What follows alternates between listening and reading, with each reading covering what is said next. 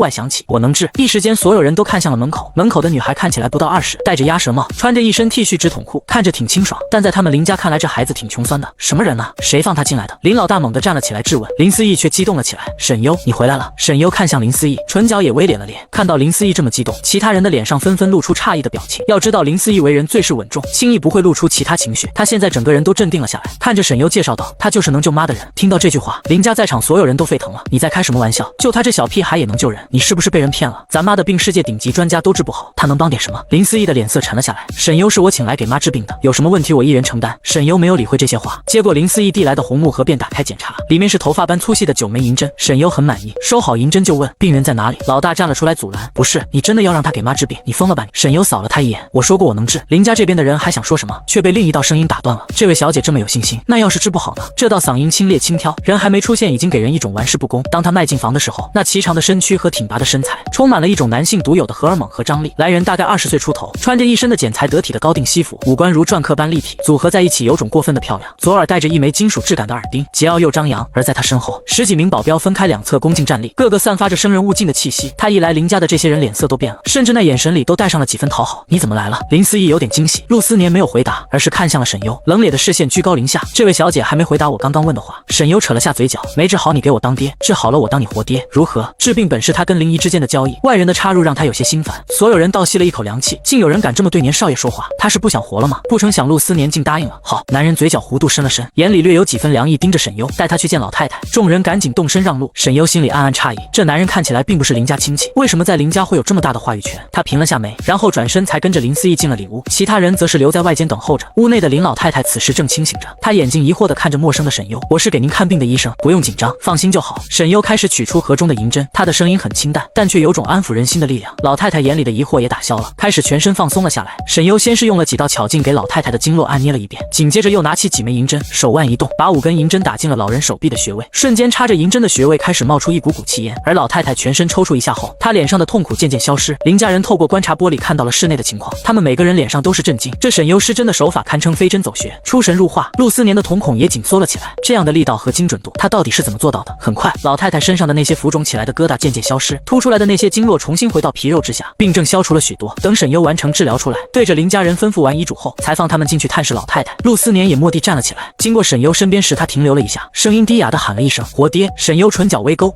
陆思年嘴角的也伸了伸，而后继续快步迈进了房门。等林家人再次出来后，所有人对沈优的态度变得毕恭毕敬。对不起，沈姨小姐，之前是我们有眼不识泰山，以后不管你有什么事，有我们林家能帮得上的，您只管说一声。陆思年在完成探视后接了个电话，走之前目光在沈优身上深深的看了一眼，眼底满是毫不掩饰的欣慰和探究。下次有机会的话，希望能请我的活爹吃一顿饭。说罢转身离开。沈优看着他装13的模样，撇了撇嘴，排场挺大，人也挺装，真看不惯这人。林思义迎上来笑呵呵的道，悠悠，谢谢你，从现在开始你就是我的女儿，是我们林家的千金小姐。沈优唇角牵了牵，好，本只是让林姨帮他安排好出狱后住的地方，但没想到竟给他把身份也安排上了。沈家虽然也是豪门，但林家的资产和公司市值在国内首屈一指，这样算下来，林家千金的身份比沈家千金更有分量。在林思义把沈优送往别墅的路上，顺便跟他介绍起了陆思年。陆思年是我的侄子，不过整个林家除了我之外，他跟其他人都不亲。这孩子性格有点古怪，很少人能跟他亲近，不过他心是好的。老太太生病以后，他也帮忙找了许多名医，只是都没什么结果。林思义笑着看了一眼身边的沈优，家里人这么给阿年面子，是因为阿年是陆家的妖孙，京城陆家。沈优搜遍原主记忆都没找到相关信息，但从林家人对陆思年既谄媚又害怕的态度来看，恐怕不止林姨说的这么简单。说话间，车子开进了别墅，别墅的位置在市区中心，里面所有的东西都是按照少女的喜好去布置的，看得出林思义是花了心思的。离开前，他忍不住抱了抱沈优，以后你就把我当成你的亲妈妈，我家就是你家，你先好好休息2天，等休息好了，林姨就给你举办一个接风礼，去过去的晦气。林思义调查过沈优的身世，知道他被亲人打压和入狱的真实原因，除开感恩沈优治好了老太太外，他也是真的心疼这个小姑娘。沈优的心这一刻暖了暖，家人给不到的温情，竟在一个毫无血缘关系的人感受到了。林思义又拿出一张金卡，里面有1000万，你去随便花，还留下一个秘书，让沈优有什么需要随时跟秘书提。林思义走后，沈优先是洗了个澡，又美美的睡了一觉，好好享受自由的时光。睡醒后才慢悠悠的打开智能手机，一登录通讯软件就立马弹出几条消息，全是沈家人给他发的，无一例外是向他施压，让他赶快回家，还有一些骂他不懂感恩的话。看完沈优毫不留情，一一打字骂了回去，不等他们回复，又将人全部拉黑。沈家这几兄弟想让他回家，无非是为了沈星，他们怕自己在外面乱说替罪的事，或许也还有那么一点点的愧疚，而这点愧疚只要让沈优回到沈家，他们便没有了。毕竟在他们看来，自己为沈星顶罪是理所当然，现在肯让他回家就已经是一种恩赐。一个在外面养大，跟他们不亲的妹妹，怎么比得上从小一起长大、感情深厚的妹妹？至于沈星，更是巴不得自己不回去，毕竟自己和沈家的血缘关系对他来说始终是威胁，而沈家父母觉得生不如养，就算是亲生女儿也比不上他们放在身边养大的养女，更何况原来的沈优是在穷人家长大，样样都不比上从小就被用心栽培的沈星。第二天，在沈优吃完早餐后，吴秘书出现了，男人一副社会精英的打扮，五官端正帅气，一看就是受过良好教育和专业培训。考虑到沈优脱离了社会2年，吴秘书便提出带他出来逛商场，可以买点喜欢的东西。沈优没有拒绝，一进商场，吴秘书就直接带他先逛了奢侈品店。他刚拿起一款包看了看，耳边就传来熟悉的声音：三哥，这个包配我我吗？沈星拿着一个包，转身看向陪自己来逛商场的三哥沈树。沈树双手环胸，我妹妹这么可爱，什么都配。沈树的双胞胎弟弟沈木也笑道：“小心，你三哥最近可穷死了，你就别指望他了。”店里的柜姐们都忍不住偷偷讨论起这三兄妹，真羡慕沈小姐，有2个又帅气又宠她的双胞胎哥哥。你不知道，沈小姐还有2个更帅的哥哥呢，一个是总裁，一个是大律师呢。都说沈家4个哥哥都是出了名的妹控，店员们的低声讨论和羡慕的眼神让沈优的虚荣心得到无比的满足，他满眼都是得意，跟2个哥哥撒娇：“哥，我也觉得这个包和我特别配，给我买吧。”不料兄弟2人都为难的挠了挠头，要不下个月吧，或者过段时间再买。沈树哄着沈星，沈星立马就变了脸：“我不，我现在就要。”“哎呀哥，你就现在给我买吗？”他手上那款包，如果那位小姐买不起的话，麻烦帮我拿过来，我看上了。年轻清冷的女声忽然响起，一下就吸引了他们3个人的注意。看清来人后，他们3人齐齐变了脸色。沈星的声音尖锐的刺耳：“沈优，你怎么会在这里？”又眯着眼上下打量着沈优，他一个刚出狱的人怎么穿得这么好，而且脸色看起来这么红润，皮肤比他都还要好。沈树和沈木也震惊地看着他。沈木冷冷道：“你还好意思出现在我们面前？二哥去接你时，你为什么不回沈家？你跑去哪里鬼混了？还把我们全都拉黑，你把我们沈家当什么了？”沈优笑道：“我怎么不能在这里？”他看向柜姐：“那个包我要了，我看这位小姐半天也不买，应该是不喜欢吧？”柜姐为难地看向沈星：“沈小姐您要吗？”沈星瞪大了眼睛：“你买得起？”然后扑哧一声笑了出来。沈优，你别搞笑好不好？你知道这里是什么地方吗？算了，我知道你这辈子都没来过这种奢侈品店，你不会以为那个包是10几块钱的地摊货吧？他完全把沈优当成了来搞笑的小丑，又压低声音跟沈优说：“你就不要丢沈家了脸了。”沈优扬了下嘴角，直接从包里拿出一张卡递给柜姐：“帮我把这个包包起来。”一看到金卡，柜姐顿时眼睛发亮，对待沈优态度都客气了几倍不止。“好的小姐，我这就为您协商。”瞬间沈星的脸色变得十分难看，但他根本不相信沈优有钱。“沈优，你别装了，你根本不可能有钱。”两兄弟看到那张卡也很疑惑：“你哪里来的钱？”沈树的语气带着一种冰冷的质问。沈木更是愤怒：“你神经啊？为什么你非要跟小星抢东西？没看到这个包是小星看上的吗？”沈优笑了：“我买什么东西要你们插手？我们有关系吗？更何况是你们没钱，难道我有钱不能让我买吗？”一句话把兄弟俩都噎住了，毕竟对外他们从来没承认过这个妹妹。柜姐可不管这些家长里短的，谁出钱他就卖给谁。“沈小姐，这个包毕竟是您先看上的，如果您现在付款的话，我们就卖给你；如果您现在没办法付款的话，我们就卖给这位小姐了。”这话却一下激怒了沈星，她可是堂堂沈家大小姐，柜姐这是在瞧不起她，认为她没钱吗？谁说我不买的？谁没钱谁在装谁自己心里清楚。她立马看向2个哥哥，可怜巴巴的眼神配上她长相可爱的脸，更惹人怜爱了。沈优只是冷冷笑了一下，他知道沈树沈木不可能有钱给他买这个包的。爱牛市这个包价格不菲，现在沈树沈木还在上学，爸妈平时给的零花钱也不过10万，再加上沈星经常闹着让他们给他买礼物，估计两兄弟手里不会有多的钱。如他所料，沈树和沈木脸上都露出一丝为难：“小星，要不下次买吧？”“是啊，妈给的零花钱都花完了，下个月哥凑给你买呗。”沈星顿时面色变得跟吃了10斤屎一样难看。沈优看向柜姐，柜姐立马会意，直接去刷卡了。沈优继续随意的消费，这个和那个不要，其他的全给我包起来。“小姐，我这就给您包起来。”柜姐满脸都是笑容，潇洒的举动让原本还因为一个包纠结的沈星脸上就跟打了好几巴掌一样火辣辣的疼。两兄弟对视了一眼，沈树沉声质问：“沈优，你哪来的钱？你是不是做了什么不干净的事情？”沈木一脸的不可思议：“你钱哪来的？”很快卡刷好了，包包也给沈优都包好了。这个时候吴秘书才走进来：“小姐，都选好了吗？”沈优微笑：“选好了，不过遇到几只狗，爱叫得很。”沈木脸上立刻涌出愤怒，想要动手。“沈优，你说什么？你疯了是吧？你可别忘了老子是你哥！”吴秘书眼疾手快，一只手就把沈木的手给擒住了。沈木的胳膊顿时动弹不得，咬牙说了句：“放开我。”沈优淡淡道：“是吗？我不记得我有哥，我是孤儿，知道吗？就是全家户口本只有我一个那种，而且我怀疑你们家有超雄基因，建议去医院检查检查。”刻薄的话听得沈树沈木都急眼了，这亲妹妹脑子进水了吗？这么诅咒他们全家？沈星看了看吴秘书，又看了看沈优，然后一脸的不可置信：“你被包养了，所以你才有钱对吧？沈优，你怎么能这么堕落呢？你知不知道你做这种事，爸爸妈妈要是知道了会很失望。”吴秘书想要解释，却被沈优拦下：“那你赶紧回家告诉他们，你连个包都买不起，沈家千金混的还不如我一个孤儿。”沈星气得眼眶发红：“你不要脸！”沈优没有理他，让吴秘书把包都提了过来，睨了他们一眼准备离开，但刚走出店门口又折返了回来，似乎想起还有什么事情没做，然后一耳光甩到了沈星脸上，清脆的巴掌声让店里所有人都吓了一跳。没等众人反应过来，对着沈树沈木更是2巴掌。兄弟俩根本没想过他会打自己，而且这耳光打得又快又狠，他们根本没反应过来。沈优目光冰冷，一字一句道：“记住，是你们对不起我，见到我就应该跟老鼠见了猫一样给我躲好，而不是在我面前跟疯狗一样乱叫。当然，你们要是喜欢当后者，我这只手专打恶狗。”他说完这句话，才在众目睽睽之下转身离开。兄妹3人听到这话都有点心虚，沈家的确对不起沈优，他们害怕沈优把替罪的事当众说出来，所以只能忍下来。沈星低声啜泣着：“就算我们对不起他，他也不能这么做呀，他都坐牢了，爸爸妈妈还愿意让他到沈家，难道对他不好吗？我知道都是我的错，我本来都做好准备，等他回来就离开沈家的。”兄弟俩立马又安慰起沈星：“你离开做什么？要离开也是他离开，他还敢动手打人，下次哥一定把他教训回来。”眼见店员们都小声的在吃瓜讨论，沈星立马生气的走了，双胞胎兄弟也紧随其后。而就在奢侈品店的楼上，陆思年双手撑着趴在栏杆上，完整的欣赏完了刚刚发生的一切。奢侈品的楼上有专门的 VIP 休息室，栏杆外还有一层落地玻璃，这种玻璃里面能看清外面，但外面是看不清里面的。小脾气挺爆，唇角勾起一丝弧度，眼中流动着几分玩味，看起来比在林家老宅见到时还要有趣。他收回目光，缓缓转过身，对着秘书吩咐：去查下楼下那几个人，晚上之前把他们的资料发给我。还有，我要知道林怡和那个女人是怎么认识的。停车场处，吴秘书恭敬询问：小姐，刚刚的事需要跟林总那边交代一下吗？吴秘书是知道沈优的身份的，若是他想让林家解决沈家这些麻烦事，其实也不难。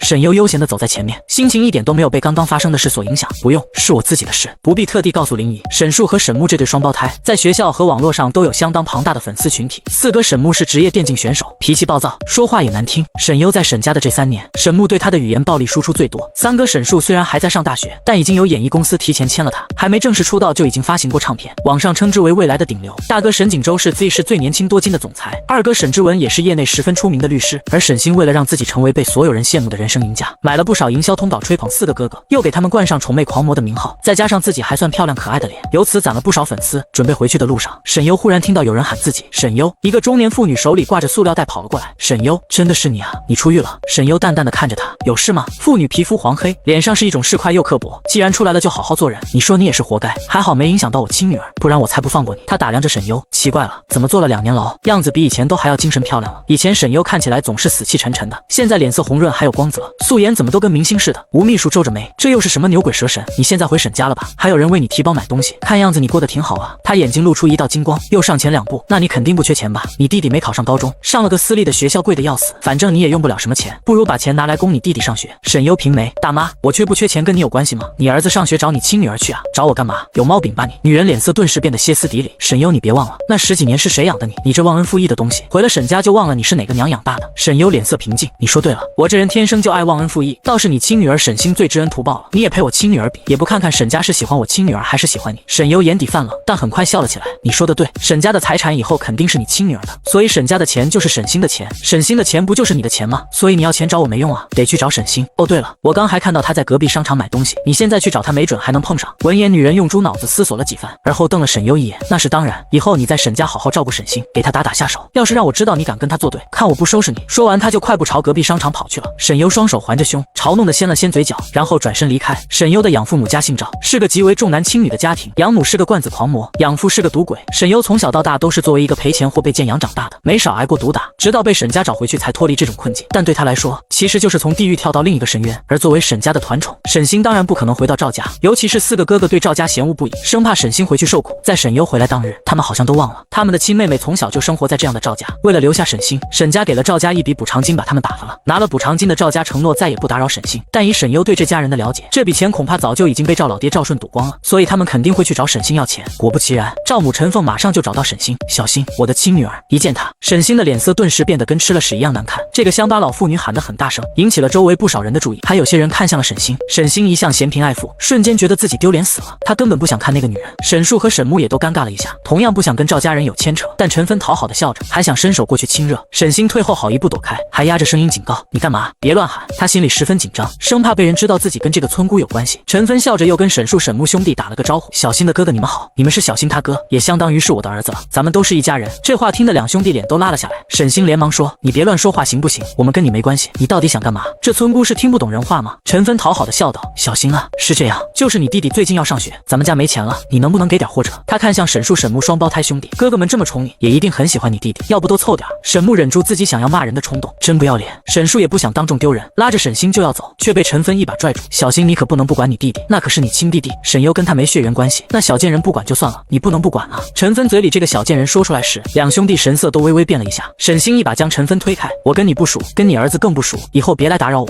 我爸妈已经给了你们一笔钱了，别想来我这里要好处。接着他一个后空翻弹射进车里，陈芬还想追上去，但车子已经开走了，车里的气压很低，尤其是沈树和沈木2兄弟。沈星含泪小声道歉：3哥4哥对不起，我也不知道他为什么会出现在这里，在我心里只有你们才是我的亲人。闻言兄弟俩神色才缓和了一些，其实他们的不高兴除了那村姑在公开场合下让他们觉得丢人之外，陈芬骂沈优的话也让他们心里不舒服。再怎么样沈优也是自家妹妹，就算他们再不喜欢她，外人也没资格骂。沈木皱眉说道：跟你没关系，幸好没让你回这种人家去，不然有这种妈真是丢死人了，不仅丢人还要被这种家庭吸血，我看就跟电视上那些极品亲戚差不多，早该断绝关系。沈树也安慰地摸了摸沈星的头，就是又穷又没见识，还没骨气，沈优被这种人养大，也难怪会变成这种拜金女，真是龙生龙凤生凤，老鼠的儿子会打洞。沈星绿茶发言：沈优也很可怜，沈家的一切本来应该属于他的。沈木冷冷道：什么叫本来该属于他的？这是你的，谁也抢不走。沈星抿着嘴委屈轻轻嗯了一声，在兄弟俩看不见的时候嘴角才得意地扬了扬：沈优，你这个没人圈要的乡巴佬，拿什么和我斗？可沈星却不知，兄弟俩也因为刚刚陈芬所说的那些话，心中对沈星产生了些膈应。但他们不知道的是，刚获得自己心里一丝认可的沈优，此刻正在给他们找定罪证据。Z市医院内，沈优刚从护士那了解到，当初被沈星推下楼的女同学陈欢，此时还是植物人的状态，昏迷不醒，而且以后能醒来的机会也微乎其微。沈优问护士，他父母呢？他父母很忙，刚开始的时候还经常来，不过后来就很久才来一次了。护士说完就走了，看来是拿了沈家那一大笔钱后，看到女儿没有醒来的可能，也不想再继续治疗了。沈优走到陈欢的床边，伸手碰了碰她的额头，然后一路滑向她的鼻尖下颚，直到她的心口。现代医学没法让她醒过来，但是沈优有，只是稍微有点麻烦，想要为自己洗脱罪名。陈欢是必不可少的一个人证。沈星推陈欢下楼的地方没有监控，看到陈欢出事，沈星吓得赶紧去找哥哥们帮忙，而监控那会正好拍到沈优从附近路过，他们就直接把这件事推到沈优身上。沈优回忆完后，心里有了计划，便从腋下取出一枚银针，从陈欢的后脑勺缓缓刺了进去，片刻后才从病房里走了出来，对着吴秘书说：“回去吧。”吴秘书恭敬道：“是。”林总说：“陈欢这边的医疗费您不用担心，一切都有林家。”沈优点头：“帮我谢谢林姨。”回到去别墅前，沈优特地去买了许多中药，回来后又开始制药。这里的药太稀缺了，而且药材本身所携带的植物灵气不足，所以他只能制出一些次品。但这些次品就算是在他之前的时空里，随便在黑市上都能卖出100万的价格。想要更纯正、更灵气、更足的药材，他必须重新培养药材幼苗。很快，他找到了黑市的网上渠道，注册账号后就把炼好的药挂上去售卖。要在这个世界生存，首要的就是钱，所以他需要快速赚钱。虽然他能靠治病赚钱，但短时间内也没法找到很多有需求的病人，所以他联系了吴秘书，让他帮忙安排一份来钱快的工作。吴秘书很快便给他递来一本剧本，他介绍道：“没有比拍戏来钱更快的了，主要是沈小姐长得太漂亮了，绝对是靠脸就能吃饭。”沈优手轻点了点桌子，看着手里的剧本陷入了思索。坐过牢也行吗？娱乐圈不是最怕演员有黑料吗？沈优从记忆里挖出好几个塌房艺人。吴秘书摸了摸鼻子，这件事除了林总和沈家应该没人知道吧？想想也是，这件事涉及到沈家的秘密，他们不可能到处宣扬，而他们对外宣称的也是沈优出国了，所以就连沈优的同学都不知道他其实是去替沈星坐牢。那辛苦吴秘书帮我安排一下。沈优微笑，吴秘书对这件事似乎格外兴奋。好的，小姐。哦，对了，小姐，您的入学手续，林总这边也重新给您办好了，您想什么时候回学校去继续读书都可以。曾经在赵家的沈优，最大的梦想就是能够考上大学，离开赵家，可那2年的牢狱只让他梦想破灭。沈优轻轻叹息了一声，我知道了，替我谢谢林姨。第二天在去剧组的路上，沈优手机突然接到一个陌生来电，只听沈父在电话里怒声道：“沈优，你给我回来！你长本事了是吧？现在还去给别人当情妇了？你才多大，怎么就这么顽劣？”沈母的声音也在另一边响起：“你还要不要脸？我们沈家的脸都被你丢光了，要不是小新告诉我们，我们都还蒙在鼓里。我警告你，这是你最后一次回沈家的机会，否则以后我们再也不会认你。”沈优平眉：“你们脑子要是有问题的话，建议去看看医生，别来我这里犯病。怎么，你们是不知道根据我国刑法，包庇罪犯和伪造假证据是要被判刑的吗？”沈优一句话直接让电话那边熄了火，仿佛整个世界都安静了。沈家父母像是直接被掐住了7寸，都没了气焰。沈优啊，这件事你也要理解爸爸妈妈，但这并不是那你现在堕落的理由。沈父虽然气焰变低了，但话语中还是带着浓浓的掌控欲。而且你跟小新也算是姐妹，这种事情你该挺身而出。我们也说过，等你出来好好补偿你，你怎么就非要这么叛逆呢？沈优呵呵2声，你听听你们说的是人话吗？说完这句话，他就直接挂断了话，然后把手机设置成了拒接陌生来电。沈家所有人都那么恶心，他们当初把沈星所有犯罪证据都清理干净，吃准了自己没有犯案证据，为了沈星，他们还真是煞费苦心。但沈优的目的可不仅仅是让他们得到应有的惩罚，他还要帮原主拿回本就属于他的东西。很快他便到了影视城，这次吴秘书是要了个女舞的试戏名额，戏份不多，但是人物有高光时刻，很适合他这种新人。试戏现场，下一个导演已经很不耐烦了。沈优走进去时，剧组所有工作人员都战战兢兢，试戏的女演员也一个接一个的垂头丧气走出来。工作人员打量了一下沈优，态度冷淡：“你也是来试戏的是吧？这边过来换衣服。”刚说完，工作人员突然看到新进来的人，连忙狗腿的迎上去，把沈优直接丢一旁。“秦少好，沈小姐好，二位这边请。”沈星甜甜的嗓音响起：“我是来试戏的，请问我可以用自己的妆造吗？”工作人员点头：“当然可以，导演就在那边，您好了直接过去就行。”秦瑞讨好的哄着：“小新，你放心，这个角色肯定是你的，我和你大哥都是这个剧组的投资方，我已经打好招呼了。”沈星一脸不好意思：“哎呀，我希望我能用实力进去，我才不想被别人说是带资进组呢。”秦瑞宠溺的摸了摸沈星的脑袋：“好好好，你当然是凭实力进去的。”两人的出现让沈优的眉头也皱了起来，一个是原主读书时的暗恋对象，一个是自己现在随时会忍不住扇巴掌的对象。以前沈优在学校总是被人欺负，在又一次的霸凌中，秦瑞的出面化解了他的困境。从那以后，原主就喜欢上了秦瑞，甚至还给他写过表白信。但那封表白信莫名被人贴在学校的公告栏处，让少女的悸动的心成了一个笑话，还因此被人起了外号，叫他秦少的舔狗。但即便如此，曾经的沈优也依然为秦瑞默默付出，直到他看到秦瑞和沈星接吻，偷听到他们谈话，才知道原来这件事的始作俑者是沈星。秦瑞喜欢沈星，在沈星的授意下，秦瑞将他的表白信贴出来的，目的就是为了让他丢人。表白的事也传到了沈家几个哥哥耳朵里，在他们看来，沈优就是个妄想插足的第三者，他们轮番对沈优进行语言暴力，就连沈家父母都觉得他丢人，所以也没有外公开他是沈家真千金的身份。在秦瑞的甜言蜜语下，沈星这才满意的笑了起来，然后带着自己的妆造师去化妆了。而原本应该先去试戏的沈优也被通知排在了后面。看着剧组工作人员对沈星的态度，这2年年沈家和秦瑞没少为他的造星梦铺路。当沈星妆造出来后，瞬间吸引了在场所有人的目光，那就是沈家的千金，真正的白富美。艾大小姐也来演戏，这不是跟我们抢饭吃吗？你们知道吗？这部戏是沈小姐的哥哥和她未婚夫赞助的，剧组的演员们脸上都是艳羡，这妥妥的是小说团宠女主的配置啊！家里有宠妹狂魔的4个哥哥，外面还有个宠她如命的未婚夫，让在场的人嫉妒又羡慕，也都心里明白，这个女医生的角色他们都没戏了。过了会，导演都等得不耐烦了，沈星才穿着特地改过之后收腰显身材白大褂，妆容精致的走了过去。她自信满满，女医生的戏份虽然不多，但却很容易出彩。到时候她再营销一些配角艳压主角的通告，不就大火了吗？原本的她志得意满，拿捏着大咖的架势，可在看到沈优瞬间脸色就变了。你怎么在这里？秦瑞这时才看到沈优，他皱起眉头，看向沈优的眼神带着嫌恶。你怎么出来了？秦瑞不知道是沈优跟沈家的关系，但沈星告诉过他，沈优因为做坏事被抓去坐牢了。沈优靠在身后的架子上勾唇道：我怎么不能在这里？沈星上下打量着沈优，难道是你金主给你安排来试戏的？秦瑞疑惑，金主？沈星笑着嘲讽道，他被包养了，可能被塞了个小角色吧。我等会就跟导演说一声，可别让一颗老鼠屎害了一锅粥。秦瑞的脸上嫌恶之色更甚，你这种人就没有一点自尊自爱吗？沈优双手环着胸，神情不耐，我有没有自尊自爱是你们的狗嘴说了算的吗？秦瑞被骂的脸上挂不住的怒道，你还是个女人吗？旋即他想到了什么，满脸的鄙弃，你该不会是因为我所以才堕落的吧？在秦瑞看来，毕竟沈优以前喜欢过自己，后来变得堕落，恐怕是因为对自己爱而不得而导致的。这话把沈优给逗笑了，他眼神赤裸，上下打量着秦瑞，感谢你让我见识到了物种的多样性。秦瑞听得更难受了，正要说话却被沈星拉住，你跟他废话什么？沈星明显有点不满，刚好这时导演那边在催促，沈星便朝着试戏的场地走了过去。导演看着他穿着改成收腰的白褂，大波浪卷发，精致妆容的妆造，忍不住皱了皱眉，面色也有些发冷。开始吧，他不冷不淡地说了句，但率先走进片场的不是沈星，而是另一个穿着普通白大褂的演员。沈优抢在沈星前面进入了情景，恰好各方就位机位也已经开始拍摄。今天试的戏份是女医生从接到通知到进入手术室的一场戏，并且是无实物表演。只见沈优立刻披上白大褂并迅速扣好，连衣服都没来得及整理，皱巴巴的。虽然没有实物，但他的动作可以说是十分干练和熟稔，脸上的表情都没有一丝多余，甚至连走路都是带风的。这谁？导演眼睛亮了一下，助理低声说，这女生叫沈优，原本现在就该轮到她的，不过被这位沈小姐插了位置。沈星急了，立马道，导演，明明现在该我先演，她懂什么演戏，还不让她下来。助理正要上去叫沈优下来，但却被导演阻止了。导演盯着镜头，别打断她。沈星没办法，只好愤怒地盯着抢走她位置和风头的沈优。此时所有人的注意力都被沈优吸引了，在她身上，他们真正感受到了医生这个职业所带来的魅力。她迅速赶到手术室，每一道程序都熟练而干练，就好像她就真的从事这个职业一样。就连手术时那些细微的表情，在镜头里都让人跟着她悬了起来。她连手术的每一道程序和动作都熟悉的可怕。一个高冷干练专业的女医生就这么呈现在所有人面前，仅仅是这些戏就已经让她这个角色具有魅力，更别说她那张漂亮的脸蛋，还有那身清冷的气质更是加分。当试戏结束后，剧组工作人员爆发出雷鸣般的掌声，专业，太专业了。而沈优也穿着白大褂走了下来，不过是双手习惯性的揣在兜里，这些小动作和她的气质简直就跟医院里的专业医生一模一样。前世的沈优虽然主学的是中医，但她对西医也有涉猎，尤其是手术外科。为了研究西医，她还在世界一流的医学院研读了多年，最后是被家族的人给拽回去的，就怕她一不小心拿个西医的医学奖，让家族长辈们心里不平衡。导演对她很满意，你叫沈优是吧？脸上也难得带上了笑。沈优微笑回答，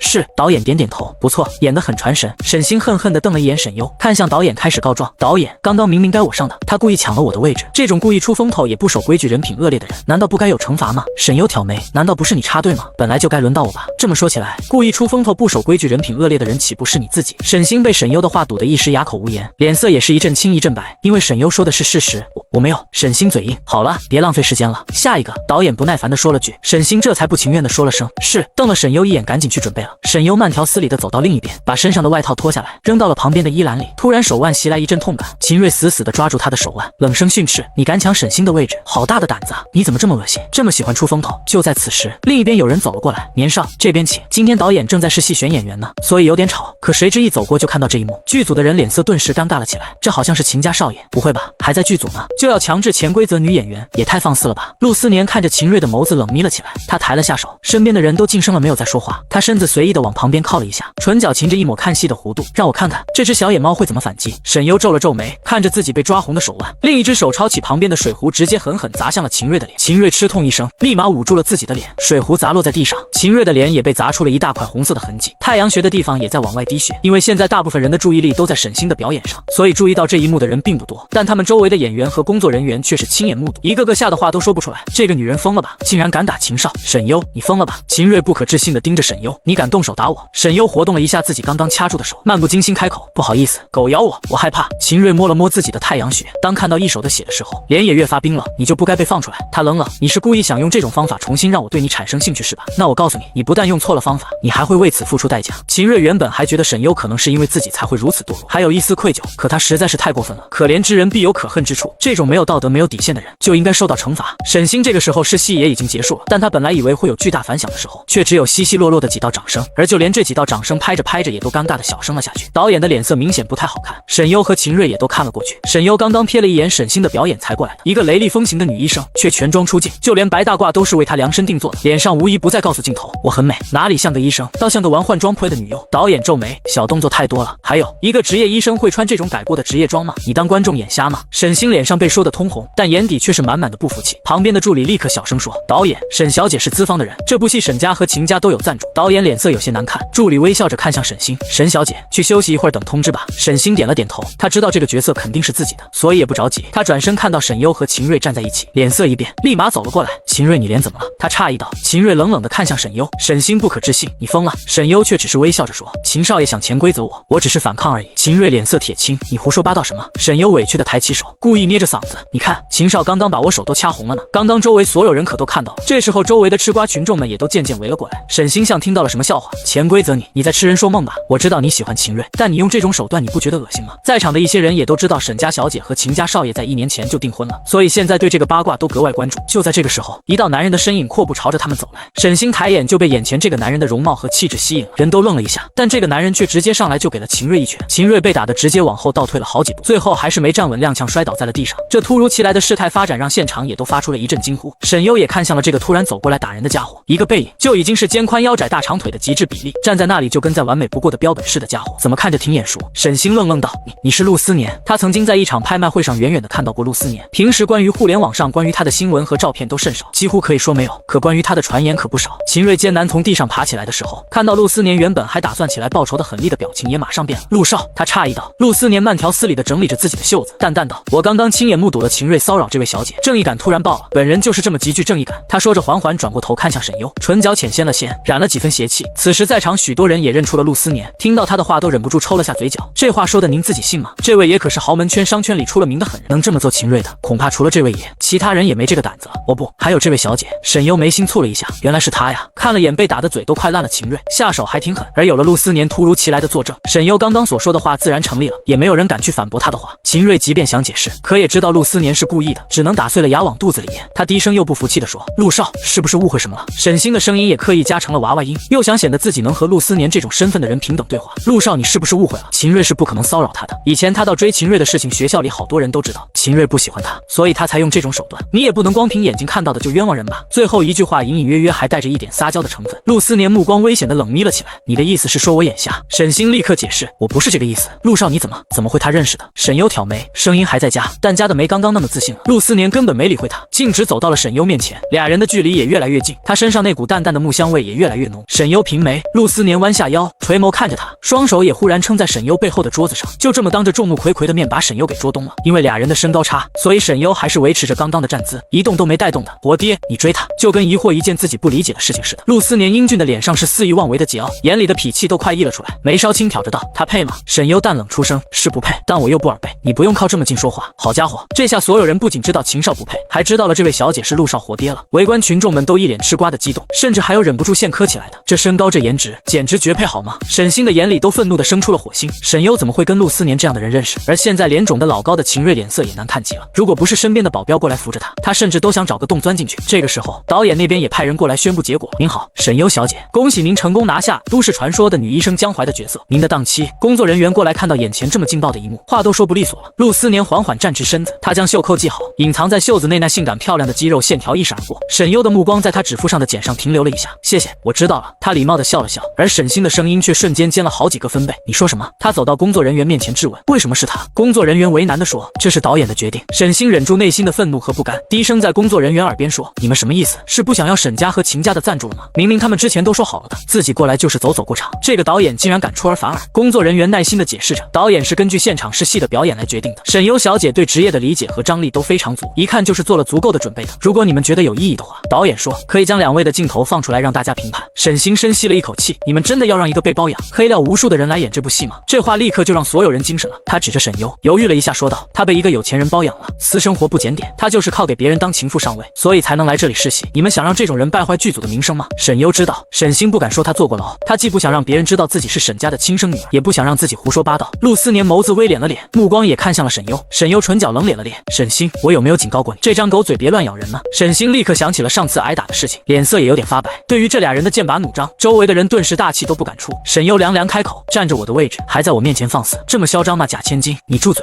沈星立刻打断了沈优的话，你胡说八道什么？但围观群众里却引起了轩然大波。他说什么？假千金？对哦，这俩人都是姓沈，会其实是一家人吧？难道沈星小姐是假千金？怎么可能？沈星小姐可是沈家捧在手心里的宝贝，圈子里出了名的命好，应该是仗着都是姓沈碰瓷吧？别说，我觉得沈优看起来要比沈星更像沈家那几个哥哥。沈星立刻换了副神色和模样，我只是见不得你这种人品败坏的人而已，你自己做了什么事你自己清楚，谁不知道你在学校倒追过秦瑞，现在看我们在一起，所以才故意用不干净的手段来和我抢这个角色。他收住了嘴，没有顺着沈优的话说下去，他害怕自己是假千金这件事闹大，真被传了出去，到时候所有人都知道他是假千金了。秦瑞一只手捂着脸走了过来，冷声道：把你们导演叫过来。沈优勾了勾唇，他当然知道沈星转移话题的原因，他不慌不忙地把手机翻了出来，打开了某直播软件。本来陆思年准备往前2步说几句的时候，却看到了沈优这个动作，不由又停下了脚步，退了回来，站在女孩边上看起了他的手机直播，顺带瞄了一眼直播的标题：上河国际千金带资进组面试被刷，待未婚夫撒泼打滚威胁撤资。陆思年有点愣住，就这么直接，俩人就这么随意的站在那里，跟认识许久一样，没有一点违和感。尤其陆思年单手揣着裤兜，目光下逆看沈优手机的样子，竟还让人看出了一丝纵容。工作人员没什么反应，只说导演在忙。眼见秦瑞没什么用，沈星立刻拿起手机打了个电话，委屈小声哭诉了2句。哥，过了会他又将电话递给工作人员，话里是掩饰不住的高高在上。我哥说要跟你们亲自通话，这位工作人刚刚跟领导曾是对接过的，所以下意识的看一眼陆思年的眼色，在男人的眼神试一下，他打开了免提，对方的声音低沉而带着一丝威胁：我是沈锦州，你们不按规矩办事，就不怕我们撤资吗？我们沈家和秦家为什么投资你们这部剧，你们应该很清楚。如果我妹妹得不到她想要的角色，那我们会直接撤资，你们这部剧也别想拍了，我有的是办法让你们这部戏拍不下去。赤裸裸的威胁清晰的在场每个人都能听到，也让在场的人都变了一下脸色。其实资方3人这种事并不罕见，只要双方达成共识就没什么不可，但像这种明目张胆的威胁的性质就发生了变化。沈星却得意的扬了扬嘴角，他从小就享受惯了这种被哥哥护着的感觉，沈家的背景和每个人对待他的宠爱都让他骄傲得意，所以也并不觉得有什么不对。在这样的环境下长大的他，也早就将自己当成了人人宠着的公主，要什么就一定要得到什么，反正总会有人为他出头和买单，而他只需要装一下可怜和撒娇就够了，所以他认为导演一定会妥协。突然有个工作人员跑过来急声说道：现在这里有人在直播，都有网友打电话来骂了。闻言所有人都的脸色都变了一下，沈星神色更是难看，什么直播？顿时大家都看向了沈优和陆思年站的位置。沈优招财猫似的笑着对沈星打了个招呼，嗨，而沈星震惊和恐惧的脸也出现在了屏幕正中间。是你？他愤怒地瞪着沈星，要不是顾及自己的形象，他都想冲上去抢了沈优的手机。陆思年笑盈盈地走了出来，话却是对着手机另一边的沈锦州说的：沈总挺嚣张啊，但手也在走出来的一瞬间盖向了沈优的镜头。沈优已经录完了该录的，所以顺势退出把手机关了。你是谁？沈锦州的声警惕狐疑的从电话那边传出来。鄙人姓陆，陆思年的陆。他漫不经心地往前走了2步，一字一句道完后，才给了个工作人员一个眼神。工作人员识趣地挂断电话，并还给了沈星。而办公室里的沈锦州在听到这句话后，整个人也都愣住了，眼神也流露出一丝凝重。陆思年怎么在那里？秦瑞畏惧地看了一眼是陆思年，也明白沈星这个角色拿不下了。他冷冷看了一眼工作人员，对着愣神的沈星说：小心，我们走。沈星盯着沈优的眼珠都快冒火星子了，不甘心的被动的被秦瑞带着走了。秦瑞一边走一边拨通电话，低声说：刚刚直播的内容对全网删除，小心回去再说。我先去医院。围观了一场好戏的吃瓜众人也都悻悻散了，大家知道什么该说什么不该说，都怕惹火上身。陆思年也拿起手机拨了个电话，懒洋洋的吩咐：刚刚都市传说剧组的曝光直播都给我一键恢复，顺便收购2家公关公司，对秦家和沈家都往高了报价，明白吗？挂断了电话后，陆思年才看向了沈优。沈优问：你是不是五行缺点什么？陆思年难得目光流露出一丝清澈的愚蠢。什么？沈优答：我看你挺缺德。沈优见过缺德的，但陆思年这样的还真第一次见，他甚至觉得陆思年有病，要不要给他扎2针？谁知陆思年因为他的话笑了起来，目光也在他身上流连了起来，唇角勾着一抹邪气。沈小姐也不赖。沈优视线也在陆思年身上上下游移了一下，不得不说，近距离看这个男人更加完美，充满了属于男人的性张力，五官立体分明，眉眼间有着一种精致感十足的深邃和硬朗，整个脸型的线条流畅柔和又不失独属于男人的那股锋利。作为一名医者，沈优特别喜欢每个物种里长得完美的那个，尤其陆思年的骨骼是几乎完美的比例，以及肌肉分布所产生的美感，他十分欣赏这个男人的身体。而陆思年也感觉到了他看自己那不太正常的眼神，眸子也深了几许，他似乎对自己的身体很满意。这种想法让他下意识的喉结滚动了一下，一种别样的悸动也有那么一刻从身体里呼之欲出。刚刚谢了，沈优说了句，不过我和沈家之间的事情，如果有下一次的话，就别插手了。他这个人不爱欠人情，也不喜欢别人插手自己的事情，毕竟在他想要发癫出口气的时候，他还是要亲自来才舒服。原本的沈优是个胆怯懦弱的人，所以从前沈家的人各种冷暴力和语言暴力也不会反抗，被秦瑞当狗一样的玩也不会为自己出气。也许是原本的沈优积累在身体里的那股子恨意，让他现在对沈家人根本留不下一点脸面。陆思年对沈优所说的话并不生气，反而眼神中隐隐有着一丝欣慰。沈小姐是不是误会什么了？我并没有想过要帮你。沈优不置可否，准备转身走人。那么，作为见过2次面的朋友，今天我能约沈小姐一起吃顿饭吗？陆思年忽然开口。沈优脚步停了一下，回头看向目光直直盯着他的陆思年，澄澈幽深的眸子明晃晃地倒映着他身影，那噙着笑意的眼睛像是勾人的妖精，美丽又危险致命。他笑了一下，突然地说了句：“好巧啊，我们又见面了。”陆思年看着他，眉稍微挑了一下。沈优语气上扬：“一起吃个饭。”陆思年眼里也染上了几分笑意，妖孽的分外蛊惑人心。好啊！男人的秘书和剧组经理都诧异地相视了一眼，这是什么套路？他们怎么看不懂了？沈小姐刚刚那话怎么跟在泡陆少似的，还反客为主的邀请陆少吃饭？最主要是陆少看起来还一副很愿意的样子。秘书奇怪地看了一眼沈优，陆少不是不喜欢主动的女人吗？沈优其实也是一时兴起，故意逗陆思年玩玩，没想到他还挺配合。既然都开了口，沈优也只能应下。我想吃火锅。陆思年唇角微勾。好，半个小时后，沈优看着面前热气腾腾的火锅，又看了眼对面的陆思年。现在的他脱了外套，只穿了一件黑色的衬衣。他穿衣服很随意，衬衣最上面一颗的难得扣从来不系，西装也从不会穿得特别规矩。明明举手投足都有世家公子的贵气，但行事却一种属于黑道大佬的那种凌厉。据他所知，陆思年是圈子里出了名手段狠辣的狠人，但他鲜少在大家面前露面。之所以声名远播，是因为小时候他就能把得罪他的人揍进医院，性格顽劣的众人皆知。长大之后就变本加厉了，心情好的时候什么都好，心情不好的时候谁都别想在他面前留面子。所以整个豪门圈子里的人都很怕他，背后又有人称他陆家小祖宗，就连林家那些人看到他都不敢造次。但沈优却发现，陆思年这人看似桀骜不驯，但每件事都在他的分寸之内，也能将每件事都控制在他的掌控之内。我一直有个问题很好奇，不知道沈小姐能不能给我解惑。陆思年没动筷子，看着沈优自顾自地吃了起来，唇角也微咧了咧。当然，沈小姐也可以拒绝回答。沈优裹上蘸酱吃了一口，吞了之后答：“那我拒绝回答。”陆思年眉梢扬了一下：“我反悔了。”沈优继续吃，反悔无效。陆思年脸色崩了一下，然后莫名其妙地笑了起来。他单手撑起下巴，就着这个姿势围观起沈优吃火锅。那我不问了。他笑盈盈的，话里莫名的有种纵容的宠，仿佛现在看沈优吃火锅比问问题更有趣。你才是上河国际真正的千金吧？他忽然缓缓出声。沈优抬起头看了他一眼，然后继续吃着自己的没回答。我林一很喜欢你，他这一生没有结婚，也没有儿女，是不婚主义者，所以你不用顾虑。他既然认了你当女儿，你就是林氏的千金小姐。他的话好像是在告诉沈优，现在他在林家不需要有任何的负担。林一认他当女儿也是纯粹的喜欢他，他没有结婚，没有儿女，就自然不会有人来质回他的身份。沈家在圈子里的地位也不过如此，跟林家相比，可是远远比不上的。他话里别有意味，也让沈优明白，陆思年应该已经知道了他和沈家的关系。虽然今天他说了一句沈星是假千金，但也不是所有人一句话就相信了他。估计这男人也知道自己跟沈家有仇，所以才会说这么一句。沈优咧嘴笑了一下，看着他，我谢谢你啊。虽然是假笑，但是因为沈优本来长得就足够漂亮，在他灵魂重生以后，又把身体养得健康透亮的，这么一假笑，两颊的肉也变得嘟嘟的，特别像橱窗里的芭比娃娃，看得陆思年都有伸手去捏捏他的脸的冲动。刚这么想，他就这么做了。当手捏住少女脸蛋那软软嫩嫩时，男人微微愣住了。原来女孩子的脸蛋这么好捏吗？像是滑溜溜又软嫩的鸡蛋一样，自己都怕用力给碰坏了。沈优皱着眉，声音都冷淡了。捏够了吗？他是不是有什么毛病？好好说话，突然捏自己脸做什么？陆思年恋恋不舍地收回了手，眼眸深深地看着沈优，眼角飞扬着一丝痞气。如果我说没捏够的话，是不是我还可以申请继续？沈优平了平眉，眼神古怪地打量着陆思年，你该不会有肌肤饥渴症吧？陆思年刚想接话，却被一道不合时宜的声音打断了。沈优，真的是你啊？你不是去出国了吗？什么出国？明明是去乡下喂猪了，你们还真信他出国了呀？一男一女的声音分别响起。沈优和陆思年同时看向说话的人，来人看样子是一群大学生，一共有5、6个人，似乎是来聚餐的。正好他们以前都是沈优的同学，身份全都非富即贵。沈优是跟沈星在同一所私立高中念书，但是家里人不准沈优说出自己的真实身份，让他为沈星考虑考虑。原本的沈优性格受到赵家的影响，本就怯懦，心地也善良，所以答应了，以至于沈星从中作梗，让大家都以为沈优一旦口中说出了沈家2个字，就是在碰瓷沈星，故意炒作自己吹牛。沈星怕沈优有了朋友就会说出真相，便起哄让所有人在排挤他，导致在大家眼里，沈优就只是一个穷酸又想要攀附有钱人的土包子。尤其是他倒追秦瑞的事情被闹得满校街之后，更是成了大家的笑柄。沈优，听说你这2年回乡下喂猪了。其中一个男生已经走了过来，看了一眼陆思年，嘲笑又自觉风趣地说：哟，怎么还换目标了？以前不是秦少的舔狗吗？陆思年眼底已然泛起了寒意，他身后站着的秘书也凉凉地看了一眼那个男生，在陆少吃饭的时候来捣乱，不是找死吗？反观沈优，好像没什么反应，还在悠悠地喝着汽水。张浩，你傻呀，喂猪哪有找有钱少爷赚钱啊？另一个女生在不远处笑道，毕竟对他这种人来说，改变命运的机会只有找男人了。这话让其他几个同伴都跟着笑了起来。喂帅哥，别怪我没提醒你，你面前这个女的，以前上学的时候就喜欢插足别人的感情。有个女生故意来说。陆思年抬眸看了一眼沈优，只见沈优已经优雅地擦了擦嘴，他微凉的嘴角微扬了扬，看着沈优的目光揶揄，是吗？正好，我就喜欢插足别人感情的人。这话差点没让沈优笑出声来。闻言，那女生不可置信，你是不是有病啊？陆思年身子微微往后靠了靠，眉眼掀起几分随性。巧了不是，我有病，他是医生。他们几个人面面相觑，不甘心的继续诋毁他这种穷酸土包子根本就是图你的钱财。陆思年嘴角微掀，看着沈优回答，鄙人不才，就是钱多。说。但此时的他眉宇之间显然出现了几分不耐，他的反应让大家脸色都有些难看。这年头怎么还有人上赶着当冤大头的？沈优看着陆思年的眼神非常明显的写着几个字：玩够了吗？他缓缓看向他们，平静的开口：怎么是畜牧局的门没关好吗？怎么就把一群畜生给放出来了？我跟你们很熟吗？轮得到你们指手画脚？他慢条斯理的对回来，让那几个老同学都愣了一下。这跟他们以前认识的沈优不太一样啊。以前的沈优每次被说只会龟缩起来，根本不敢顶嘴，现在不但骂他们，怎么还骂得这么凶？沈优，你说什么呢？你别太过分。刚刚说话的女生厉声道。沈优好奇，你们刚刚是吃了什么脏东西吗？嘴巴这么臭。沈优，你这个贱！女生话都还没说完，就发现嘴巴已经僵住了，一点声音都发不出来了。她惊恐的开始大喊大叫，但却像失声了一样，发不出一点声音。其他人都害怕了起来。你怎么了？丽丽，你别吓我呀！沈优把手收回来，像个没事人似的，拿起旁边的湿毛巾擦了擦手。陆思年的眸子却眯了起来，目光也落在了那个女生颈外侧下颌，在那个地方有着一枚极细的银针，如果不用心去看的话，根本发现不了。刚刚沈优只是状似随意的挥了一下手，就这么就把那枚银针打了出去。沈优慢条斯理的开口：我这个人很擅长治病，尤其是野鸡失控综合症。张浩指着沈优质问：是你做了什么？沈优没理他，而是看向陆思年：我吃好了。说完后他直接站了起来，然后看向他们几个人，所有人都愤怒的瞪着他，但又害怕他。记住，我以前喜欢秦瑞是我傻逼，但以后谁敢在我面前再提这件事，让我想起来我以前有多傻逼的话，你们的下场就会和他一样。还有，知道我在乡下养猪，就应该知道我挺会对付畜生，所以没事别在我面前碍眼。说完，沈优打了个响指，经理立刻走了过来。小姐您好，请问有什么吩咐吗？沈优拿出一张金卡，今晚店里本小姐包场了，清场吧。经理双手接过这张卡，忙不迭地说：是，我马上就去办。这张金卡是林家作为报酬和报答送给他的，只要有这张金卡，他在林家旗下的任何的消费都是免单，且享有一切服务特权。而这家火锅店正好就是林氏旗下的餐饮店。沈优也是进来之后才发现的，老同学们看的都傻眼了，他们知道这家火锅店背靠的是林氏，沈优怎么会有这种权利，随便就能让他们说清场就清场？哑了嗓子的女生想说什么，却一个音节都发不出，但还是惊恐又恳求的望着沈优，又指了指自己的嘴巴。沈优留下一句：等你什么时候学会说人话，他自然就会好。说完他转身就走了。在他走前，张浩还想追上去，指着沈优的背后骂：别以为你傍上有钱人了就了不起，你是个什么货色谁不知道？你无。张浩的喉咙被锁住，霎时整个人连呼吸都变得困难，那股锁喉的力量甚至让他脚尖都渐渐离地。他惊恐地盯着眼前的男人，一个字都说不出来。其他的人也都害怕的退后，根本不敢出声。只见陆思年单手锁住张浩的喉咙，手臂青筋暴起，藏在黑色衬衣里的肌肉线条也被拉得过于血脉喷张。他目光冷寒，脑袋微微带着几分痞气的歪了一下。你再说一遍呢？陆思年现在很不爽，本来应该是他英雄救美，显摆一下自己实力的时候，但现在却莫名有种自己和沈优男女对调的既视感。看着自己现在都被沈优忽略了，这让他更不舒服了。正好这个男人撞上枪口，陆思年气也就撒在了他身上。他手腕一甩，一个成年男人竟然就这么被他甩到地上。张浩捂着自己的喉咙，半天发不出声音。在刚刚那一刻，他真的感觉到了死亡的威胁。陆思年将手收了回来，身边的秘书立刻递上手帕，他接过手帕擦了擦手，直接将手帕砸到张浩的脸上，这才迈着长腿朝着沈优追去。在他们离开之后，经理这边也开始清场赶人了。不好意思，各位还请离开，今晚我们店包场了。他们几个人脸色十分难看，但也只能灰溜溜的走人。沈优走出门口时，陆思年也追了上来。很抱歉，今晚这顿饭让沈小姐吃的不够愉快。沈优淡声道：应该是我说抱歉，毕竟他们是冲着我来的。陆思年嘴角微挑：我送你回去。沈优此时已经拦下一辆出租，不用了。见沈优不愿意，陆思年也不再追问，他打开车门，上车前回头看了陆思年一眼，目光在他刚刚掐了王浩的那只手停留了一下，扬唇夸了句力量不错，说完才上了车走人。陆思年手抄进了裤兜，惬意的看着出租车离开的方向，脸上挂着笑意也多了一抹深色。沈优坐在后车座，看着后视镜里逐渐变成一个黑点的陆思年，寻常的人不可能会有那样的力量和爆发力，陆思年绝对是经过特训的，他对人体再了解不过，除非天生基因强大，否则无论是身体的状态还是他的核心爆发力都不会这么强。而且从他手上捡的位置来看，莫非他是奥特曼转世吗？他收回目光，开始闭目养神。回到别墅后，沈优登录了黑市网站，看着账户里新入账的余额，还算满意。只要他的药开始在黑市上进行贩售，那后续他就不用担心，客户自然会找上门来。这天晚上可忙坏了沈锦州几兄弟。从直播播出以后，沈家四兄弟就变得忙碌了起来。那场直播虽然只有几分钟，却引起了轩然大波。现在网上全都是在骂沈星和沈锦州的。原本宠妹狂魔的遮羞布也被掀开，暴露出了霸凌的本质。俩人的社交平台评论区也被沦陷了。什么宠妹狂魔，我看就是赤裸裸的霸凌。哟，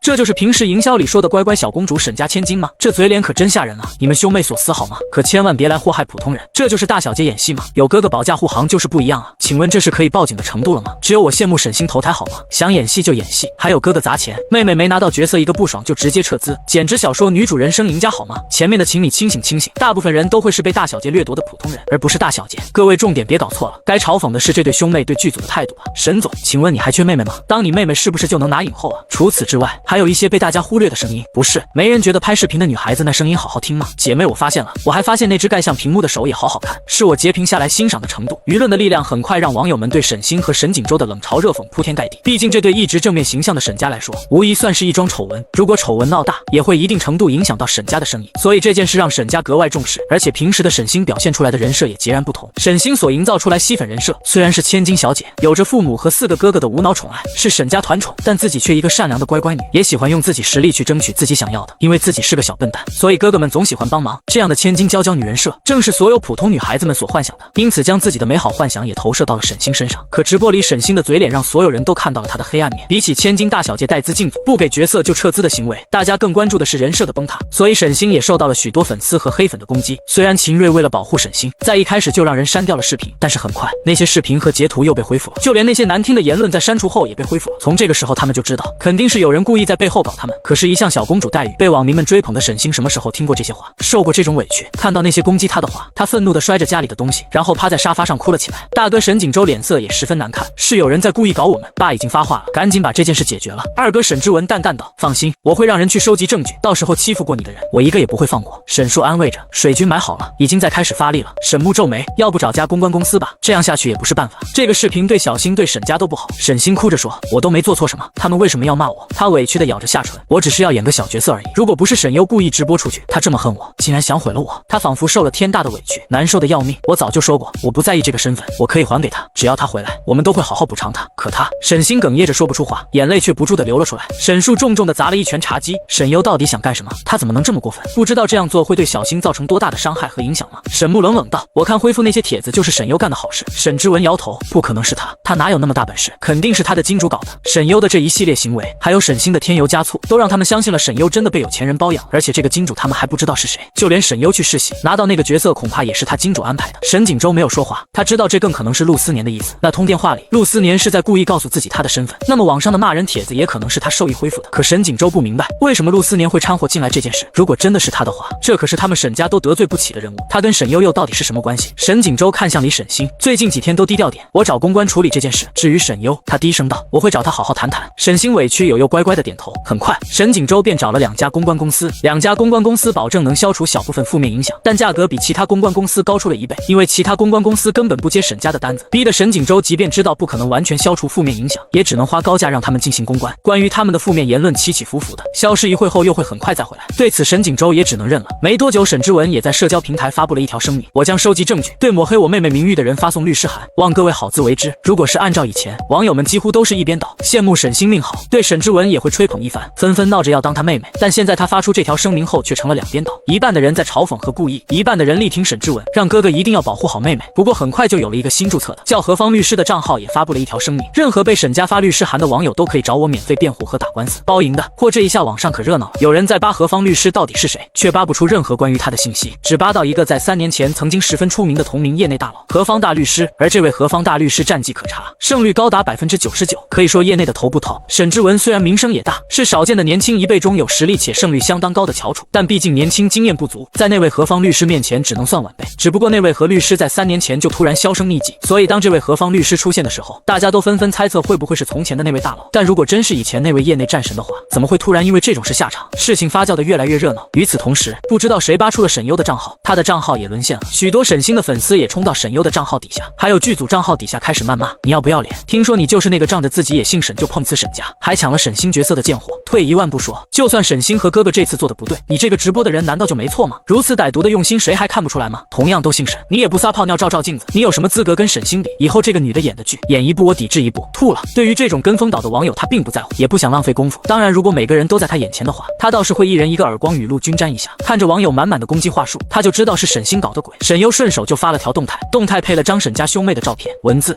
沈家兄妹怎么长得的一点都不像啊？妹妹不会是偷了别人的人生吧？就在这条动态发出没多久，他的账号底下很快就安静了，而显眼的几条评论，比如真的不太像哎，以前都没发现，沈星怎么跟沈家谁都不像啊？是啊，别说，真不像。没多久，这些言论句被举报掉了，就连沈优的这条状态也在被举报。不停在家里刷着手机的沈星一直在看反馈消息，怎么举报不掉呢？他烦躁的要命，都让那么多水军去举报了，怎么都举报不掉。沈优不知道，吴秘书已经把沈优的所有社交平台账号都特别打了招呼，只要沈优不发布违法的东西，平台都是不敢动的。当攻击沈优的人如潮水般退去，沈优放下手机，收拾了一下才下了楼。今天林一也过来了，指挥着家里的佣人搬东西，这个摆这边就行，小心点，别把小姐吵醒了。林思义小声的说着，转头一看才发现沈优就站在身后。小优，你醒了？沈优也笑了笑。林思义看到沈优穿上了自己买的可爱睡衣，脸都笑得灿烂的跟花似的。作为单身贵族，现在有了沈优当女儿后，林林思义就跟突然发现了新大陆一样，尤其是沈优长得还漂亮，怎么打扮怎么好看。最近他每次出门看到漂亮的衣服和包，总是忍不住买回来送给沈优。想象着被自己打扮得漂漂亮亮的沈优，竟然比签下1个亿的合同都有成就感。我特地买了些女生喜欢的摆件过来，没打扰你休息吧？沈优笑笑，当然没有。林思义询问，听说你在后院开了一片地出来种药植，地方够用吗？不够的话再买一栋别墅。沈优轻咳了一声，够用了。这栋别墅他最满意的地方就是后院挺大，而且别墅后面那片区域是无人居住的，连着山，这样的地方最合适他培育药植。那行，如果不够用的话，跟林一说，需要助手的话，我给你聘请几个医科大或者农学院的高材生过来。对于林思义的热情好意，沈优还是婉拒了。助手他已经另有人选。今天林思义过来的早，正好2人一起吃了个早餐。最近老太太身体越来越好了，按照你说的，每天都会做一下复健，让她多活动活动，没了病魔的折磨，她现在每天都睡得特别香，每次都跟家里人问起你，说有机会还要好好谢谢你。真没想到竟然恢复得这么快。林思义现在都还有点难以置信，这还没多久呢，老太太就已经恢复得快健步如飞了。这换做以前他想都不敢想。如今圈子里也知道他们林家出了个神医，好多人都在打探这位神医的消息，想知道到底是谁。已经有人出大价钱想要问诊看病了，毕竟老太太的病那可是连世界顶级专家都看不好的疑难杂症。沈优点了点头，虽然看起来没什么问题了，但因为他长时间卧床，加上发病导致神经和身体器官都有损坏，所以还是要注意休养。等我忙完再去看看他复诊。林老太太得的是一种罕见病，目前唯有沈优知道怎么医治。林思义立刻笑道，不用等，过几日的晚宴老太太也来，到时候你直接给她看就行了。沈优点头，也好，这样他也不用特地跑一趟。闻言林思义也笑了起来，看着沈优欣慰地叹息了一声，轻轻的声音有点感慨，真好，原来有个女儿说说话的感觉这么好。沈优怔了一下，旋即也浅浅扬了扬嘴角。对了，林姨，喜晨宴那天你记得给我之前的沈家也发下邀请函，我这有场好戏要上演。南岸咖啡厅，这个时候的咖啡厅里人并不多，但是大部分的客人都看向了靠窗位置的卡座，视线时不时的停留在那穿着一身休闲装戴着棒球帽高马尾的少女身上，随性恬淡的气质和漂亮的侧脸让大家都忍不住多看，还以为是哪个明星呢。而少女的对面同样坐着一个年轻人，这个男青年长相清秀，不是让人会注意的帅气，但却有一种社会精英所有的独特气场，而且这种气场里还带着一种与众不同的屌丝气质。更奇怪的是，这种明明违和的气质在这个男人身上却一点都不冲突，收拾的还挺干净。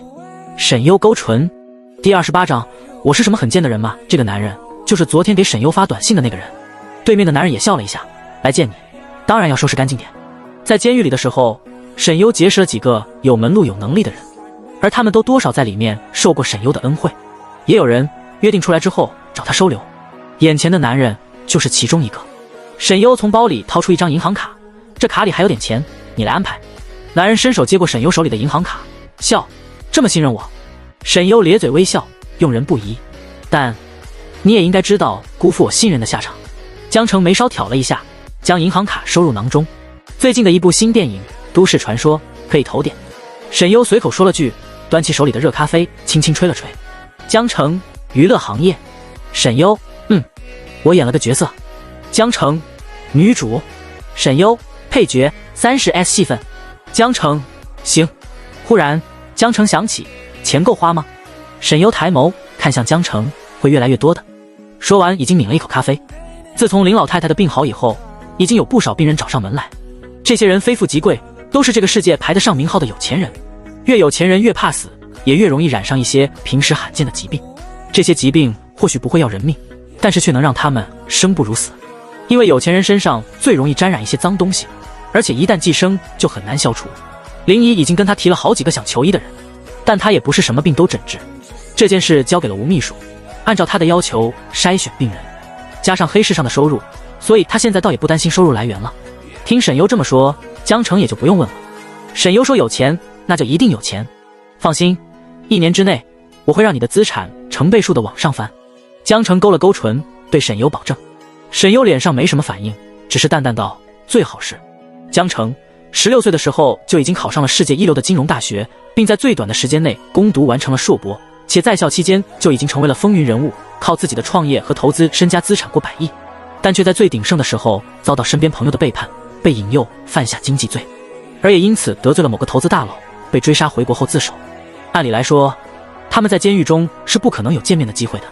沈优之所以能接触到他们，则是因为他成为了狱医，所以其实他在监狱里的待遇很不错，跟普通犯人全然不一样。毕竟他为监狱省下不少钱，也解决了不少因犯人疾病而产生的问题。江澄是前2天才出来的，沈优知道他出狱的时间，所以一给他发消息，他就知道是谁了。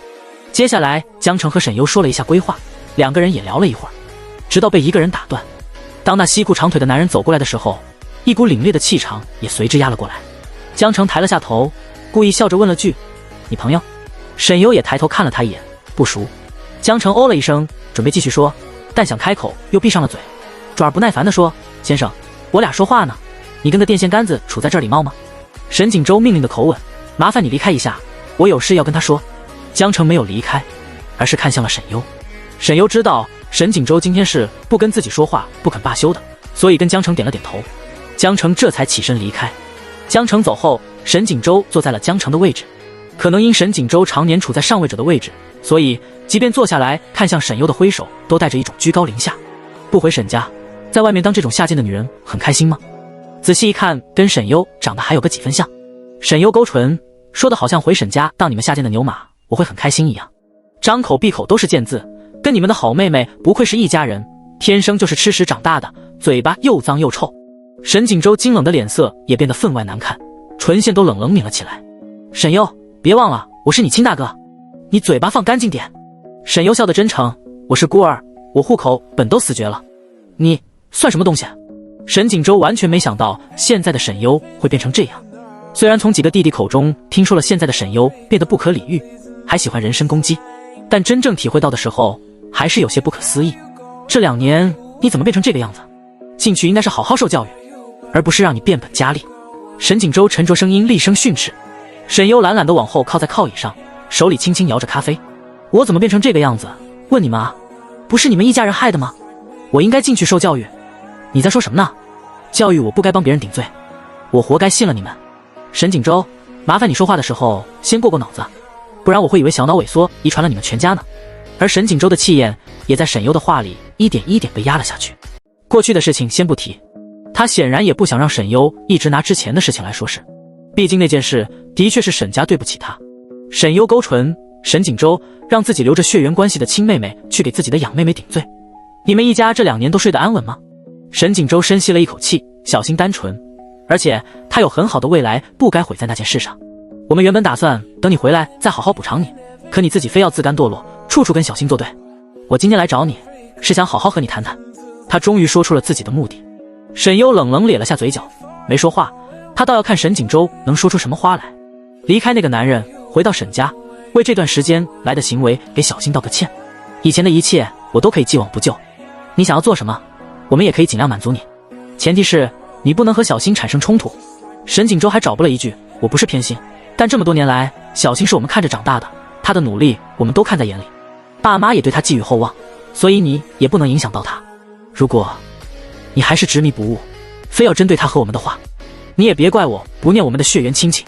沈锦州已经认定沈优是被包养了，所以他现在才能打扮得这么光鲜亮丽，否则他一个刚坐牢出来的人哪来的钱买衣服？作为一个毫无人脉也不在上流圈子里的年轻女孩来说，就像小新说的那样，不会有别的可能了。沈优眉头听得直皱，已经快听不下去了，忍不住打断了沈锦州的话，我是什么很贱的人吗？仗着自己脑袋有病就为所欲为是你们家的传统吗？第29章，那你们还真是该死啊。沈优本来就不是个忍耐力很强的人，他觉得自己能忍到现在已经算是极限了。沈锦州俊逸的脸上也染上了冷意，警告道，沈优，你别太过分了。沈优嗤笑了一声，然后站了起来，拿起手里还剩一半的咖啡，直接泼向了沈锦州的脸。那张令人厌恶的脸上瞬间被咖啡流了满面。沈锦州的脸色也冷得发寒，死死地盯着沈优。我说过，我户口本都死绝了，我是孤儿，懂吗？别来攀亲戚。还有，只有你们欠我的，没有我欠你们的。对不起，我就应该有对不起我的觉悟，你们就该跪下给我道歉，求着我原谅，懂吗？而不是到我面前来发病，显示你们是有多畜生。沈锦州紧紧捏着拳头，似乎在极力隐忍着。你们一家现在最好安安分分的别来招惹我，否则我哪天心情不好，就满世界宣告你们做的那些恶心的事情。你没有证据。沈锦州冷眼盯着他，仿佛对下沈优的忍耐力已经到了极限，即便你说出来也不会有人信你。沈优，既然我们有办法摆平那件事，你就该知道我们也有办法摆平你。沈优唇角咧了咧，那你们还真是该死啊。说完这句话，沈优起身就走了。沈锦州本来就难看的脸色，这个时候更凝起了一层寒霜。他今天来其实并不想和沈优闹得这么僵的，虽然和这个妹妹没有感情，但毕竟还有血缘关系，所以其实他们兄弟虽然跟他不亲近，但心里还是认了这个妹妹。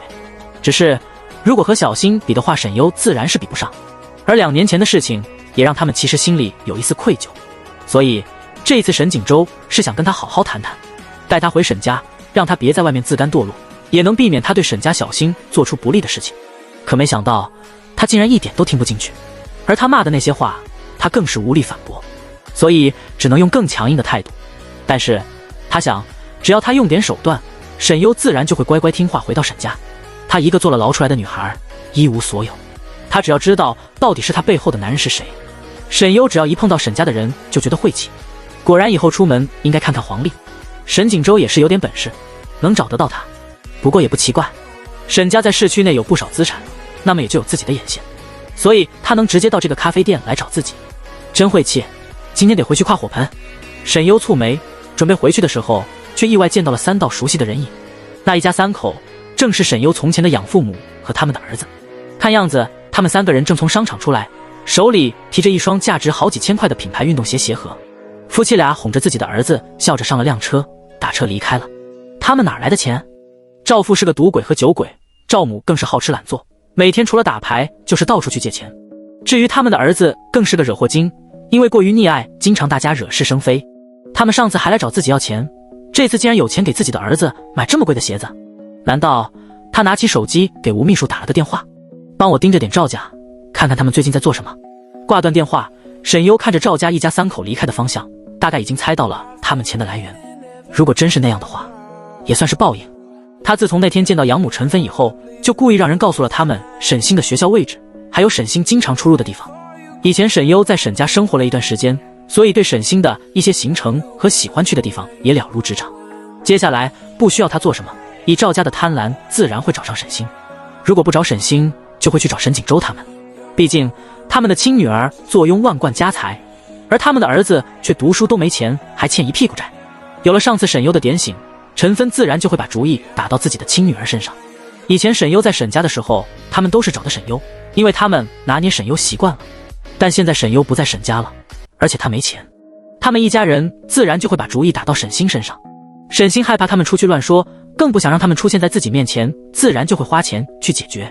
但是赵家是什么样的吸血鬼，沈优再清楚不过，一旦粘上了，可就摆脱不了了。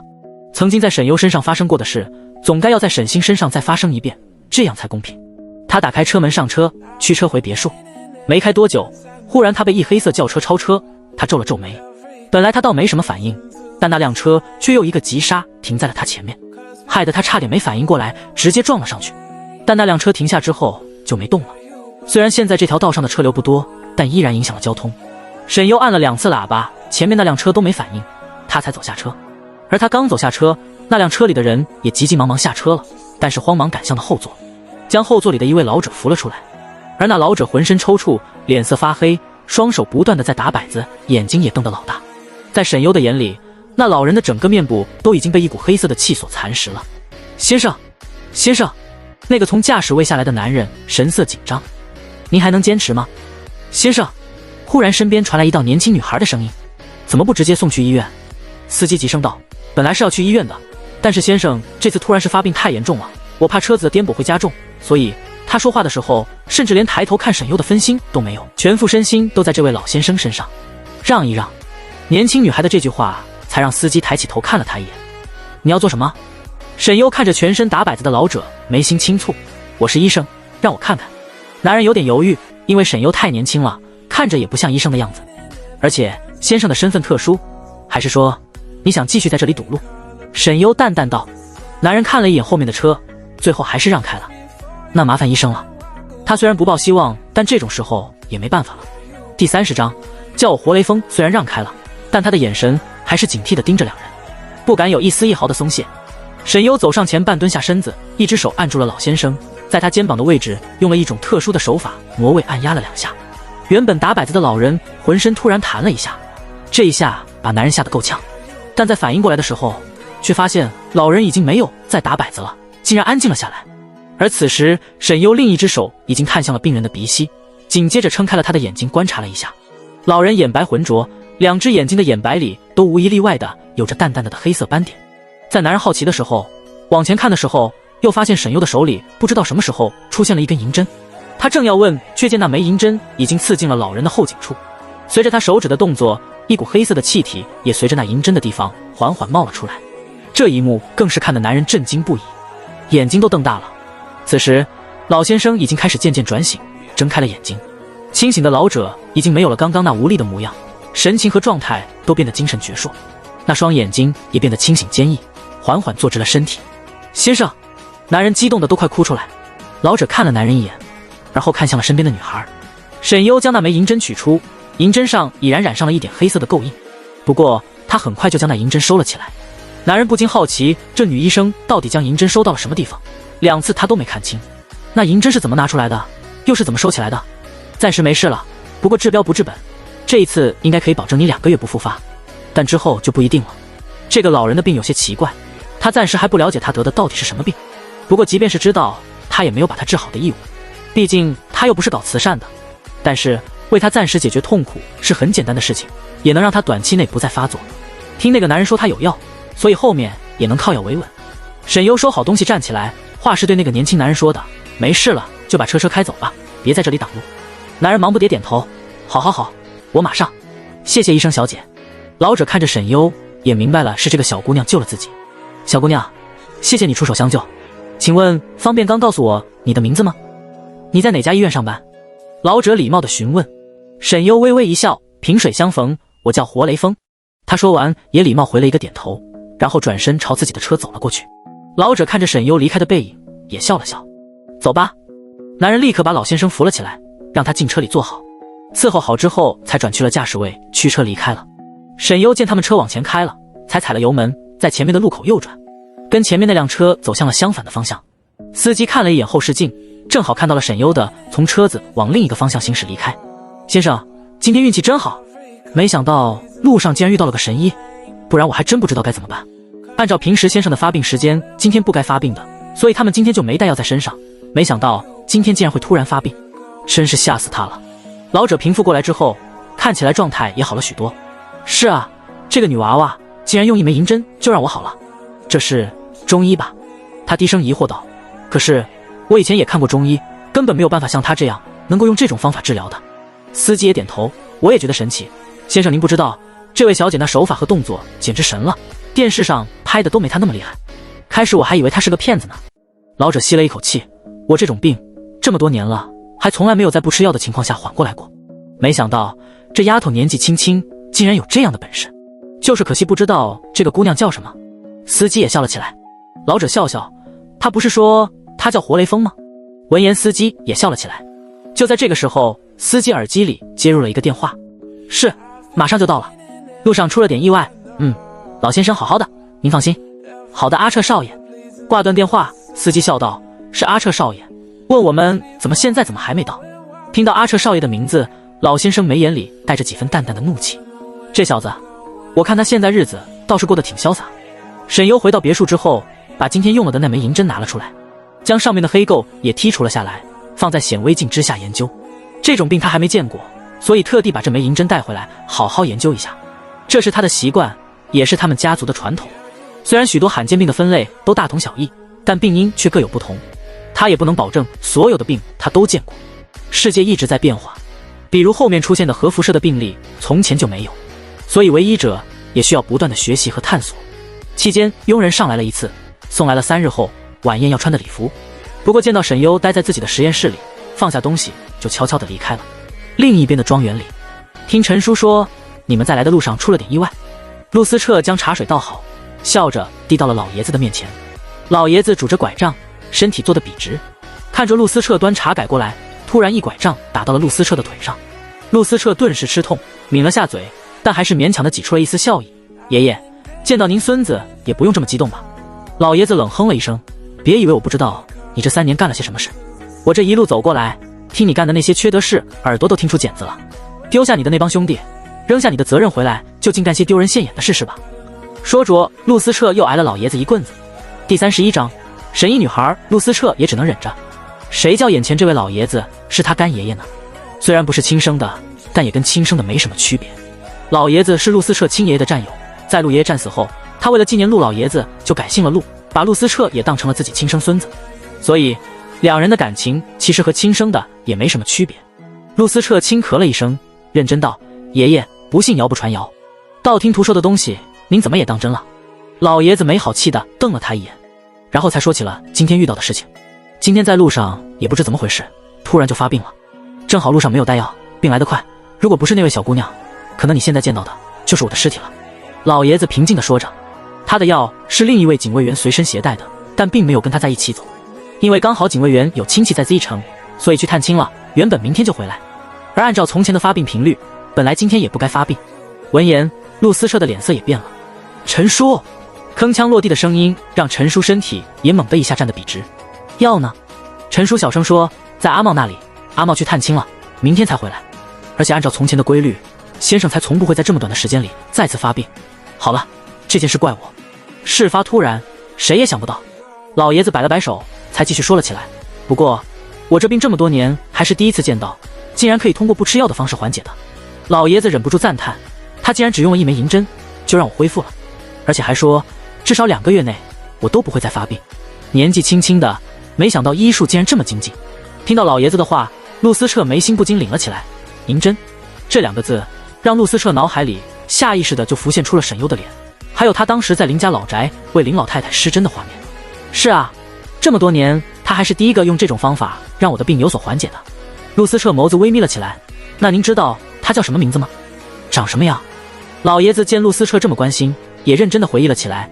大概身高1.7米左右吧，戴着个帽子，模样挺漂亮的，眼睛大大的，看起来有点不是很想跟人说话的样子。至于名字，他看了一眼陈叔，陈叔轻咳了一下，然后说：“他说他叫活雷锋。”陆思彻他已经知道是谁了。老爷子笑了笑，这丫头倒挺有意思的，还真是乐于助人。陆思彻皱眉，乐于助人？他来帮忙的时候难道没说什么吗？他可不是个乐于助人的人。老爷子当时的状态并不知情，所以只有问陈叔：“陈叔，他让我们别挡着路。”陆思彻轻勾了勾嘴角，眼里也多了一丝果然如此的笑意。虽然他是医者，但是他可没有随便出手救人的习惯。老爷子的声音却沉了下来，我真想再见他一面，他既然有办法压制这种病，那是不是能治好呢？如果能治好，其他的老兵应该也有救了吧。他说这话时，神色也染上了一丝哀伤，而陆思彻也似乎想起了什么往事，眼底也暗了暗。老爷子察觉到什么，也不再提。好了，你也别想了，我这次过来，一是为了散散心，二是为了过来看看你。当然，我也带了口信，京城那边让我问你什么时候能回去。他顿了一下，当然，我不勉强你，一切看你自己的意思。陆思彻淡淡嗯了一声，就跳过了这个话题，显然不愿意再多谈此事。爷爷不是说想再见到那个女孩一面吗？陆思彻忽然开口提起。老爷子狐疑，怎么？陆思彻唇角勾了勾，很快就有机会了。老爷子古怪地看着陆思彻，脸上也浮现出一丝好奇来。陆思彻没说话，只是端起茶杯。沈家，沈锦州见了沈优回去以后，沈家一家人也都坐在了一起。沈父和沈母听完他们说的话后，脸色已经可以用铁青来形容。既然他非要执迷不悟，以后就当做没有这个女儿。沈父沉声冷冷道：“我可没有这样丢人现眼，给别人当情妇、心肠歹毒的女儿。”沈母有着精致妆容的脸上也是一片冷遇。我早就说过，在那种家庭能教育出什么好人来？就算他身上流着我们沈家的血，可一点都没继承到我们的基因。这一身的反骨和下作不要脸的行为，恐怕都是在那个赵家学来的。沈星连忙上前安抚起了沈母：“妈，你别气，为了这样的人气，坏了身子怎么办？”贴心的女儿让沈母脸色稍微好看了点。幸好当初让她去帮小星顶了那件事，我们的小星才是我们沈家的掌上明珠，怎么能因为一个无意的过错有了污点？沈母很欣慰自己亲手养大的女儿如此乖巧，这也是她教育的成果。还是小星贴心乖巧，哪里像那个沈优？沈母冷冷道：“既然她不回来，那以后都不要回来了，我们沈家就当没有这个人。你们4个也记住，你们的妹妹只有小星一个。”其实沈家父母最开始刚接沈优回来的时候，还是带着一丝补偿之心和亲近的念头的，毕竟是自己的亲生血缘。但赵家表现出来的样子，还有沈优回到沈家后唯唯诺诺，又总做一些让他们厌恶的事情，才逐渐让他们对沈优越来越疏远，也越发不喜。4兄弟相识了一眼，都没说话，但都还是都默契的点了点头。其实他们都觉得沈优出狱之后，整个人都跟以前完全不一样了。就算每次见面跟他们都有冲突，但不可否认，现在的沈优根本不像是坐过牢出来的样子，甚至是有些耀眼。他骂他们的话虽然难听，但却无意戳到了他们的痛点，让他们不得不跟着思考，所以现在他们4个人其实对沈优还有着一种跟从前不太一样的复杂的心情。沈星听到妈妈的话，脸也暗暗满意的笑了起来。妈，你真好，我真是太幸运了，能和爸爸妈妈和哥哥们成为一家人。沈星感动更多流泪。沈母拍了拍沈星的脑袋，乖，你放心，你永远都是我们家的宝贝。好了，别提他了。沈父摆了摆手，像是挥去什么晦气的东西一样。3天后是林氏主办的晚宴，几乎邀请了所有国内排得上号的豪门名流。我们沈家也收到了请帖，这场宴会你们都要重视一下。据说是林总为了向大家介绍自己的女儿，是为他女儿办的喜晨宴。第32章林氏晚宴。沈景洲皱眉，女儿？我之前怎么没听说过林总有女儿？沈母也奇怪，谁知道呢？但最近我出去打牌，听到好几个太太们说，林总最近经常跟人提起他女儿，好像喜欢她的不得了，但谁也没见过。沈父，林总这样的女强人，就算没结婚，有个孩子也很正常。看他对这个女儿的重视程度来说，到时候你们可以多跟这位林千金走动一下，对你们对沈家也有好处。沈星立刻甜甜的笑道，放心吧爸爸，我肯定会和这位林千金做好闺蜜的。沈父点了点头，不过想起最近网上的事情，还是警告了他们一下，网上的负面的舆论尽快消除，剧组的事情处理好，我可不想到时候在宴会上丢人。作为大哥的沈景洲点头，我知道，我会尽快处理好。沈之文推了一下鼻梁上的眼镜，皱了下眉。现在网上关于这件事依然在持续讨论中，虽然热度没之前大了，但负面的舆论却并没有消失。有个何方律师的撑腰，一些网友更是肆无忌惮。他现在也不能肯定何方律师到底是不是以前那位业内大佬。如果是他实在是搞不懂为什么他一回归就要跟自己作对。难道真如大哥所说的，他是受陆家那位的指使？随后的2天，沈家和秦家对都市传说剧组撤资的消息也传了出来。原本沈家和秦家都以为剧组要么会妥协，即便不妥协也会派人来找他们说说好话，可剧组却根本没理他们。网友们笑死，你撤你的资，谁怕你啊？不会真有人觉得自己有点钱就了不起了吧？别说了，就凭都市传说剧组的硬气，等上映了我也要去看看到底是个什么样的角色，能让沈家千金如此痴狂，想用撤资威胁剧组换角色，结果人家鸟都不鸟你们，哈哈哈！这种爽剧我爱看，就喜欢打脸这种自以为是的有钱人的剧本。别问就是我仇富。不过很快就小道消息传出，都市传说剧组早就接到了2笔投资，而且第1笔的大投资比秦家和沈家加起来的都多。剧组的不妥协和角色的流失让沈星恼怒不已，最后也只能装死，把直播视频的事情糊弄过去。小姐，林总要待客，所以先去了宴会场地，这是给您安排的妆造师，您可以慢慢过去。吴秘书笑着将一排妆造师带了进来。林小姐好。专业的妆造师们一排10几个对着沈优整整齐齐行礼，沈优也冲着他们点了下头，微笑，麻烦你们了。这哪里是妆造师，这分明是一个团队吧。林姨还真是在这种事情上格外上心。这场宴会是林姨早就安排好的，对林家来说是对她的答谢晚宴，也是林姨介绍她的一场宴会。而对沈优来说，她也的确需要一个身份，所以她也没有拒绝。而且她和林姨现在也有了感情，从一开始单纯的交易，现在也多了几分真情实感。吴秘书把妆造团队带进来之后就出去等着了。而在沈优化妆期间，化妆师和造型师们一个个都不禁对沈优的皮肤状态和漂亮的脸蛋赞不绝口，恐怕他们怎么都不会想到，这竟然是一个刚从监狱里出来不久的女孩。沈优本来就是习医之人，会养生，他们也有一套独有的对自己身体的养护方法，而且她从成为御医之后就开始了泡药浴。一个人外在的模样和给人的感受都是由内而散发的，所以只要内气内息调理得好，驱除体内的杂质，外在的表现自然就会胜人一筹，这比任何护肤产品都有用。因此即便她在牢狱2年，整个人看起来也很透亮明净。林小姐素颜都很漂亮，妆后简直精致的像个娃娃了。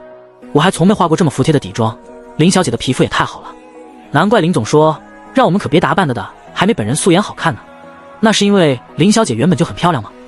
沈优也礼貌地笑了笑，这个身体的确是长得好看的，沈家的基因其实就不错，从沈景洲4兄弟就能看出来。只是以前的沈优因为养父母家的关系，从小营养不足，面黄肌瘦，加上不会打扮，思想束缚以及不够自信，导致以前的沈优才不那么惹眼，跟娇生惯养穿戴奢侈品的沈星比起来，更是一个天上一个地下。不过现在镜子里的沈优跟另一个平行时空的自己也越来越像了。维纳尔酒店作为 Z 市星级规格最高的酒店，平时普通人路过都只能仰望的一个地标，今天却已经被包场。酒店门口停满了各式各样的豪车，酒店内灯光璀璨，极具格调的轻音乐从里面传来，伴随着贵客们的说笑声。沈家子女多，光是车都停了一排。沈星穿着一身纯白色的公主裙从车上迈了下来，沈叔立刻绅士的过来，让她搭着手臂，如公主般走向了酒店门口。沈家的其他3兄弟也如骑士般的跟在他身边，如护卫着公主的王臣。4兄弟英俊不凡的外表和沈星的待遇足够吸睛，刚抵达的贵客以及门口的客人们都忍不住回头看向了他们。这就是 ZE 世上和国际沈家4位公子和沈家千金，这么大阵仗，真把自己当公主呢？今儿主角可不是他，喧宾夺主了吧？你不知道，这位沈家千金只要参加什么活动，这4个哥哥几乎都在，都是这种待遇，众星捧月似的。别的不说，沈家的4位公子都好帅啊，双胞胎好可爱。如果我也有4个哥哥，算了，多4个哥哥分家产，我一点也不高兴。我好像听说，这沈星跟他们可不是亲生的，豪门圈子里的人不像寻常的普通人，他们本就家境优渥，甚至有的比沈家更有钱，所以不会羡慕沈星，更多只会点评一下，也不会做什么自己被团宠的梦。毕竟对他们来说，多一个人分财产不是什么好事。除了一部分对沈家4兄弟感兴趣的人会去讨好沈星，毕竟4个优秀帅气的沈家公子的却很容易招惹桃花。而对沈家来说，从小到大已经习惯了这样把沈星捧着宠着，所以也并没有觉得有什么不妥。他们看自己的眼神也让沈星认为那是嫉妒和羡慕，嘴角的笑意也扬得更高了。沈家父母挽着手等自己的子女们过来，脸上也都是满意的笑容。4个儿子出类拔萃，唯一的女儿也十分优秀，这当然让他们当父母的十分骄傲了。他们一家人在大家的视线中也走进了酒店，但却在进入厅前被安保拦下了。请问世上和国际沈总和沈夫人吗？沈明常点头，没错。安保，一张请帖最多2个人进，你们人数太多了，需要补请帖。这话让沈明常脸色也变得有点尴尬。不是，一张请帖是一家人吗？这个时候走过的其他贵客也有偶尔张望过来的，这种注视也让沈家现在每个人弥漫着一种尴尬的气氛，生怕他们认为好像他们沈家是来白嫖的，故意占便宜的。是啊，请帖不都是一张一家吗？沈夫人也犹疑地询问。4兄弟和沈星也相视了一眼。不好意思，你们家还需要补3张请帖。安保只是公式化的微笑。那怎么补？沈锦州低声沉沉问道。安保微笑，100万1张，请这边专人办理。第33章，耀眼的沈优听到100万1张，沈家每个人都石化了。沈木也忍不住张了张嘴。什么？100万1张？这怎么不去抢？虽然对某些场合来说，100万1张的入场券并不算贵，可是他们还要补3张啊，那就是300万。而且这也并非什么门槛极高的晚宴吧？虽然是临时做东，可也不是什么十分特殊的宴会吧？可沈家众人已经盛装出席，也不可能在这个时候打退堂鼓，更不能让其他人看他们家的笑话，所以只能硬着头皮去把这300万补了。沈锦州刷卡的时候，眉头都皱得老紧了。虽然他不缺这300万，可钱用什么方式花出去，对心情还是有影响的。补了请帖之后，安保才放了沈家进去，而刚进去，他们便见到了秦家的人。2家热情地打招呼，沈家父母和秦家的长辈也走到了一起说话。秦瑞因为受了伤，上次被沈优砸的伤还有疤，所以今天并没有参加这场晚宴。长辈去说话，沈星也跟认识的2位千金聊天去了。而沈家的4位少爷也成为了在场分外吸引人的、让人瞩目的美少年。老大帅气高冷霸总，老二斯文俊逸，业内知名大律师，老三老四这对漂亮双胞胎，一个是电竞行业崭露头角的新星，一个在还没成年的时候就已经开过2次小提琴世界巡回演奏会了，甚至还登上了世界顶级歌剧院进行演出。所以沈家的这4兄弟早就已经在圈子里颇有名气，加上还有颜值的加分，每次一出现就会引起许多豪门千金们的关注和爱慕，所以圈子里的这些千金们也很乐意和沈星走动交往。沈星忍不住吐槽，这林家是不是也太小家子气了，请帖还只能2个人用，额外补还要100万1张呢。平时表面上跟沈星算交好的千金皱了皱眉，有吗？没听说啊。另外一个千金小姐也奇怪地看沈星一眼，我也没听说，我们家来个4个人也是一张请帖。他们聊天的地方不远，离沈家父母和4兄弟都很近，所以说的话也被沈家4兄弟听到了。听到其他人这么说，4个人也都交换了一下眼神，这是怎么回事啊？为什么别人不用补请帖？沈锦州隐约觉得事情有蹊跷，但如今已经花了钱，也不好多说什么，只有等宴会结束之后再去调查一下这件事。沈星跟这些千金们愉快地聊着天。我可真是够倒霉的，前段时间遇到个黑粉，拍了我的视频，故意污蔑我。你们也要小心点，遇到这种人太可怕了，像我们这种女生稍微红一点就是这样，总有那些嫉妒心很强、歹毒用心的女人。虽然前几天有网上的丑闻，但事情不大，而且对豪门的他们来说并没有什么影响，所以也不会影响他们之间的交际。沈优在来到宴会场地之后，便在人少的地方四处走动了一下。林氏举办的这场晚宴排面不小，贵宾满目，大家都在应酬交际。虽然沈优在人少的地方，但她实在是太耀眼了，因此虽然低调的活动还是被人注意到了。那个女孩好漂亮，以前从没见过，是谁家的千金啊？有个年轻贵公子好奇问了句，另一个拿着红酒杯的年轻男人也摇了摇头，我也没见过，看起来应该是豪门大家族的千金小姐吧。小声的议论和视线的注视不断的传染着，也让越来越多的人注意到了缓缓走在假山水池边的沈优。林思义特地给沈优安排了一个十分瞩目的出场，但怕沈优等的时候待得闷，所以让他出来透透气。他喜欢有山有水的地方，所以特地选了这个造景庞大但人少的地方，但没想到还是被注意到了。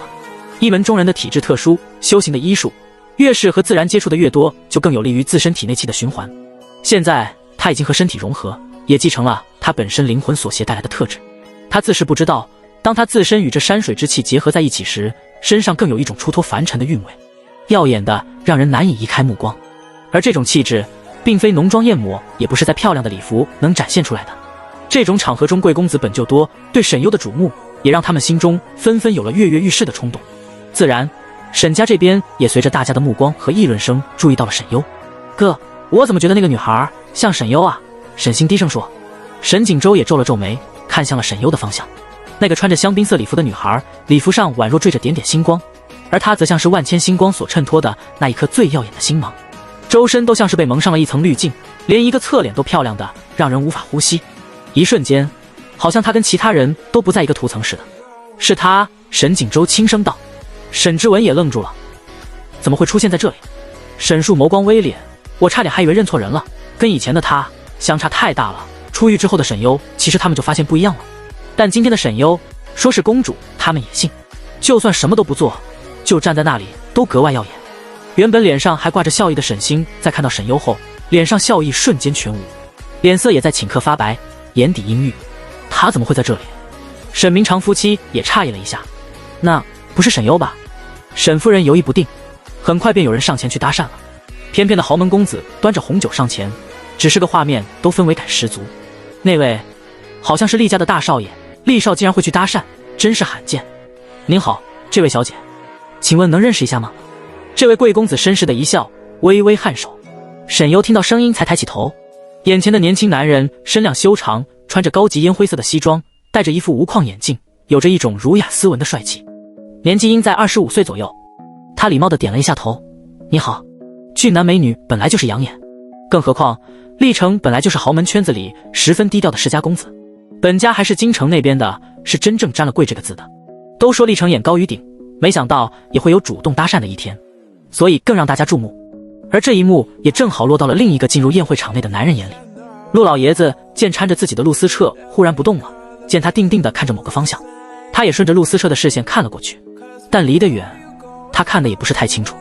不过他能感觉到这小子好像现在情绪不太稳定。我叫厉成。厉成微微一笑，目光柔和地落在沈优身上，不知小姐芳名。而在厉成主动走过来搭讪以后，其他蠢蠢欲动的少爷们也都偃旗息鼓了。都不用等沈优说话，沈星的声音低低就响了起来。沈优，你来这儿做什么？随着沈星后面慢慢靠过来的，还有2个沈星关系还算不错的千金小姐。厉成见到沈家的人过来，眉心轻蹙了蹙，不过见他们好像认识，也便没开口。沈家4兄弟和沈明长夫妇也远远地看着，没有靠近。毕竟在这种场合下，他们是不能跟沈优扯上关系的。而刚刚也是沈星主动说过去看看，还说去劝说一下沈优。沈明长夫妻还感叹了一下沈星的懂事。沈优目光淡淡扫向了沈星，沈星先是看向厉成，抱歉的一笑，厉少爷，不好意思，这是我以前的同学，看到熟人了，所以我才过来看看，不好意思打搅你们了。厉成目光只在沈星身上停留了1秒的时间，便挪开了。豪门里的千金小姐他见过的多的是，沈星这样的丝毫引不起他的兴趣。厉成的冷淡让沈星的脸色僵了一下，不过很快便恢复了过来，看向沈优，状似压低了声音小声说，这里不是你该来的地方，要是被这里的人知道你是被包养的，都会看不起你的，这里可都是真正的豪门夫人小姐。他模样装的语重心长，我不计前嫌过来提醒你快点离开是为你好，到时候引起别人注意闹大了，所有人就都知道了。沈星的样子看看起来好像真是过来特地提醒沈优似的，但分明话里都在告诉别人，沈优只是一个被人包养的女人而已，一个上不了台面的下贱货色。果然，听到沈星的话的那些原本还对沈优有美色滤镜的人，现在眼神都不一样了。虽然豪门里也有不少玩得花的人，也有单身带着女伴过来的，但包养的情妇性质就不一样了，那是让这些千金小姐和贵夫人们最看不起、最痛恨的角色。沈星身边的那个千金小姐看不下去了，沈星，跟这种贱女人多说什么？这种上不得台面的人，你还跟她好声好气？赶紧让她滚，别破坏了这场宴会的档次。就是，怎么什么样的人都来林氏的晚宴了？另一个千金也冷声嗤笑了一句。来之前，沈星就跟他们说了沈优一些难听的话，比如嫉妒沈星，还喜欢碰瓷自己，上次故意泄露直播的人也是他等等，导致沈优在他们这里成为了一个不要脸的拜金坏女人。历程也皱起了眉头，但目光却还是在沈优的身上。当看到沈优从容噙着淡淡笑意的脸，也静观其变了起来。我很奇怪，沈优唇角微微牵了起来，每次我在哪儿，你总能闻着味儿找过来。沈优眸光凉冷，看着沈星，老实说，我也很怕得狂犬病的。这话里明明白白的在骂沈星是狗，是个人都听出来了。沈星脸色也变得十分难看，他极力控制着自己的歇斯底里，面上装成无辜的样子。你这人怎么这样？我是在为你好，你也不看看你是什么身份？你以为来了这个地方，你就真的飞上枝头变凤凰了吗？你这种身份只会成为所有人的笑柄。沈优唇角凉凉勾了勾，缓缓一字一句道：谁告诉你我是被人包养的？第34章，林氏大小姐。历程的眉眼也流露出了一丝兴味，似乎这个时候才真正对沈优感兴趣。沈星皱眉，装作疑惑的样子，不是你自己说的吗？如果不是你的男人带你来这里，你应该也来不了这里吧？像你这样的身份，怎么可能出现在这种地方？方才说话千金也跟着沈星的话后面质疑，一个乡下出身的土包子，如果不是被有钱人包养带进来的，那你是怎么得到林氏的请帖的？以为穿了深盗版的高定就是公主了吗？你别忘了，乌鸦再怎么也不会变成凤凰，像你这样的女人才出现在这种场合，才真是让我们丢脸。另一个千金也嗤笑了一声，满脸的不屑。他俩也是有点不爽沈星这副小白花的样子，对这种人态度还这么好做什么？更别是说这个女人还害了他。虽然离得稍微有点距离，但因为沈星有意的让他说的话让给大家听到，而且本来他们这里就被瞩目，所以周围的人大多都听到了他们的对话，包括沈家的人。沈优唇线扬起，语气里也染上了一丝锐利。我的身份？我哪种身份？在沈优刚说完这句话的时候，吴秘书也走了过来，恭敬道：大小姐。一看到吴秘书，沈星立马道：就是他。沈星故意说是道：你不就是跟着你帮的这个有钱男人来的吗？不管怎么样，你不也不能这样自甘堕落啊，你这样会破坏别人的家庭，会被人骂大街的。而沈星的话也让大家明白，他的意思是这个男人就是那个漂亮女孩的金主。不是吧，吴秘书也干这种事？他不是林总的秘书吗？吴秘书诧异地看了看沈优，却见沈优嘴角只是似笑非笑，带着一丝看好戏的意味。秘书？一位千金疑惑了一句。沈星心中都忍不住嘲笑出了声，面上却是不解。什么？原来只是一个秘书？沈优，原来你的金主只是一个秘书？你怎么被一个秘书就给包养了？沈优知道沈星在别人面前的形象就是装的善良乖乖女，只是偶尔骄纵，有着小小的公主病。正是这样，所以沈明长夫妻和沈家四兄弟才那么喜欢他。是只要在人多的时候，沈星就会特意表演自己的这种人设。而此时历程似乎已经明白什么情况了，唇角的笑意也深了深。吴秘书实在是听不下去了，正准备说话的时候，一道嘹亮含着笑的女声已经响了起来。小优，你怎么还在这里？妈妈不是说了让你跟着吴秘书过来吗？随着那穿着高定晚宴女士西服，身上带着上亿珠宝的美丽贵妇人走过来，大家也都纷纷让开了路，而林家的人也多拥在她身后，目光充满善意，笑盈盈地看着沈优。沈优也咧开了嘴角，喊了一声妈。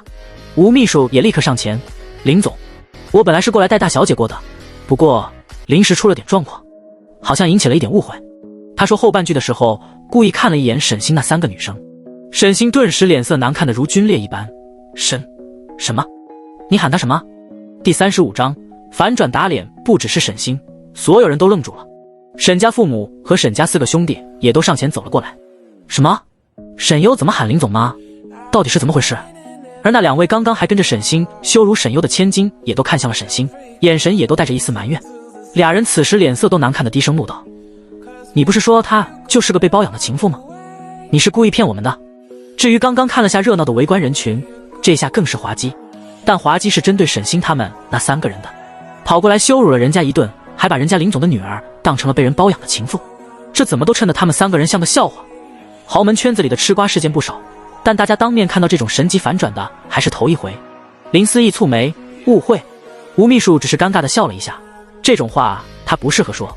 沈优缓缓走向了林思义，这位沈小姐和这2位。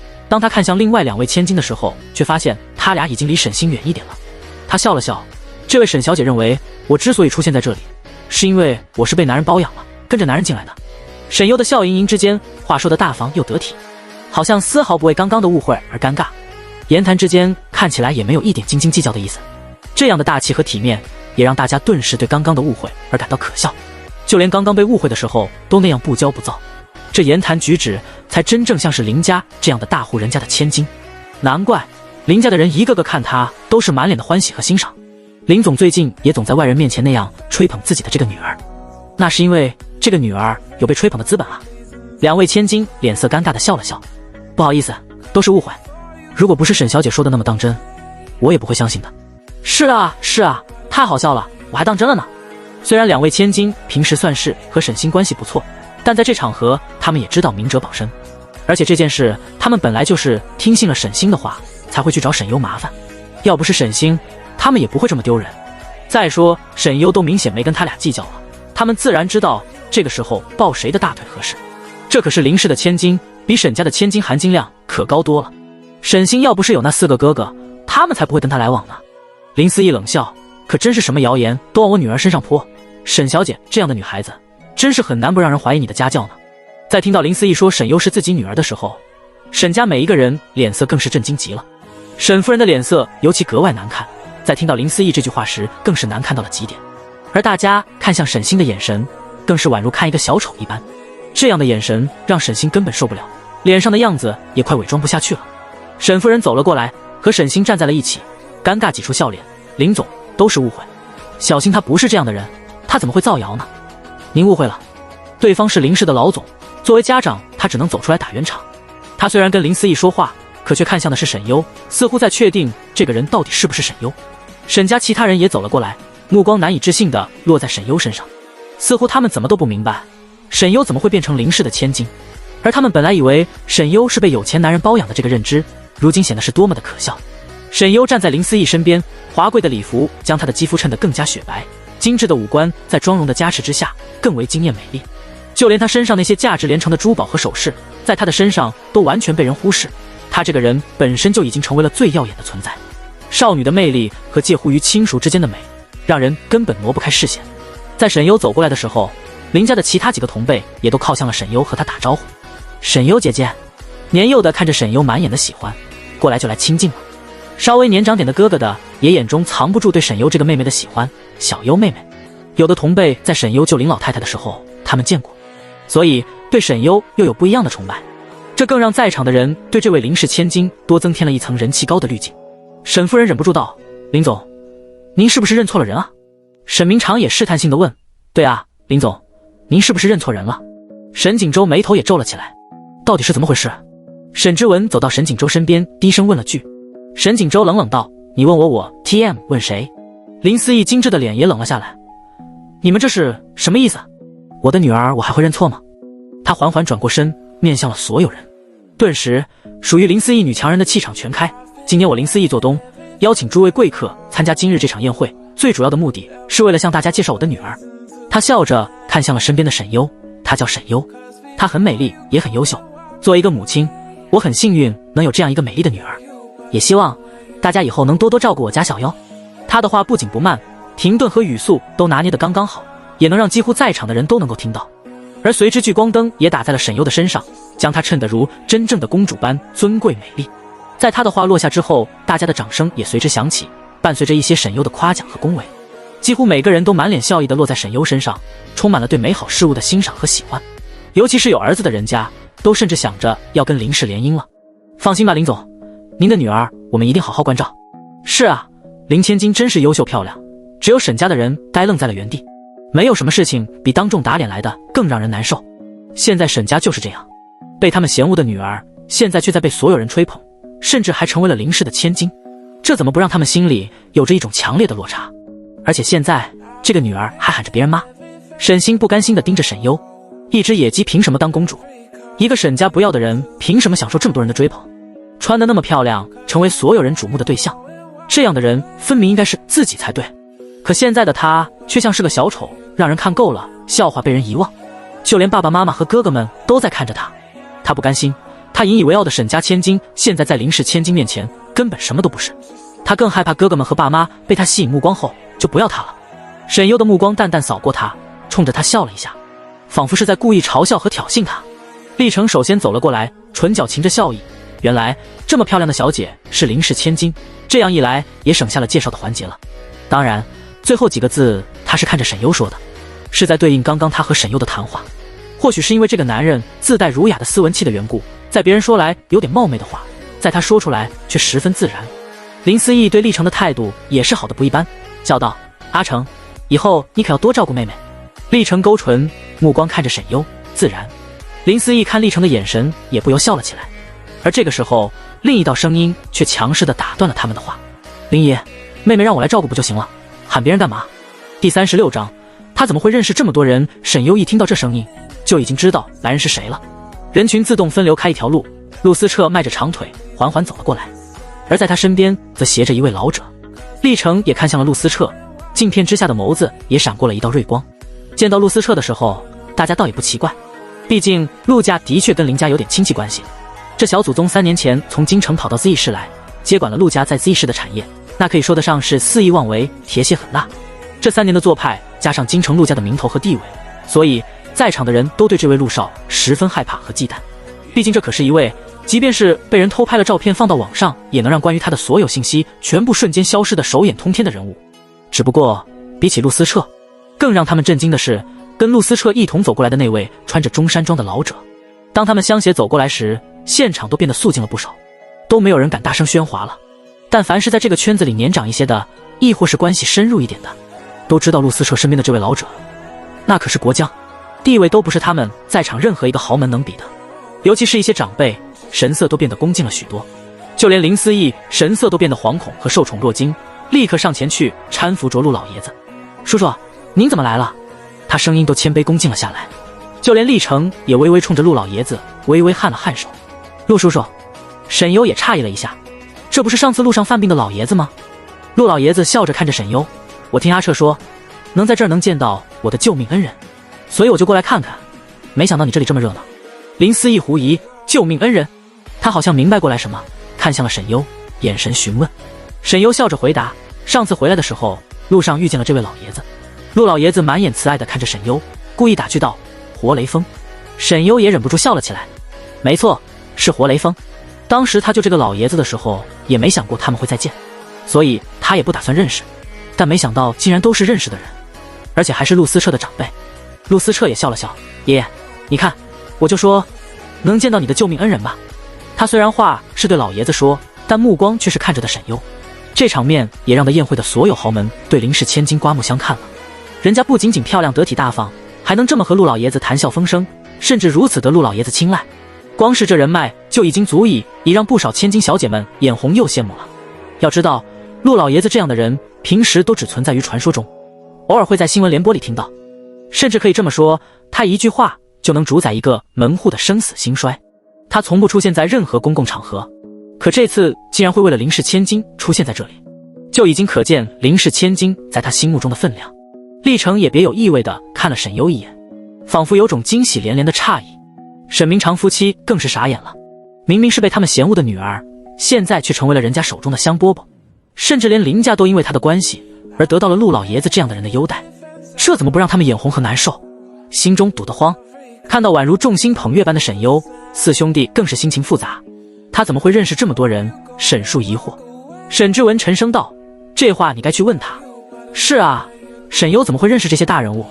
沈锦州现在也明白为什么在剧组的时候陆思彻要帮他了，可是明明他才出狱，他哪里来的时间去认识这些人？沈之文低声沉沉道：你这孩子怎么不告诉我？林思义扬怒地说，虽然林家和陆家算是有交情，可也只是在商言商，真正跟陆老爷子这样的人物是根本攀附不到的。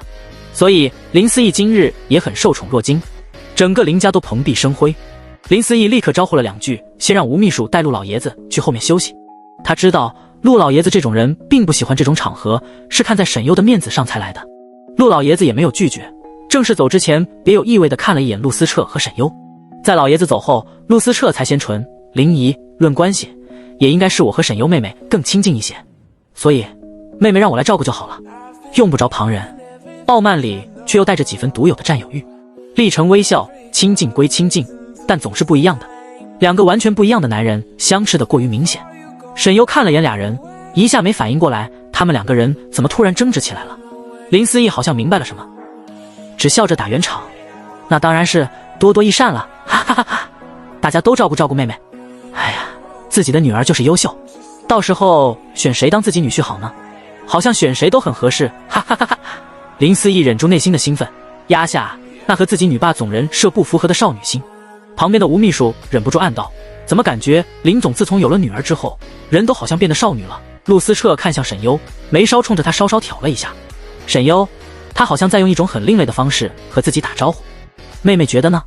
陆思彻冷不丁地问了句，还尤其加重了妹妹2个字，似笑非笑地看着他。沈优、历程也眯起了眸子。以林家和陆家的关系来说，陆思彻的确可以喊沈优妹妹，可这一口一个妹妹的，却喊得沈家的4个兄弟脸色都有些难看。论亲近，他们才是沈优的亲哥哥，他根本就不是林家的千金。沈星突然大声的话吸引了他们的注意，他紧紧握住了拳头，走到前面，看着沈优：林阿姨，她根本就并不是您的女儿，而且你不知道她做过。他话说到这里的时候，脸色的也僵住了，因为他不知道该不该说。他很想说沈优坐过牢，可是却还害怕自己说出来反而给自己带来麻烦。他立马改了口：她怎么可能是您的女儿呢？一定是她骗了您。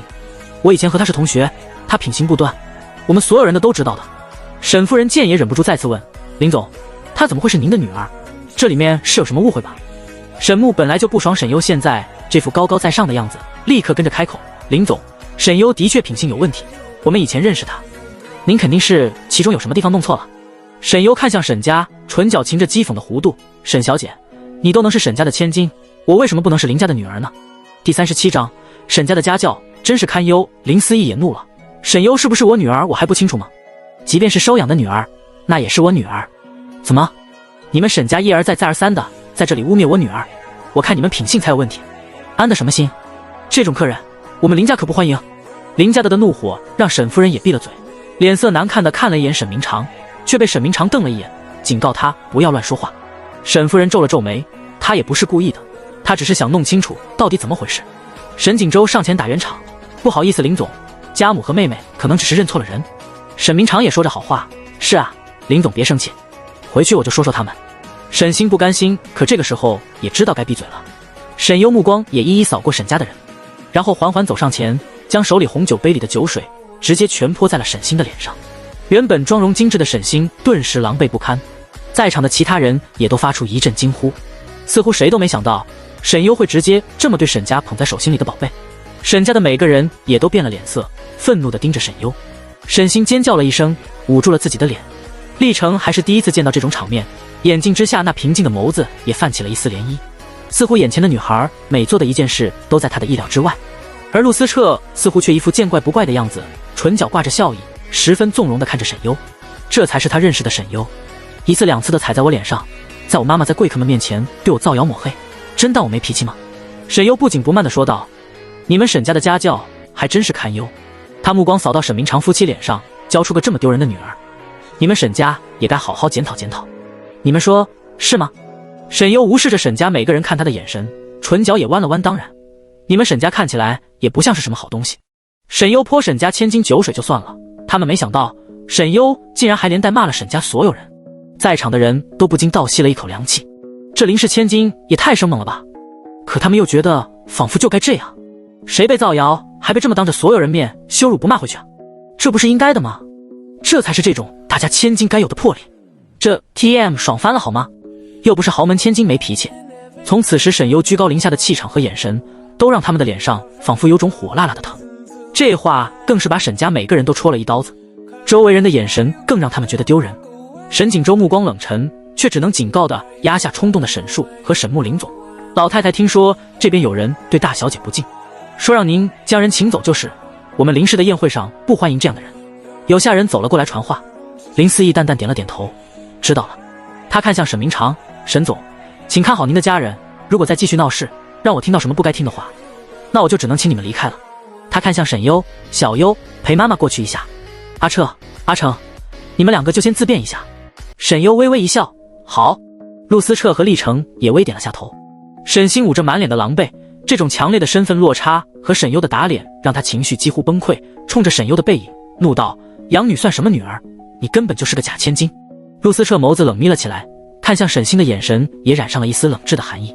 厉成也皱了皱眉，周遭的人也脸色也是精彩纷呈，可却都不敢说一句话。心道：沈家怕是完了，沈家千金这没有一点眼力劲儿，也不知道沈家几个那么优秀的儿子怎么有个这么愚蠢的女儿，就连跟沈家平时往来密切的秦家这个时候都皱起了眉头。沈星今天到底是怎么回事？平时不是挺乖的吗？沈家每个人的脸色更是精彩。沈星在说完之后似乎也意识到自己说错了话，他立马看向了爸爸妈妈和哥哥们。爸妈，他想解释什么，可看到现在爸妈和哥哥们的神情也慌张了起来。沈优停下脚步，在林思义愤怒准备发作的时候，沈优安抚了一下林思义，余光回向身后。沈小姐原来对自己假千金的身份很有自知之明。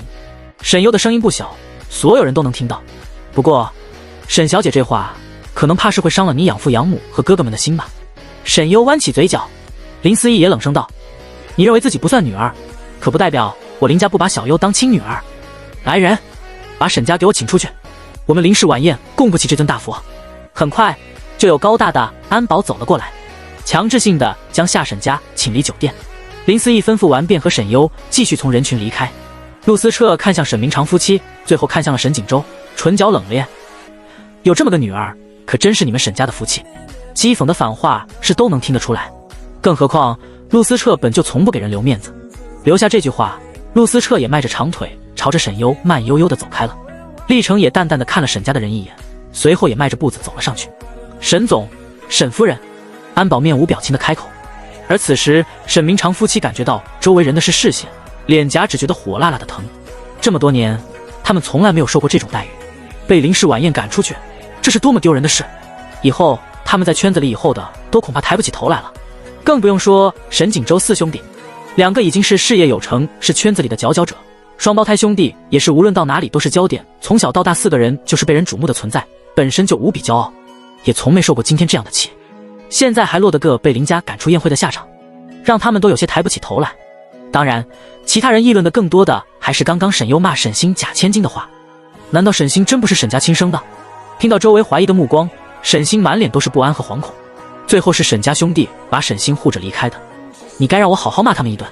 林思义冷哼了一声，如果不是为了气他们一顿，我根本不会给沈家送请帖。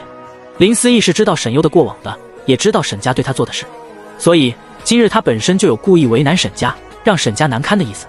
但没想到沈家不但自己撞上了枪口，甚至比他想象的还要过分。这一家子可真不是东西。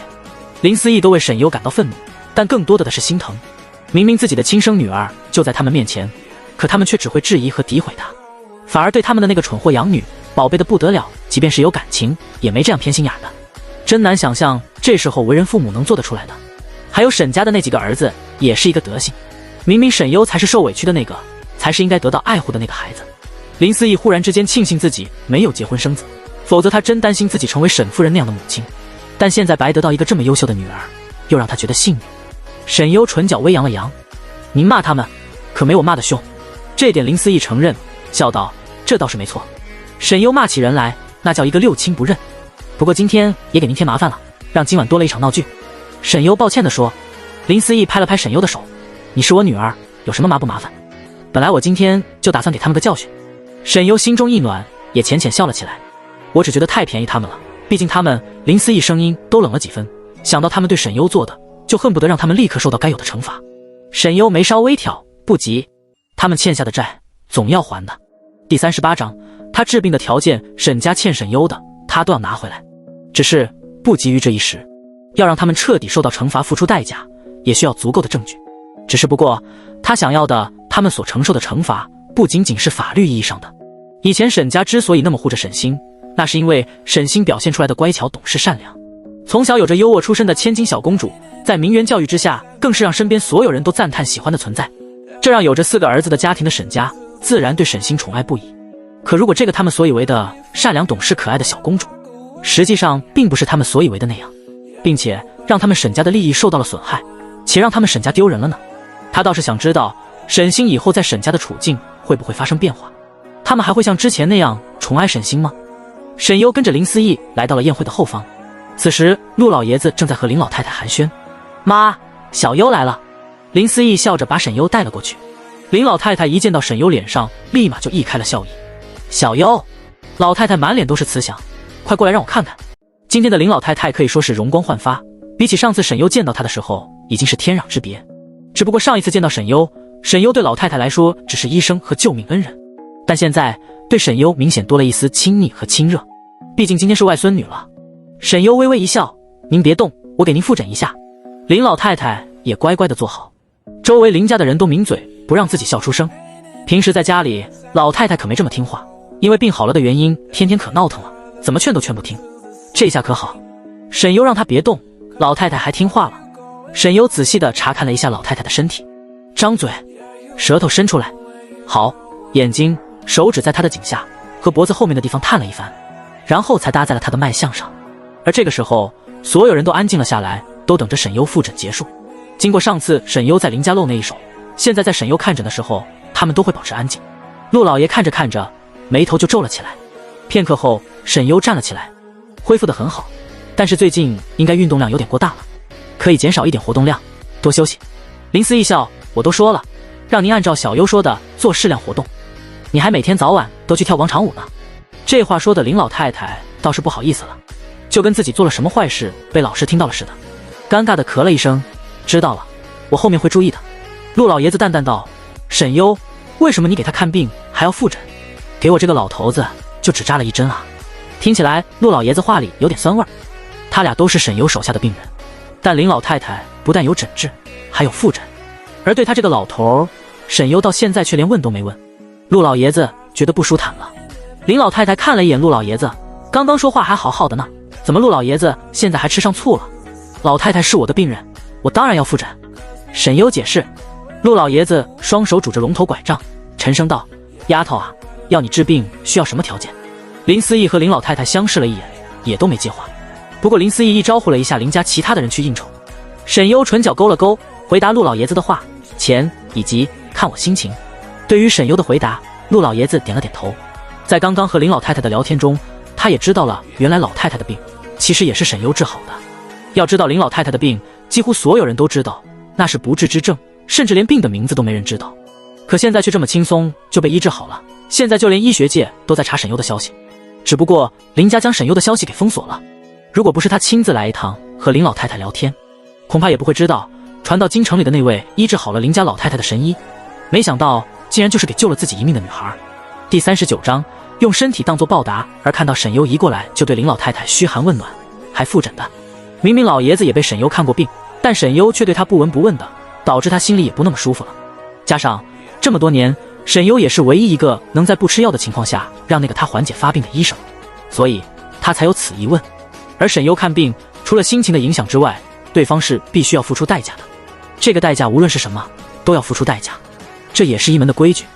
医门所习的医术不是纯粹的传统医术，传承以及对医者本人的要求极高，医者的一个行为便能够逆天改命，从阎王手中夺人，医死人生白骨。而医门中人大多长寿，身体也比普通人更加干净纯粹，更能力驱除世间所产生的杂质，所以他们信天道，但也能逆天道，也认为气运乃天成。对于病人来说，毫无代价便重获新生，那么会在一定程度上坏了自己和医者的气运。所以医门自古以来便有这种病人必须付出一定代价才可医治的规矩。而现代的这些医生，病人本身就是需付出代价，且治病大多是模式化、固定的病症、固定的治疗方式，对医生本身的要求不高，只需要规范化的学习就能够做到。所以医院里的医生们和他们医门里的人本质上也是完全不同的。这种代价当然最直接简单的就是钱。林思义微笑着为沈优说话，陆叔叔，小优有小优治病的规矩，这我们也是不干涉的。自从林老太太的病好之后，打听沈优的人可太多了，说实话找沈优治病的人都在排队。林思义也没透露关于沈优的消息，只知道林家有这个渠道，连带着林家也再次跟着沈优沾了沾光。而林思义也从不干涉沈优是否治病，一切都看他自己的意愿。沈优也笑着点了下头。就在这个时候，清朗好听嘹亮的男人声音穿了进来：“钱我出，妹妹要多少随便开价。”陆思彻也缓缓走了过来，穿着西裤的大长腿在陆思彻身上有种独有的魅力，分明是玩世不恭的样子，却有一种 A 的过于炸裂的荷尔蒙。他嘴角噙着笑意，目光看着的却是沈优。陆老爷子皱眉，这小子今天怎么跟孔雀开屏似的？陆思彻妹妹两个字咬得让沈优嘴角微微抽了抽。他怎么觉得陆思彻喊妹妹这两个字的时候都有些刻意的成分？老爷子忽然站了起来：“思义啊，带我去那边走走吧，坐久了还怪不舒服的。”林老太太也站了起来：“正好，我也该走动一下了。”林思义哪能不明白他们的意思，立马笑着带着他们去另一边走动了。他们离开后，这里就只剩下了陆思彻和沈优。沈优目光毫不掩饰的上下欣赏了一下陆思彻的身体。虽然陆思彻看着像个纨绔二世祖，但其实沈优发现，无论是陆思彻的行走站坐、身躯和体态都是板正的，就连那种鼓痞劲儿也丝毫不影响他那体态扑面来的属于男人的阳刚硬朗。钱随便我开。陆思彻眼里泛起一丝衣色，故意凑近了沈优，嘴角挂起邪似的弧度。当然，你要是对我身体很满意的话，我也可以用身体当做报答。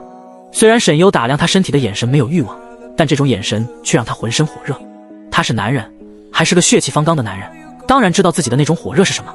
而他也能看出来，沈优的眼神里分明是对自己的身体的满意，因为这样的眼神已经不止一次了。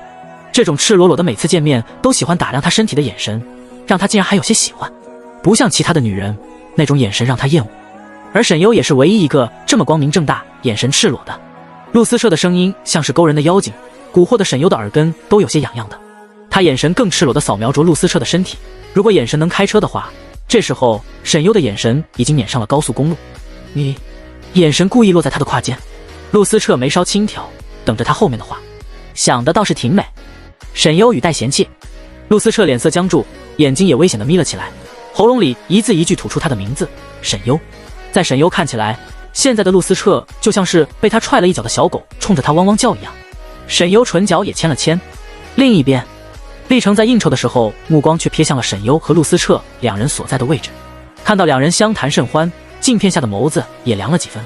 对面的人打趣，看来厉少这次难得的心动，怕是要让人捷足先登了。厉成从容的淡淡笑道：“游戏才刚刚开始，还没到最后，谁也不知道花落谁家。”而厉成这话却让对面的人有些意外。他和厉成认识多年，厉成其实很少活动在是富二代圈子里，但谁都知道厉成。就像所有人虽然没怎么见到过陆思彻，但却知道陆思彻一样。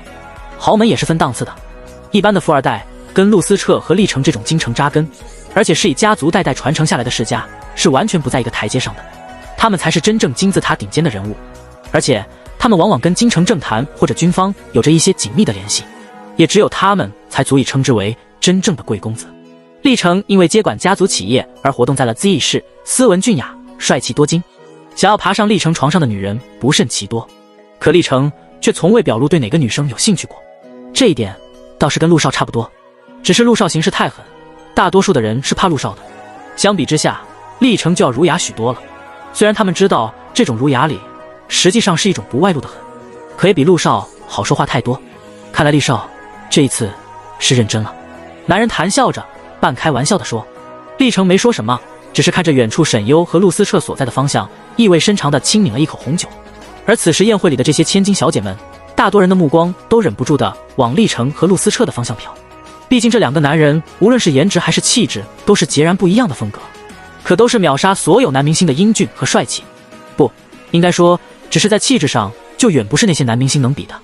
可惜这两个男人，一个如黄泉荆棘般危险又致命，而另一个则如高岭之花，只可远观，高不可攀。此时被赶出宴会酒店的沈家一家人，每个人的脸色都阴沉无比。第40章，争风吃醋的男人沈明常也是少见的对这个养女发了脾气。平时爸妈是怎么教你的？怎么连一点眼力见都没有？知道我们有多丢脸吗？沈夫人想到自己以后跟其他阔太太们打牌，估计都要矮人一截了，脸色也不太好看。本来是习惯性的想帮沈星说话，但这个时候也都没帮他说话了。而且沈星刚刚最后说的那句话也的确刺到他了，养女就不是女儿，还骂沈优是假千金，可沈星自己也是他们沈家的养女啊。这话不仅仅是让沈夫人心里不舒服，让沈家所有人心里都不舒服。四兄弟也没有说话，脸色都有些沉了，仿佛他们都没想到沈星会说出那样的话来。再加上他们进这场晚宴就多花了300万，现在不但300万打了水漂，还落得个被赶出来的下场。沈星抱着沈夫人的胳膊，委屈地哭诉着：“对不起，爸爸妈妈，我也不是故意的，我就是看她那样喊着别人妈妈，为妈妈感到难过。明明她是你们的亲生女儿，现在却为了攀附更有钱的林家都不认你们，我才那么生气的。”听到沈星的话，沈夫人也心软了。小青是冲动了点，但你也知道小青平时也不是这样的，事情已经这样了，你说这些话有什么用？沈明长怒道：“你还好意思说？还不是你教出来的好女儿，一点都没眼力见。”沈星轻咬着下唇，可怜地看向了4个哥哥。沈之文叹了口气，摸了摸是沈星的头，知道错了就好了。沈叔，这件事也不能全怪小星，如果不是因为沈优，妹妹也不会这样。谁知道沈优竟然能成为林氏千金啊？沈木点头：“是啊，爸。也不知道沈优用了什么手段，估计赶我们出来也是他故意让林总这么干的，就是恶意报复。”闻言，一家人也都沉默了。他们的确更想知道沈优到底怎么会成为林氏的千金，这一切简直让他们到现在都还觉得难以置信。沈锦州沉声道：“得罪了林氏，以后恐怕……”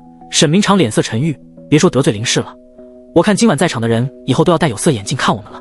沈星根本不敢说话。先回去吧。沈锦州率先上了车，一家人也都前后上了车，驱车回家。都被赶出来了，他们总不能一直站在酒店门口吹风。沈星默默地跟在他们身后，虽然刚刚他也得到了安慰，心里稍稍放心了点，可从上车到回去的路上都没有人再跟他说话。沈星心中忐忑，心里更是恨不得沈优去死。如果不是他的话，今天他根本不会这么丢脸。沈家的离开也无疑引起了宴会内一阵议论热潮，说不定林氏千金说沈家那位假千金是真的，看那位沈小姐跟4个哥哥可是一点的都不像。林氏千金不可能说的假话吧？听他骂沈星假千金的时候，你们没看沈星脸都绿了。这么说的话，我2年前也听过一点小道消息，说其实沈家还有个亲女儿，但沈家还就喜欢这个养女，所以没让那个亲女儿见人，不是吧？这么狗血。等等，林氏千金也姓沈，她该不会才是沈家的亲女儿吧？不然沈星怎么死咬着林氏千金不放？怎么可能？要真是他们亲女儿，这么优秀的女儿早就认了吧？除非他们脑子有病。就是俩人放在一起，气质也差太多了。林氏千金才是真正的大家族培养出来的千金样子。今天天气不错啊。沈优转了话题，虽然现在是夜晚，而且是室外宴会的场地，只能看到漫天的人造灯光，陆思彻却还沉浸在刚刚沈优对他的调戏里。先回到我刚刚的话，你是对你看到的有什么不满意吗？他压着的声音带着几分威胁。沈优，我也没看到什么啊。陆思彻唇角咧了咧，眉眼染上了几分桀骜的放浪。如果你想，我也可以给你一个机会。话里有话，一股野性的暧昧扑面而来。不得不说，这样的陆思彻简直像是行走的催情药，轻而易举的就容易让人被他所勾引。沈优蹙眉，我正儿八经中医，你在说什么呢？这假模假样的样子，却是让陆思彻嘴角弧度更深了几分。沈优撩了就跑，是不对的。他一字一句轻声说，气息落在他的耳边，目光也深深地凝视着他。沈优轻咳了一声，机智地转移了话题。你爷爷的病不好治。虽然他觉得自己也没做什么，但莫名的脸也有了点燥热感。虽然知道沈优是故意转移话题，但关于陆老爷子的病，陆思彻是很重视的。条件你开。陆思彻看着他，那目光里似乎多了一种别的东西。只要你能治他的病。沈优看着前方，准备5000万吧，我会考虑的。陆思彻笑了笑，虽然听起来沈优没答应，但实际上已经答应了。此时宴会内的舞乐已经响起，大家也都已经进了舞池里翩翩起舞。就在这个时候，历城向着沈优走了过来，他绅士的弯腰微笑，美丽的公主，我能邀请你一同跳舞吗？陆思彻周身的温度都降到了冰点，目光淡冷地看向了历城。沈优礼貌地笑笑，我不会。历城抬眸，镜片之下的那双眼睛笑起儒雅温和，没关系，我教你。温柔耐心的话让人难以拒绝。沈优本来也难得的对这个文质彬彬的男人有好感，出于礼貌也就不拒绝了，所以他轻点了一下头，抬起手，而他正要搭上历城的手，就被另一只手捉住了。陆思彻冲着历城微笑，不好意思，所谓先来后到，要跳舞也应该是我先才对。厉少，你说是吗？历城也看向了陆思彻，勾唇，的确凡事有先来后到，但陆少也应该明白，人该有礼义廉耻。不温不火的回对，实际上却是一种对陆思彻挑衅的嚣张。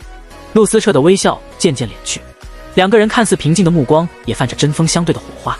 第41章，本该属于他们的。而厉成说出这句话后，沈优这才觉得厉成其实也是个狠人。毕竟陆思彻这样的人，一般人也没这个胆子这么挑衅。陆思彻手腕的力量抓得沈优还一时动不了。一段时间不见，厉少说话可比从前难听了不少。陆思彻凉凉开口。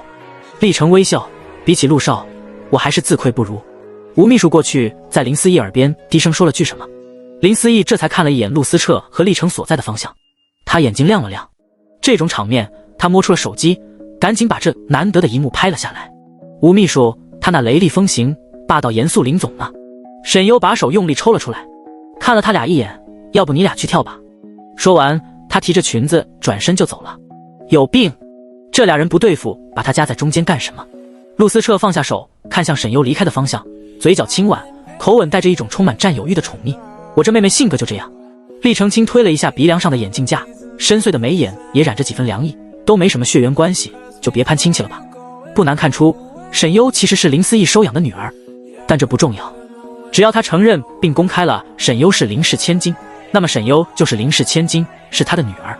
所以沈优和陆思彻根本没有血缘关系。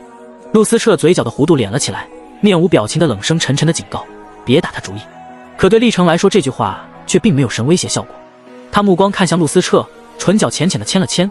凭什么？陆思彻眸光冷凛，周身的那股气场也发生了变化。沈优离开后，被林家的人亲戚们拥了过去，在林家一众同辈们的崇拜和热情中，度过了这场晚宴最后的时光。而林氏千金沈优也真正通过这一场晚宴，成为了豪门新贵。同时，沈家的一场闹剧也成为了圈子里茶余饭后的谈资。关于沈星是沈家假千金，是养女的八卦也在圈子里传了出来，但沈家并没有承认，也没有发声明。而沈星一旦看到有这种帖子或者讨论，就立刻举报，让人去删掉。他才不要让别人知道自己是假千金，知道他真正的父母是赵家夫妻那样的土包子。沈锦州也发动了自己所有资源去调查到底是怎么回事，沈优是如何成为林家的女儿的。但不管他怎么查，都查不出什么来。从监狱出来就直接去了林家。沈锦州沉声道：那他哪来的机会去认识林思义？沈之文摇头：我也很奇怪，入狱之前那3年，他可一直在我们家，一切活动轨迹我们都很清楚，他连活动都没有跟我们一起出席过，怎么会认识这些人？他眉头紧紧皱了起来。而且出狱接他的人就是林总的秘书，也是昨天的晚宴他才认出吴秘书，才知道沈优那天出狱的时候就是林家去接的他。兄弟俩怎么都想不通，沈优坐牢这2年到底发生了什么？可是晚宴那天晚上的沈优太过耀眼，这种耀眼让他们心里都升起了一种十分复杂的情绪，甚至还有种心理不平衡，就好像那本该是属于他们的，现在却是别人的。以前他们的目光总是在沈星身上，从来没有注意过沈优，也因为从前的沈优一点都不惹人注目，所以即便沈优是他们亲妹妹，回到了沈家，他们也丝毫没有在她身上停留过目光。但现在的她，即便是他们，也忍不住会被她所绽放出的光芒所吸引。如果她没有刻意针对他们沈家和小新的话，也许以后注意点她的情况，我怕她会针对报复我们沈家和小新。沈锦州淡淡道：经过昨晚的事情，恐怕圈子里的其他家族会因为林家而疏远我们了。沈之文心不在焉的点点头，沈之文其实想说，他觉得小新最后骂沈优假千金的时候，让他听着实在是不舒服，但是想了想又没说，毕竟小新是自己最疼的妹妹，他们4个兄弟从小就发誓，无论以后发生什么，都会好好保护这个妹妹的。第42章垃圾分类。而这一场林氏所举办的晚宴，虽然是上流社会圈子里的宴会，但也是有些消息流出来的，尤其是关于林氏千金美貌和林家对她的宠爱，以及沈家被因为沈家千金而被林氏晚宴赶出去的消息，都已经出圈的小范围传播。不过沈家4兄弟有手段，封锁了不少关于沈家的负面消息。大小姐，关于赵家，这是他们最近去的地方和接触的人。吴秘书把资料送来的时候，沈优正在看都市传说的剧本，虽然戏份不多，但毕竟是挣钱的活儿，他对待挣钱的事情一向都比较认真。他放下剧本，把吴秘书递来的 TED 上面的资料翻看了一眼，看到上面赵家所接触的对象和做的事情，他嘴角勾了勾，再给他们透露几个沈星经常去的地方，还有沈锦州4兄弟也别放过，好兄妹就应该一起面对。吴秘书点点头，好像对做这种事很有兴趣。好嘞，赵坤的债主可以让他们逼得很点。沈优云淡风轻地说着，一边继续翻起了剧本。是。吴秘书继续说，对了，关于入学的事情，校方那边在询问您什么时候入学。沈优，暂时不急，再说吧。吴秘书，好。接下来，沈优抽时间去医院再次看了看陈欢，并按照疗程为陈欢施针治疗。经过这次治疗，陈欢虽然还是没有清醒，但是脸色却比之前看着稍微好了一些，已经有了气色了。我还会再来的。他看着床上的陈欢轻声道。说完，转身离开病房，走出医院的时候，却意外见到了拎着自己儿子来医院的陈芬。你这小子又跟人打架，你看你伤成这样，妈妈多心疼啊！黄毛少年一脸不耐烦，死老太婆一天啰啰嗦嗦，烦死了，能不能闭嘴啊？陈芬却不生气，你这孩子，妈妈这不是心疼你吗？跟着在后面的中年男人也说，儿子说的对，你就是啰嗦，男孩子打架有什么，这才是野马。这时候的陈芬眼尖的跟什么似的，一下就看到了沈优，立马就朝着沈优跑了过来。你给我站住！沈优还没走2步就被陈芬蹒跚的身躯给挡住了去路。陈芬上下打量着沈优，你最近做什么去了？穿得这么好，正好你弟弟要看病，去把你弟弟医药费给付了。沈优唇角冷冷咧了咧，关我屁事，转身就走。陈芬脸色难看，你站住！沈优停下脚步，回头看了他们一眼，医药费是吧？找你亲女儿报销啊？那可是你亲生的，肯定不忍心看着自己的亲弟弟受苦的。他在沈家那么受宠，随便说说好话，让你去沈家当个保姆，都比你现在挣钱多好几倍吧。别说钱了，沈星认识的白富美那么多，没准连你儿子的婚姻大事都解决了呢。陈芬一边思索一边说，那是当然，不过很快他想起了自己现在要做的事，你现在先给小阔把医药费给了，赶紧的。沈优蹙眉，什么品种的垃圾分类，还真分一家去了。虽然陈芬听不懂，但知道沈优在骂人。好啊，你还敢骂我？但沈优说完那句就继续走了。陈芬想追上去，可沈优已经进了电梯，他墨镜一戴，挥手拜拜。陈芬气得破口大骂，你这个小贱人，你别忘了是谁养活的你，翅膀硬了是吧？我亲女儿可比你强多了，你算个什么玩意儿你等着，等我亲女儿继承沈家的资产，你可一星半点都没有。黄毛少年冷哼了一声，这个赔钱货现在可真是蹬鼻子上脸了，亏我当年知道他是豪门千金的时候还讨好了他一下呢，谁知道沈家对他连狗都不如呢。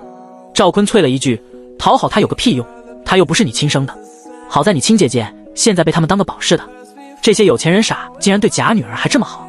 不过这个死丫头说的也对，你亲姐姐认识那么多白富美，你多讨好她一点，到时候让她给你介绍个女朋友。黄毛少年也嘿嘿笑了起来，放心吧爸，我这么帅。沈优懒得跟这家人纠缠，主要是这里人多，他真怕自己会忍不住动手。既然赵家非要找自己麻烦，那他也只有转移到沈星身上了，毕竟这是他应得的，多一分都是沈优曾经替他承受的。离开医院之后，沈优才去见了一直想见他的何方，也就是网络上最近名声大噪，明摆着下场为和沈家作对的何方大律师。第43章，大律师也要名分。何方是半年前出狱的，因为过失犯罪而入狱，所以曾经的业内大佬才会悄无声息地消失3年。但如今他已经重新执照，也重新回到了行业内。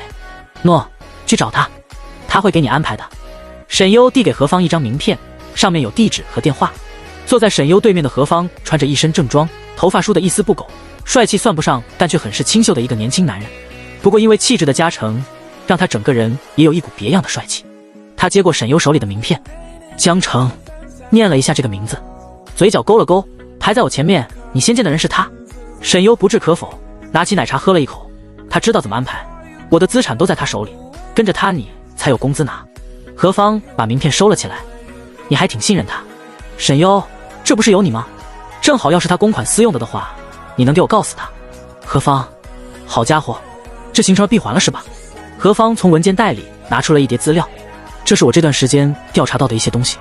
何方，沈家4兄弟这些年为了维护沈星做的一些霸凌事件，还有陈欢被推下楼事件相关的一些资料，但资料很少，也不全。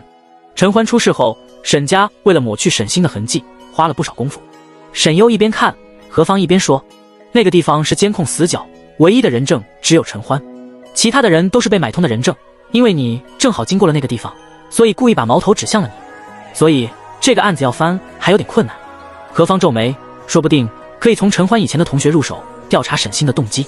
沈优知道，虽然何方查到的资料就这么一点，但其实他已经做了不少事情，因为沈锦州和沈之文将这件事的确抹得很干净，所以现在的话，要么让他们自爆，要么陈欢醒来。沈优淡淡道。何方点了点头，目前是这样。沈优眉梢挑了一下，我知道了。对了，沈之文联系过我。何芳笑了一下，你猜猜他找我做什么？沈优没猜的想法，喝了口奶茶，看向了奶茶店外面陆陆续续的说笑着走过的大学生们。他问我是不是跟陆思彻有关系，还问我是不是曾经业内的那位何芳。何芳主动坦白了，他算是知道沈优毫无兴趣跟他玩猜猜看的游戏。说起来，以前我没坐牢的时候，沈之文曾经还想拜在我的名下，成为他业内的人脉呢。何芳这句话说的玩味，没想到短短几年，他已经成为了知名的大律了。你这个二哥这么年轻，如果不是招惹上你的话，可以说是前途无量啊。沈优嘴角弯了弯，不置可否。沈家4个兄弟的确基因优良，每个人都有极具天赋的地方。沈锦州是学霸，15岁的时候就考上了世界一流的商学院，并在极短的时间内完成学业，回到家族继承家业。这在全国内的同龄人中都是首屈一指的存在。沈之文同样毕业于一流的政法大学，高材生，在最短的时间内功成名就，依靠沈家和沈锦州的人脉，迅速跻身业内翘楚，官司胜率高达 96%。沈树、沈木也都各自在自己的领域内闪闪发光。不过，沈优知道这4个人的名气也有一些营销的成分。4个人有实力不假，但实际上也并那么名副其实。沈星为了抬高自己，所以这几年4个哥哥买了不少营销通告。毕竟4个哥哥吹捧的越高，那么对他而言也就越发有利，他团宠小公主的含金量也就越高，羡慕他的人也越来越多。不过，我跟他最大的不同是，我当年是过失犯罪，而他是知法犯法。何芳声音冷了下来，律师界不能容下这种渣子。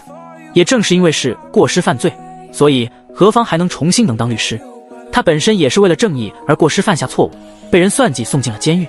沈优抿了口奶茶，淡淡道：的确是渣子，不过渣子不止他一个，只是进监狱也太便宜他们了。他看着沈优，他不知道沈优想做什么，不过看起来只是进监狱的话，的确太便宜这些人了。他笑了笑，故意问：从现在开始，我可以算是你的人了吗？以后再被人问起，我能说我是林氏千金沈优的私人律师顾问吗？沈优咬了一下奶茶吸管，看向何芳，眼神上下瞄了瞄，和他都老大不小了，名分就看得这么重要。何芳他就随便问问，逗逗沈优，倒也不是那意思。这话怎么问得那么奇怪？不过也不知道为什么，自从认识沈优之后，他还就挺喜欢得到沈优的承认和认可。这或许是源于沈优本身的一种人格魅力。就像当初在监狱里，明明她那么年轻，那么漂亮，在很多监狱犯人的眼里，她甚至应该算是最轻而易举被猎杀的猎物，可她却能成为那些最难搞定的犯人们的镇定剂，甚至让他们望而生畏。毕竟她在监狱里的手段可比在外面很多了。第44章，沈优人脉这妖牛逼吗？很快都市传说剧组开机了，沈优也进组把自己的戏份给拍了。他的戏份少，几乎都是一遍过，所以拍摄结束的时间也很快。结束之后，导演立马上前对沈优发起了下一部戏的邀约。这样漂亮又演技好，而且还没什么架子的新人演员，简直可以说万里挑一。而且沈优身上有种其他所有女演员都没有的气质，一旦上大荧幕，她预感一定爆火。所以他已经拍了许多关于沈优的花絮和物料。但同时，导演和剧组的各大平台账号评论区几乎都是抵制沈优和抵制这部戏的。而且随着沈优进组的消息传出，愈演愈烈。虽然沈锦州和沈星以及沈家的负面舆论并没有消失，但并不影响沈星的粉丝们对沈优和剧组的谩骂。就连沈优杀青当日都遭到了黑粉的攻击。沈优刚走出剧组，就被迎面砸来了一个鸡蛋。你这个抢戏咖，不要脸的贱人，抢了沈星的角色，你以为你算个什么东西？沈优的额头被砸出了血，吓得周围的人都发出了惊叫声。你去死吧，你这个靠男人包养上位的贱货！黑粉还在骂。沈优摸了摸额头，看了眼手上血，表情没什么变化，只是拿起手机报警。110吗？这里有人恶意伤人。报完警之后，沈优又拍了张那个叫嚣着黑粉照片，淡定的一系列动作一气呵成，然后平静地看了一眼那个叫嚣着的女人，当作没事发生一样上了车驱车离开了。但这件事却迅速爬上了热搜。同一时间，何方大律师的官博贴出了律师函，而攻击沈优的黑粉也已经被抓。网上的风向也是两边倒，都来当演员了还这么玻璃心，不就是被骂几句吗？至于吗？这胡咖哪来的公主病，还告粉？何方大律师为什么要帮沈优站台啊？他什么人啊？没人注意他们之间是什么关系吗？我笑了，抢戏咖果然戏多，讨厌你的人那么多，你告得完吗？但同时也有不少网友们纷纷站在了沈优这边，有的人三观给狗吃了，别人打你你报警不？评论区震碎我三观，这就是沈星的脑残粉。沈优姐姐帅惨，我就喜欢这样干脆利落的。告他妈的牢底坐穿！谁还在说沈优是被包养的？有证据吗？张嘴就是造谣。我说我是爹，你怎么不承认？我听说沈家前段时间参加一场晚宴，因为沈星被赶出来了。还有人说沈星是假千金，没人吃这个瓜吗？对，我也听说了。姐妹你号要没了，上个发这个瓜的人已经被炸号了。我看这个黑粉就是沈星指使的吧？大小姐还没真正出道呢，就已经把自己当大咖了。沈优在家里制药的时候，打开手机就看到了无数条消息涌入，但她最热闹的却是她是评论区里点赞最高的几条。第一是沈星的留言：沈家新宝，得饶人处且饶人，还是要有点善心比较好。这条评论收获无数赞，评论后面全是对沈星的吹捧。人美心善小公主就是我们新宝了，公主什么时候真正出道当大明星啊？有钱有颜的千金心善小公主，我真是爱死了。可恶，明明我们新宝去试戏是给他们剧组一个爆火的机会，他们都不珍惜，却用了这种恶心的坏女人，活该胡穿地心。点赞第二的是沈之文的留言，适可而止。下面的评论则全部都是迷妹们和沈星的疯狂的粉丝。二哥你来了，二哥你要保护好公主好吗？不能让公主受委屈，也不能让公主的粉丝受委屈啊！大型护妹现场，兄妹请我磕死了。有二哥在我就心安了，谁都不能欺负我们的新宝。呜，大哥艾特沈锦州和艾特三哥沈硕艾特四哥沈木怎么还不来啊？沈优才刚刷新一下，评论又瞬间爆了。原来他被买了热搜，难怪评论区越来越热闹。沈优抽空在评论区先回复了一下点赞量最高的沈星，塑料袋呢这么能装，然后往下滑到沈之文的留言回复：不把你当人，你还真不说人话了。回复完之后，沈优才改了个签名：上合国际沈家人与狗不得随地大小便。这样也不会误伤自己了。在沈优回复完这兄妹俩和改完这个签名之后，立马又再次火了。他好会骂沈星塑料袋，上合集团沈家人与狗不得随地大小便等等好几个词条都纷纷冲上了热搜，网上吵得不可开交，热闹非凡。然而就在这个时候，开始有好几位平时不怎么露面的低调白富美千金和二代公子纷纷点赞了沈优的签名和他的回复。这些都是平时再低调不过的豪门富家小姐少爷们，虽然他们平时的账号不怎么用，但并不影响网友们扒出他们的身家背景。光是偶尔发的一张生活照，那都是富得难以想象的存在。但现在这些名媛们竟然都在点赞沈优的签名，这什么意思还不明显吗？沈优到底什么身家背景啊？竟然人脉这样牛逼吗？第45章被军方注意上了，而这些名媛千金和少爷们那都是极少露面的，即便是在某些星光璀璨的场合里，这些千金少爷们都是作为更为尊贵的嘉宾和客人们出现。虽然普通网友们不了解上流圈子，但也知道这些人才是真正的重量级人物，明星在他们的眼中都不过如此。也正因为这样，所以作为千金小公主的沈星备受追捧。但这些千金少爷们平时可都不怎么活跃的，连动态都极少发，现在却都出来为沈优点赞了，这让大家不禁都纷纷开始猜测沈优有什么样的身家背景了。虽然沈优也姓沈，但因为抢戏和沈星的矛盾缘故，大家都没有联想到沈优和沈家有什么关系。即便有联想的，也因为沈家兄弟对沈优的态度没有了怀疑。毕竟如果真是一家人的话，关系怎么可能会是这样？网络上关于沈优身份的猜测也一下流言四起。沈优不会也是什么千金小姐吧？哈哈，之前骂沈优是什么土包子黑粉来看看，人家的人脉可比你们的沈星好多了。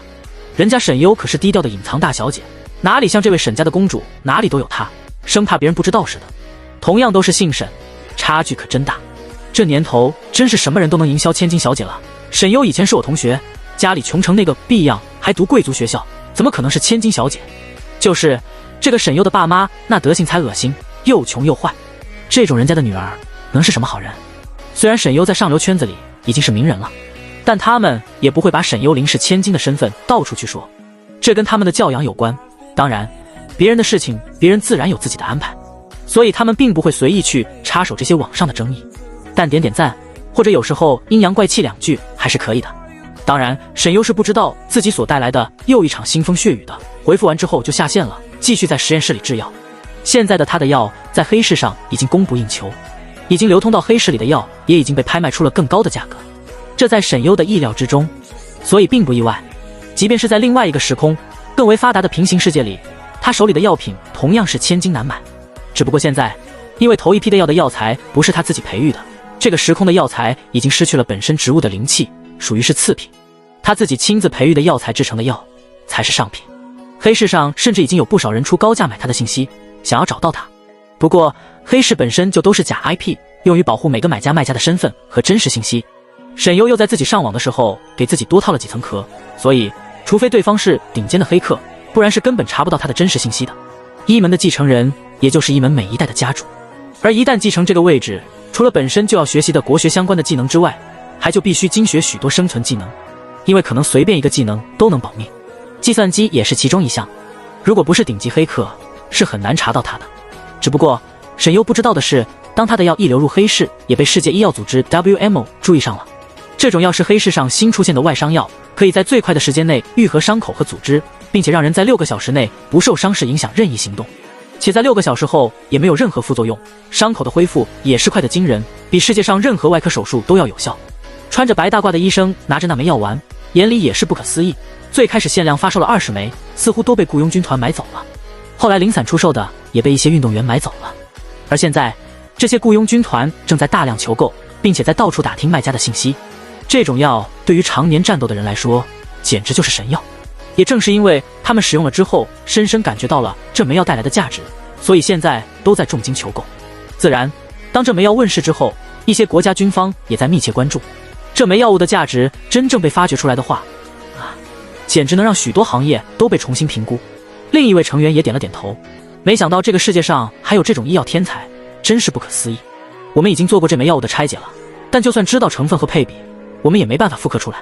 如果能把这样的人才吸纳到我们组织来，对人类来说恐怕会是真正的一大进步。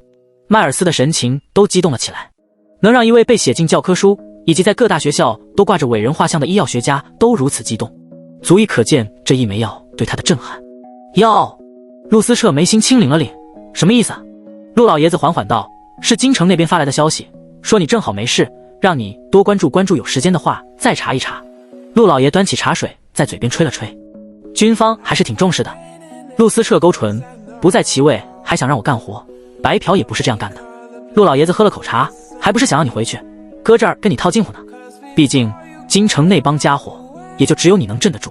自从陆思彻离开，那帮家伙就跟无主的野狗似的，拴都拴不住。陆思彻不置可否，只是随口问了句，他们查不到吗？陆老爷子淡定回答，查不到。陆思彻皱眉，那我 TM 查得到个屁。陆老爷子，陆思彻放下原本交叠的二郎腿站了起来，行了，暂时没打算回去，让他们别浪费时间了。陆老爷子眉头也紧紧拢了起来，但也没说什么。陆思彻嘴角忽咧了咧，再说我还得为您老爷子求医呢。说到求医，陆老爷子脑海里也想到了沈优，他不知道陆思彻和沈优之间的交易，但作为病人，还有为了其他那些和他一样得了这种病的战友，如果沈优真的能为他诊治并且医治好这种病，那么沈优一定会是军方的大功臣。沈优这丫头啊，我倒是很喜欢。他挑了一下眉，故意说，不过我看喜欢他的人可不少。陆思彻嘴角的笑意也渐渐敛了起来。陆老爷子缓缓说了起来，说起来，历城那小子小时候在京城的时候是不是就经常跟你打架来着？没想到长大了可比小时候沉稳了不少。历城本家也是京城的，而京圈的这些少爷们小时候也都几乎认识，有的甚至是在一个大院里长大的。而陆思彻和历城也是从小认识，但关系不好，从小就打架，装样子罢了。陆思彻淡淡道，他是个什么东西我还不清楚吗？忽然他手机震动了一下，他拿出手机看了一眼，就看到了关于沈优的最新消息推送。他悄悄把沈优的平台账号设了关注，所以任何有关于沈优的消息都会推送到他手机上。看到这些消息的时候，陆思彻皱了皱眉，不过看到沈优改的签名的时候，又突然笑了起来。看到陆思彻笑的那样子，陆老爷子就隐约猜测到了跟谁有关，也摇了摇头笑了笑。他忽然觉得让阿彻留在 Z 城未必不是好事。他还记得3年前见到他回来的时候，那个样子如从地狱里爬回来一般，整个人都只剩下了半条命，仿佛一半的灵魂都已经留在了地狱里。这次来 C 城见到他，他才觉得他好像渐渐活了过来。圣都学院作为 Z 城的贵族高校，也是世界知名的商学院，这里几是国内最多富二代聚集的地方。沈星作为学院的风云人物，每次出现都会受到许多学生的瞩目。而沈星在看到网上铺天盖地对沈优身份的臆测，脸都白成了纸。沈星，这个沈优不是我们之前学校里的那个吗？怎么一下这么火了？就是我还听到有人说他其实就是林氏千金，怎么可能啊？这种话也有人信。跟在沈星身边的2个女学生纷纷踩着沈优，她们跟沈星关系好，还是沈星4个哥哥的迷妹，从高中开始就是沈星的跟班了，还在沈星的授意下排挤和欺负过沈优。沈星脸色难看，冷冷道：“我怎么知道？谁知道他怎么骗人家的？这该死的贱人，到底是怎么成为林氏千金的？一个土包子，连自己亲生父母哥哥都不要的下贱货色，又怎么能跟自己相提并论，甚至比他的身份还要高？也不是空穴来风吧？我以前就觉得沈优跟他那父母也不是很像，不会真是被抱错的千金小姐吧？”张妙妙随口猜测，可这话却刺激到了沈星。啪！他一耳光扇在了张妙妙脸上，打得张妙妙莫名其妙，脸上火辣辣的疼。“你打我干嘛啊？”张妙妙带着哭腔。沈星瞪着他：“什么被抱错？他就是个假千金，根本不会有人喜欢他。他那种下贱身份的人，你还真以为他是真千金吗？”张妙妙被骂得抿嘴没有说话。林楠劝说：“沈星，妙妙也不是故意这么说的，沈优那种人肯定不会是什么真正的千金大小姐啊，一副乡巴佬穷酸样。”沈星冷声威胁道：“你们两个别再让我听到这种话，不然的话别怪我不客气。”说完，沈星才转身走向了校门外。此时正是放学的时候，周围来来往往的都是同校的学生。张妙妙不满地看着沈星的背影，一边哭一边说：“他有什么好拽的？我还听到有人说他才是假千金呢。前几天不是还被林氏晚宴给赶了出来吗？”第46章，她不会是你妹妹吧？这个时候，另外一个女生走了过来，似乎听到了她的话，笑着说：“是不是假千金我不知道，不过她被赶出去我倒是看见了，这么丢脸的事情她还能当作什么都没发生，脸皮还挺厚的。”这个女生说完就走了。沈星虽然在学院里粉丝和追捧者甚多，但对于一些家世更好的千金小姐来说，即便崇拜和喜欢沈星的哥哥们，但对沈星这个人是没什么好感的。学校里也并不是所有人都喜欢沈星，对于这些没有追捧自己的人，沈星一贯也不怎么搭理他们，属于井水不犯河水。毕竟沈星的哥哥们都是宠妹狂魔，都是难惹的角色。那女生走后，俩人也相视了一眼。原来沈家被林家晚宴赶出来是真的。沈星不是还有4个哥哥吗？也被赶出来了吗？在他们的认知里，沈星的4个哥哥无所不能，谁都要给几分面子，竟然还真的被赶出来了，这也太掉价了吧。林楠安抚：“好了，沈星本来就忌讳这种事，尤其是讨厌沈优，以后别在他面前提了。”张妙妙撇撇嘴，在别人面前那么装，这些年怎么对我们的？什么沈家小公主，还不都是他自己吹捧出来的？他俩因为跟沈星认识的久，而且因为他俩家世不如沈星，加上沈星很喜欢承诺介绍自己哥哥给他们认识，所以他俩一直都对沈星言听计从。但这些年沈星根本没正式在他的哥哥们面前介绍过他们，只偶尔让他们见了一下，他都根本不让他们主动跟他的哥哥们说话，说他哥哥们都不喜欢主动的女生。到现在他们也没什么幻想了，只是不敢得罪沈星。林楠低声劝说：“好了，别说了，你忘了陈欢吗？”提起陈欢，张妙妙的脸色也变了。她可太知道当年陈欢因为跟沈星作对是什么下场了。后来陈欢突然出事，沈优也紧接着放出消息说休学去国外了，学校也不让谈论这件事。很多人都怀疑沈优跟陈欢的事有关，也有人亲眼看到过沈优经过陈欢摔下去的地方。所以虽然有消息说出国了，但不少人都认为沈优坐牢去了。可他俩知道沈优和陈欢根本就没有矛盾，反而是沈星引导他们和学校许多人都欺负过陈欢。但事情过去了2年，陈欢的事也被大家遗忘了。沈优的出现也让大家觉得他不像是坐过牢的样子，便没有再提起。尤其是上次有人见过沈优，还说沈优和一位有钱人家的贵公子在吃饭。沈优看起来跟以前完全不一样了，跟换了一个人似的，还一身的名牌，所以他不可能去坐牢了。可陈欢当年所遭遇的对待，还是让现在的他俩心有余悸。破风电竞俱乐部，沈木在打练习赛的时候被身边的队友叫了一声：“沈木，沈木，你看这个女孩跟你长得好像啊，好漂亮。”沈木不耐烦地取下耳机，这才看向了队友手机里的照片，顿时脸色一变：“你哪来的照片？”队友笑着说：“我也不知道，我网上看到的，有人发出来的。”队友手里的那张照片正是沈优，而且看起来像是偷拍的一张的剧照。剧照里的沈优带着淡淡的笑容，像是自带着光环的清冷美人。这该不会是你失散多年的妹妹吧？跟你们长得真像。另一个队友走过来：“怎么可能是沈木妹妹？这要是沈木妹妹，我早就让介绍给我认识了好吗？滚吧你！要是沈木妹妹，我已经先下手为强了好吧？我就喜欢这一挂。”俩队友吵吵嚷嚷的争着要是沈木妹妹，谁能抢着去追求？而两人也都没注意到沈木的脸色有些阴沉。我有妹妹，她能比得上小星？第47章，看够了吗？俩人也没注意到沈木的语气变化，继续半开玩笑的说着：“这不是知道你宝贝你家沈星吗？你们几个宠妹狂魔谁不知道啊？但说真的，你那妹妹真不是我的菜。你家那妹妹那小公主我可不敢招惹。而且说实话，我觉得你妹妹被你们惯得太厉害了。我比较喜欢女神系的。你看着这个女孩有没有一种仙女的感觉？”两个队友都是见过沈木的妹妹沈星的，沈星也来过他们俱乐部，玩游戏又菜又总想让他们让着她，不让着她就不高兴，所以俱乐部里沈星的舔狗还是比较少的。当然也有一两个很喜欢沈星的，只不过碍于沈家这几个宠妹狂魔的哥哥，也就偃旗息鼓了，没什么想法了。谁愿意一天天的跟几个妹控哥哥们争宠啊？而且这些人还一个个的都不好惹。听着这俩人一个劲儿的夸沈优，而且还想着当他妹夫，沈木的脸色也越来越不好看。尤其好像在他们的眼里，沈优好像比沈星更让他们喜欢，这更让他心里不平衡了。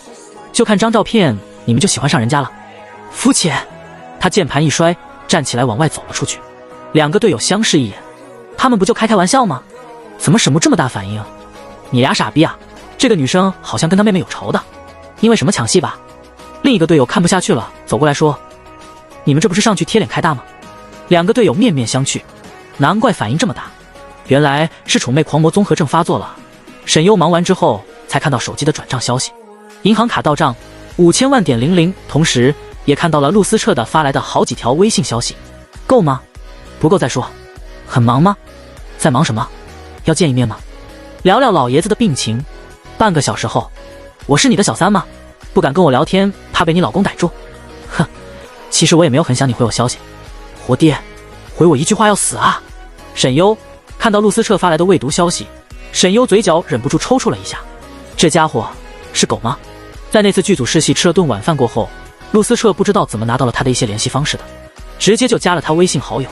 从加他之后，时不时就会给他发个消息来刷下存在感，但沈优懒得搭理他，主要是因为他如果不是重要的事情，他一般都懒得回消息，而且他对手机的依赖性也不高，所以看的也不多。他回了个问号过去，正要放下手机，就收到了陆思彻的秒回。你别误会，我没等你回消息。沈优一副地铁老人看手机的表情，平时看起来不是挺嚣张吗？这装给谁看呢？人呢？陆思彻的消息又发了过来，他唇角勾了勾，然后回了条消息，约个时间。陆思彻秒回，好。沈优放下手机，走到了窗户，撑了个懒腰，看着窗外的一片明朗的晴天，脸上也难得挂起了一丝明媚的笑意。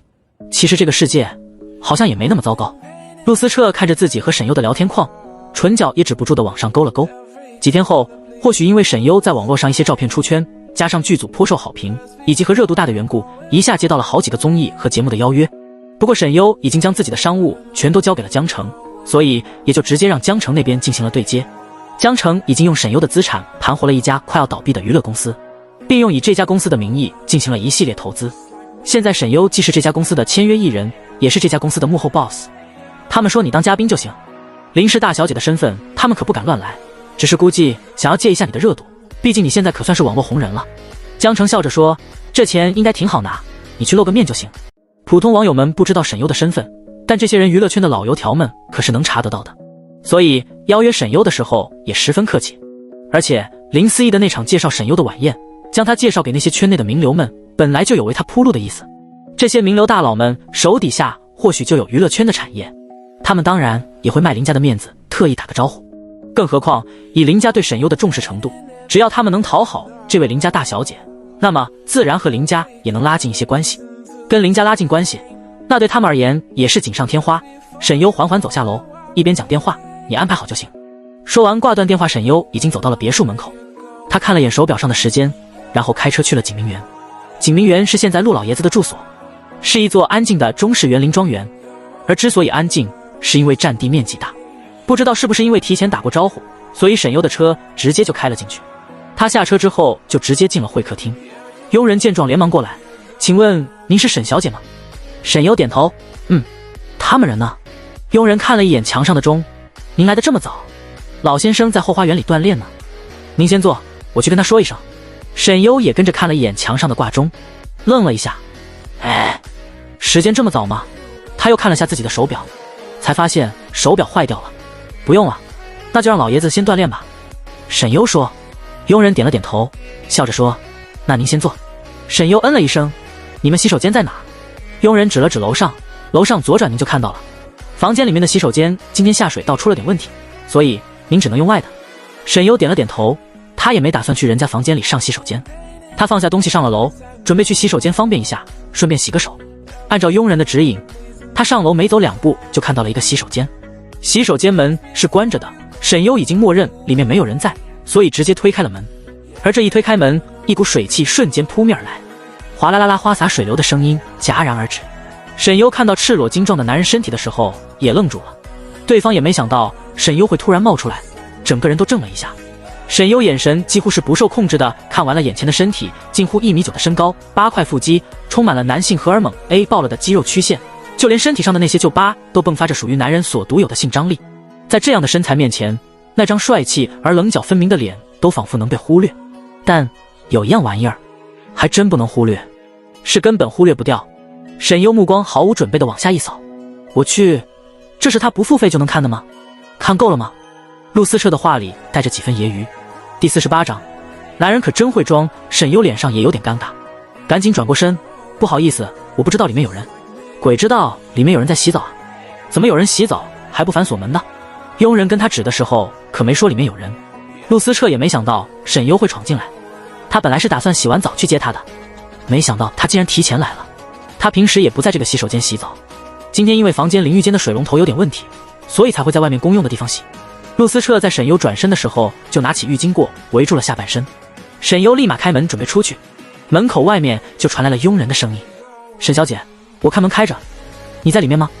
佣人见洗手间的门还歇着个缝隙，所以才在外面问了一声，毕竟沈优是客人，担心客人有什么不方便的地方。听到外面的声音，沈优下意识的就把门给关紧了。我在。他立刻说了句，要是佣人进来看到这一幕，或者他出去让人看到陆思彻，他还以为他是什么偷窥狂魔。他警告地看了陆思彻一眼，示意他噤声。陆思彻好整以暇，挂起一抹似笑非笑。好的。佣人说完后也立马下去了。沈优呼出了一口气，准备开门出去，是可身后的气息却朝他包裹了过来，浓郁的男人气息朝他笼罩而来。身后的男人也靠向了他身后，一只手将门给堵住了。即便隔着一层空气，他也能感受到那块燃烧起来的温度，仿佛只要那火源一碰到他，便会如燎原之火，不可遏制地将他燃烧。你不是很喜欢看我的身体吗？陆思彻的声音轻轻吐在他的耳边，让他的耳根都痒了起来。怎么，现在不看了？陆思彻的声音带着几分刻意的撩拨。沈优现在被夹在门和陆思彻之间，进也不是，退也不是。你别多想，对我来说，你的身体跟标本没什么区别。毕竟不管是男人还是女人的身体，他从小到大都看多了，解剖的也不少，所以对他而言根本没什么忌讳的。看活人跟看死人也区别不大，唯一的区别只是有的人身体更好看一点，值得让他多看2眼罢了。所以让沈优对人的裸体也不会产生别的想法，一块有肉的排骨架子罢了。即便是换一个人也是一样的。还有，让开点，是你硌着我了。沈优皱眉，陆思彻眉梢挑了一下，目光下移，眼底暗了暗，该死。沈优感觉陆思彻往后退了一点，他开门准备出去，外面又响起一阵拖地的声音。沈优的手放在把手，算了，该怎么解释是陆思彻的问题。手一动，准备开门，可他的腰身忽然被掐住，被陆思彻拉了回去。这逼仄的空间里，他都还没反应过来，嘴唇便被一片湿热贴了上来。可那稳住他的男人，从最初的轻轻贴上来的浅长折纸，开始变得越来越肆虐。而他想动手，可双手刚动，就是又被他轻而易举地反剪在了身后。沈优自认也是有身手的，而且不差，但在陆思彻面前，他们却有着明显的力量悬殊。他的技巧和力量都恰到好处，将他禁锢的让他无法撼动半分。果然如他所料，陆思彻根本就不是什么普通的富家少爷，这种身手和反应速度，那是得有相当丰富的实战经验才会有的。他湿发的水滴顺着他的发丝一滴一滴地落到了他的脸上，顺着他的脸颊滑落进了他的锁骨。沈优皱眉，腿已经屈膝顶了上去，而陆思彻似乎早有防备，在沈优发起攻击时已经侧身躲开。他垂着头看着他，缓缓松开禁锢他的手，笑得浪荡又邪肆，一头湿润的头发凌乱得让人浮想联翩。我不是每一次都能有这么好的忍耐力的，沈优。陆思彻盯着他，低哑的声音带着一股情欲的味道，不要招惹一个男人的生理极限。你是学医的，难道不知道男人的本质就是禽兽吗？每次沈优用那种赤裸的眼神打量他的时候，那种眼神都让他恨不得一口将他吞进肚子里。即便那眼神没有一个一丝一毫的欲望，可正是这种无欲的清冷，才这么让他着迷。从前他不信一个女人能让一个男人理智全无，也不信什么英雄难过美人关，更不觉得禁欲是什么难事。当然，也从来没有什么女人能提起他的兴趣。但是自从沈优出在他的目光里，一切都有了例外。他才发现，原来一个男人真的可以不受控制。沈优被吻得嫣红的嘴唇冷冽了脸，你自我认知还挺清晰。虽然空间逼仄，但沈优现在身体自由了，也就有了反抗的能力。沈优出手快准狠，可却难以碰到陆思彻，每次都差之毫厘。突然沈优脚下一滑，整个身体都往后倒去，陆思彻立刻往前伸手搂住沈优的腰，但这个大动作之下，陆思彻的脚也滑了一跤，眼见要压向沈优，他用尽全力抱着沈优翻转了一下两人的位置。砰！刚回来的陆老爷子一进到会客厅，就听到楼上传来一阵惊天动地的声音，立马站了起来。发生什么事了？在楼上拖地的佣人也石化了。少爷，沈小姐，老爷子健步如飞地跑上楼。当他们看到砸在地上的整块门板，以及叠在一起的沈优和只围着重点部位浴巾的陆思彻的时候，俩人都在原地呆住了。陆老爷子脸差点僵住了。这佣人的嘴巴也震惊的能塞下一个鸡蛋。刚刚他来的时候，洗手间不是只有沈小姐吗？沈优现在几乎整个人扑在了陆思彻身上。谁知他一抬起头就看到了吃瓜的两人。陆思彻有点吃痛，眉头都紧紧拧了一下。但当看到老爷子和女佣的表情的时候，也立马解释，不是，爷爷，您别误会。沈优脸色也有点尴尬，洗手间有点滑。陆老爷子咳了一声，立马转过身去，哎呀，我什么都没看到。这年头年轻人啊，就是不一样。姥姥，女佣也赶紧跟着转身走了。少爷，沈小姐，我什么都没看到啊。下楼的时候，陆老爷子还低低的说了声，这门什么质量，怎么这么差？女佣忙不迭的道歉，是，老先生，我马上就让人换了，家里全都换了，多检查一下。是。陆思彻看着下楼的方向，又看了看已经从自己身上爬起来的沈优。沈优站起身，整理了一下自己的衣服，忍不住的踹了地上的陆思彻一脚。陆思彻被踹了一脚也不吭声，就是可怜兮兮的望着沈优，看着还挺委屈。沈优皱眉，男人可真会装。第49章，活爹，送你回家，10分钟后。沈优已经坐在了会客厅，而陆思彻也已经换好了一身衣服，坐在了沈优的对面。此时气氛有点诡异，陆思彻摸了摸鼻子，轻掩住唇边微微掀起的弧度。沈优也在纠结要不要解释一下，但看陆老爷子一副眼观鼻鼻关心的样子，好像并没有想知道的样子，所以沈优还是决定不解释了。难道说自己去上洗手间遇到了陆思彻洗澡，自己还把他给看光了？这不能说，要是说了，非要他负责怎么办？陆老先生的病我查过了，目前在现代医学上没有记载。您上次病发的时候，我收集了点样本回去研究。你的病，他微微顿了一下，而陆老爷子和陆思彻都在等着他的后话。沈优唇角咧了咧，我能治。听到他口里的这3个字，陆思彻的神色也变了，眼中也泛起了一丝亮光。陆老爷子也有些激动，真的吗？丫头，你真的能治？沈优点了点头，只不过我需要施针，施针过程可能会有些难受，需要您忍耐。而您也一定要遵从我的医嘱行事，一旦不遵医嘱，我就会停止治疗。你的病不是一朝一夕能治好的，需要一段时间的疗程，所以治疗期间你需要待在自习室。陆老爷子激动道，你放心，我已经退休了，所以我能待这里。沈优轻轻嗯了一声，片刻后才说，这种病应该不止你一个人得吧。陆老爷子和陆思彻相视了一眼，陆老爷子点点头，轻声叹息道，我是幸运的，至少我还活着。沈优也淡淡笑了笑，心中了然，那些不幸运的死得很惨。陆老爷子沉了沉眸，眼里也染上了些许哀伤。沈优，能够范围性传播，那就是受到环境的影响，不过这暂时不重要，我先给把你的病治好。他管不了那么多，毕竟他又不是圣人，他能做到的只是把自己的病人治好。医者最忌讳的就是悲天悯人，否则只会将自己画地为牢，难以取舍。而且他也看得出来，这种病有可能关系到什么秘密，毕竟陆老爷子是军人，说不定和军方有什么关系，而这些他们自然也会有忌讳，不见得能对他说。当然他也不想知道。陆思彻眸子深了深，陆老爷子也多看了沈优一眼。沈优从自己随身携带的盒子将工具拿了出来，在桌子上一字排开，把窗帘都拉上，施针过程不见光。佣人立马将整个大厅的窗帘全都拉上，整个厅内立马变得黑漆漆的一片。但陆思彻的目光却能清楚地看到沈优的一举一动，也能清晰地看到他他脸上的每一个细微的表情。离开景明园的时候，已经是傍晚了。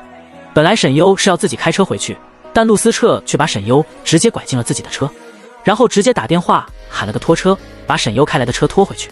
沈优，不是，陆思澈是不是有毛病啊？也就几分钟的功夫，沈优就眼睁睁地看着自己的车被拖走了。如果不是他已经没精气神了，简直当场就想扎陆思澈几针。走吧，活爹，我送你回家。陆思澈笑得灿烂。第50章，亲女儿养女儿。原本还觉得无语又生气的沈优，听到陆思澈这话，也暂时没了脾气，懒得跟陆思澈这种流氓行为计较了。他今日为陆老爷子看病所用的针法，名为天速九针，而天速九针也是一门传承中最难也是最厉害的一种行针之术，对施针之人本身要求极高，而且极为耗费心力和精神力量。如果是前世的自己倒是没什么影响，但现在的自己这个身体还是差了不少。虽然他在养生，但还是不够，毕竟前世的自己是从小就泡在药池里长大的，而这个身体算是半路出家，所以治疗下来过后，沈优也有些疲乏。陆思澈一边开车一边低声说起了关于这个病的由来。爷爷的病是20年前感染的，和他一样感染的还有他的战友。事实上，每一支派去当地驻扎的部队都会有一部分人得这个病，而得到这个病的人80%都死了，死得十分凄惨，只有一小部分活了下来。但即便是活了下来，也会饱受病痛的折磨，是必须依靠药物才能活下去。而那些死去的人，临死前会变得和野兽一样，撕咬同伴，以同伴的血肉为食，最后发疯了一样的吃自己。他说着说着，发现沈优没什么反应，转过头看的时候，才发现沈优已经睡着了。他的脸色也不如平时那样红润，甚至有些发白，看上去也很是疲惫。他没再说话，只是安静地开车把沈优送到家。幸好他叫人把他的车拖走了，不然以他的这种状态开车，估计半路都睡着了。他嘴角勾了勾，把他送到了别墅门口，但是他没叫醒他。陆思澈的目光也落在了他身上，看着他的侧脸，不知不觉的就看入了神。中间林思义回来了，意外的看到陆思澈的车停在这里，还诧异了一下，结果看到副驾驶位睡着了的沈优，也了然了。他准备过来说两句，但陆思澈却抬起手做了个嘘声的动作，然后眼神示意了一眼沈优。林思义便明白了，他笑着点点头，然后先进了别墅。这栋别墅虽然是林思义送给沈优的，但他偶尔会过来小住一下，因为这里离公司比较近，所以林思义不是很忙就会过些，顺便带点东西来看看沈优。沈优醒来的时候，发现天已经黑了，而他还在陆思澈的车上。不过休息了一下，他精神会恢复了许多。你怎么不喊我？他揉了揉自己眉心。陆思澈手放车门的边缘，撑着脑袋，眉眼噙着笑看着沈优说：看你睡得挺香，怕吵醒你了你不高兴。夜色下，陆思澈的眸子显得分外明亮，那种玩世不恭的肆意里也染上了几分明媚。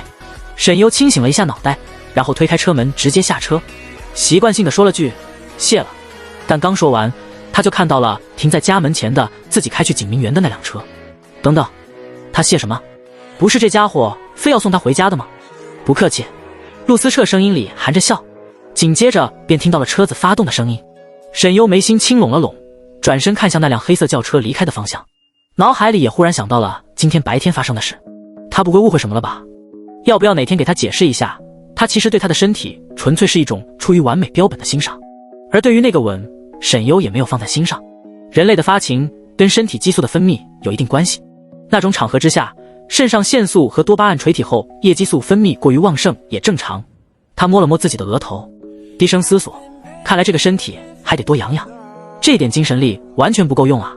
沈优回到别墅的时候，又见到了放着大包小包的沙发以及正在收拾的林思义。见到沈优回来，林思义立马笑着招手：小优你回来了，快来看看，我给你又买了几件衣服，来让我看看合不合适，还有这几个包你看你喜欢吗？沈优笑：不用试了，您买的我都喜欢。林姨每次过来都会给他买很多衣服，全是一些奢侈品名牌。他出狱后本来也没衣服穿，所以现在身上的衣服都是林姨买的。他好像特别热衷给他买衣服、买饰品、买包包，但沈优不太热衷这些，就只会穿一些衣服，所以林思义现在大多买的都是衣服，恨不得把沈优打扮成个洋娃娃，每天都穿不重样的。林思义笑道：那你也要试试，我就喜欢我的女儿穿得漂漂亮亮的，不用结婚生子就能白得一个这么好的女儿，她简直不要太开心。以后我再也不用羡慕别人家有女儿了，我自己也有一个，还比别人家的女儿都好。林思义满脸都是笑意，认认真真的在给沈优选衣服。沈优也笑了起来，只是此时他仿佛能感受到身体残留的曾经的沈优灵魂的悲凉，而这种悲凉里还有一种淡淡的感激。沈优知道，虽然原主已经死了，但人在死之前，如果心中的怨念过深的话，便会残存一部分的意识在身体当中。对于这个一点，他也无法解释。毕竟自己穿越时空借尸还魂本身也很难解释。当年沈优回到沈家之后，作为亲生父母竟然都没给沈优买过几件衣服。刚开始回到沈家，沈家父母说要给他买衣服的时候，沈星立马跳了出来，说他有很多不穿的衣服可以给沈优穿。妈，我还有好多衣服没穿过呢，送给沈优穿就好了，这样你们就不用破费了。沈母笑道，我闺女真懂事。沈优啊，小新的衣服可都是名牌，既然他不穿，你就拿去穿好了。现在知道你衣服多了吧？买那么多还不是压箱底了？现在知道拿出来给人家穿了。沈父一脸的宠溺。于是沈优被接受了沈星那些不穿的所谓名牌衣服，而沈星跟扔垃圾一样，把那些衣服都扔给了他，然后转头就又以衣服都给他穿了为由去买新衣服了。可那个时候的沈优常年在赵家和农村养成的朴素气质，根本不适合沈星的那些衣服。当穿在沈优身上的时候，得到的只是沈家所有人的嘲笑。沈星，哈哈哈，沈优你怎么这些衣服穿到你身上就这么奇怪？要不以后还是让妈妈给你买其他衣服吧。沈锦州不伦不类。沈之文，不是所有人穿上漂亮衣服就能飞上枝头变凤凰的。沈叔，你是在搞笑吗？也不看看自己什么样，小新的衣服适合你吗？沈木，哈哈哈哈，果然不是谁都适合穿小新的衣服。沈优的亲生父母也是一脸的嫌弃，就好像他穿这些衣服是玷污了这些衣服一样。后来沈优再也不敢穿那些衣服。沈家，妈，你看我新买的衣服漂亮吗？沈星拿着新衣服在自己身上比来比去。沈母微微皱了皱眉，你都多少衣服了？每个月都买几十件还不够你穿的。沈星连忙拥上去撒娇，哎呀，女孩子不就是要漂漂亮亮的吗？沈星也感觉到了这2天妈妈对自己的态度有些冷淡，所以赶紧撒起了娇。刘诗玲看到女儿这讨人喜欢的样子，心中那股郁气也稍稍散了点。最近她出去打牌，其他豪门太太们对她的态度都跟以前不太一样了，而且许多门第更高的太太们都不怎么搭理她了。以前的时候总是有很多人阔太太们询问沈星的情况，讨个热络，但现在都问都不问了，只是偶尔会提起一下老大和老二。他还从关系好的人一个太太那里听到说，现在豪门圈子里都在讨论沈星那天晚上在林氏晚宴上的行为，说一点都不像是豪门养出来的千金小姐，还有在沈星是不是他们亲生的。别说沈星这丫头还真不像你和你沈先生，跟他4个哥哥也长得不像，你家是不是基因突变啊？听到这话，刘诗玲脸都绿了。我跟你说啊，这亲生的跟收养的就是不一样，收养的就是养不熟的白眼狼，而且这基因是遗传的，那是先天性的东西，那可是养不好的。你知道那谁之前收养了个女儿，后来那女儿跟个混混跑了，还败光了家里所有的钱财，拿去接济自己亲生父母了。啧，不过我看你们家沈星还是很乖的，不管是不是亲生的，都是孝顺的孩子。那太太说这话也带着一点八卦和试探的味道，好像真想知道沈星是不是沈家的亲女儿。刘诗玲立刻反驳，就算小星不是我亲生的，那也是我一手带大的，是我们亲自教出来的，跟其他那些养女怎么能一样呢？更何况自己养出来的才有感情，他是不可能做对不起我们沈家的事情的。见他反应这么大，那太太也尴尬的笑了笑，不继续这么话题了，而是说起了林氏千金。那是，对了，我听说林氏林总的那位千金可漂亮了，最近听到其他太太们都赞不绝口。不过你说巧不巧，林氏这位千金竟然也姓沈。感觉到沈夫人周身的气场变化，这位太太也赶紧闭了嘴。她并没有参加林家的晚宴，只是听其他太太们说起过，对当场的情况也只是一知半解，所以也不清楚这位林氏千金可是当场泼了沈星一身的酒水，对沈家也没客气。然而刘诗玲除了这个之外，其他人对沈优的吹捧和称赞也让她心中十分不舒服。尤其是当有人拿沈星和沈优对比，沈星成为了陪衬的时候，一个他不喜欢的亲女儿，一个是他看重宠爱的养女，怎么都让他心里不舒服。第51章，报警把他们都抓起来。他看着身边的沈星，越看那张脸竟跟他的亲生母亲陈芬的脸越来越像，这不禁让他眉头也皱了起来。虽然他心里认为沈星才是最值得自己疼爱的女儿，可那些话去还是让他心里产生了一丝膈应。所以看到沈星买了这么多奢侈品，心中忽然就有点不太舒服了。以前沈优在家的时候，他好像都没给沈优买过几件衣服，都是沈星主动把在自己的不穿的衣服送给沈优穿。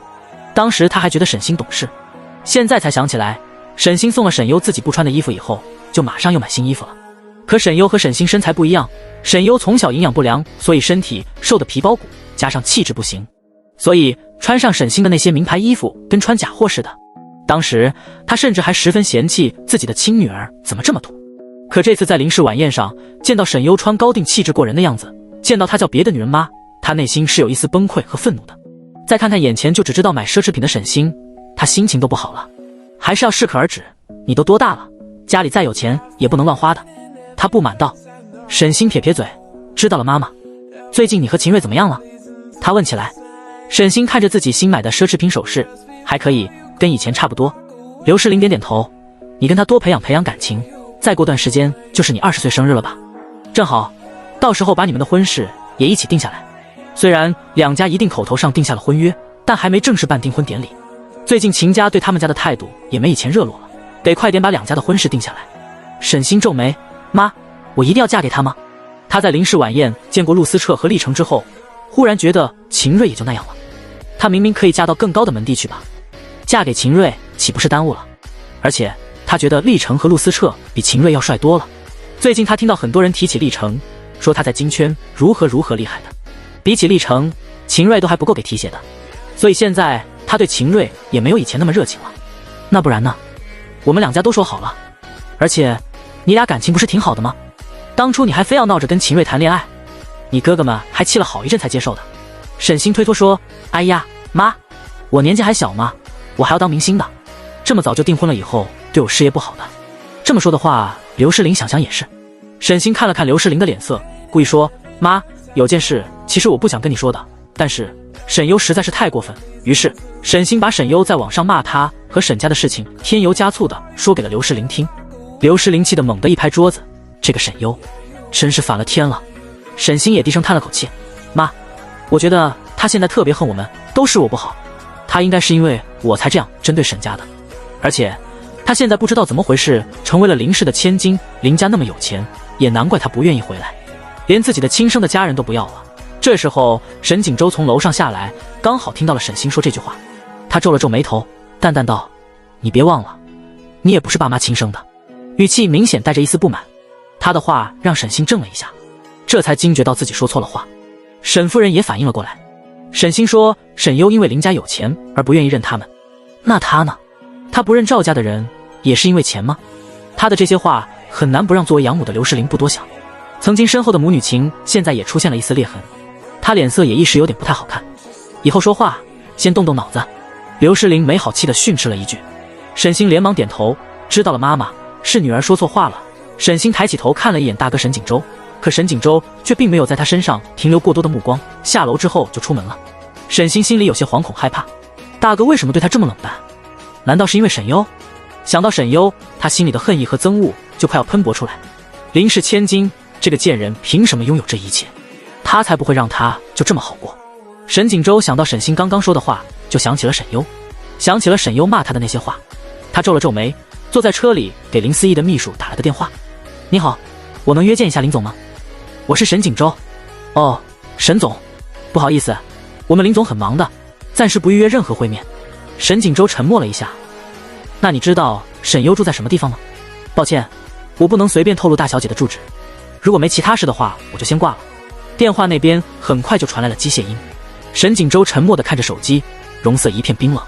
他心情有些烦躁，除了因为沈优之外，还因为最近沈星的亲生父母经常出现他所在的地方去骚扰他，借着沈星的名义找他要钱，还恬不知耻地让他们的儿子喊自己哥哥，甚至还想让自己给他们儿子一份工作，这简直是荒谬。他一次两次没搭理，可他们却还是能几次出现在他才会出现的地方，跟狗皮膏药一样，甩都甩不掉。一看到赵家那家人的嘴脸，他就觉得恶心。回家看到跟他们长得有些相似的沈星，所以也有些迁怒。林氏资义城公司大楼，让我们进去，我们要见林总。就是，你跟林总说，我可是沈优他妈，让我们进去。沈优就是个骗子，林总你可别被他给骗了。陈芬一家三口跑到了林氏门口来闹事，声音又吵闹又大，惹得林氏的一些员工都不禁看向了他们。保安把他们拦在外面，准备报警。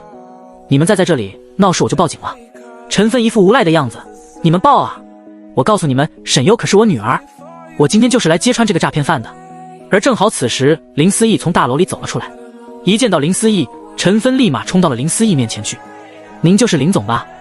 听说您认了沈优当女儿，我跟您说啊，这个沈优人品有问题，从小就不检点，喜欢撒谎骗人，我可是他的养母，他是什么人我最清楚了。林思义面露冷色，而他身边的吴秘书也紧紧地皱起了眉头。赵坤也抢着说，就是您是被他给骗了吧？怎么会认她当女儿呢？您别看她年纪小，心思可坏了，我们可是一手养大她的，但她现在却根本不认我们，这样的人简直就该天打雷劈。林思义眸子冷眯了起来，看向赵坤，一耳光扇在了赵坤的脸上，因为太用力了，他的手也被扇得生疼。像你这种人也配当沈优的父亲？他厉声冷冷道，你就该去死。他甩了甩手，疼死我了，然后看向保安，给我报警，把他们都抓起来。保安立正，是。说完，林思义又看了他们一家三口一眼，才带着吴秘书离开。而他们一家三口一听要报警把他们抓起来，顿时炸锅了。凭什么抓我们？就是凭什么抓我们啊？你们想干嘛？撒手！任他们一家再怎么无赖，但几下就被保安们制服了，热闹也一下散去。看这家人的样子，大家只以为是什么泼皮无赖来闹事的，也就没在意了。吴秘书疑惑，他们怎么会到这里来？林思义上车后冷哼了一声，这还用说，肯定是有什么人在背后指使的。这一家人真不是个东西，亏他们还是小优的养父母，哪有当父母的这么说自己的女儿的？同样都是养女，看看那沈星被沈家宠成什么样了。越说他越是心疼沈优了，摊上这么两个家庭，真是倒了大霉了。赵家是什么东西，他早就调查过，没想到竟然还能跑到他的公司大楼这里来闹事，真是胆大包天。当他林思义是吃素的吗？沈家？吴秘书猜测。林思义静默了一会儿没说话，而是给沈优打了个电话。这个时候沈优正在看江澄给他签约的综艺方案策划，一档电竞节目的嘉宾，还有一档户外生存真人秀。哦，赵家来闹事了。沈优唇角牵了牵，手指在桌沿轻轻点了点，那就闹大点吧，麻烦干妈了。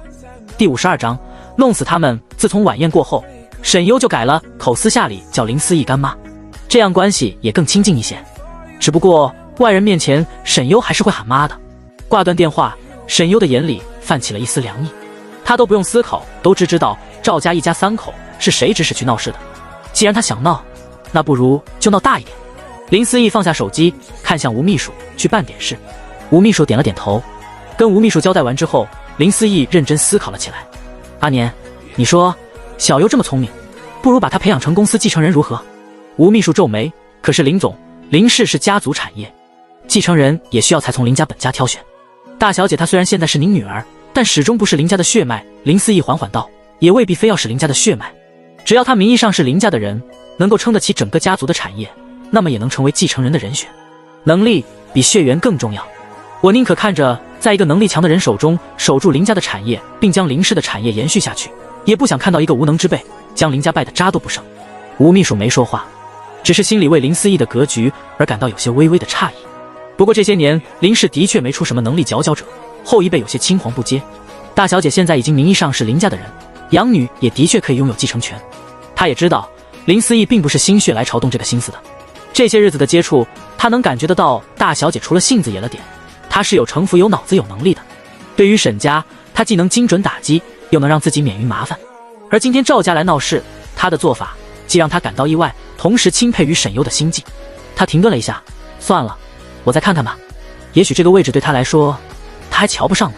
江澄见沈优接了个电话之后，便似乎在想什么，好奇，怎么出什么事了？沈优继续拿起了刚刚还没看完的策划方案，几个人渣来找麻烦，不过没事，很快就会有热闹看了。既然沈优说很快有热闹看，江澄也就不追问了。现在你在网络上风评也是两极分化，不过估计你也不在乎这些舆论，我就不说了，但热度还是很大的。你的剧照留了一部分出来，还挺出圈的，现在关注你的人可不少。娱乐圈这些人都是趋热度的，所以邀请你的节目还真不少。我挑了2个来开价高也比较靠谱的。江澄挑眉，不过这2个节目的你邀嘉宾里都有沈家的这位千金沈星，听说是挺早就定下的，为了给沈星刷脸进娱乐圈，也是巧了。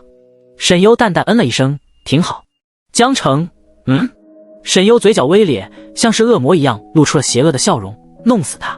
江澄他又补充了一句，这档电竞综艺里还有沈家老四沈木的战队。沈优，哦，弄死他们。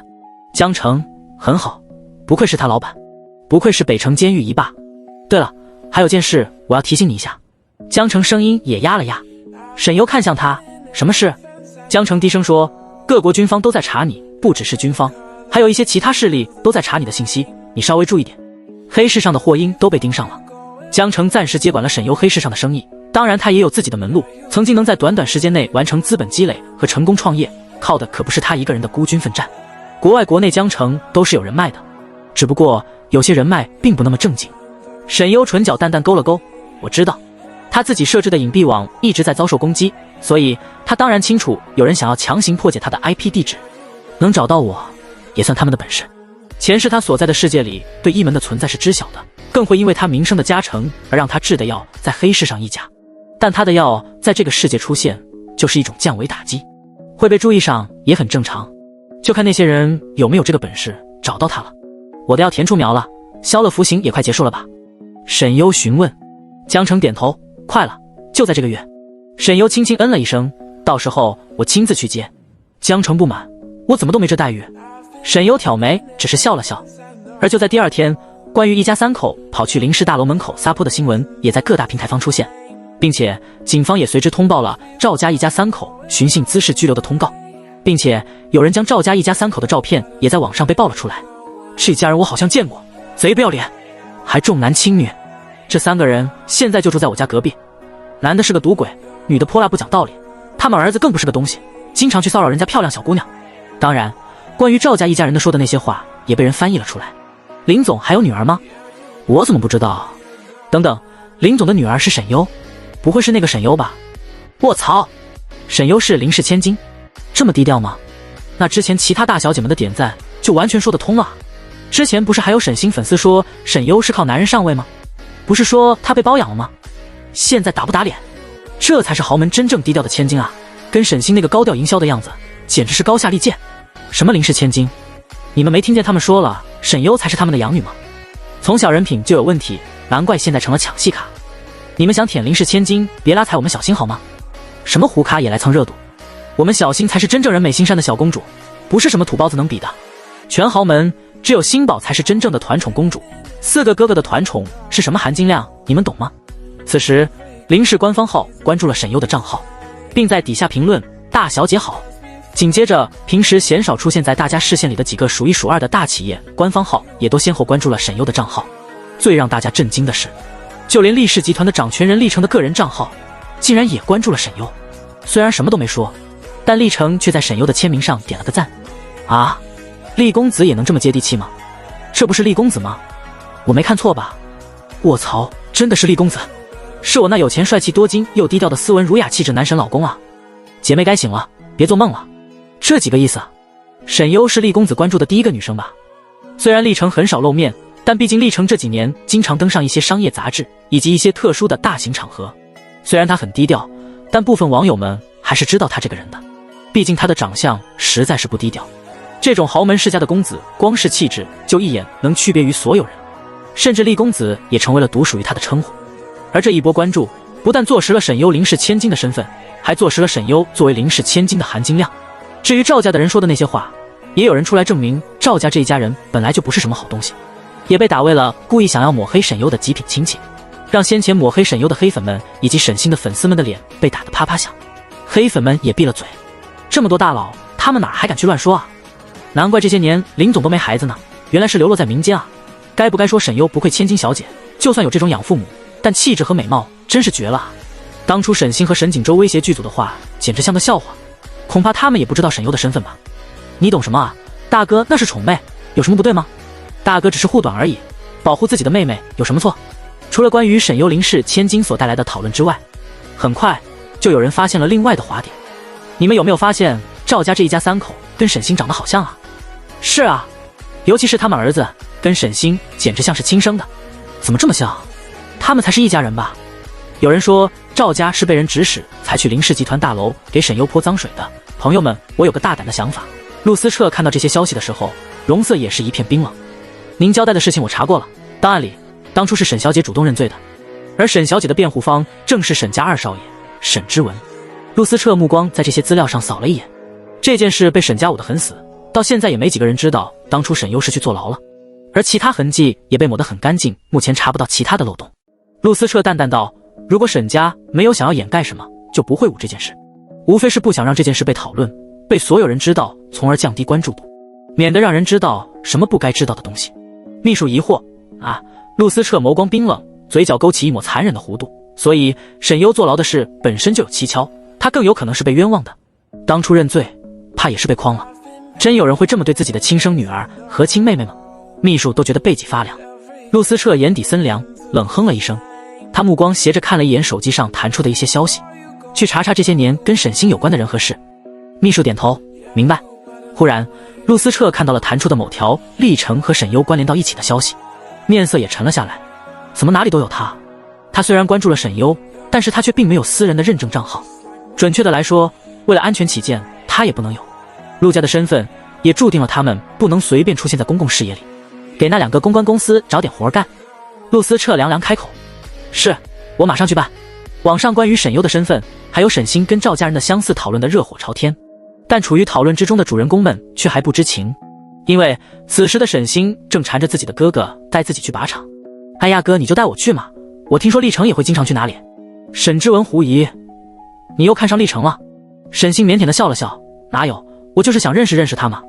你和大哥是俱乐部的会员，应该也会经常见到他吧？沈之文对妹妹的要求习惯性的有求必应，倒不是经常，看运气吧。你要我带你去也可以，但在那里可别乱跑。沈星兴奋的点头，放心吧二哥。沈优泡完药浴出来，只觉得神清气爽，果然还是得自己培育出来的药材能够发挥的药性更大。他换好衣服准备出门去见下一部戏的导演，但刚开车上路没多久就收到了一条语音消息，林涵，沈优姐姐，我被欺负了，呜呜呜。沈优刹车停下，直接反问，在哪儿？地址？第53章，她是在牢里整容了吗？林涵是干妈的侄女，因为见过几次沈优的战斗力输出，对沈优很是崇拜，不仅加了沈优好友，还隔三差五的会跟沈优问候，分享一些自己的日常。林涵比沈优小几个月，但却天天姐姐姐姐的，喊得甜得不得了。林涵的声音愤愤不平，不止我被欺负了，还有我大哥呢。发完语音之后，林涵紧接着发了个定位。沈优看了眼地址，方向盘一打就转向了定位的方向。靶场，在贵族子弟经常玩的娱乐活动里，射击是门槛最高也是最昂贵的一项，所以人也是最少的，且俱乐部以及靶场的建立也十分严格。Z 是只有1个靶场，全国也不超过5个，其中京城就占了2个。对于普通会员靶场不发实弹的，能够使用实弹进行射击的，无一不是金字塔顶尖的军政2代、金圈贵公子。但记忆是这些年来，几乎所有会员都是空包弹，除了历程。自从历程来了 Z 市以后，他成为了唯一一个实弹射击训练的会员。而对于这些有钱人家的少爷们来说，在靶场里添彩头比试也是常事。林家兄妹也是俱乐部会员，今天本来在这里训练，但没想到秦瑞也在这里。知道秦瑞跟沈优有过节，所以林家兄妹也没客气，双方便吵了起来。在这里靠的是实力说话，你们没这个实力就把嘴乖乖闭上。秦瑞冷冷道。林涵不服气，你算有什么本事？你也不过比我哥多2环，你要有本事你别喊外援啊。林冲拉了一下林涵，让他别冲动。沈星双手环胸笑道，我哥就是比你哥厉害，怎么了？你不服气也只能憋着。秦瑞也笑道，之文是我准姐夫，不算外援吧？现在你们输了就得有惩罚，该怎么办不用我提醒你们吧？沈星也看好戏的样子，虽然没看到历程，但看到林家兄妹被教训，他心情也不错。林家算什么东西？有哥哥在，还不是得低自己一等。沈星无脑崇拜的样子也让沈之文宠溺地笑了起来。前段时间被他亲生父母骚扰的烦躁也暂时消散了不少。秦瑞很是嚣张，怎么输了不服输？刚刚不是说了谁输了就学狗叫吗？那就再比一场，加码把这次的一起算上。清冷朗朗的女声忽然响起，而大家也都看向了说话的人的方向。沈优。秦瑞一看到沈优，脸色顿时跟吃屎了一样难看。上次沈优砸他那一下，现在他的脑袋都还隐隐作痛。沈优姐姐。林涵立马凑到了沈优面前，满脸激动，你真的来了？林仲不知道沈优要来，低声问林涵，你怎么把沈优喊过来了？林涵撇嘴，我就是跟沈优姐姐说一下嘛，沈优姐姐让我发定位我就发了。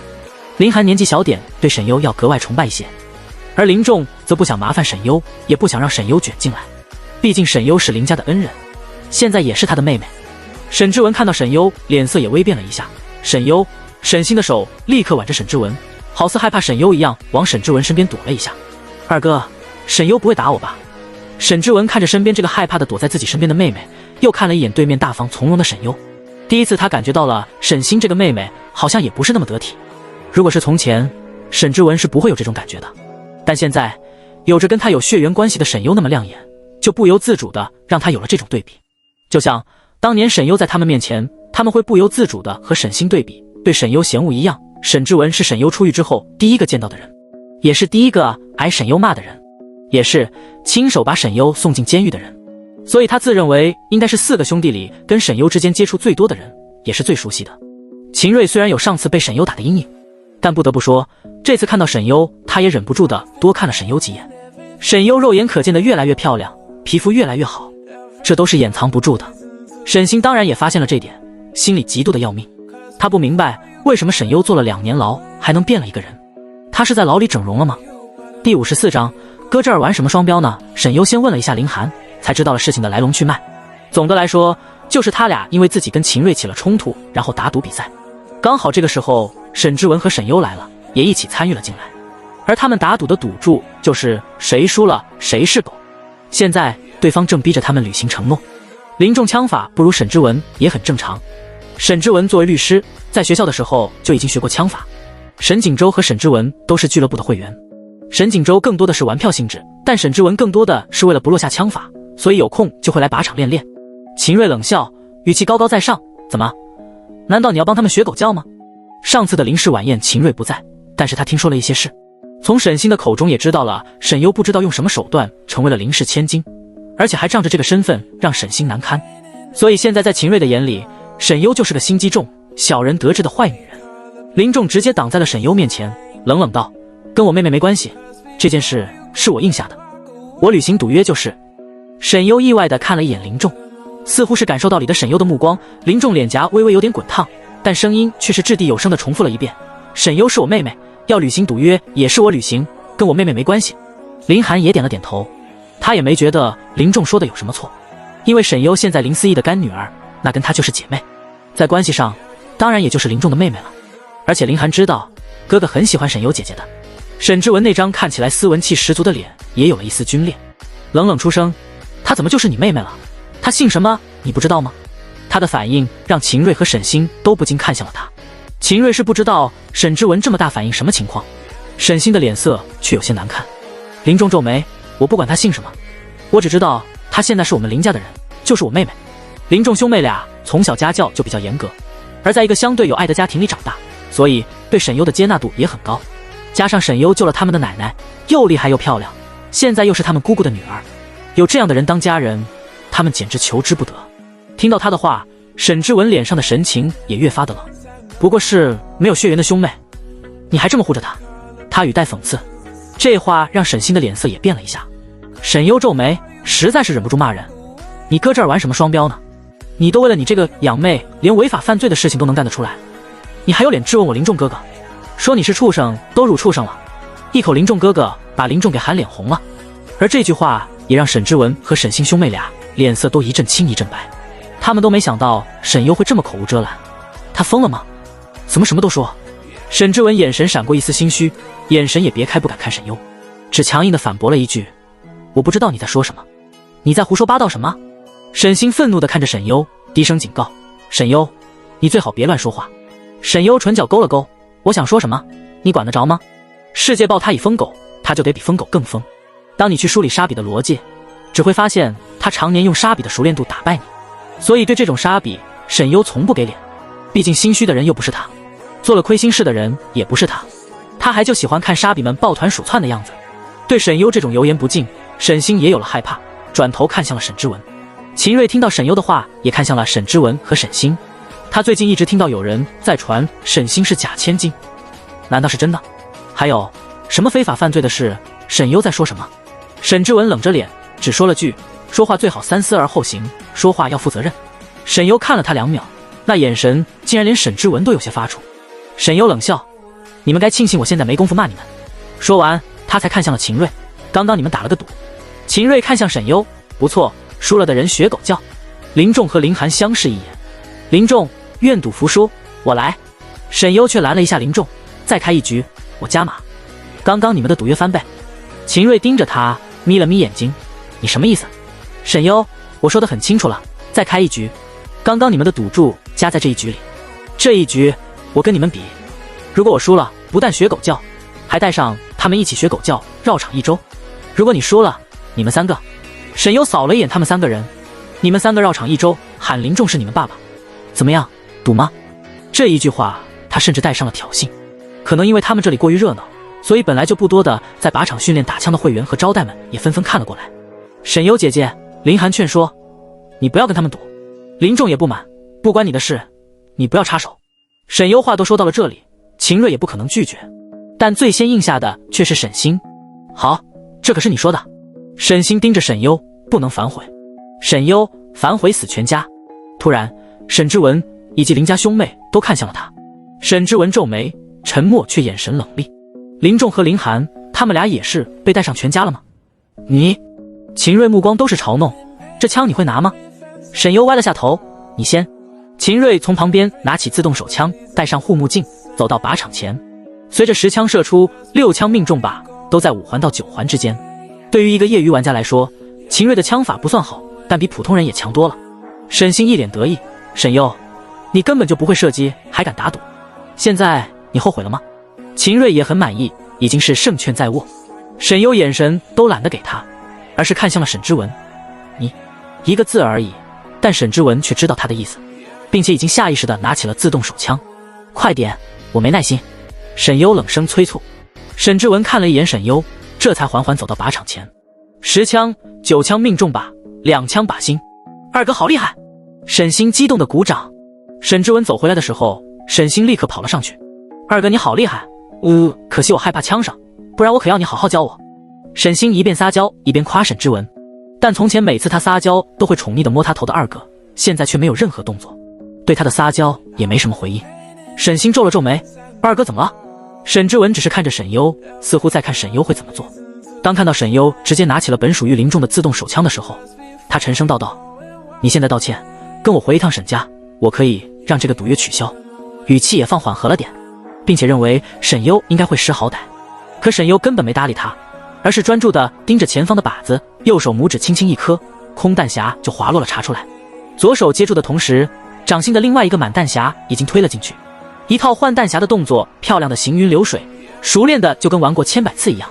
而他的这个动作也让沈之文闭了嘴，不仅仅是让沈之文闭了嘴，也让周围的人都瞪大了眼睛。怎么可能？这拆枪和组装的速度，即便是职业军人也不一定能达到吧。第55章神枪手。全场震惊，就这一个拆枪和装弹的动作，立刻就吸引住了其他客人们以及俱乐部管理人员们的注意，下意识的就看向了沈优现在所在的位置。本来他们只当这边是一些年轻人的玩闹，所以一边往这边看看热闹，但也没怎么给多的注意力。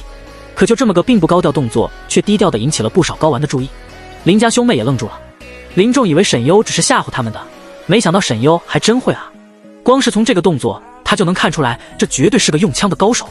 林涵都看呆了。虽然沈优这一系列动作的时间很短，但林涵经常跟着哥哥在靶场，自己也有学习，所以也知道沈优就这个动作就绝对不简单。只见沈优连那些装备都没带，直接抬起手，一套标准的射击动作，紧接着就是一串连续射击，毫无间隙。当这一连串射击声响起的时候，另一边的靶场有人皱起了眉头。是新人吧？觉得这么连续射击很爽，根本不管能不能命中。另一个正在擦拭手枪的男人没什么反应，看起来并不感冒。可当他们听到广播里忽然传来一阵鼓乐声的时候，脸色都变了。这是靶场的规定，连续命中靶心5枪，就会在整个靶场的广播里给点彩头，播放出一段振奋的鼓乐声。这也是靶场为了满足客人们的脸面所特意定制的。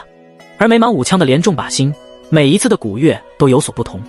5枪中靶心虽然少，但也不是没有。看来不是新手。开始说话的那个男人笑着说道：“要出去看看热闹吗？”他问历程。历程单手将弹匣推进了手枪，没说话。就在两个人说话的瞬间，靶场已经响起了10枪连中靶心的鼓乐。这一下，原本看热闹的客人们都被吸引了过来围观。本来他们还以为是俱乐部的那2位大佬来了，但却没想到竟然会是一个新人，而且还是一个女生。沈之文满脸的不可思议。怎么可能？秦瑞也是震惊的说不出话，耳边的鼓乐都让他觉得自己看到的是幻觉。沈星的心理落差则更是巨大，他都认定了沈优是在胡说八道，现在对方却狠狠地给他们一巴掌。沈优不但会射击，竟然还把靶命中，不可能，他怎么会？我都不会的东西，他怎么会？沈星现在心里疯狂的嫉妒和愤怒，咬紧了下唇，因为对方是2个人，总数为20枪，虽然现在以沈优的命中靶心数就已经算赢了，但是按照规则，他还要打10枪。但弹匣已经空了，没有子弹了。他伸手，子弹。林仲正要解下自己的子弹包，用我的。突然响起的一道好听磁性的男人声音，让沈优也看向了来人。看到这个男人的时候，沈优也诧异了一下，然后目光挪到了他手里递来的手枪上。历程儒雅浅笑，谈吐徐徐从容，子弹管够。他也没客气，从历程的手里把枪接了过来。谢了。他弯了弯嘴角，10发子弹，不会浪费你一枚。闻言，历程的眉眼也含上了一丝笑意。好。看到历程主动接枪，其他的客人们也都纷纷睁大了眼睛。在靶场里稍微玩得久的客人都知道，这个靶场里有2位射击大佬，但这2个人平时很少有人见到。每次这2个大佬出现在靶场的时候，古月笙就跟不要钱一样。但这2位大佬几乎不会同时出现，所以也没人同时见到过他们。而历程就是其中一位。平时厉公子就只在自己的专用场地，但今天不但出来了，竟然还借了自己的枪。能让历程这样的人借出自己的枪，这女孩到底什么来路？沈优举起手枪，转身看向历程，说了句实弹。实弹和空包弹他只要掂在手里就能分辨出来。刚刚他们打的全是空包弹，但历程手里这把里面装的却是实弹。看起来这个靶场也分3、6、9等，不是每个人都能拿实弹玩的。也是，毕竟是能出人命的东西，就算是靶场也不能随便发放实弹。历程只是弯了一下嘴角。沈优看向靶场内的靶子，但很快便移开了本来的固定靶，而是看向了移动靶。他人也往旁边走了2步。因为历程的出现，导致他们周围呈现出了一个客人组成的观战团。虽然人不多，但对于在靶场玩票的客人来说，已经算多的了。毕竟这个俱乐部的门槛就高，客人再多也多不到哪里去。当沈优往旁边走了2步，将手枪对准移动靶的时候的所有人都诧异住了。他竟然还要打移动靶！突然，只见移动靶道开始自由组合。砰！一道清脆的声响，人形移动靶额头正中一枪，紧接着很快又是又快又脆的几道声响。10发子弹打完，所有子弹全部正中移动人形靶的额头红点部位。瞬间热烈的鼓乐声响起，仿佛昭告天下一般，响彻整个靶场。而且这是移动靶，鼓乐声和刚刚的声音也完全不同。就算是没过来观战的，也听到了10连中移动靶心的鼓乐声。一时间，所有人的嘴里都不由发出卧槽的声音。靠！牛啊！打固定靶命中靶心还不算什么，打移动靶都能10发命中，是真牛啊！这不会是职业射击运动员吧？卧槽，这准透，一枪都没漏。这妖牛叉的人不会是另一个大佬吧？不是，另一个大佬也是男人。这在靶场来说，一个女生能打出这样的准透，他们都是第一次见。他们都怀疑沈优的身上是不是装了 AI 系统了。稍微懂枪的人都知道，俱乐部配备的手枪都是全自动手枪。虽然可以连发射击，但一连发准透可就低了许多，但他却能每一个都命中靶心，这才是让他们觉得真正牛叉的地方。打移动靶，大家几乎都会选择步枪，用于瞄准。全自动手枪可是没有瞄准镜的。秦瑞的脸色这个时候也难看极了。你竟然会射击？他质问的语气都带着一丝震撼。沈之文则是愣住了，他没想到沈优竟然这么厉害。如果他只是会射击的话，他也会只是诧异。可他现在20发子弹1发没落下，而且每一枚子弹都命中了靶心，剩下的10发子弹甚至还是移动靶，即便是自己都根本无法做到，或者他连10连发子弹全中固定靶心也做不到，但沈优竟然能做到。沈星更是忍不住开口质问：你不可能会的，你怎么会有机会学？你这样的人怎么会射击？第56章，我说了，我没什么耐心，不管是沈优的表现还是历程主动借枪，都深深刺激到了沈星。在他的眼里，沈优这样的人就该是远远不如他的。以前他就跟条狗一样被沈家嫌弃，只配要自己不要的垃圾。他的脸上也因为愤怒和难以置信而涨得通红，嫉妒都快要从眼里溢了出来。历程的目光看着那些被命中红点的移动靶，金丝边眼镜之下的目光也微敛了脸，眼底也有一丝诧异。沈优没有理会他们的质问，打完10发子弹之后，将手枪还给了历程。谢谢。历程把枪收了回来，然后递给了身边专门为他服务的一个女接待。这么准，姐们儿，你要不要玩玩步枪啊？旁边还有半自动步枪。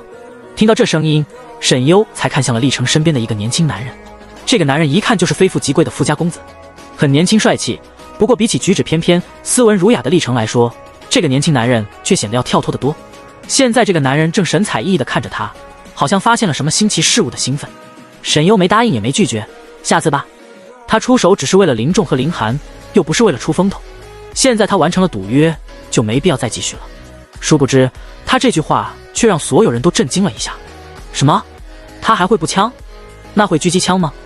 我去，好想看他步枪是不是枪法也这么准。这是哪位神人？以前好像没见过。好像是林氏的千金，林总的女儿。我能现在拜她为师吗？我喊她一声师傅，她能答应吗？场内一时间也挺热闹，毕竟观战团的人也不少。而问沈优这句话的年轻男人则眼睛亮了一下，看了旁边的厉成一眼，然后又看向了沈优，笑得露出了2颗虎牙。那说好了，下次你来打我的枪。厉成微拢了下眉心，沈优只是笑了笑，看向了还在一脸不可思议盯着移动靶子的秦瑞。我们的赌约作数吗？算你赢还是我赢啊？他听起来十分平淡的语气嚣张，甚至挑衅，但这样的语气放在他的实力面前，那就是再正常不过。谁 TM 有这实力不嚣张啊？要是他们有这实力，都横着走了好吗？而他这飞扬的神采让所有人都被他所感染，尤其是林仲和林寒。林寒现在腰杆都挺直了，比起沈优还要嚣张。不会有人输了不认账吧？林仲也冷笑，就是不会有人要赖账吧？一时间大家的目光也都看向了沈之文兄妹和秦瑞。厉成和身边的那个男生也看向了他们。那男生了然，你们在打赌啊？那输了要做什么？哪壶不开提哪壶。沈之文阴郁的脸色仿佛连呼吸都透着怒意。秦瑞也抿了抿嘴，脸色难看，有些支支吾吾。沈星冷冷道，这不算，分明是你故意下套的，你休想侮辱我二哥，你故意瞒着你会射击才让我们答应的。因为厉成在的缘故，沈星故意没有提秦瑞，而他也认为自己这么做会更让他的护短的人设招人喜欢，也会更让二哥对他心疼。但他却不知道，现在他在这种境况下说这番话，却只让人觉得他胡搅蛮缠输不起。这里玩的大多是一些好战的慕强分子，追求刺激和爽快，所以才会出现在这里。他们更喜欢肾上腺素带来的刺激感，无疑沈优带给了他们这种肾上腺素飙升的快感，所以他们当然会站在沈优这边。不管有什么前提，那都是沈优赢了。玩不起就别赌，输了在这里找借口，那还赌 NM 呢？这好像是沈家那个有4个哥哥的沈小姐吧？哦，我听说过，那个什么4个哥哥疼她如珠如宝沈家团宠那个吧？这说的什么屁话？知不知道愿赌服输啊？还怪人家会射击，倒反天罡啊？脑子被宠坏了吧？沈之文一个大律师，应该不会输不起吧？厉成唇角淡淡咧了咧，输不起就别玩。厉成的话自然带起了周围围观人群的附和。他身边的那年轻男人也笑道，老妹儿，你到底是在帮你哥说话，还是在为你哥丢脸啊？这话问的兄妹俩神色都变了。沈优指向沈星，我记得是你先答应的，那就从你开始吧。当然你们也可以跟我再比一场，像我刚刚那样加码，如果你们觉得你们能赢的话。嚣张，这才是强者应该有的嚣张。周围的围观人群都兴奋了，他们甚至希望再来一场，他们还想看看这位女大佬的枪法。秦瑞皱眉，赢？这 TM 谁能赢啊？加码也赢不了啊，再比还不是输？输了谁知道他还会提出什么更过分的惩罚。他也不是不服输的人，但输给沈优还是让他觉得心里不舒服极了。可刚刚沈优的表现却也让他对他和以前有了不一样的看法。沈星想都没想就拒绝，我凭什么被你侮辱？哥，他看向沈之文，委屈的不得了，他怎么能这样？我又没错。从小被骄阳宠着的沈星根本不可能受这样的委屈，更何况眼前这个人还是沈优。秦瑞劝说，算了，小心，都到这个时候了，不服输丢脸的也是他们。你，沈星怒道，你还有没有一点自尊？沈优皱眉，我耐心有限。他活动了一下手腕，正好最近他在调整身体，可以试试身体的力量怎么样了。沈星看向沈优，平时的伪装都难以再克制，眼里都是歇斯底里的阴鸷。我才不。他的话还没说完，脖子就已经被沈优的手锁住。沈之文，你做什么？放开他！秦瑞，小心！沈优只是从容地皱了皱眉，我说了，我没什么耐心，快点！随着沈优手的收拢，沈星的脖子也越来越难受，眼泪也飙了出来。哥，秦瑞，他现在只能哭着求救。围观的客人们此时也不敢出声了，大气都不敢出。原本还想上来调节的工作人员都刹住了脚步。林寒和林仲2个人相视一眼，没说话，但神色都同样坚定。就算沈优动手了，他们也还是站在沈优这边，不管出了什么事，他们都会一起承担。沈优作为医生，当然能把控好力度，他能让沈星难受的要死，但也能让他活着。所以沈星的脸肉眼可见的变得越来越痛苦，脸也变成了紫色。秦瑞咬咬牙，看向林仲，低声喊了句：“爸爸。”沈之文面色阴郁的小声说出了2个字：“爸爸。”那历城身边的男人憋不住的想笑，差点就笑出声了。还是历城斜了他一眼，他才忍住。林仲也轻咳了一下，突然升级当爹了，还有点不太习惯。林寒也抿了抿嘴，想笑又不想笑的。沈之文冷声道：“行了吧，沈优，你快放了他。”他不敢动，他怕自己有了动作，沈优会做出更可怕的事。到现在，他已经完全不了解现在的沈优了，他简直就像个疯子。你根本不知道他会说什么做什么。秦瑞也见识过，所以他也一样不敢动。沈优看向沈星，唇线微敛了敛，明明看起来笑得很是乖巧可爱，但对沈星来说却如恶魔对他展开了笑容。沈星浑身抽凉，一种恐惧由心底升起，痛苦使得他面容扭曲。他已经觉得自己快死了，对死亡的害怕让他艰难地看向了林仲。爸，爸，喊了这2个字，沈优才松开了手，而沈星就像个破布娃娃一样，直接被扔在了地上，浑身脱力，冷汗直冒。沈之文和秦瑞立刻上前把沈星抱了起来。沈之文离开前冷冷盯了一眼沈优，要是小新有什么事，我不会放过你。说完，他就抱着沈星快步离开了。秦瑞也看了一眼沈优，目光里似乎很难将眼前的这个人和以前的那个沈优是重叠在一起。他神情复杂，只低声说了句：“我是愿赌服输的。”说完这句话，他才快步跟着他们离开了。沈优微挑了一下眉梢，凉凉地看着他们3个离开的身影。还有绕场1周呢，跑这么快做什么？林寒冲着他们喊。而其他客人们见他们散了，也识趣地离开，回了自己的位置。不过依然能看到三三两两的讨论，看来这件事估计得成为靶场好一阵的话题了。林寒现在对沈优简直崇拜的双眼冒星星。沈优姐姐也太厉害了吧，以后能不能教教我啊？林仲也是一脸事情结束之后的放松，没想到你枪法这么好，亏我还以为我们输定了呢。林寒仰起头，哥，这你就不行了吧？你得学我，无脑相信沈优姐姐。林仲笑了笑，目光灼灼地看着沈优，也不反驳。是，以后我要无条件地相信沈优妹妹。沈优也扬了扬嘴角，是，哥。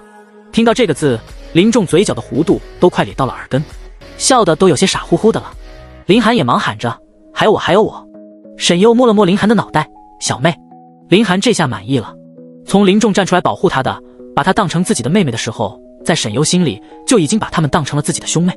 想想也很可笑，自己的亲生哥哥在对面保护他的养妹，而自己身边这个毫无血缘的哥哥却能站出来护着他。历程和身边的男生相视一眼，似乎对这温馨的一幕有了点不一样的思绪。姐姐，你什么时候学的射击啊？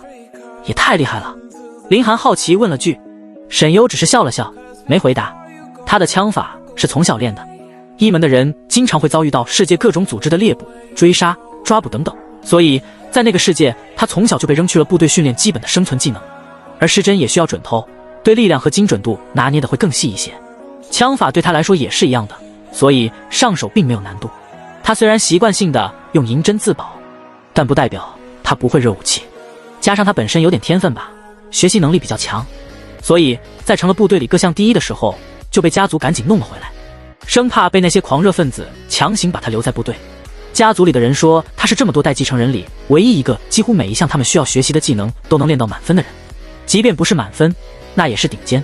他回过头看向了还没离开的历程和他身边的那个男生，他看到眼前这历程这副看似温文尔雅的样子，忽然想起刚刚自己的粗暴，也不知道有没有把人给吓到。主要沈优对于这一家子人渣实在没什么可忍的，曾经的沈优在他们面前受的委屈，现在总要让他们还回来。他当然也没蠢到会在大庭广众之下杀人，他又不是真癫子，但总得让他吃点苦头。他微微一笑，先招呼厉公子。厉成薄唇微扬了扬，没想到我们再见面是在这样的场合。他目光看向了沈优刚刚射击的靶子，你让我很意外。这句话里更多的是夸奖。林仲和林寒虽然也认识厉成，但跟厉成不熟，所以这个时候也没去搭话。虽然他们都是二代，但其实他们都有自己的圈子，并不是都能玩得到一起，也不是都很舒适，只是有时候处于社交需要去交流一下而已。厉成是金圈的贵公子，而是还是属于金字塔顶尖的那个圈层，来到 Z 市也依然如鱼得水。厉家跟林家是世交，所以厉成才会出席林氏晚宴，对林思义也十分尊敬。沈优礼貌性地弯了弯嘴角，会在这里见到你，我也很意外。这算是他们第二次见面，上次见面还是在林家的晚宴上，只是最后结束的也并不怎么愉快。嘿嘿，妹子，我叫顾霆锋，是厉成的朋友，很高兴认识你啊。旁边那个男生见没人介绍他，干脆做起了自我介绍。林仲和林涵相视一眼，顾廷峰，他怎么也来自一市了？顾廷峰一样也是京圈的少爷，而且还是出了名的风流，每年光是绯闻女友都有好几茬，不是什么名模就是什么当红女明星，也是出了名的走肾不走心。刚刚他们还没怎么注意，没想到还真是他。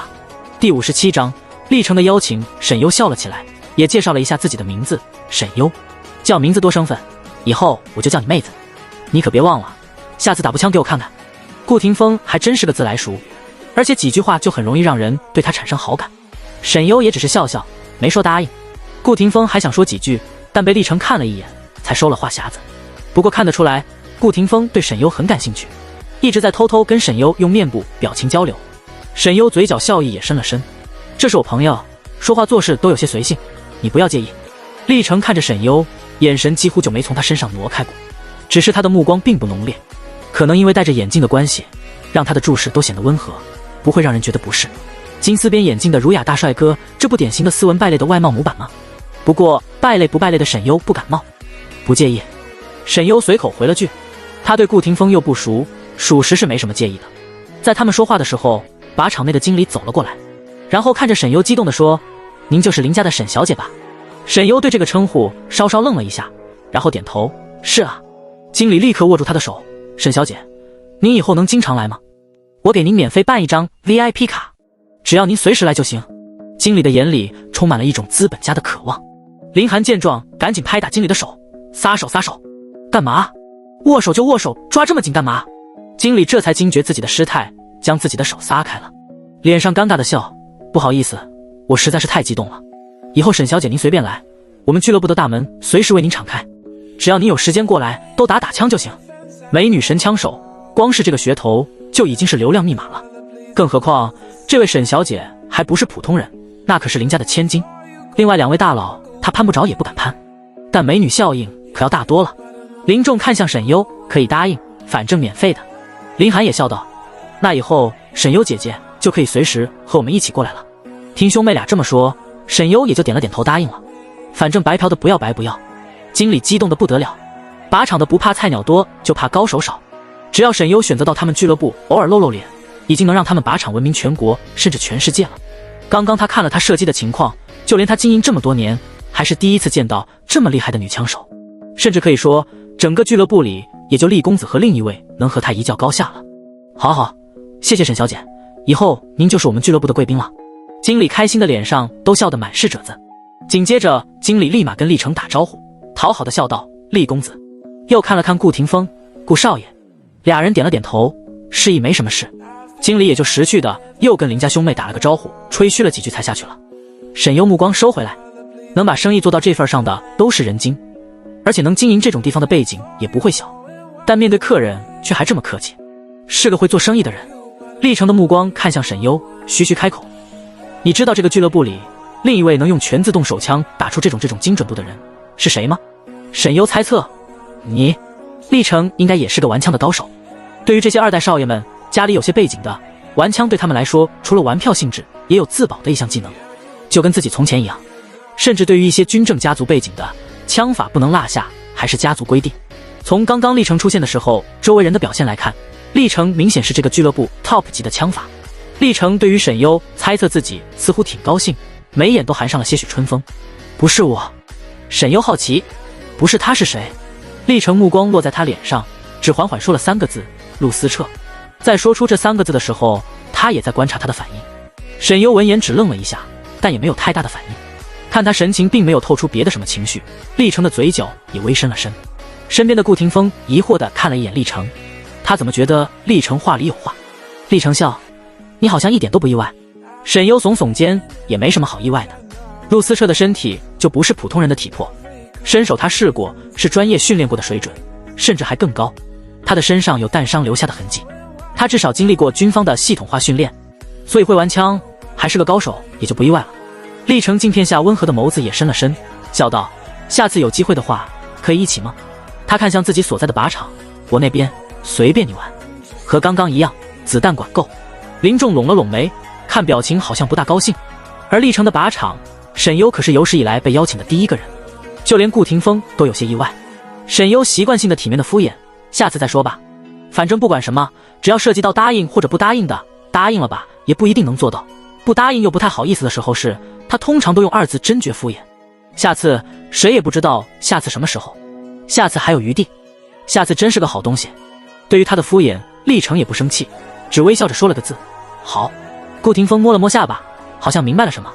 当沈优和林家兄妹一起离开后，顾廷峰和历程也往他们原本所在靶场的位置走。顾廷峰，陆思彻是什么时候来到 Z 市的？历程，3年前。顾廷峰，他这人一向神龙见首不见尾的，竟然这3年都在 Z 市。他这几年没太关注，但只是听说了陆思彻回来了。可因为陆思彻不在京城，所以他听到的消息也少。你跟他见过面了？顾廷峰问。历程淡淡道：见过。顾廷峰，没打起来吧？第58章，这么激情吗？历程没回答，只是推了一下鼻梁上的眼镜架，看向了自己所在靶场里的枪械。顾廷峰摸了摸鼻子，也不问这种欠揍的话了。这位沈优小姐，她瞄了一眼历程的脸色，还真厉害啊，我还从没见过这样的女孩，这么准的枪法，也不知道是在哪儿学的。顾廷峰笑道：下次我可得好好问问。你说要是我能追到她，以后那不是倍儿有面子。历程走过去，把手枪换了个弹匣，一边淡声开口：别用你那脑子来试探我，也别动那不该动的心思。话刚说完，一枚子弹就已经打了出去，正中靶心。顾廷峰没有一点被戳穿心思的尴尬，反而眼里更好奇了。你真的看上他了？历程又开了一枪，顾廷峰顺着他刚刚发射的弹道看过去，中的却是一个移动靶。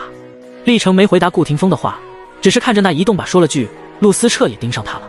顾廷峰挑了下眉，双手枕在脑后，靠在后面的墙上，仿佛看好戏似的吹了声口哨。这么激情吗？他笑着调侃。历程没说话，但顾廷峰从历程那眼睛之下看到了，并不像是玩笑，也不是只是随口说说而已。他好像对那个女孩是认真的。历程这个人他了解，他不是什么人都愿意主动去接触的，或者说他就没见过历程主动去接近什么人。沈优真的是他所见过的第一个。不管历程对他是什么样的心思，但他可以肯定的是，他对沈优是肯定感兴趣的。如果说陆思彻也盯上他了的话，那岂不是更有意思了？历程是俱乐部里的 VIP 客人，但他平时很少来，就算在我们也很少见到他。林仲跟在沈优身边说，他有自己的单独靶场，其他客人都是见不到他的。林涵也点了点头，对对对，我也是第一次在俱乐部见到他。他们俩跟在沈优身边，跟沈优介绍刚刚的那几个人。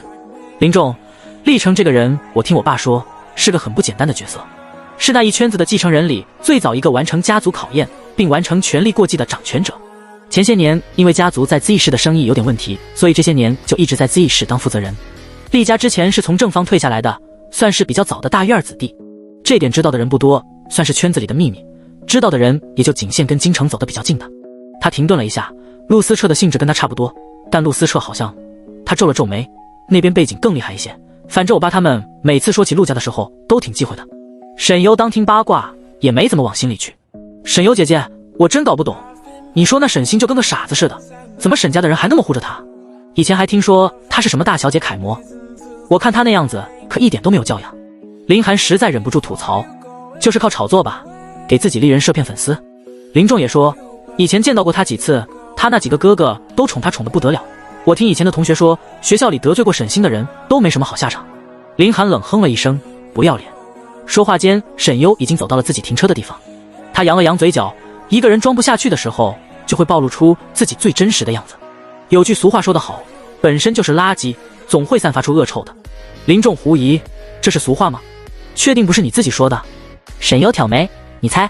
林仲抿了抿嘴，不太自然的别开了点眼神。沈优也只是笑了笑，然后上了车。沈星是什么样，沈优最清楚不过，本来就是个喜欢营造人设、装模作样的东西。只是以前他一切顺风顺水，当然能伪装得很好，但现在他每次看自己的眼神里，都能明显看出他现在的歇斯底里，对他的疯狂的嫉妒和怨恨。而一旦人失去理智，就会降智，又哪里维持得住他装出来的人设？遗传到底还是遗传。赵家一家3口也是有这种基因在的，死不要脸，恶臭又颇蛮。见他要离开，林仲急着开口：“你开车慢点，还有这次谢谢你。”林涵也跟小鸡啄米似的点头。沈优把墨镜戴上：“你不是说你是我哥吗？一家人说什么谢谢？”说完，沈优挥了挥手，就开车离开了。见林仲看着沈优离开的车子发呆，林寒撞了一下林仲的胳膊：“哥，你傻了？”林仲收回目光，走得也太快了，我们还没说几句话呢。这话听着有股幽怨劲儿。林寒笑，又不是见不到了，反正沈优姐姐现在是林家的人，我们随时都可以见面啊。林仲想想也是。林寒感叹，沈优姐姐也太厉害了，看到沈星兄妹和秦瑞那个样子就解气。林仲也跟着感叹，眼里也流露出了一丝别样的东西。是啊，他真让人意外。沈家，沈之文在书房跟沈锦州说起在靶场发生的事情的时候，沈锦州甚至以为他在开玩笑，他会射击，还枪枪中靶心。沈锦州皱眉，你在开玩笑吧？沈之文，你可以去俱乐部看回放。沈锦州沉默了好一阵之后，他去哪里学的？难道他坐牢的时候还抽空去学了一下射击？沈锦州说出这话的时候，自己都觉得荒谬，甚至荒谬的可笑。沈之文却还是认真的回答，不可能，监狱里不会让犯人有摸到枪的机会，更别说射击了。其实从他出狱那天，我就觉得他不一样了。沈之文低声缓缓道，你难道没有发现她更漂亮，也更自信，更让许多人喜欢了吗？沈之文没有说，在沈优的对比之下，他们的养妹沈星显得毫无光环，让他也不由自主的会将目光更多的停留在有血缘关系的沈优身上。沈锦州当然发现了，他沉默了几秒后，淡冷道，你刚刚说他喊林仲哥哥。第59章，嫉妒沈优喊别人哥哥。沈之文愣了一下，然后点了点头。提起这茬，他的神色也有了一丝明显的预色。林仲的父亲是林思义的大哥，按照他们现在的关系来说，林仲和他是表兄妹。沈锦州冷嗤，真是什么人都上，赶着来认亲戚了。哥哥，毫无血缘关系的也能叫哥哥？自作多情。沈优连我们这几个亲哥哥都没放在眼里，他竟然还想当他哥哥。沈锦州的话充满讽刺，可他亲口喊了林仲哥哥，还护着他们为他出气。沈之文面无表情地说道，拿我们为他出气。虽然沈之文面无表情，可他的口吻却明显带着一种不满的情绪，而他也在故意将这种不满的情绪传递给沈锦州。这种令人讨厌的感觉，他当然不能一个人承受。只可惜老三和老四在上学，不然这两个也一样逃不过。沈锦州捏紧了拳头，忽然猛地在书桌上敲了一下，认外人当哥哥都不肯回沈家，他真当我们死了吗？沈锦州低声怒道。看到沈锦州这副愤怒的样子，沈之文心里才平衡了一些。看来大哥也跟自己一样，也这么不爽啊。而兄弟两人都没发现，从前对他们来说在这个可有可无的亲妹妹，现在却在影响着他们的心情。他们甚至在为了沈优喊了别人哥哥而感到不爽，甚至是吃醋嫉妒。明明沈优才是他们血缘关系的妹妹，不是吗？明明她应该回到沈家，即便他们做过了对不起她的事情，那她也是沈家的人。可她现在不但不认他们，还真的当他们死了，甚至她已经有了其他那些虚假的亲人。她现在油盐不进，说什么都没用。而且她说小新也不是我们的亲妹妹。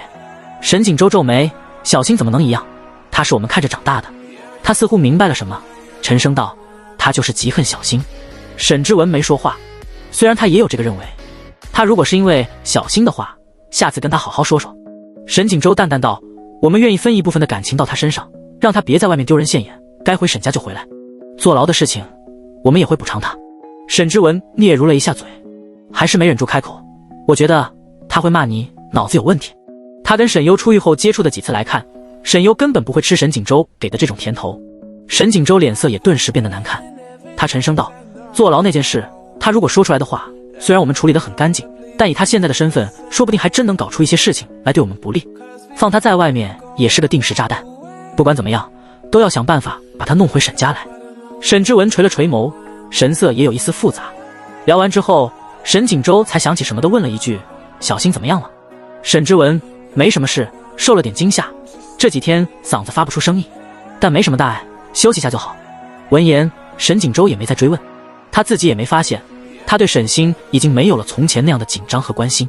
第60章，沈星被警方传唤，然而就在他们在书房刚说完没多久，就立马看到了找赵家去临时闹事的事情，并且看到了铺天盖地的沈星和赵家夫妻和他们的儿子长相相似的讨论。沈星刷到的时候，觉得仿佛天都塌了。沈星的长相跟赵家才是一家人吧？沈星不会是赵家失散多年的女儿吧？说起来，沈星确实跟沈家四兄弟都长得不像。沈星本来是想让赵家一家三口去找林思义多说些沈优难听的话，让林思义对沈优厌恶，就像当年他也是这么干让沈家厌恶沈优一样。可他没想到这三个没用的东西竟然把事情闹这么大，还被抓起来拘留了。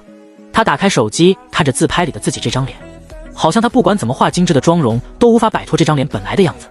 他气愤地把手机扔在了地上，没用的废物！赵家这一家3口时不时地找他要钱，他们经常出现在自己会出现的地方，也不知道是谁告诉他们的，总是拦着自己要钱，说要给他们的儿子上学，还有医药费，就跟狗皮膏药一样，甩都甩不掉。他简直怀疑他们在自己身上装了定位，怕他们在自己的朋友面前乱说，所以他每次只有给他们钱。而他看到沈优那个嚣张的样子，所以专门让他们3个人去找林总，让那该死的沈优被林思义嫌弃。他猜测沈优肯定是用了什么手段才成为林家的女儿的，还要让沈优的养父母出现，那沈优说了什么谎肯定不攻自破，到时候他就可能被林家扫地出门。可他没想到现在却火烧到了自己身上。晚饭的时候，沈家一家人的气氛都沉默得有些诡异，4个兄弟都默默地吃着饭。沈星本来是想让哥哥们主动说出靶场的事情，但谁知道沈之文的样子看起来好像根本没打算开口。沈星张了张嘴，正要说话，沈树却开口了，现在网上都在怀疑小新不是沈家亲生的，爸妈，你们看这件事怎么处理？沈明长夫妻自然知道这件事，他们也是因为看到了这些内容，所以现在才心情不好的。毕竟沈星现在名义上是他们的女儿，看到别人一直在说她长得像那3个人，他们心里当然不舒服。而且那3个人还是沈星的亲生父母，丢脸都丢到警局去了的人渣败类。沈之文放下筷子，不如直接发一个声明，告诉大家小新是我们沈家的养女，这样以后也没什么麻烦了。说出这句话，让桌子上的一家人神色各异。沈墨哥，这样不好吧？我们都守这个秘密这么久了，突然告诉大家小新是我们沈家的养女，对小新不好吧？而且这不是间接承认小新跟赵家那3个人有关系吗？沈夫人皱眉，我可不想跟赵家那一家3口扯上关系。沈星的脸色在听到这个话的时候，脸色都是白的，他眼睛通红，眼泪也委屈地流了出来。我不知道他们会怎么看我。他嗓音哑着，但沈明长夫妻只以为因为难过导致的，所以没多想。而他的话也让沈家一家人明白，也许养女这个生命的公开的确会对沈星造成影响。为了保护沈星，沈之文的这个提议还是没被同意。沈星脸上都是肉眼可见的难受和委屈。沈锦州沉声道，既然这样，那就只能公关一下了，我等会儿就去安排删除这些帖子。沈星立马感激地看向沈锦州，眼泪汪汪，甚是惹人怜爱。沈锦州皱了皱眉，现在的沈星的样子让他下意识和那神采奕奕、狂妄爽朗却浑身散发光芒的沈优做对比。现在的沈优就从不会这样哭哭啼啼的。沈星的确不像沈家的任何一个人，但他还是和从前一样安抚，放心吧，我们不会让你受委屈的。他顿了一下，继续说，但你平时自己也要注意，现在是网络时代，你的一言一行都会被所有人知道。既然沈家的大小姐，就要有点大小姐的样子。沈夫人点点头，带着几分训斥的口吻，你哥哥说的没错，自己注意点。沈星轻咬着下唇，委屈的点头。沈家以前选择不公开沈优的身份，也是为了沈星，不想她因为突然养女的身份而受到伤害。但其实那时候还有一个原因，他们也不想公开一个让他们沈家丢脸的女儿和妹妹。可现在沈星的所作所为和她的身份却渐渐给沈家带来了负面影响，也让沈家对沈星的态度在渐渐的发生变化。更别说还有个现在被大家称赞的沈优在那里作为对照。就在这个时候，家里的电话响了，佣人接了之后看向了沈明长夫妻，先生夫人，是警方的电话，说是找小姐的。闻言，所有人都看向了沈星。沈星脸色煞白，沈明长作为一家之主，直接走了过去接电话。他的脸色随着接听电话的时间也变得越来越难看，最后挂断电话，看向沈星。警方来电话说，赵家人口中说是你指使他们去林氏闹事的，传唤你去警局一趟。顿时沈家每个人的脸上都挂上了诧异和震惊。沈夫人猛地一下站起来，怒道，沈星，你竟然背着我们和赵家联系，你当初怎么答应我们的？沈锦州也皱起了眉头。沈之文没说话。沈树和沈木赶紧站起来安抚沈夫人，我没有。他哭着看向沈夫人，妈，我没有，你相信我。另一边，沈家现在估计热闹得很，警方那边跟我说了，说赵家那一家子一听说被拘留，而且还要留下案底，就下的把沈星让他们来捣乱的事情说了。林思义心情不错，他们交代说是沈星承诺，只要他们过来林氏这边找我闹事说你的坏话，就能给他们一笔钱。还跟警方说沈星是他们的亲闺女，但是沈星不让他们说出去，不然他们1分钱都别想要。听说把警察都给整无语了，现在正以为教唆寻衅滋事传唤沈星，估计沈家现在正鸡飞狗跳的。林思义冲着沈优竖了个大拇指：“小优，你这一步棋实在是妙。”第61章，这丫头确实不简单。沈优挑眉，一边看着最新发表的医学学术期刊，一边说：“搬起石头砸自己的脚，不疼点怎么行？”从前沈优刚被认回沈家的时候，那一家子见到赵家的人无一不是嫌弃，而且再三嘱咐沈星不能跟这家人有接触。当时也是拿了一笔钱给赵家的人，让他们不允许再见沈星，也不准他们往来。但赵家这一家人可不是什么善类，贪得无厌，无赖泼皮，只要他稍微一怂恿，他们就会跟吸血虫一样的缠上沈家。而沈家一直以来当成宝贝一样宠着的女儿，不但跟这家人在暗中走动，甚至还暗中指使他们去闹事，甚至闹到了警察局去。沈家每个人的表情，他想想都觉得精彩。当初沈星也是用了同样的招数来对付自己，让沈家对他嫌恶。赵家一家三口为了稳固沈星在沈家的位置，他们能得到更多的好处，听了沈星的指使，在沈家面前说了许多关于沈优的不好，让刚回到沈家的沈优本身就带了不好的印象。现在他还想同样方法，真是蠢货。沈家那一家子贱人既然这么宠着这个女儿，什么事都能干得出来，那就让这个女儿带着他们沈家下地狱吧。林思义靠在沙发上斜撑着脑袋，不禁感叹：“小优，你怎么这么聪明？”沈优阴郁的表情散去，露出一丝完全不一样的笑容：“干妈，你也很聪明。”他只是一句话，干妈就能领会到他的意思。林思义平常纵横商场，被各大媒体夸赞，都没被沈优这句话夸来的心里高兴，因为他知道哪些话是恭维，哪些话是真的。于是林思义开始试探性的询问：“小优啊，你对管理和生意有没有什么兴趣啊？我听吴秘书说，你好像也有做生意的打算。”沈优抬起头，觉得干妈话里有别的意思。林思义继续说：“就是吧，咱们林氏集团最近几年公司业务拓展的越来越多，干妈也有点力不从心了。不如你有时间的话来公司帮帮干妈。”虽然干妈说的委婉，但沈优已经明白了林思义的意思。他拿起了旁边的另一张他的通告单子：“干妈，我也有事业，爱莫能助啊。”林思义拿过他手里的那张通告单看了一眼，皱眉，然后：“什么破综艺还要我女儿亲自去参加？什么破剧还要我女儿亲自去演？”沈优当然是不可能去林氏管理公司的。她虽然是林思义的干女儿，算是他的养女，但这也只是一个身份，他不会借着这个身份而去觊觎林家的一切。即便干妈送到他面前，他也应该拒绝。正好借着他现有的工作，还能把干妈给婉拒了。忽然林思义的手机响了一下，他拿起手机打开了家族群，发现家族群里的小辈们不知道在聊什么，但主题非常明显，全都对沈优表现出了12分的崇拜。尤其是林涵，连自己的备注都改成了沈优姐姐的小迷妹。这还不算什么，他又往上一翻，嚯，林仲这小子改的什么名字？沈优喊过哥哥的男人。林家的这些晚辈们虽然说各个教养各方面都特别好，但是他们可不会随便对一个人有这样的膜拜，他们也从来不追星。但现在这一个个的对沈优怎么都变成这副德行了？他看看又在淡定看医书的沈优，然后又看了看热闹的群里。小优，你最近做什么了吗？沈优啊，迷茫的眼神十分清澈。林思义笑着摆了摆手，没什么，你继续。真是越来越搞不懂这些年轻人了。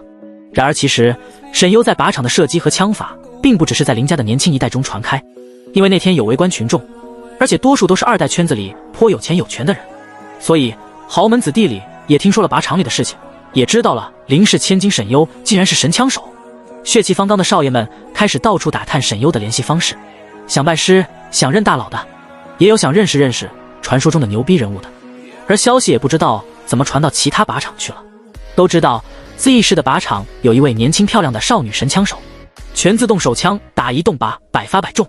自然陆思彻那边也收到了风声，或者说从沈优离开靶场后没多久，他就已经收到消息了。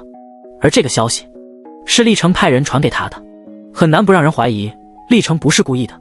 他早就说过，历城不是什么好东西，只是披着一张斯文面皮的禽兽罢了。而陆思彻也很快要到了靶场那边的监控视频，他坐在视频面前已经连续看了无数遍。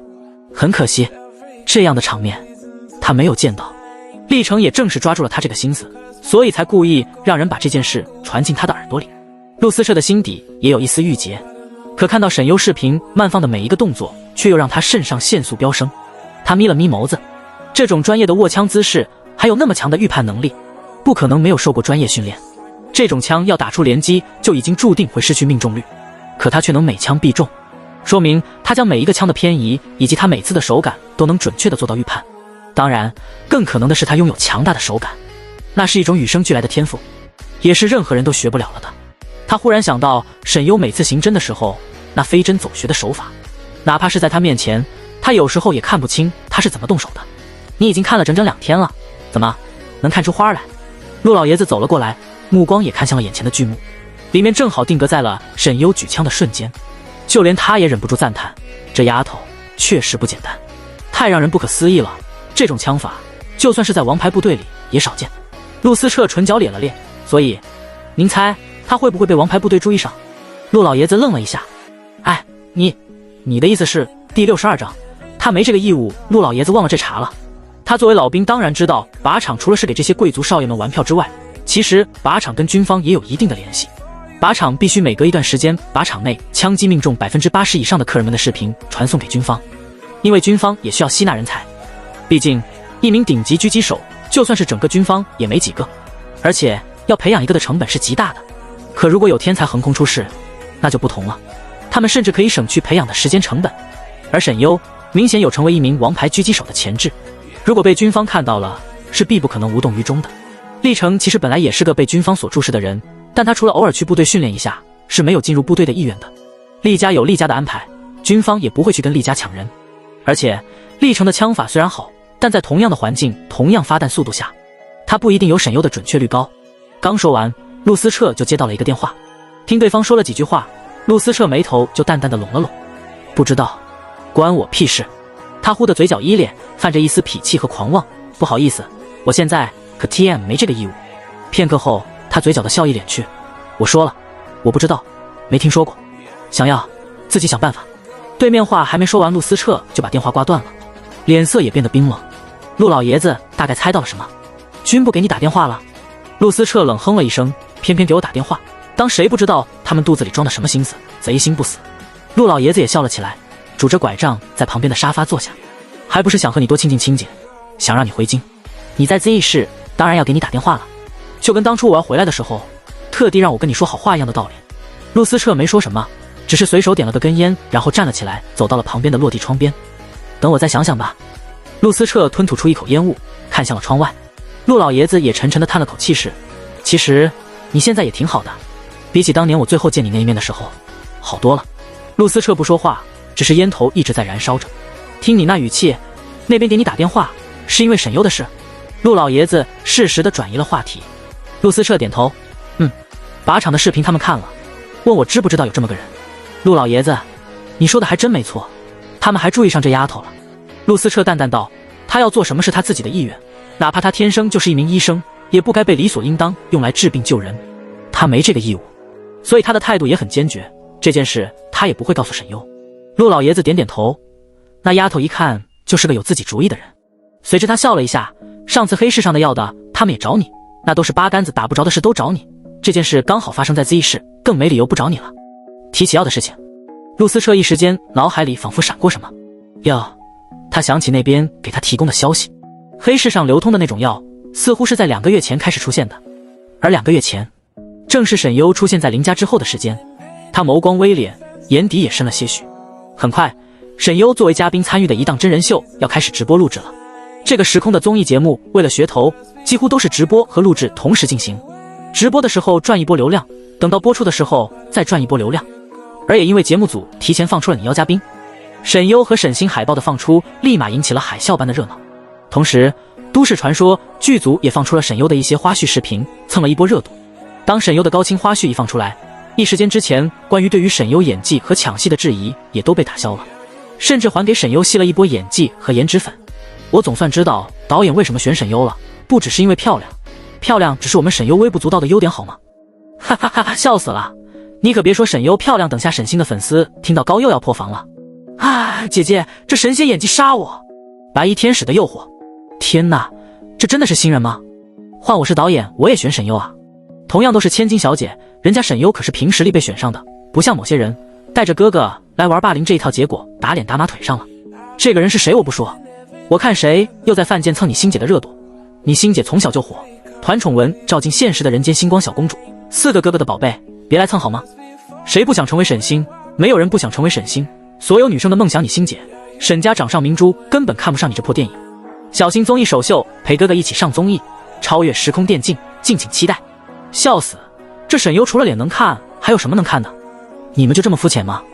这么多千金小姐里，就沈星一股营销咖的味道，太 low 了。用无情铁嘴沈优的话来说，你装 NM 呢？当初造谣泼脏水的事，沈星的粉丝怎么不回来回应一下？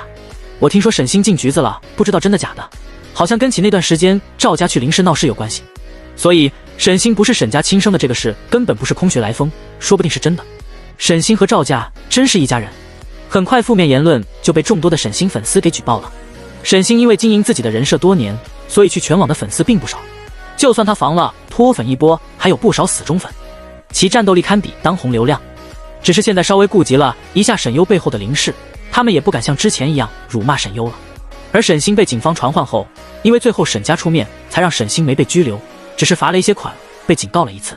赵家生怕自己坐牢，所以把什么都说出来了。沈家也知道了是沈星暗中跟赵家勾连去林氏闹事，沈家父母愤怒地训斥了沈星一顿，这件事让他们丢脸极了。要是传出去，他们还不知道怎么见人。沈星和赵家父母的接触更是让他们心里愤怒。四兄弟看到赵家那副嘴脸的时候，也都直皱眉，毕竟这家人可骚扰过他们不下一次了。第63章，不赚钱你养我。最后沈星又是哭又是委屈的认错，说自己是气不过沈优不认自己亲生父母和哥哥，才让赵家去的，气不过沈优攀更有权有势的林家而不认沈家，为了替爸妈和哥哥们出气，也怕沈优是用了什么手段，怕以后有什么事连累沈家，才让沈优的养父母去说了几句实话。而他的话也正好戳到了下沈家每个人的心上。沈家父母毫无意外地原谅了沈星，也都心疼他被赵家连累。想到沈星马上有综艺要上，四兄弟也立刻将这件事压了下来，不让外传，还做了一系列的公关，洗白他之前的一些黑料。可虽然表面上和谐，但实际上沈家父母心中已经开始出现隔阂和膈应了。尤其是沈夫人看到沈星和赵家一家人站在一起的时候，养不熟悉白眼狼几个字让他心里直发怵。这段时间他本来就经常听到周围的人说这些，加上看到了网上不少说关于沈星和赵家长得像的言论，导致他现在看到沈星的脸就出现了一丝膈应。而沈明常虽然没有明说，看沈星的眼神也俨然不如以前那么溺爱和喜欢了。沈优知道的时候，毫不意外的是讽刺地笑了一下。电话那边是吴秘书的声音，看起来沈家那边似乎并没有对这件事有什么后续的反应。沈优勾唇，我知道了，随时注意着赵家那边的动静。哦对了，顺便把沈星是假千金的消息卖给一些狗仔营销号，顺便告诉他们赵家住哪儿。说完，沈优就挂断了电话，继续驱车开到了北城监狱。最近干妈继续吴秘书给他用了，他怕沈优没有方便的人用，特意把职场老油条和对 Z 是无比熟悉的吴秘书继续给了他用。他本来想拒绝的，但想到自己的人的确最近都在忙事业，所以也就继续把吴秘书留下来了。吴秘书办事靠谱，效率也高有分寸，用起来确实很顺手。他知道以沈星的手段，一件事还不足以动摇他在沈家的位置，毕竟他只靠撒娇和哭哭啼啼就得到偏爱，只要撒几个谎，沈家也会去选择信他。更何况沈星已经签约了经纪公司，马上就要步入娱乐圈，沈家也不想在这个时候出什么事，但裂痕一旦开始就只会无限增大。而现在这个裂痕已经开始出现了，毕竟她已经不是一个完美的女儿了。她把车子停在了监狱门口，看了一眼手表，没过一会儿一道人影已经走了出来。她目光四下巡视，最后落在了沈优所在的这辆跑车上。她笑了一下，然后快步朝着沈优走了过来。片刻后，她已经坐在了副驾驶位上。女生年纪大概在25岁上下，长相清秀，皮肤是冷白色，看起来有点病态。我没想到你真的会来接我。她的声音冷冷淡淡的，听起来一股死气，毫无活力，有种平静的死感。沈优对她这种平静的死感已经十分习以为常。我这人没多少优点，说话算数算一个。他自认自己也不是什么讨人喜欢的人，否则前世在那个世界也不会招一群仇人买凶到处来暗杀自己。他既不慈悲为怀，性格也很随机，完全凭借心情办事。好在虽然优点不多，但够用。沈优，正好我最近有点忙，我的药田需要人打理，回去之后我会教你怎么做。你有自己单独的实验室，设备齐全，随便你折腾。闻言，雪娜的眼睛也亮了起来。沈优看到了他的表情，继续说，当然你也可以选择不留在我这里。雪娜是一名医学高材生，她对药理有着近乎痴迷的喜欢，曾是快要冉冉升起的一名医学界新星。她曾研究出了一种新型药物，但却被导师窃取了成果，并被导师陷害她研制被国家禁止的药物而送进了监狱，最后被转到了北城监狱。世人所不知道的是，北城监狱看起来只是一所普通的监狱，但实际上北城监狱里面还有一所狱中狱。这所狱中狱关押着的都是一些十分特殊的罪犯，比如天才犯罪或者是一些精英犯罪的罪犯。他们罪不至死，但却因为在各自领域都有着一定成就而聚集在了一起。他们性格怪异，总是闹出很多麻烦，所以他们也成为了监狱长十分头疼的存在。因为这帮人又不会死，未来出去之后说不定还会成为业内精英，成为国之栋梁，甚至有的已经被上面预定了。所以面对这一批罪犯，管理就成为了最头疼的问题。直到沈优出现，我跟你，雪娜毫不犹豫地做出了选择。沈优笑了一下，继续开车。世界最大的医药公司应该在你服刑期间就已经给你留了位置，你还可以再想想。雪娜依然没有犹豫，我说了，我跟你。短短的6个字里还有点不耐烦了。沈优唇角弧度微深，雪娜，跟那帮蠢逼做牛马，不如给你种地。沈优，话是好话，就是怎么听着怪怪的。雪娜只对学术有兴趣，对给谁做牛马是没兴趣的，但这个谁能给他带来最大的价值才是他在意的。沈优的医术他见过，他可以肯定这个世界上再没有一个人有沈优这样的医术。他会医也会药，只有跟着沈优，他才可能接触到他曾经接触不到的领域。除此之外，还有一个原因，诬陷他的导师去坐牢了，是沈优给何方的任务。何方查出了雪娜导师剽窃多个学生的成果，发表论文，检举入狱。快到家的时候，雪娜才好奇问出了一句：你要去忙什么？沈优，上综艺赚钱。雪娜皱眉，堕落。在他看来，搞学术的人就该安心搞学术，不该抛头露面。沈优，他只是顺应这个世界赚钱的潮流，怎么就堕落了？不赚钱你养我？雪娜不说话了。最新一批的药虽然在黑市上价格不低，但谁会嫌钱多？沈优现在可算是白手起家，不像从前一门世代累积的资产多够他造的。第64章，你掉钱眼子里去了。别墅里见沈优多带回了一个人，都没什么反应，对待雪娜和对待沈优一样，当成主子一样伺候。不过别墅里的佣人们大多数时候都只是做自己分内的事，沈优的实验室和药田他们都是不能踏入的。雪娜接回来之后，就暂时安顿在了沈优的别墅里。当雪娜看到沈优种植在药田里的药材的时候，眼睛都发光，整个人身上的那股死沉沉的气息都变得活泛了起来。我可以做研究吗？沈优，当然。然后沈优也没想到自己这2个字造就了一个未来被各国争先抢夺的中药种植专家以及药学家。他也不知道，在江城跟雪娜接连出狱之后，原本早就在外面等着他们出来想要重用的一些公司和猎头们全都扑了空。把雪娜接回来之后，药田有了人照料，沈优也进入了超越时空电竞的录制棚。电竞综艺的录制时间为半个月，所以这段时间沈优都会住在节目组安排的酒店。江城为沈优安排了一位经验丰富的助理，叫小鹿，是个圆脸短发长相可爱的女生，但办起事情来却十分利落。她给陆思彻发了个条信息，交代了一下陆老爷子的情况，叮嘱了几句话，等他忙完再复诊。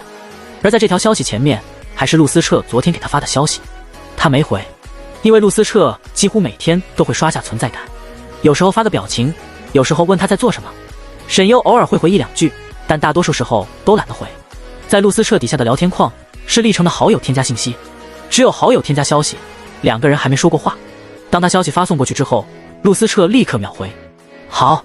又过了一会儿，我身上的旧伤有点隐隐作痛，下次也顺便给我看一下。200万。沈优没回答。陆思彻身上的伤他见过，陈年老伤了，问题不大，不影响生死。他懒得看。陆思彻500万。沈优瞄了一眼，然后回复了2个字：成交。陆思彻，你掉钱眼子里去了。沈优唇角微咧了咧，只回了一句：等我忙完。虽然陆思彻没回，但沈优也能猜到他现在脸色有多难看。陆思彻看着手机沈优回复的消息，眸光泛着浓浓的郁气。没点钱还真没法跟他交流了。哼，还好老子钱多。不说陆思彻这些年攒了不少钱，光是陆家的资产就足够他挥霍1个世纪，而且还是每个月都花到没地方花的那种程度。所以陆思彻现在什么不多，还就是钱多。看完陆思彻回的消息，沈优就把手机熄屏了。刚熄屏，手机却忽然震动了起来。他接起电话：你好，是沈优吗？沈优皱眉：你是谁？你好，沈小姐，我这边希望能和你见一面，面谈一下。电话那边的声音有种体制感。没空。沈优直接挂断了电话。对于这种上来什么都不说就想约见面的没有礼貌的人，沈优完全不想说第2句话。那电话又再次打来，沈优直接摁掉了，以及拉黑。除了没礼貌之外，沈优还有种不好的预感，对方很显然像是体制内的人。体制内的人找他不会有什么好事，他现在没工夫去理会这些麻烦事，最好的办法就是让麻烦不要出现在自己面前。优姐，怎么了？助理小声问了句。沈优微笑，没事，你继续开车。小鹿点头，前面马上就到了。导演那边通知说，从您下车就开始拍了。您要不要准备一下补妆什么的？小鹿当过不少艺人的助理，所以对这些流程都相当熟悉了。过了前面就全都是摄像头，全方位拍摄所有嘉宾们的一言一行，而这都将直播出去。事实上，有的艺人从酒店就已经开始拍摄了，只不过沈优的身份特殊，而且是新人，虽然目前有流量，但也不是节目主要想捧的对象。沈优，不用，直接过去。江澄说了，他作为嘉宾，就每期拍摄的时候露露脸，然后随便说2句话就行了。小鹿却夸了起来，也是，优姐就算素颜都很漂亮。我工作这么多年，我还是第一次见到皮肤状态不化妆都跟化妆了似的呢。小鹿这是发自内心的，他也见了许多少女偶像，可都没有一个像沈优这样原生态就能好看成这样的，简直就跟加了滤镜似的。比起沈优，其他什么明星夸上天的生图都弱爆了。小鹿顺手打开了车上的直播间频道，他们好像已经开始直播一会儿了。沈优也看了眼直播间，直播间里现在正是沈星在保姆车里的直播。沈星盛装打扮，做的小公主造型，妆容精致，全身上下都是奢品。她正拿着手机给自己的几个哥哥们嗲嗲的发语音：哥，哎呀，我快到了，你别担心。二哥，我知道了，你放心，我保证不乱说话，不会给哥哥带来麻烦的。行了，小树、小木也在现场，你不相信我还不相信你弟弟吗？沈星的表情无奈又娇宠，像个在溺爱的蜜罐子里长大的公主，而她跟哥哥们的互动更是让弹幕上的粉丝们疯狂。这是什么神仙兄妹，磕死我了！哈哈哈，星宝竟然喊3哥4哥小树小木，太可爱了吧？哪有妹妹这样喊哥哥的？好可爱的叫法！上天呐，求你也赐我4个这样的哥哥吧！信女愿1个月吃素。星宝太可爱了吧？我什么时候能过上沈星这样的生活啊？团宠小说原来是真实存在的。这什么极品绿茶，上次抢戏的时候可不是这样的。沈优，你装 NM 呢？沈优，你装 NM 呢？复制加 N 沈优上次在网上是对沈星的话，早就成为了网友们玩的梗，现在更是被拿来复制刷弹幕了。被带出场的沈优沉默，他还能用这种方式成为千军万马？小鹿也瞄了眼沈优，难怪节目组会邀请优姐，这是故意想搞事吧？第65章，沈优人脉这么好吗？而沈星还在维持他的团宠小公主形象，笑着对镜头说，我知道大家很想听我哥哥们说了什么，现在我悄悄给大家听哦，嘘，不要告诉我的哥哥们。这一下弹幕上的粉丝们都兴奋了，全都激动的又是给沈星送礼物，又是跪求听哥哥们的语音。当听到哥哥们的语音的时候，弹幕上更是疯狂不已。大哥不愧是霸总，星宝你还缺嫂子吗？啊，我好心动。哥哥，我也是你们失散多年的妹妹啊。之前那些说沈星不是沈家亲生的打不打脸，是不是亲生的人家能不知道吗？就是这一看就是亲生啊，只有亲生的才会这么宠，养妹能得到这种待遇，造谣的能不能歇一歇？就算长得不像又有什么关系？虽然但是我刻骨科了，哪个哥哥都能跟星宝 CP 啊，姐妹你不是一个人。正好这个时候沈星接受了一下跟拍导演的采访，最近有传小星不是沈家亲生的，不知道小星对这个说法怎么看？沈星脸色明显僵了一下，然后一副你在搞笑吗的表情。你觉得呢？我哥不知道，我不知道，别人怎么知道的？在我家床底下偷听的吗？而且我想，就算我不是亲生的，哥哥们应该也不会离开我，对吧哥哥们？他俏皮地对着镜头，反正我也不会允许你们有别的妹妹的。跟拍导演小姐姐也笑了起来，哈哈哈哈，小星也太逗了。弹幕沈星的粉丝们也开始刷屏，听到了吗？你住人家床底下，你怎么知道沈星不是亲生的？这么喜欢造谣吗？造谣别人不是亲生女儿的是什么心态？沈星这算是澄清了吧？哈哈哈，小星这占有欲。看着热闹的弹幕，沈优唇角微扬了扬，凉薄的眉宇间也泛着一丝淡淡的看好戏的味道。他还注意到沈星好像面部发生了一点变化，沈星的面部明显进行了一些调整，跟原来的脸有了一些区别。弹幕也有人发出了疑问，但很快就被淹没了。整容了？难怪最近沈星的粉丝们到处拿着他的照片去控评，说要告那些说沈星和赵家是一家人的造谣者。恰好这时候吴秘书给他发了一组照片，是狗仔蹲守赵家拍摄到的画面，还有沈星进出警局的照片，只不过前后都有着重重的伪装，让人看不到他的脸。但出入警局是沈家陪同的，所以就算看不到他的脸，也能知道他是谁。他放下手机，继续看向直播。现在直播已经切换成了另一个明星嘉宾，但沈星的粉丝们还在弹幕刷屏，引得这位明星的粉丝们还是在弹幕上斥责怒骂。沈家的人此时也在看直播，毕竟这是沈星的综艺首秀，节目里还有沈木。为了给沈星保驾护航，加上习惯性的对沈星的宠爱，所以他们也都在关注这场综艺直播。沈家，沈夫人，这丫头还真不把自己当外人。沈明常，你不是说他就是你亲生的吗？永远都是我们沈家的一份子吗？沈夫人嗫嚅了下嘴，话是这么说没错，可我最近总想到他不是我生的，我心里就不舒服。你看看赵家那一家3口，万一基因是有遗传的怎么办？沈明常也不说话了，算了，我相信我自己的教育，小新绝不可能是赵家那种人。沈夫人虽然是这么说，但怀疑的种子一种下，就已经无法拔出了。她现在尤其担心沈星会不会拿沈家的钱去给赵家，所以现在零花钱都已经开始卡了。相信小新。沈明常也点了点头，沉声道，而且这个节骨眼，他如果出了什么问题，对我们家也有影响。沈夫人叹了口气，我知道，我就是担心。你说要是自己亲生的，哪儿会有这个问题？沈明常一想到沈优胸口就是一股郁气。行了，别说了，相信我们自己教出来的女儿，那件事都做了，沈优现在是不可能跟我们家一条心的。沈氏上和国际大楼，沈锦州在听到沈星的话后皱了皱眉，以前还不觉得，为什么现在他总觉得沈星身上有一种矫揉造作，而且沈星占有欲十足的那句话也让他十分不满。他为什么不能有别的妹妹？沈优可是他的亲生血缘的妹妹。在事务所看直播的沈之文同样脸色沉静，不知道为什么现在听到沈星理所当然地说着自己和他们的关系，总让他会想到沈优，而一想到沈优，他的脸色就不太好看。身边的助理笑道，您妹妹真可爱。沈之文只淡淡笑着回了句，是吗？哇，这位小姐是谁？好漂亮！随着助理的惊呼，沈之文也看向了直播屏幕，只见屏幕中戴着墨镜的少女穿着随性的背带裤直接走向了录制棚。少女扎着高高的马尾，满满的青春娇嫩感都快溢出了屏幕。虽然戴着墨镜，但雪白的肌肤好像在阳光下会反光一下，让人根本移不开眼。当沈优出现，一瞬间便几乎吸引了所有人的注意。漂亮姐姐杀我啊！沈优妹妹，我刚粉上你，我是你的演技和颜粉。卧槽，节目组还真把沈优请来了，这是想搞事？傻逼节目组是不是不知道我们星宝跟沈优有过节啊？请沈优干嘛？节目组给个说法。果然天生丽质是并不需要过多的装扮的，妹妹太漂亮了吧？节目组真是什么人都请啊，为了噱头脸都不要了。人家是林氏千金，你是什么东西啊，在这里指指点点的，又不是亲生的，不过是个养女而已。弹幕的热闹分为3波，一波吃瓜群众，专门看热闹来的。毕竟沈优和沈星算是世仇了，大家都好奇能擦出什么火花。第2波是被沈优圈粉的路人，喜欢沈优的率直、毒舌、低调。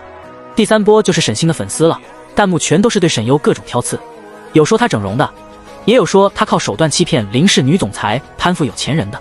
同时大家注意到许多神秘账号开始在为沈优人气打头，并且瞬间就把沈优投到了断层第1，打赏刷的火箭几乎就没有断过。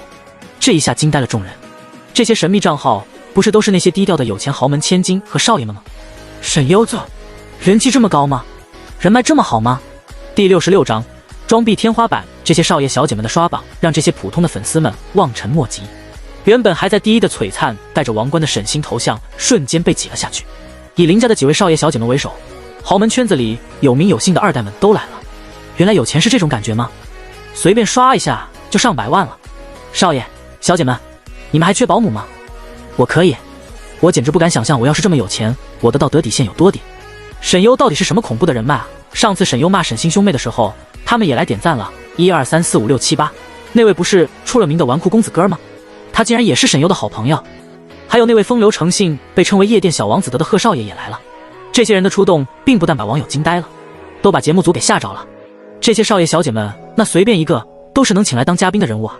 平时让他们上个节目都挑3拣4嫌弃这那的，现在全都出现在他们直播间了，这简直是天赐的流量啊！请沈优真是请对了。震惊的还有不少纨绔2代们的家长一辈，纷纷好奇的要命，到处打听沈优这个横空出世的千金到底是怎么把这些眼高于顶的臭小子们给搞定的，简直就跟团建似的。他们当然不知道自己的儿子真正的目的，那是想拜沈优为师学枪法。沈优那天在靶场的行为已经在圈子里传疯了，更别说当天还有就在现场的，简直是装逼天花板。俗话说得好，没有男人不爱枪，没有一个男人不想当逼王之王，尤其是这些纨绔子弟们。所以看到沈优一上综艺，全都跑来露脸了。再说跟林氏千金搞好关系又不亏，怎么某团宠千金连这些人脉都没有啊？是不想吗？这才是真正的大女主好吗？某位靠着天天营销自己几个哥哥的营销咖，就别营销什么团宠大女主爽文了，都是姓沈。难怪沈星的粉丝这么针对沈优呢，是怕自己比不上沈优吧？天哪，我要是有这样的人脉，我不得起飞。沈优到底怎么做到的？这说明人家虽然是林氏的养女，但自己也是有本事的，不然怎么会将这些富二代少爷小姐们拿捏？不像某些人天天就会卖弄自己的几个哥哥，自己啥也不是。毕竟沈优和沈星的都姓沈，而且又存在矛盾，自然网友们也喜欢拿他们来比对。在金钱的力量之下，沈星的粉丝们一个屁都放不出来。而沈星当得知沈优一出场榜单上的人气已经和自己断层了，当时脸色就黑了。看到那些刷榜的人的时候，更是极度的咬碎了牙。就在这个时候，给沈优刷榜的榜一榜二立刻换了人。会刷榜吗？陆思彻看着那榜单眯了眯眸子，身边秘书也看了一眼，然后立刻道：会的撤少。陆思彻刷个第一。是。沈优对这一切还不知情，只是跟着节目组的摄像头进了到录制棚。不过他作为嘉宾先休息，还轮不到他出场。而每个嘉宾都有自己的休息室，所以也互相见不着。这档电竞综艺是以邀请几大战队的人气选手，再匹配几个组成战队，最后互相 PK。而沈优作为的嘉宾其实跟观众差不多，只是作为观众代表坐在席位上，偶尔说说话，点评两句。沈星则属于明星行列了，跟明星一个待遇，最后会选择一个战队共同作战。他要露脸，当然这样才有更大的曝光度。在他后场的时候，沈优就在休息室里闭着眼睛休息，直播间里拍摄到的就是沈优休息的画面，轻松自如，就跟回了自己家一样的轻松。对比其他明星们和战队的热闹，沈优这边就跟世外桃源一样，尤其是沈星那边时不时的就跟镜头互动。啊，你说沈优啊，他也来了。沈星当作好像他们之间什么都没发生一样，我们之前是有点不愉快，不过我也不在意了。林氏千金啊，其实我以前认识他的时候，他不是这样的。他故意尴尬的笑了笑，一副欲言又止的样子，这就不禁让大家都开始怀疑沈优以前是不是有什么黑料啊。恰巧这个时候有人爆料，沈优以前上学的时候知三当三，主动到追小新的男朋友，什么下头女也配碰瓷我们星宝，知三当三这么恶心，真的假的？沈优看起来根本不像啊。抵制三姐，难怪赵家会去找林氏大厦找林总，原来他们早就知道沈优人品有问题啊。关于沈优知三当三的话题也在瞬间冲上了热搜。也就在这个时候，林家的千金小姐林涵直接发了一条状态，她也配。林氏的公子林仲也少见的露面了，转发了林涵的状态，并发出一句给我妹妹提鞋都不配。一时间舆论紧急反转，大家都开始怀疑了这件事的真实性。就在大家震惊万分吃瓜的时候，节目也已经正式开始录制了。优姐，该你出场了。小鹿提醒。沈优这才睁开眼，看到工作人员们也已经过来请他了。两大战队和明星们此时已经出场完毕，到主持人介绍嘉宾的阶段。沈优是第二个出场的。接下来让我们隆重介绍下一位嘉宾，林氏千金沈优沈小姐。当主持人介绍的时候，台上的沈星拳头都紧紧捏了起来，沈木也皱了皱眉头。沈优缓缓走了出来，带着几分随意，摘下了墨镜的她五官也更为清晰。直播里的她几乎算是不施粉黛，可却好看的跟其他人都好像不在同一个图层。她坐在那里就自带一股和其他人截然不同的气场，像是一块漂亮的清清冷冷的玉石。直播间的导播都似乎特别偏爱她，总会忍不住的对她的脸多拍一些美丽的瞬间。当她坐下之后，旁边的另外一位嘉宾也礼貌的和沈优打了个招呼，沈优也礼貌的点了下头，好像是个业内的导演，但沈优不太熟悉。沈木身边带来的队友立刻撞了一下沈木的胳膊，小声说：我的女神来了。沈星听到了，如果不是有摄像头，这个时候他的脸色恐怕难看的都想要杀人了。沈木也皱了皱眉，对于沈优这么受欢迎，心情也有些复杂。好了，最后一位神秘嘉宾。主持人兴奋激动的声音带起了所有人的情绪，就连台上的明星们都好奇了起来。神秘嘉宾？没听说过啊。神秘嘉宾？有多神秘？是谁啊？一点风声都没有啊。沈优也被吊起了好奇心，他还以为就俩嘉宾呢。还有一个，那就是厉氏集团的总裁厉成。让我们欢迎厉总。主持人自己都止不住的激动。沈优挑了下眉，只见一身白色西装的厉成在工作人员恭敬的引领下，朝着沈优身边走了过来。而他从出来的那一刻，目光也不由自主地落在沈优脸上，唇角也浅浅弯了弯。今天历程戴了一副无框的眼镜，让他整个人更多了一种禁欲的斯文气。他一举一动都是充满风度优雅，英俊的外貌在他这种过人的气质氛围感面前都只是成为了锦上添花。历程的出现让网友们疯狂了。历程，我的互联网老公！卧槽！节目组竟然请了历程，我要死在老公的腿下！太帅了吧！瞬间秒杀在场所有男明星。历程走过来，先跟沈优笑着打了个招呼，然后就直接坐在了沈优的旁边，这让工作人员都愣了一下。原本他们是安排厉总坐另一边的，因为他们害怕有人磕厉总和沈优的 CP， 或者出现一些无法控制的场面出现。要知道，厉总是很厌恶这些绯闻的，但没想到厉总竟然主动坐在了沈小姐的旁边。工作人员诧异，但网友们却不知情，还以为是特地这样安排的。当历程坐下，十分熟稔地笑着轻声说：“很惊讶吗？”沈优还好，然后半开玩笑地说了句：“怎么，你也要出来抛头露面赚钱？”历程眼里噙起笑意：“沈小姐可以，我为什么不可以？”两个人的对话虽然不大声，但却正好被收进了直播里。毕竟这俩人都不习惯这种带着麦录制节目，已经忘了这回事了。所以不光是在场的人，网友们都听到了他俩的对话。厉公子跟沈优是什么关系？怎么他们看起来也这么熟啊？这几句对话怎么这么好嗑？我要死了！什么都嗑，只会让我营养均衡。道德在那里？底线在哪里？ CP 名在哪里？事实证明，沈优就是讨人喜欢啊，连厉总都对他另眼相待。我可从来没见过厉总跟哪个女生同框过。沈星见到历程的时候，原本也激动得不得了。他本来就喜欢历程，想要甩了秦瑞追历程，但是怎么都拿不到历程的联系方式，也偶遇不到这个人。在经过上次靶场的时候，他对历程的爱慕也更浓了。这样一个被人仰望的男人，才应该成为他的老公。这样，就算没有沈家，她也依然是高高在上的小公主，是名媛贵妇，又有一辈子享受不完的富贵。更别说历程还长得这么帅。所以当历程和沈优说笑的时候，沈星简直嫉妒和气愤的牙齿都快要咬碎了。主持人也立马笑着询问：“看样子我们小优和厉总好像很熟，你们是之前就认识吗？”沈优不太熟，历程之前就认识，两个人几乎是一起说的。说完，历程还看了沈优一眼，噙着笑意的眼神意味不明。主持人对两人的回答稍稍愣了一下，但很快就笑了起来，打着圆场化解尴尬。厉总和小优可真是默契呢。谢秘书盯着捏紧了手里钢笔的陆思澈，脖子都忍不住想往后撤，就怕一个不小心被迁怒，殃及池鱼了。一个常年不在综艺里露面的人，突然出现在这种场合里。陆思澈唇角咧起一抹冷意：“你猜是为什么？”谢秘书：“这俺哪敢猜啊！”所以机智地保持了沉默。陆思澈眸光冰冷，说了4个字：居心叵测。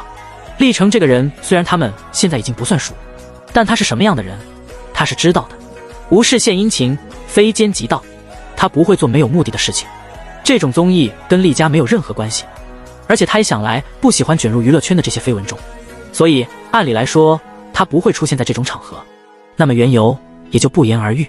就在这个时候，秘书接了个电话，点了点头之后，旋即在陆思澈耳边低声说道：“是顾廷峰顾少爷，说想见您一面。”顾廷峰？他皱眉，片刻后知道了，你安排一下时间。是。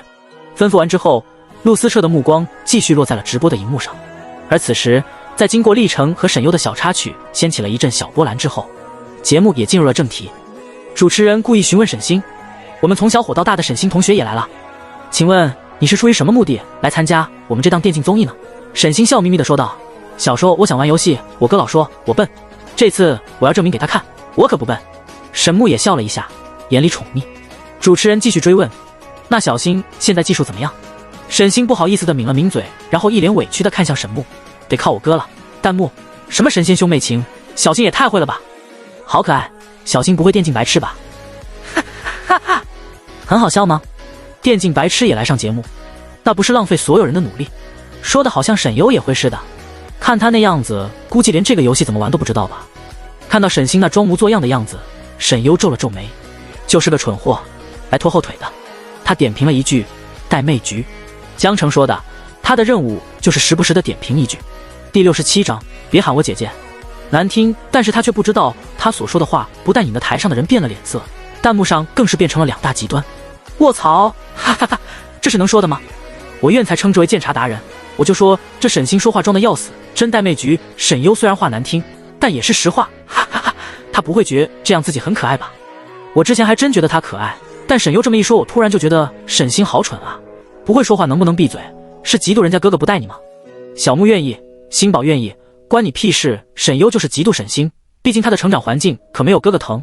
我们星宝有哥哥。沈星故意看着沈优道，沈优姐姐好像对我有什么意见，其实可以直接跟我说的，这样背后说多不好啊。沈优皱眉，我没跟你直接说吗？我也没背后说吧。还有，别喊我姐姐，听着怪难听的。我是孤儿，没有妹妹。历程抿了抿唇，眼角泛着一丝笑意。沈星脸色也变得难看，直播的导演镜头都吓得晃了晃，他都不知道话该不该直播出去。这位请来的嘉宾也太猛了吧！其他战队成员和明星们也都愣住了，这话是可以说的吗？是剧本吗？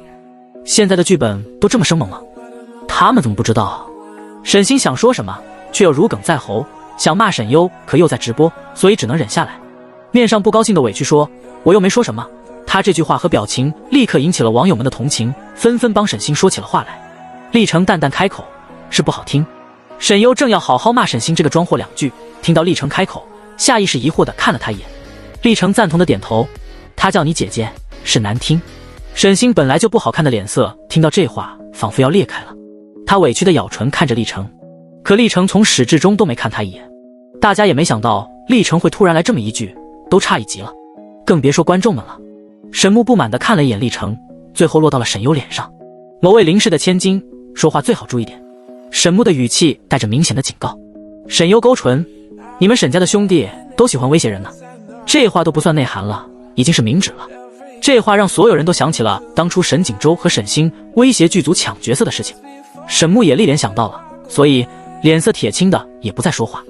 而沈星见到有自己表现的机会，立刻一副被踩尾巴的样子说，不许你说我哥哥。沈优附赠了沈星2个字，傻逼。主持人都吓得赶紧把话接了过去。好了好了，我看现场的氛围也十分火热啊。没错，咱们电竞就是这么激情。主持人看这个情况，赶紧开始了分组，让2个战队按规则开始选人。但这一下弹幕和网上可就热闹了。沈优这一犀利的几句话立马引起了轩然大波。这谁看真人秀直播看过这样的场面啊？这确定不是剧本吗？直播呢，这是啥都能说吗？厉总怎么老对沈优说悄悄话？哈哈哈哈！厉总，你说你是不是看上沈优了？天，我还是第一次在综艺上见到这种名场面。沈优的嘴巴是淬了毒吗？沈优是不是有病啊？能不能滚出去？不要嫉妒我们星宝的太明显，这就是无所畏惧的林氏大小姐吗？家底人脉丰厚就是牛啊！哈哈哈哈！我愿称之为我的嘴替。沈优还真是什么都敢说啊！姐妹们发现没？沈优不是乱说，她只是针对沈家兄妹。他对的都是有理有据的。没错没错，沈锦州先前威胁剧组的事情我还记得，难道你们都忘了？沈优怎么不骂别人呢？你们懂什么？那是哥哥宠妹妹，威胁剧组怎么了？只要星宝有需要，哪怕我们哥哥与全世界为敌，都要保护星宝的。懂不懂团宠的含金量啊？网上的讨论马上就爆了，而现场都还没来得及消音，沈优的话就已经直播出了。在现场分战队的时候，导演立刻小跑到了沈优面前，沈小姐，就是您能不能稍微那么委婉点？导演讨好的说，您这样太直接了，我怕到时候影响不好。沈优疑惑，不能太直接，那我委婉点说。他说，毕竟他是来赚钱的，既然导演这么说了，那他也得听一听。导演连忙笑道，好好好，然后又跟厉程打了个招呼，厉总好。打完招呼，导演才下去。厉程看向沈优，目光揶揄，在直播秀上说这么直接的话，你就不怕被网友们骂？沈优弯了弯唇，那你怕吗？厉程笑了，意思也不言而喻，已经到厉程这种高度的男人，又怎么会怕网上这些舆论？对他来说没有任何影响，甚至他也可以在瞬间让这些舆论消失。沈优挑了下眉，也只是笑笑。他又不是沈星，那么在意别人对自己的评价，一直活在伪装的人设里。他做任何事情只凭借心情，而他对正常人也有对待正常人的方式，但对待沈家和赵家这种尽是人渣的类别，不用把对方当人就行。第68章，我是很厉害啊，更何况这家还是法制卡。沈优从来都把这家人当畜生，就是可怜原本的沈优，无论是养父母还是亲生父母，也都没把他当人。这个综艺的金主之一就有沈家。厉程平静的轻声说，所以你要小心他们给你穿小鞋。沈优笑，那就看他们有没有这个胆子了。厉程唇角也掀了掀，拭目以待。节目组现在当然不敢给沈优穿小鞋，毕竟沈优如今是林氏千金，人脉更是好的可怕。这个节目背后的老板当初也是参与了林氏宴会的座上宾，仅仅凭借这些，节目组可是不敢对沈优做什么的，所以他们对沈优才这么客气和谦卑。更不必说现在沈优是节目的流量，光是这么一会儿的功夫都已经冲上无数个热搜了。就算2选1，节目组都宁愿会让沈家兄妹多被沈优骂一骂，好博流量。比起得罪林氏和沈优身后的无数2代豪门小姐少爷们，他们宁愿得罪沈家。当镜头转过头来的时候，正好看到沈优和厉成说完话转过头的样子，而两人时不时的说悄悄话的模样，一时间也引起了不少网友们磕 CP 的冲动。毕竟男巨女靓，而厉成又总在帮沈优说话，这种自然又不经意的糖聊的 CP 粉们食指大动。舞台上双方战队也选好了自己的队友，沈木的破风战队第一个就选了沈星，一时兄妹情和兄妹 CP 的词条也在整个直播间刷屏，沈星的粉丝们都激动得不得了。就在选好人之后，沈星忽然开口说，不如让嘉宾们也一起加入战队吧，这样不是更好玩吗？主持人笑了一下，可是我们规则里没有让嘉宾们加入哦。沈星看向沈优继续说，就是要打破规则，大家才觉得有趣。厉成哥哥，你说对吗？最后一句话他是看向厉成说的，笑容甜美，而他的一句厉成哥哥喊的厉成皱紧了眉。主持人目光看向了导演，征询导演的意见，导演则看向了嘉宾席。导演，直播间的观众都在说让嘉宾也加入，身边的副导过来说，厉成淡声道，我跟沈星小姐不是很熟，还是别这样叫，会让人误会。沈星却继续笑着说，你比我大，叫哥哥很正常呀。厉成皱眉，沈优唇角抿了抿，厉成败在斯文上了，要是陆思彻直接就能让他闭嘴。沈星撒娇，哥，我们让厉成哥哥加入我们战队好吗？另一个队员，可是我们人数够了啊。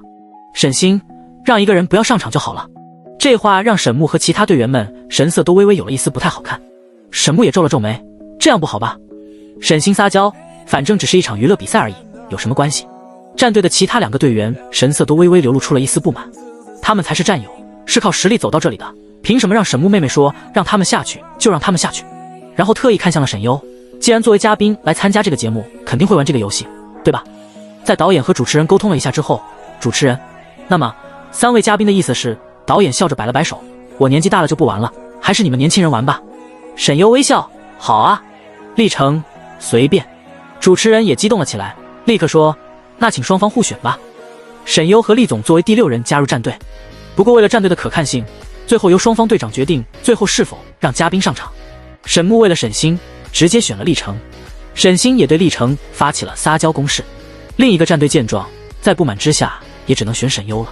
本来每个战队和明星的分配比例不但是为了让明星露脸，也是为了让队员们能更火一些，现在却被沈星一句话搞得他们必须要让一个人失去露脸的机会了，所以大家都不太开心。大家都知道，虽然主持人话是那么说，可实际上最后队长都会让嘉宾上场的。不过我不加入任何战队，我单独作为第3支战队，我不希望有人失去一个表现的机会。沈优忽然开口淡声说，可是就你一个人吗？组成第3支战队的话人数不够啊。主持人问。沈优笑，我带人机。从沈木选人开始就没答应也没说话的厉成开口，还有我。沈优看了眼厉成，厉成唇角微咧，你可以把我当人机。直播间的观众们热血沸腾了起来，沈优人也太好了，我真的哭死。沈星真是自私啊，为了自己花痴竟然让别人失去表现的机会，这就是你们的小公主吗？队员们欠沈星的吗？他怎么这么理所当然啊？刚刚磕沈星和厉总的人呢？你们真是什么都吃得下，没看见人家都不想搭理他吗？沈星滚啊，别蹭我男神。厉成，默哀老子，沈优要带人机组成第3支战队。我就说厉成跟沈优关系不一般，可拉了。哈哈哈，可以把我当人机，厉总也会这么可爱吗？沈优好装啊，到时候别丢死人了。沈星我记得好像有男朋友吧？这样真的好吗？活在清朝吧，你出嫁又不是出家，怎么不能花痴了？更何况沈星还没出嫁。而沈优的这个举动却一下让破风战队的其他成员们和另一支战队南朝战队的成员们对沈优好感倍增，之前对他的偏见也消失了，甚至觉得刚刚沈优骂沈星的话都骂得贼帅。沈星感觉到了所有人的目光都在沈优身上去了，心里不甘的要命，眼底也闪过一丝恨意，他面上挤出一丝笑意，你说的这么轻松，那你玩登顶一定很厉害吧？到时候连个技能都放不出来，连累了别人可是会被骂的。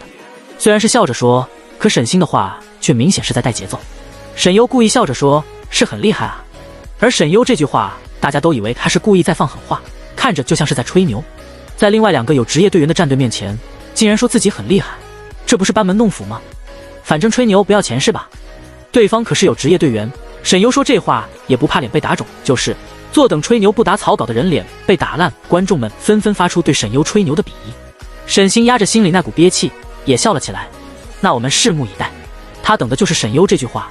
现在他话说的越满，到时候只会被骂得更惨。他现在不敢真把沈优惹毛了，到时候他发疯乱说话，所以他要让这些网友和观众们骂死他，让他人见人骂，成为过街老鼠。这样不管他说什么都不会有人信了。很快主持人就定下来了新规则，沈优和立成作为嘉宾的第3支战队成立，最后作为2支战队决战之后的表演赛。也就是说，谁赢了就会得到和沈优与立成组成的人机战队比赛的资格。定下规则后，节目进入了休息时间，开始播放起了广告。而无论是立成的综艺首秀，甚至是电竞首秀，还是沈优的话题，都拉满了期待性。整个节目的热度空前高涨。沈家人的其他3个兄弟在看到这个节目和直播间刷过的那些弹幕的时候，脸色都各有异样。但相同的是，3兄弟在看到那些说沈优嫉妒沈星有哥哥宠，所以才针对沈星的时候，心里都有了一丝爽感和优越感。而沈优和沈星出现在同框里的对比，沈星的暗淡，还有他所表现出来的小家子气，都让他们皱起了眉。沈优虽然说话骂人，但身上那股大气却是沈星根本没法比的。尤其他那恐怖的人脉，让他们都感到诧异。沈优到底凭什么能有这样的人脉？更别说沈明长夫妻。当知道沈优认识那么多豪门圈子里平时他儿子交朋友都不好交上的那些有钱公子哥和小姐的时候，他们震惊的话都说不出来。在他们的想象里，这样的人应该是沈星才对。他们梦想中自己的女儿就是这样。可现在沈星这个女儿好像谁都不喜欢她了，她连那些朋友都交不到，这让沈家父母本来就有些膈应的心里更加不爽。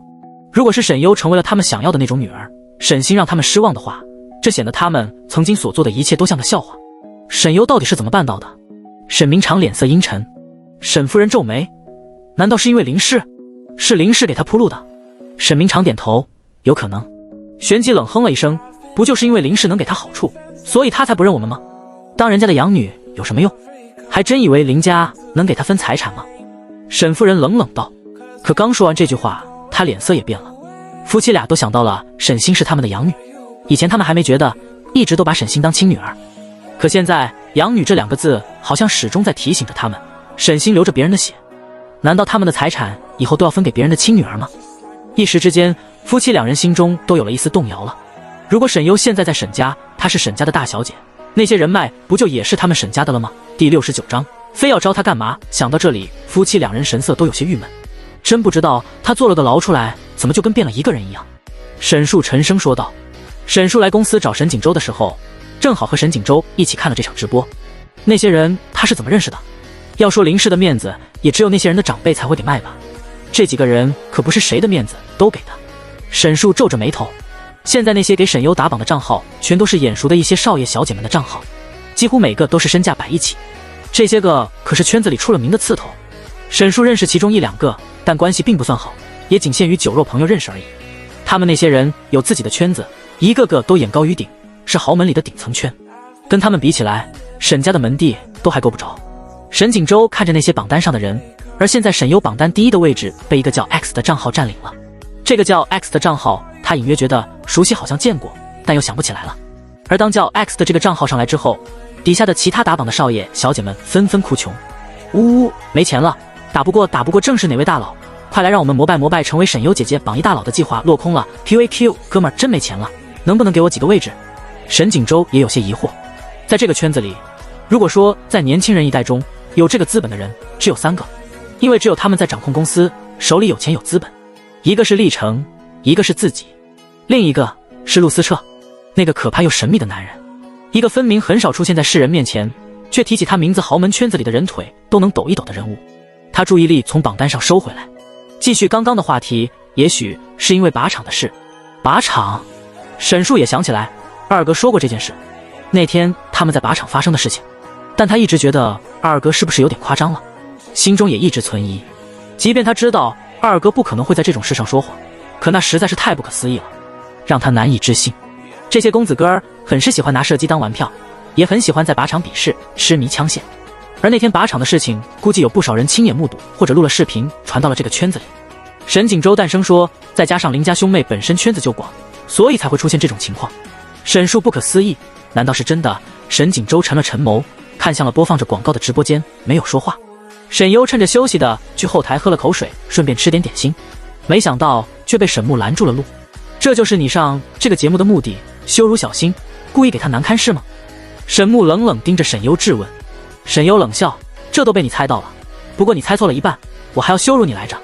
沈木眉宇愠怒，你，沈优，你别以为你现在认了别人当妈，就有人给你撑腰了。沈优挑眉，沈星可以，我为什么不可以？他不是还仗着你们杀人放火呢，我就不能仗着邻家辱骂畜生了？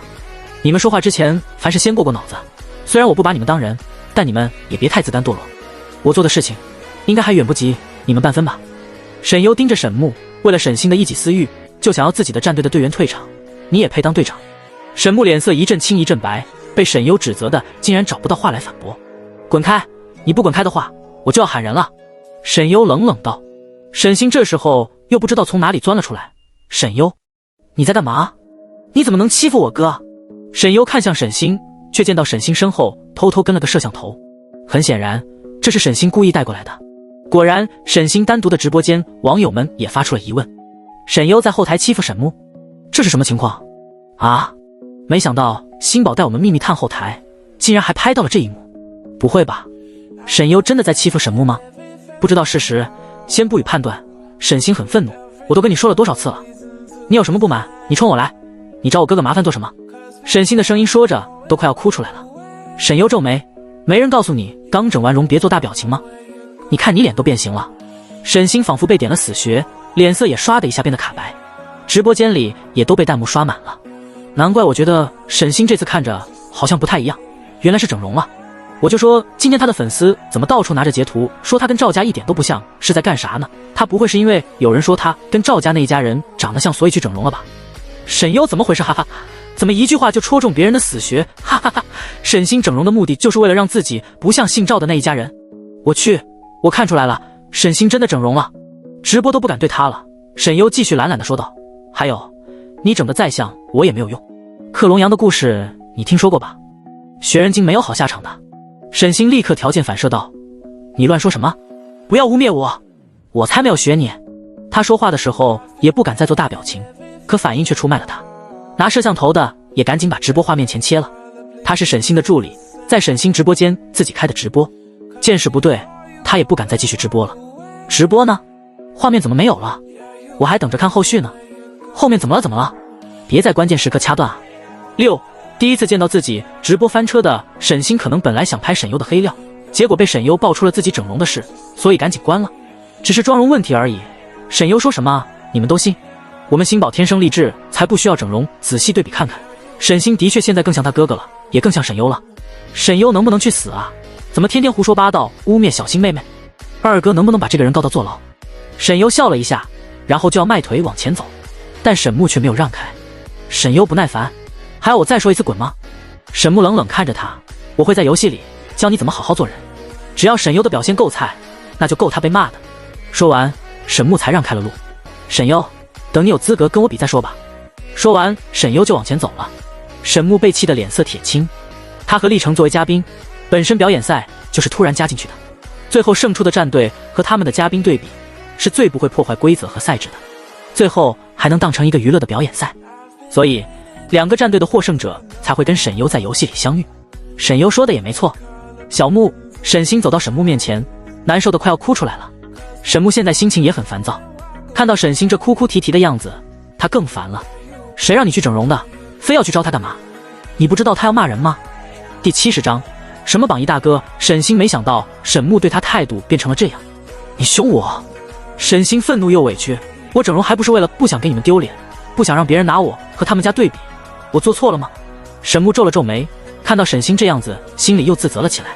他不该用这种语气对沈星说话的。对不起，是哥哥态度不好。沈木哄着沈星道歉，刚刚我也是被沈优气的。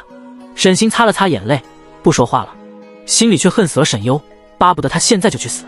沈优回到休息室内，吃了点水果，听到电话在震动，他拿起手机接了起来，刚放到耳朵就听到了江城爆炸的火药味。能不能收着点我的轻电？你要让公司的公关部瘫痪吗？还有那位打榜的榜一大哥到底是谁啊？沈优把耳朵离远了点，要是江城在他面前估计唾沫星子都得喷他脸上。等江城喷完了，沈优才把手机贴向耳朵。什么榜一大哥？江城，算了，估计你也不知道，可能是哪个钱多的没地方烧的富豪吧。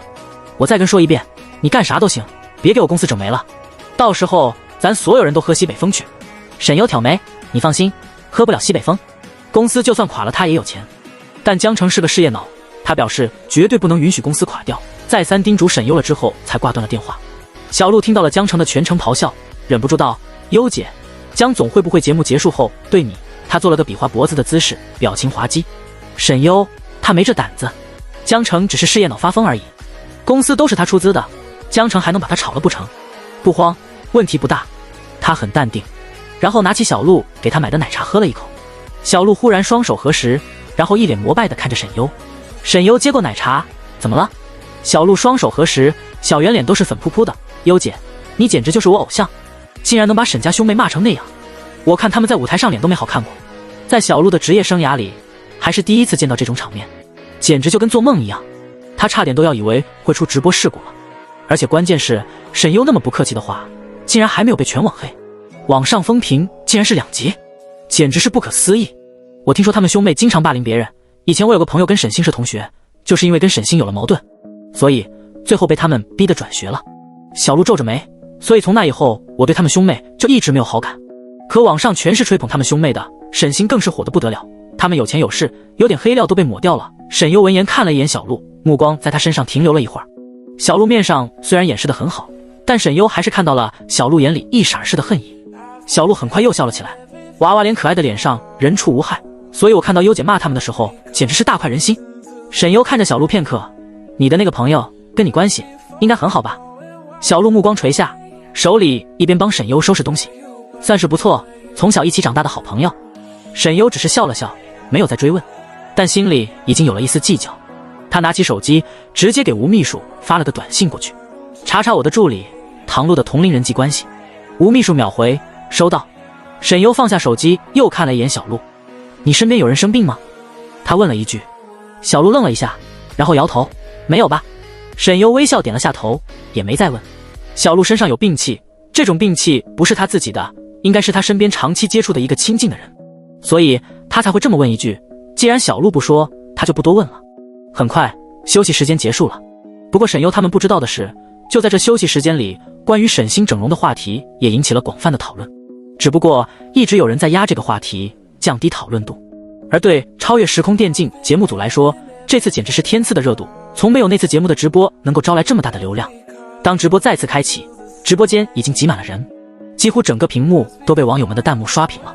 沈星真的整容了，快点快点，我要看沈优毒嘴辣评，节目组已经被资本控制了，沈优这样都还能留在节目上。立成，我的虚拟老公，我的理由 CP 何在？给我一个理由。什么鬼？这么快 CP 名就出来了吗？沈优回到嘉宾席的时候，立成已经在等他了。坐在嘉宾席上的立成和周围的所有人都看起来格格不入，但是他又偏偏有夺去所有人目光的资本，就连观众们都希望导播偏爱他，多拍一下他。看到沈优回来，他的视线才在沈优身上落了一下。事实上，现在这边的棚里也只剩下了他们3位嘉宾。2支战队选好队友之后，他们还有一段磨合期，共同训练以及制定作战方案。而这所有的画面都将直播出来，沈优他们作为观察员会进行实时评论。主持本来想采访沈优的，但可能怕沈优口出狂言，所以采访了一下立成。请问厉总，对于刚刚2支战队的选人有什么看法呢？不知道厉总有没有特别喜欢的成员？立成嘴角微微掀了掀，很公式化的回了一句：没有。他只回答了最后一个问题，显然不想回答多的问题了。不过回答完之后，立成有意的看了一眼沈优：你有喜欢的人吗？对，是立成问的。主持人还以为自己听错了，或者以为是立成说错了，所以主持人也笑着。那么沈优呢？网友们？厉总问的是什么？他问的是你有喜欢的人吗？直播间里顿时全是问号和感叹号。陆思彻手里的钢笔突然就断了，目光凉凉地盯着直播屏幕。彻少，对面的老总讨好的笑道：难道您是对我们的这个方案不满意吗？不满意的话没关系的，我们还可以再调整了一下。陆思彻看了眼静音模式的平板，他本来只是放在那里调了个静音，然后再谈生意上的事情，谁知他就刚好瞥了一眼，就看到了立成说的话，还有弹幕上观众们的反应。即便没有声音，他也能看得懂唇语。而对面的王总还以为是自己的方案让陆思彻不满意，吓得冷汗涔涔的。谁不知道，自从这位陆家的太子爷接手资义市的生意后，整个资义市的豪门圈子呼吸都是绕着这位爷走的。让他不满意了，他可谁都不会给面子。出了名的狠人，之前有个暴发户想跟陆思彻谈合作，想在合同上阴他一把，现在这个人都已经查无此人了，据说连公司都没了。后来听到小道消息说，这个人已经进监狱了，而且还被判得很重的那种，并且人都不是完整的，这更让合作方战战兢兢了，但也过滤掉了不少劣质合作方。撤少，王总试探性的又问了一下。陆思彻皱眉，不耐烦，闭嘴。王总立刻闭嘴，不敢说话了。秘书用眼神跟他示意，看了看旁边的平板，王总也瞄了一眼，这才知道陆思彻在看什么，于是他也乖乖巧巧的坐好，安静等着。原来撤少还喜欢看直播啊，真看不出来，撤少还是个电竞迷。沈优听到历程的话，怀疑历程是不是收了节目组的钱，故意来八卦的。他微微一笑，我也没有。历程轻轻推了一下鼻梁上的眼镜架，眼下了微微挑起的眉梢。主持人赶紧把话接了过去，虽然现在没有，但我相信说不定看了他们的比赛之后，就会被他们所征服呢。好了，现在让我们来看看两支战队的准备情况如何吧。沈优眼前的舞台上赫然出现了一个大荧幕，而荧幕上则是两支战队直播准备情况。按照他们的规则赛制，光是这样的准备和磨合直播都要放几天，攒够足够的热度和矛盾，然后才进行最后现场的比赛。陆思彻眉头拢了拢，此时弹幕上也刷着沈优和历程般配的字眼，看起来更让他觉得刺眼。那两个公关公司养着吃白饭的吗？陆思彻突然的一句话让王总都吓了一激灵，看到那平板上刷的弹幕，谢秘书就明白了，撤少这是觉得碍眼了，他马上退下去办事。在谢秘书下去后，陆思彻目光从屏幕上收了回来，看向了坐在自己对面的王总。王总顿时正襟危坐，然后一脸陪笑，撤少，您说，方案我看了，重新做一个。陆思彻的语气听起来显然心情不是很好，但这样的态度对王总来说已经是很知足了。他本来还怕撤少直接把气撒他身上呢。王总立马，好的好的。第71章，有点恶心。另外节目现场正在播放两支战队的准备情况。沈优为了不把江城惹生气，所以暂时也闭嘴了，毕竟他也不想自己刚开的公司就因为公关部爆炸而垮了。但接下来的时间里，因为沈优的沉默，所以导致直播反而没有之前有热度了。而历程也几乎不说话，只是优雅地坐在那里，偶尔喝杯咖啡，偶尔会抬起头看了一眼沈优，和他耳语几句，这让直播间的嘉宾席就更沉默了，只有偶尔另一位导演嘉宾时不时地说两句。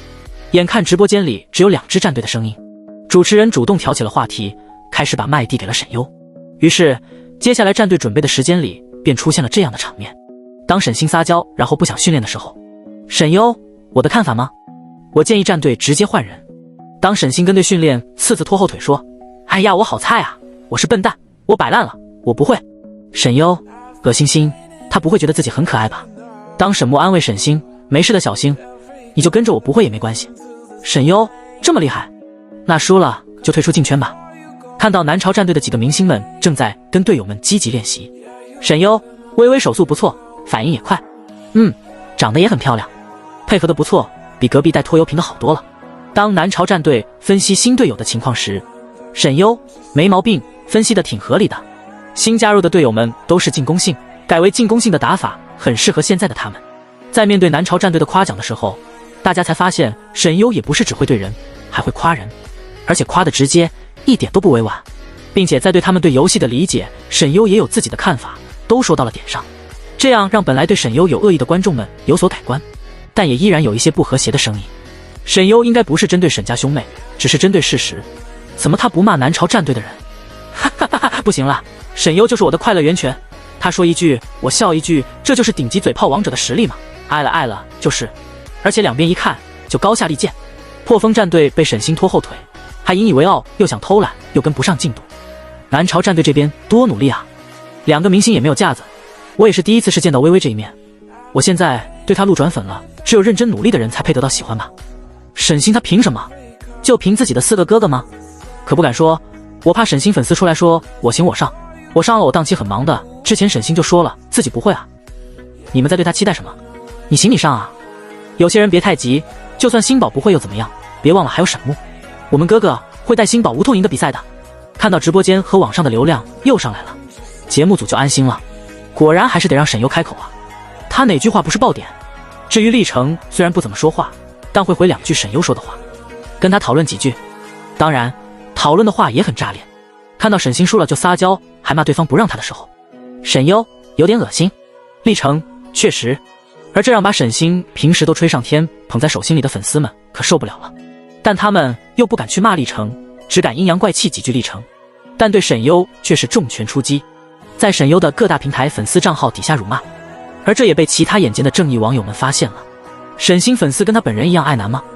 厉总也说了，怎么不去骂厉总，光骂沈优？就是对男人唯唯诺诺，对女人重拳出击。难怪沈星看到男的就走不动路，天天4个哥哥4个哥哥，粉丝们也天天哥哥哥哥的，母鸡下蛋吗？沈星喜欢被男人包围，粉丝也都是拜爹要爱，一家人天天买通稿，什么豪门贵公子、豪门千金团宠小公主，这榜单现在连沈优的榜10大哥都干不过，丢死人了。但很快这些网友们也遭受到了沈星粉丝们的攻击，双方人马在网上骂得有来有回，让其他明星的粉丝们都忍不住纷纷披着马甲来围观，甚至亲自上场。早看沈星不顺眼了，一个素人天天拉踩娱乐圈其他女明星，有病吧？仗着自己家里有点钱，天天蹭别的男明写通稿炒 CP， 还天天装无辜，结果被扒出来就是沈星大粉让搞的，可算是有人收拾他了。我忍他很久了，以前哪有人敢收拾他，跟他作对的都被他4个哥哥收拾了，现在终于有人出来拯救我们了。在训练中的沈星玩手机时，看到网上的这些言论，脸都气得发绿了。有骂他整容的，还有拿他整容前后照片对比的，说他长得像赵家人的，还有说他整得像沈优是学人精的，更有说他爱男，挖出他那些以前拉踩其他女明星和男明星炒 CP 的黑料的。从小到大，沈星从来没有遭遇过这样的负面舆论。从前每次有不好的舆论出来，都会被大哥解决掉，哥哥们会为他摆平一切，他也从没受过这样的委屈。为什么他哥哥们会让这些言论出现在网上？他们不知道现在对他来说有多重要吗？沈星从来不会觉得是自己的问题，因为他清楚，不管自己做什么，只要他的粉丝们去把那些说话难听的人骂得删屏，就不会有负面的舆论。而网友们都是被带着走的，只要网上夸他的话多，他们都会这样认为的。可现在网上的言论却让他受不了。哥，你看到网上说我的了吗？沈星故意当着直播镜头给沈锦州打电话，呜呜呜，哥，为什么我明明没错，网上都在要骂我，呜呜呜。沈星打电话还找了个侧脸好看的角度，做出一副可委屈的小表情，让大部分的人都忍不住心生怜爱。但沈优的一句话却让现场沉默，假体都快出来了。主持人，姐姐没人让你在这个时候说话，氛围一下就破了。历程也抿了抿嘴，不过看了眼沈星，又看了眼沈优，似乎是在看沈星是不是真的整得跟沈优相似。沈锦州突然接到沈星的电话，眉头都拧在了一起，但还是配合着说了句：“你好好上综艺的，剩下的事不用管。”多年的暧昧的人设也让沈锦州自然而然地说出了这句话。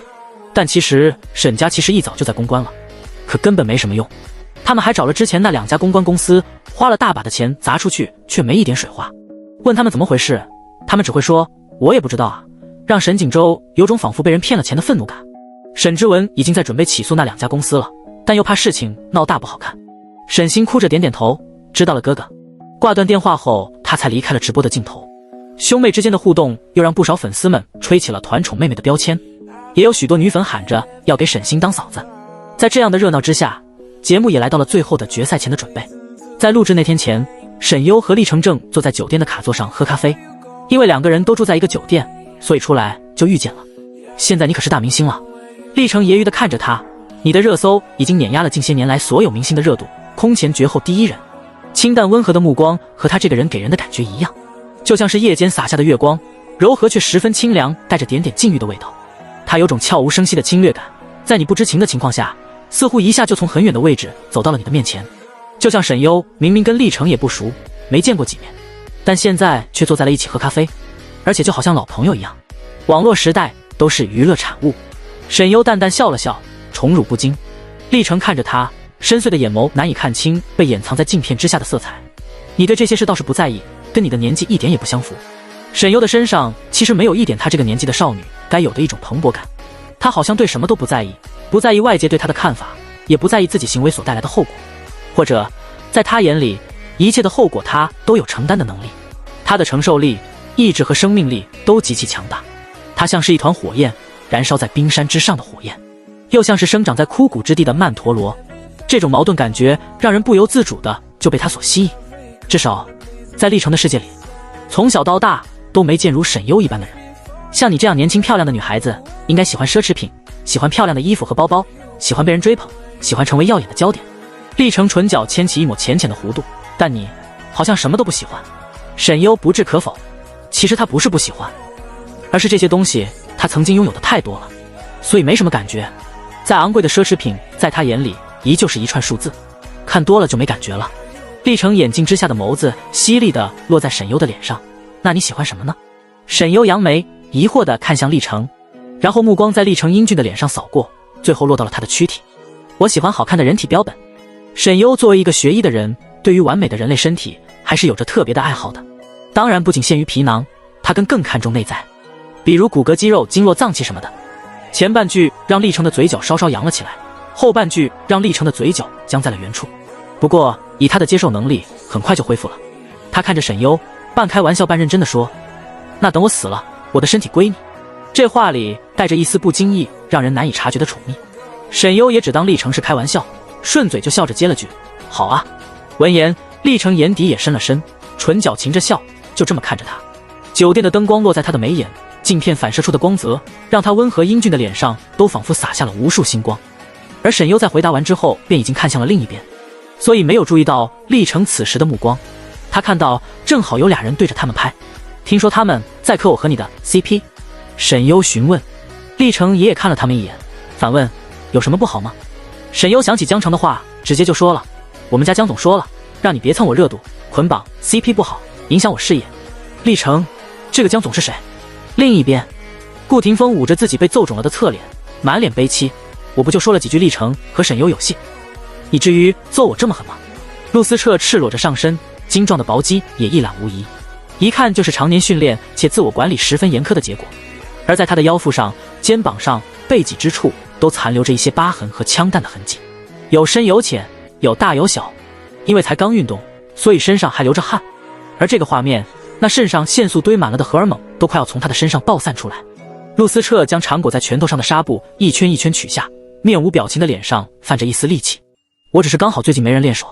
他勾唇，你自己送上来是，那我就勉为其难的收下了。顾廷峰咬咬牙，在窝囊和生气里，最后选择了受窝囊气。他自己去旁边随时备着的冰柜里找了块冰来给自己冷敷。这么多年不见，怎么有人一来就打我啊？他很是不满，像受了天大的委屈。他也不知道陆思彻真的对沈优的事情这么敏感啊。最近沈优和立成都上综艺去了，他就是随口提了一下，网上磕他俩 CP 的还挺火呢。谁知道他就说了两句，沈优和立成估计真有戏。立成对沈优可能真有意思，沈优年纪小，以立成的魅力拿下还不是轻轻松松，然后他就挨了一顿毒打，给他揍的脸都成猪头了。至于吗？小时候他就挨陆思彻的打，这么多年没见，他怎么还在挨打？第72章，沈优也有兄弟姐妹。顾廷峰跟陆思彻虽然从小认识，但一直都是挨揍的那一方。他俩的关系算不上好，也不算差，因为顾廷峰这个人八面玲珑，跟立成那帮人关系也不错，而跟陆思彻从关系上来说还沾点远房亲戚。顾家和陆家也是算是世交，所以虽然陆思彻不喜欢他，但关系也处得还将就，所以他过来见自己，他才同意了。正好他有段时间没揍人了。说吧，你来找我做什么？陆思彻淡淡道，就因为想过来说几句有的没的。顾廷峰吊儿郎当的靠在旁边的冰柜，一边嘶哈嘶哈喊着痛，一边说，这么多年没看到你，这不是想过来见见你吗？虽然小时候陆思彻就是神龙见首不见尾，几乎每年只有到寒暑假的时候才会出现，但从陆思彻15岁过后，就几乎没什么人见过他了。像陆家那样的门第，也不会有人纠结陆思彻到底干什么去了。他们那种家族有家族的使命，陆思彻从生来在那个位置，就是注定了跟他们不一样的。他站在那么高的位置，就会承担相应的责任，所以他也不会问陆思彻到底去做什么了。只是突然听到说他这3年出现在 Z 市，让他有点激动，也有点好奇。又因为在历城那里了解到陆思彻和沈优关系也匪浅，所以过来八卦一下。你，顾廷峰看着陆思彻身上的伤痕，话到嘴边还是什么都没说，也什么都没问。怎么想起来 Z 市了？他不痛不痒地问了个问题。陆思彻也走到了旁边，把衬衣重新穿在了身上。这边风景好。陆思彻一边扣扣子一边敷衍地回答。顾廷峰撇嘴，我看风景是挺好，难怪历城这些年也在。我说那个沈优妹子枪法是真好啊，你是没在现场看到？我看到了。陆思彻扣袖子的动作停顿了一下。顾廷峰啊，陆思彻声音冰冷，历城让人把监控发给我了。顾廷峰诧异，你俩关系好了？刚问出这句话，他就察觉到气场不对。陆思彻也凉凉地瞥了他一眼，顾廷峰立马好像明白了什么，尬笑了一下，那他人还怪好嘞，历城这在故意挑衅。不过这也的确像是历城的行事风格，他只是看着好像很好说话，实际上背地里也是个阴暗腹黑的主。他记得陆思彻以前骂历城就说他是个披着个人皮的眼镜蛇，阴暗扭曲爬行，有毒，把少年时的历城气得天天背地里找人去陆家告陆思彻的状。几句话的功夫，陆思彻的衣服已经穿好了。如果你最近在跟历城混的话，正好给我带句话给他。陆思彻淡声开口。顾廷峰，什么话？陆思彻眸子微冷，我看上的人就是我的，他想抢也要看看自己有没有这个本事，有的东西不是他露个面就能轻而易举得到的。顾廷峰顿时觉得浑身都浸着一股寒意，比那贴在自己脸上的冰块都还要冰冷。他没说话，好像在斟酌该说什么，但有一点他是发现了，陆思彻的霸道和小时候真是一模一样。他记得小时候陆思彻有一个手枪模型，但在一场宴会上，他的这个手枪模型被另一个更大的孩子抢去玩了，还想要陆家的长辈送给他。在那种情况下，陆家的长辈自然同意了，可没想到陆思彻却冲了过来，和那个男生扭打在了一起。陆思彻年纪比那个男孩小5岁，体型上也有悬殊，可他却发狠的跟他打得头破血流都不肯停手，直到那个男生哭着说把玩具还给他，他才停手。也是从那个时候起，不管是年纪比他大的还是跟他同龄的，都对他有了畏惧，谁也不敢擅自是动他的东西。他是个抢起自己喜欢的东西来不要命的人。顾廷峰从回忆里回过神来，看到陆思彻已经准备离开了。我今天还有个合同要签，没什么事的话我就先走了。你自便。陆思彻说完就从这个场地离开了。顾廷峰看着陆思彻离开的背影，眉头也皱了起来。这俩人不会都是来真的吧？顾廷峰忽然想起来，赶紧追了上去。撤！你等等，我还没拜访老爷子呢。他差点忘了这件重要的事情。他来自议事，家里那边特地叮嘱了他，让他去拜访一下陆老爷子，这才是正事。而第二天，超时空电竞也迎来了最后一天的直播。因为前期的铺垫，决赛那天直播间里挤满了人，但沈优榜一大哥的位置纹丝不动，而榜单上的其他少爷小姐们底下的留言也十分癫狂。少爷小姐们还缺保姆吗？要不你们看看我合适不？少爷小姐们一定很久没笑过了吧？少爷小姐们在砸榜单的时候能不能也顺便砸砸我？少爷小姐们不行啊，还是榜一大哥有实力，这让一众少爷小姐们敢怒不敢言，一受了一股子的窝囊气。他们确实不如榜一大哥有实力吗？沈优和历城他们又坐上了嘉宾席，和第一天一样，两支战队也都纷纷在舞台的两边做好了准备。登顶游戏原本是一款端游电竞，后来为了方便快餐化时代和手游互通，成为了最火热的一款手游。而这次节目也是主打的手游。沈星坐在了破风战队的中间，身边是沈木。当主持人提问沈星，沈星同学最近练习的怎么样呢？有没有什么狠话要放的？沈星，我本来就是游戏小白，懒得练了，反正小木会带我赢的，对吧？他看着沈木，笑眯眯地做出可爱的表情。沈木和战队的队友们都皱了下眉，但沈木还是点了点头。主持人也笑了起来，看来小新相当有自信。沈星故意看向沈优，我是相信我的哥哥。他故意强调了几句我的哥哥这几个字，然后冲着沈优笑，从小到大我都相信。主持人一副了然的样子，所以小新的哥哥们才这么喜欢你，不愧是团宠妹妹。沈星也笑了起来，眼神挑衅地看着沈优，仿佛在告诉沈优，沈家四兄弟只会喜欢他，沈优不过是个被抛弃的人罢了。历城也看了沈优一眼，主持人下意识地看向了沈优，说起来真巧，小优也是姓沈哎，我很好奇，小优也有兄弟姐妹吗？这话问得让沈木也变了脸色，目光也不自觉地看向了沈优。沈星唇角也咧了咧，这个问题是他故意让主持人问的，就是要在所有人面前让沈优难堪。沈家投了钱，主持人当然要给沈家一点面子，而这个问题也无伤大雅，所以主持人就答应了。沈优微微一笑，有啊。沈星很喜欢在他面前炫耀自己跟沈锦州他们的感情。在沈优在沈家的那3年里，沈星无时无刻的不再告诉他沈优在四兄弟的眼里连狗都不如，更别说比得上他的一根手指头。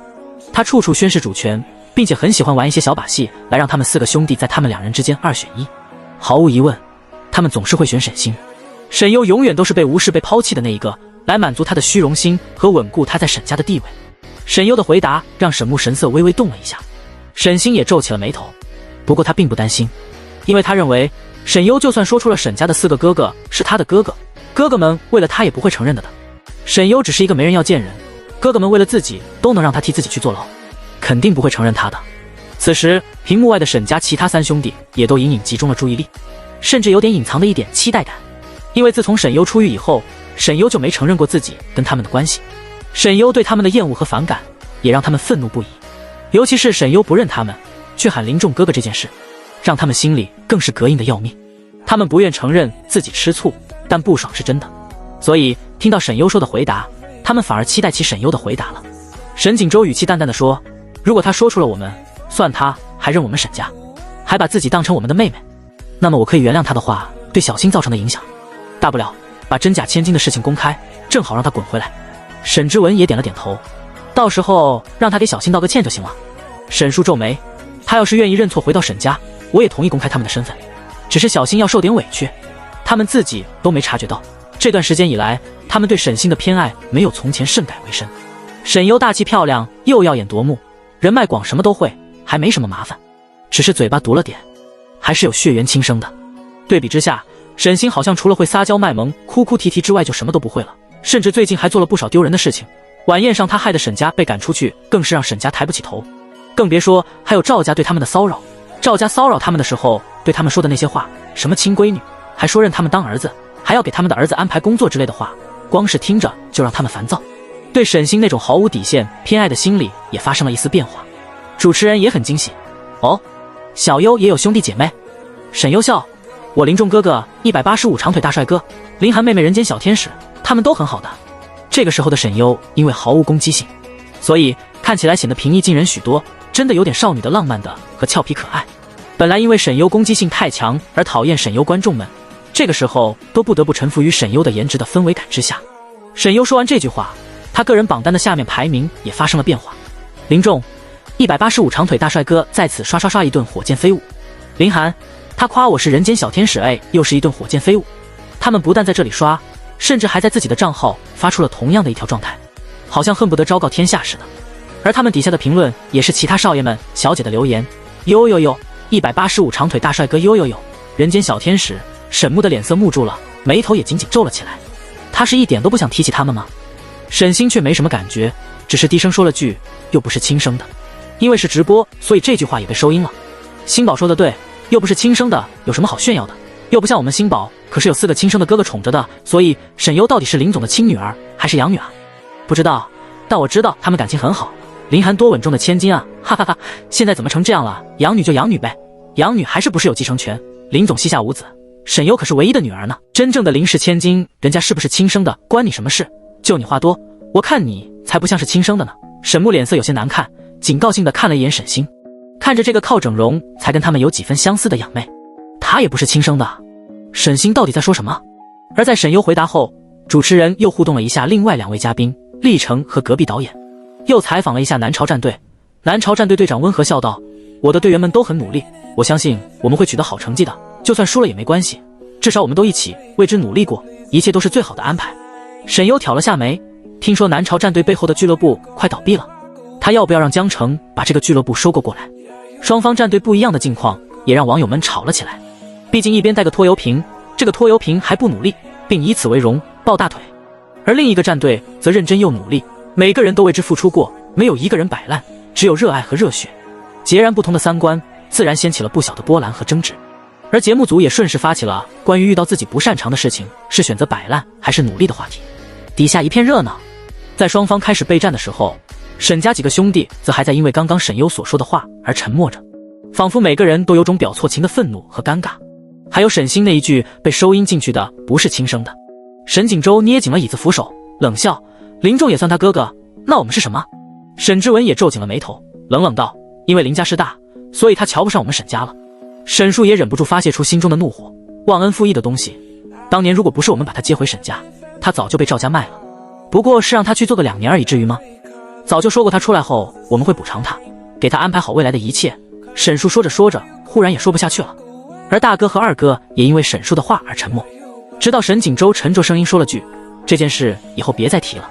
沈树动了动嘴，最后还是说，我知道了。这件事现在成为了他们心底的一根刺，而他们也不知道为什么，明明以前毫不在意的一个妹妹，现在却让他们总是莫名其妙的在意。当初是不是不该让他去顶罪？沈之文小声地说出了这句话，这句话已经萦绕在他心里很久了。沈优每次用这件事骂他的时候，他其实心里都是既害怕又难受。这些年，其实他用自己的学法律的知识做了不少违背法律的事情。在之前，许多事情都是因为沈星，可现在沈优骂他的那些话，是让他开始感到十分的不安。沈锦州深吸了一口气，缓缓说，在那种情况下，那是最好的办法。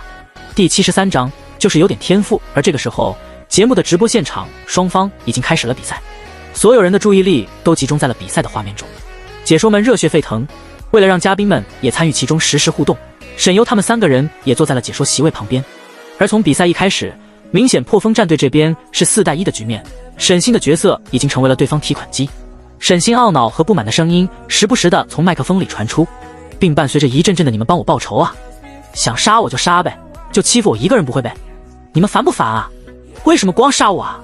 我不玩了，坐等我哥把你们都杀光，怎么就欺负我一个人啊？呜呜！”而破风战队虽然以沈木为首打得十分激进，但也只有4个人的配合，甚至还因为时不时的要去救一下沈星，而导致配合也出现了问题。沈木的个人能力很强，但在对方的配合下发挥不了多大的作用。沈星成为了沈木的死穴，沈木的队友们也犹豫要不要救沈星，他们的战术也被对方的配合一次次击破，而且毫无还击之力。南朝战队每个人都认真听指挥，执行能力很强，就算技术不够也是配合来凑。双方还不到中场就已经优劣势很明显了。比赛进行到一半，沈优和厉总现在有没有什么想说的呢？或者你们觉得哪支战队会是最后的赢家呢？沈优唇角微微掀了掀，只有热爱和热血才不惧岁月漫长，摆烂的人是不配享受任何殊荣的。厉成弯了弯唇，沈优说的对。片刻后他又补充了一句，当别人在绽放光芒的时候，有的人却在拉着整个团队下沉，那么结果也就不言而喻。两人的话也立刻掀起了一片讨论的热潮，网友们也思考起了这场比赛的真正的意义，还有沈星不会就直接摆烂是否值得推崇。沈优说的太好了，摆烂的人是不配享受任何殊荣的，凭什么你什么都不做就能得到一切？你行你上啊，不是每个人都有天赋好吗？沈星都说了自己是游戏白痴了，还要他怎么样？笑死，这世上哪有那么多公平？有点人还出生就在罗马呢，你努力一辈子也够不上人家的起点，还努力？的确努力你不一定够得上人家的起点，但不努力你连地上的狗屎都吃不到，不是沈星就非救不可吗？你们的兄妹情不需要在这个时候来展示吧？沈星本来就不会啊，对自己的东西不努力怎么了？努力也没有效果啊，不摆烂怎么办？沈星就是故意这样的，老绿茶了，就喜欢让人觉得他身边的男人都得围着他转，真丢脸。亏我还认为真的能4打5呢，不是喜欢演兄妹情深吗？赛前还说的那么厉害，现在打不打脸，果然大家都在吵，只有我默默的磕我的理由 CP 吗？在大家讨论的时候，沈星又被杀了好几次，饶是他在强装着自己心态好，这个时候心态也快要崩了。沈木在指挥里对他说话的态度也越来越不满，你能不能别动？你就不能躲起来吗？你非要去送人头干嘛？比赛一共3局2胜，第1局破风毫无意外的战败。沈星取下耳机冲着对方怒道，你们就光欺负我不会玩，算什么本事？不要脸！沈星早就被养成了受不得一点委屈的性格，心态一崩他就有些控制不住本性了。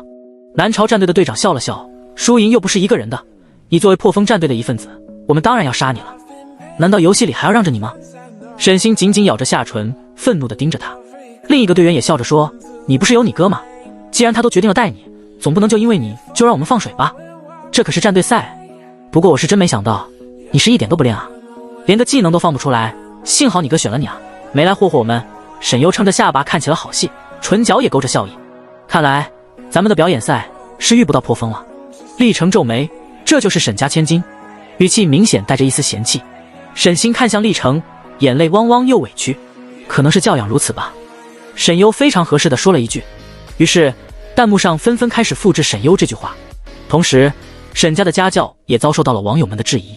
沈星眼里恨意都快化成了水，瞪了沈优一眼，然后看向了沈木，哥，下一把你可要保护好我。沈木没说话，队友们也都脸色有些难看。很快第2场比赛开始了，但意料之中，第2场比赛依然重复了第1场的结局，2把连败就没必要打第3场了。而南朝战队也获得了最后和嘉宾们进行表演赛的资格。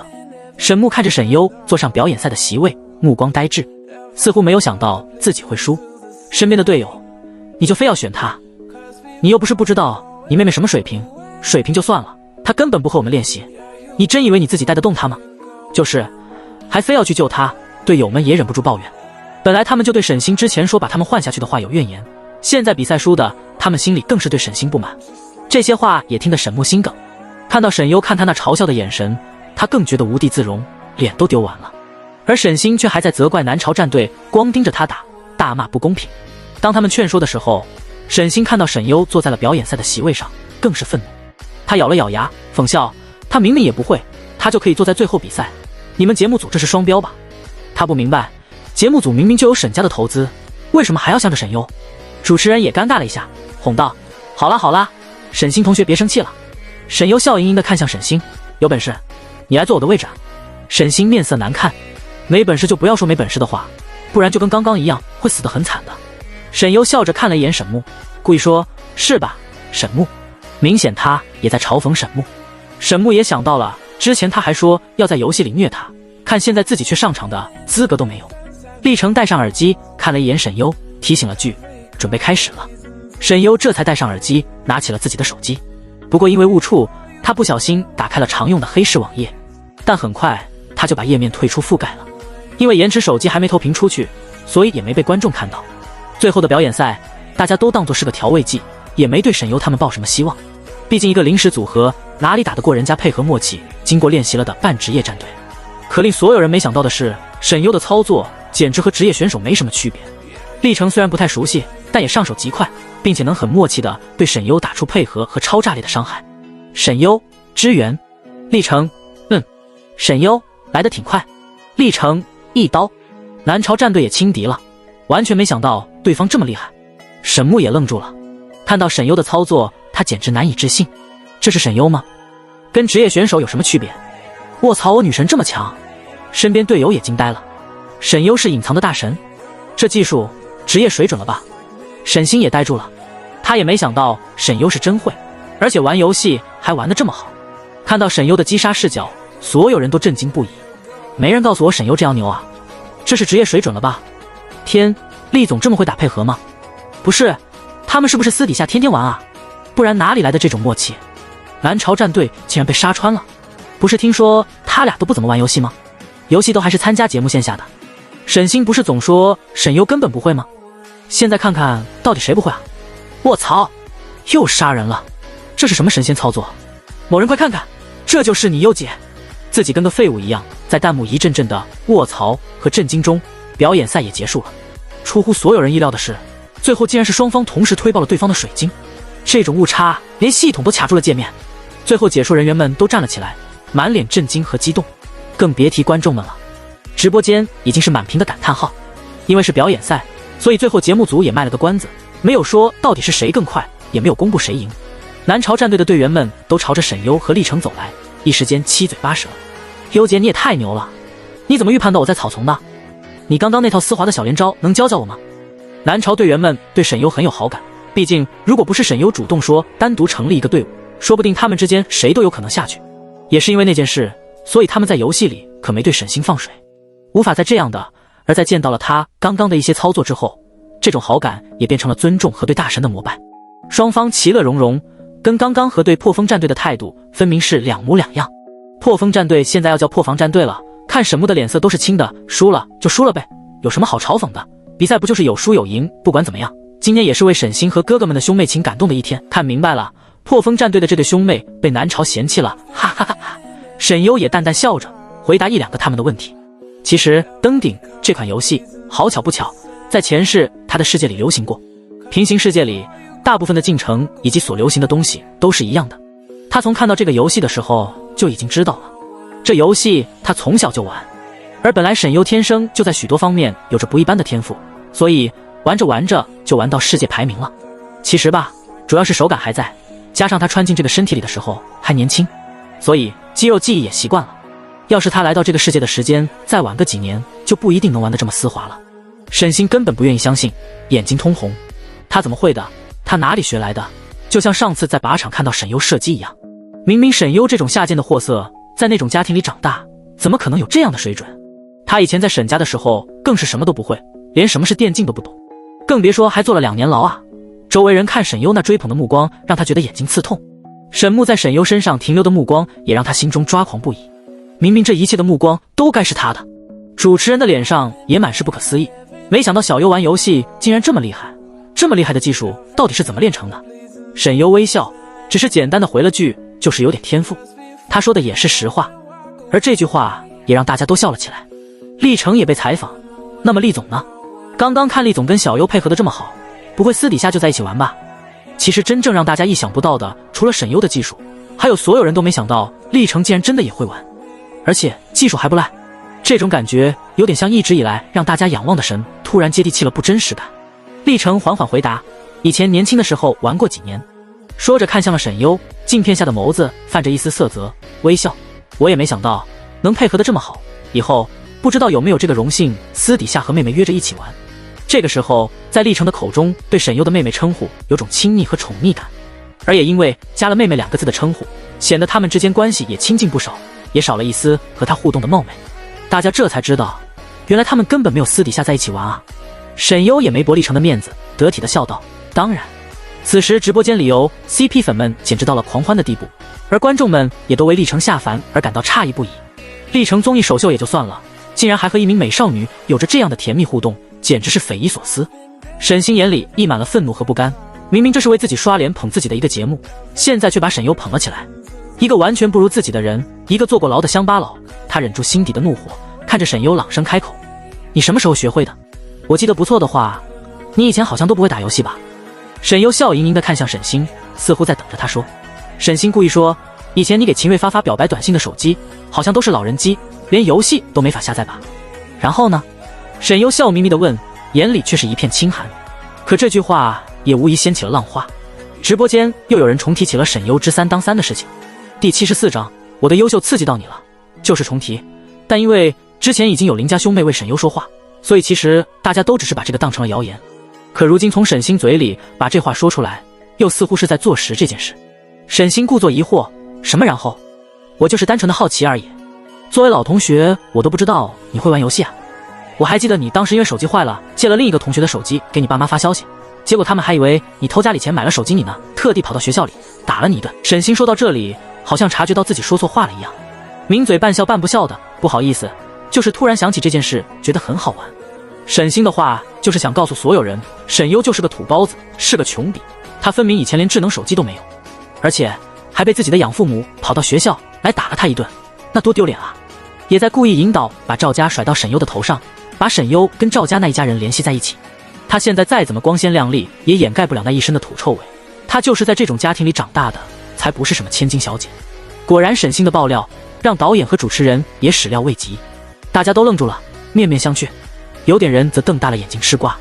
沈星一副小心翼翼的样子看着沈优，说了，你以前的事情你应该不会不高兴吧？这个时候直播间和热闹的不得了啊！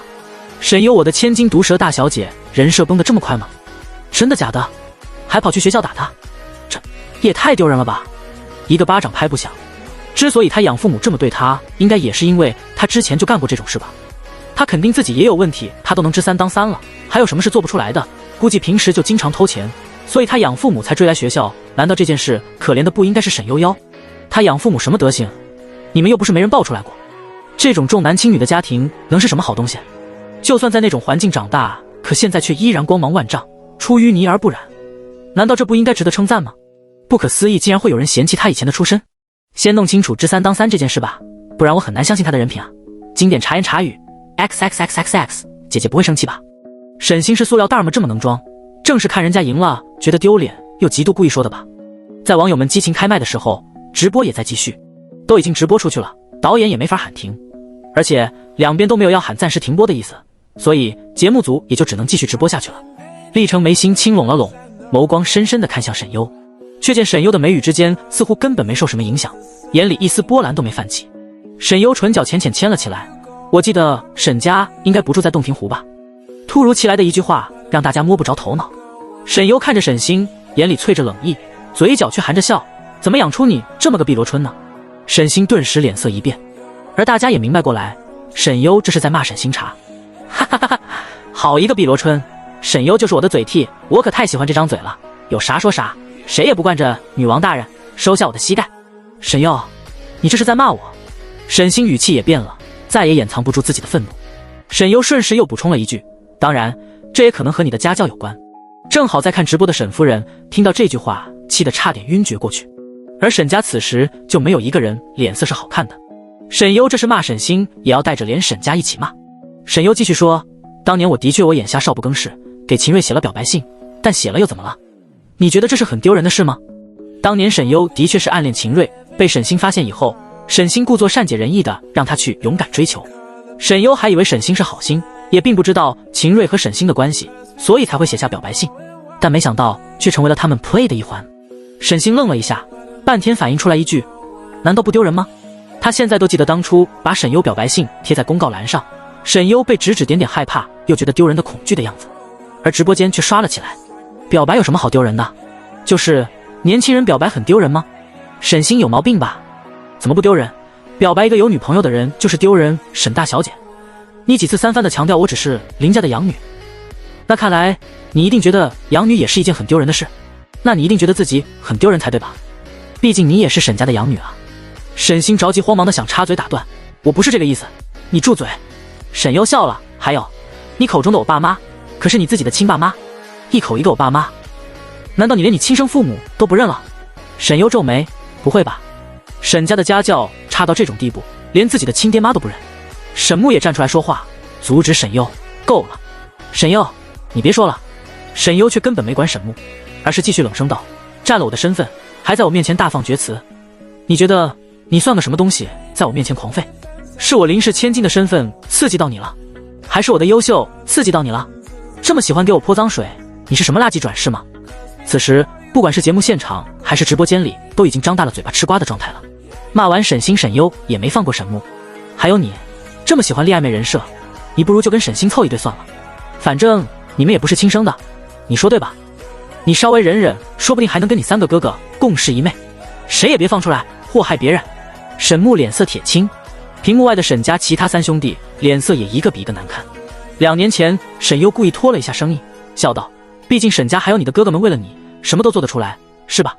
反正节目已经录完了，他忍这对兄妹也很久了。”第75章，别装了，等会儿更有的你哭的。沈优故意说一半，没把话说完，但就只是这半句，就已经引得沈家每一个人都变了神色，尤其是沈星，眼里尽是一片心虚和惶恐。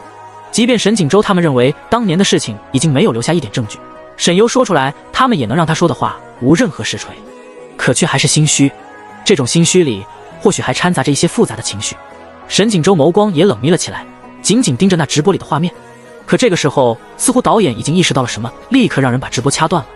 突然中断的直播间，此时却是比刚刚还要热闹无比，全都在发着问号，还有无数的疑问：我直播呢？我那么大一个直播呢？结束了？沈优刚刚说的话什么意思啊？2年前发生什么了？说完啊！实锤不是剧本，如果是剧本的话，应该不会掐断直播。等等，我瓜还没吃完。沈优说沈星是沈家的养女，真的假的？让我看完啊！我抓耳挠腮都快成猴了。有知情人透露，沈优不止一次提起过沈星是假千金，难道是真的？所以沈优才是沈家的亲女儿，沈星是假千金。那沈星在秀什么？抢别人的爸妈，还抢别人的亲哥哥，是不是还觉得自己很自豪？如果这是真的，那沈星也太恶心了，鸠占鹊巢的玩意儿，还天天嘲讽别人是养女，什么双标狗！难怪沈星和沈优一言不合就吵架，原来有这么深的渊源啊！天天秀别人的亲哥哥是什么心理？他不会真的把自己当成什么小说女主吧？难怪沈星要整容，还整得跟沈优那么像，一切都有迹可循了。原来是想彻底取代沈优，成为沈家的女儿啊！有这样的亲生父母和哥哥沈优，真是倒了8辈子霉。沈优也太惨了，在赵家那种生活，本来应该是沈星过的。很快网络上就炸开了锅，关于沈优真千金、沈星假千金的话题，立马冲上了热搜第一，而且是在瞬间。在这个热搜冲上去的同时，沈星像是疯了一样朝着沈优扑了过去。你住嘴！你胡说八道！他双目通红，抬手就想打沈优，但却被厉成率先反制住了手。厉成眼神冰冷地看着他，沈星神情恍惚，对着厉成哭着控诉：他在污蔑我。他刚说完这几个字，沈优也就顺势一耳光打在了他的脸上，而这一巴掌直接把他打脱了厉成的桎梏，或者是厉成故意撒开了手。沈星整个人都往后一屁股摔在了地上。沈优皱眉，甩了甩手，就非要送上来挨打是吧？沈星捂着脸，愤怒地看着沈优，眼神满是怨毒，好像恨不得把沈优撕碎。周遭的人看着纷纷不敢动，就连那些当红的流量明星登时都不敢张嘴。但吃瓜的好奇心又让他们忍不住的想把眼前发生的一切看完。但导演却很识趣的让其他人全都散了，赶紧离开了这个录制棚。导演知道这说不定就是人家的家事了，这场直播事故出去，说不定林家和沈家都得找自己麻烦。他可不想这件事再闹大，到时候连自己的工作都丢了。人家的家事还是让人家关起门来解决好了。他们光速离开之后，整个录制棚就只剩下了历城、沈优还有沈木、沈星了。而沈星见人少了，眼中的愤恨和怨毒也都毫不掩饰。就算你才是沈家的亲女儿又怎么样？沈家认你吗？沈星恨恨道，你在他们面前连我的一根头发都比不上，别人也根本不会相信我是假千金。似乎是想到沈木和历城还在场，所以他立刻又转了个口风，爸爸妈妈和哥哥们就是爱我，你嫉妒我用这种下作的手段害我也没有用，你这样只会让爸爸妈妈和哥哥们更讨厌你。仿佛是他在控诉沈优，是沈优因为嫉妒他而陷害他一样。沈优歪了一下脑袋，你在说什么？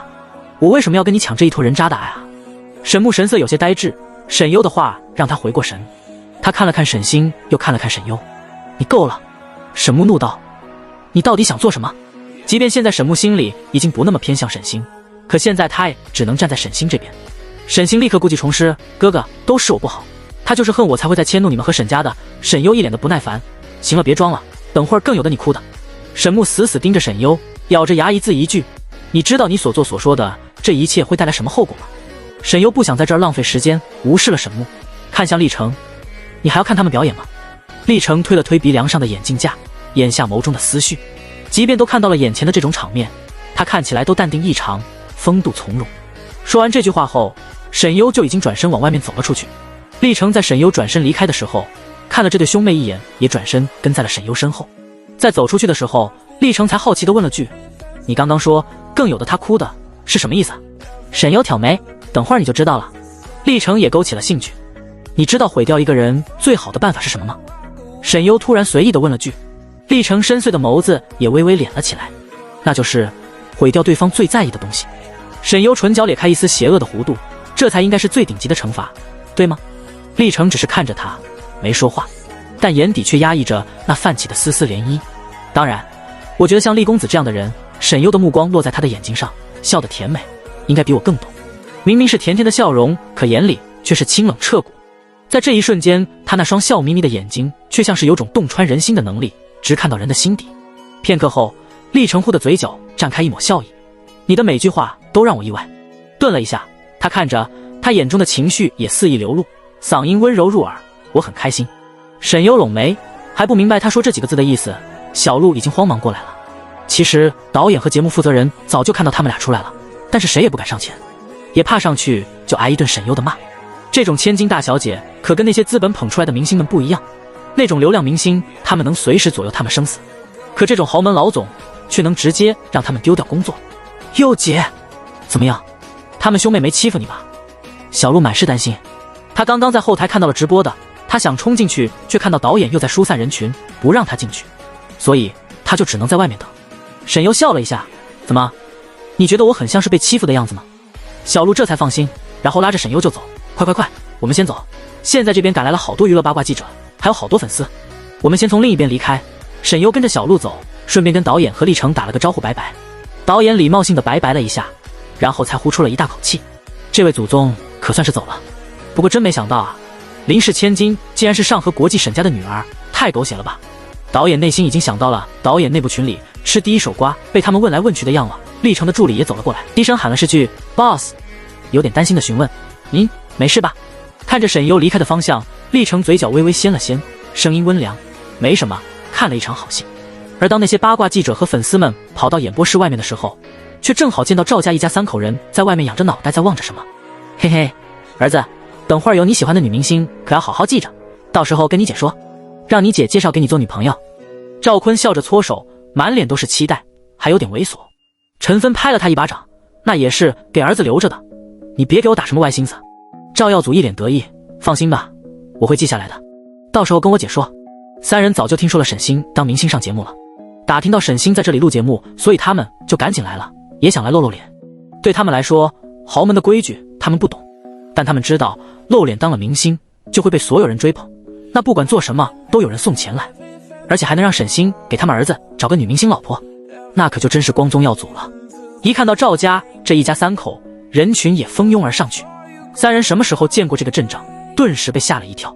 第76章，我的活爹，开心点，请问你们是沈星的亲生父母吗？娱乐记者们个个跟打了鸡血似的。请问你是沈星的亲弟弟吗？请问沈星和沈优跟你们分别是什么关系？请问上次你们去林氏大厦闹事，是不是也是沈星指使的呢？作为赵家人这种人家来说，他们觉得现在仿若被万众瞩目一样，就跟明星似的，一股虚荣也溢满了他们的脸上。他们现在可是在被记者采访呢，这可是露大脸了。赵坤笑得都合不拢嘴，哎，这个怎么好说呢？沈星都不让我们说的。陈芬满脸横肉，都笑出了褶子。不过也没错，沈星啊，确实跟我们关系很好的。你们看我儿子是不是跟沈星一个模子刻出来的？说着，陈芬立马把赵耀祖推到了他们面前。我儿子这么帅，这可是天生当明星的料啊，跟沈星比长得也不差吧？陈芬赶紧夸起了自己的儿子，这可是大好的机会，陈芬当然不会放过让自己的儿子当明星。我听说你们现在流行什么女友粉，看我儿子这样的，岂不是能吸一大批的女友粉？哈哈哈！赵耀祖也挺起了胸膛，对自己相当自信，笑容满面。陈芬对儿子的吹捧让大家脸上都露出了稍许尴尬。虽然赵耀祖五官算是看得过去，可这一副二流子鬼火少年的模样，谁能看得上啊？而且一眼睛黑肿，神情虚浮，看着就不像是什么好人。陈芬话头上来了，我跟你们说，沈星之所以好看啊，还不是继承了我当年年轻的时候可也是我们村里的一枝花。什么沈优啊，哎呦，那个赔钱货也能跟我们沈星比？你们不知道沈优啊，连他亲生父母和亲哥哥都瞧不上他，他就算被找回下沈家，也是那什么山鸡插上鸡毛掸子装凤凰呢。赵坤打断他，什么像你，分明是像我，所以才能当大明星。就是沈优啊，他爸妈都不要他的，他亲哥也不要他，在沈家也是给我姐当丫鬟的。赵耀祖满脸的得意。有两个八卦记者也立马说，那你是沈星的亲弟弟？你要是进娱乐圈的话，沈星会帮你吗？赵耀祖年纪小，可不像赵家两口子稍微还顾及一下，之前还被家里人约束着不能到处乱说，说沈星说他们到处乱说就不给他们钱了，沈家的人也不准他们乱说，所以赵耀祖只能在自己的兄弟们面前过过嘴瘾。但现在这种时候，赵耀祖可就忍不住了。沈星可是我的亲姐，她到时候肯定会照顾我的。我妈说了，我姐还要给我介绍女朋友呢。再说了，我们家就我一个男丁，她不帮我帮谁？只有我才能传宗接代，你们懂吗？沈星好像根本就不认你们吧？他和粉丝可是一直在否认跟你们的关系呢。谁说他不认我们的？赵坤厉声道，亲生的就是亲生的，他不认我们是要被天打雷劈的。陈芬也说，就是你们这话说的真好笑，前几天他还找我们帮忙呢。那他为什么住在沈家呢，而不跟你们在一起？陈芬眼神鄙夷，当然是因为沈家有钱啊，而且吧，这沈家从上到下都舍不得我们家沈星，为了他啊，沈家可是连自己的亲女儿都没公开过呢。原本赵坤夫妻还有所顾忌，毕竟他们答应过沈家和沈星不能到处说这些事，为了能后续拿到好处，他们也的确遵守着这个承诺。但现在这种时候，他们俨然已经觉得跟沈星攀上关系只会得到更多的好处。而且在这些记者们你一言我一语的提问下，他们倒是把什么都吐了出来。这家人的爆料也让沈优和小鹿安全的上了保姆车。不过沈优在车上却用手机刷到了某音上关于这家人受采访的直播。什么？你还不信沈星是我亲女儿？你也不看看她这张脸长得像谁？陈芬怒道。小鹿忍不住开口，优姐，所以沈星真是假千金？沈优诞生开口，是不是都没什么关系？因为他和沈家都是一丘之貉，垃圾就该待在垃圾堆里。虽然沈优是这么说，但小鹿也知道沈优不会说假话。原来优姐才是沈家的亲生女儿，她眼眶也有些泛红。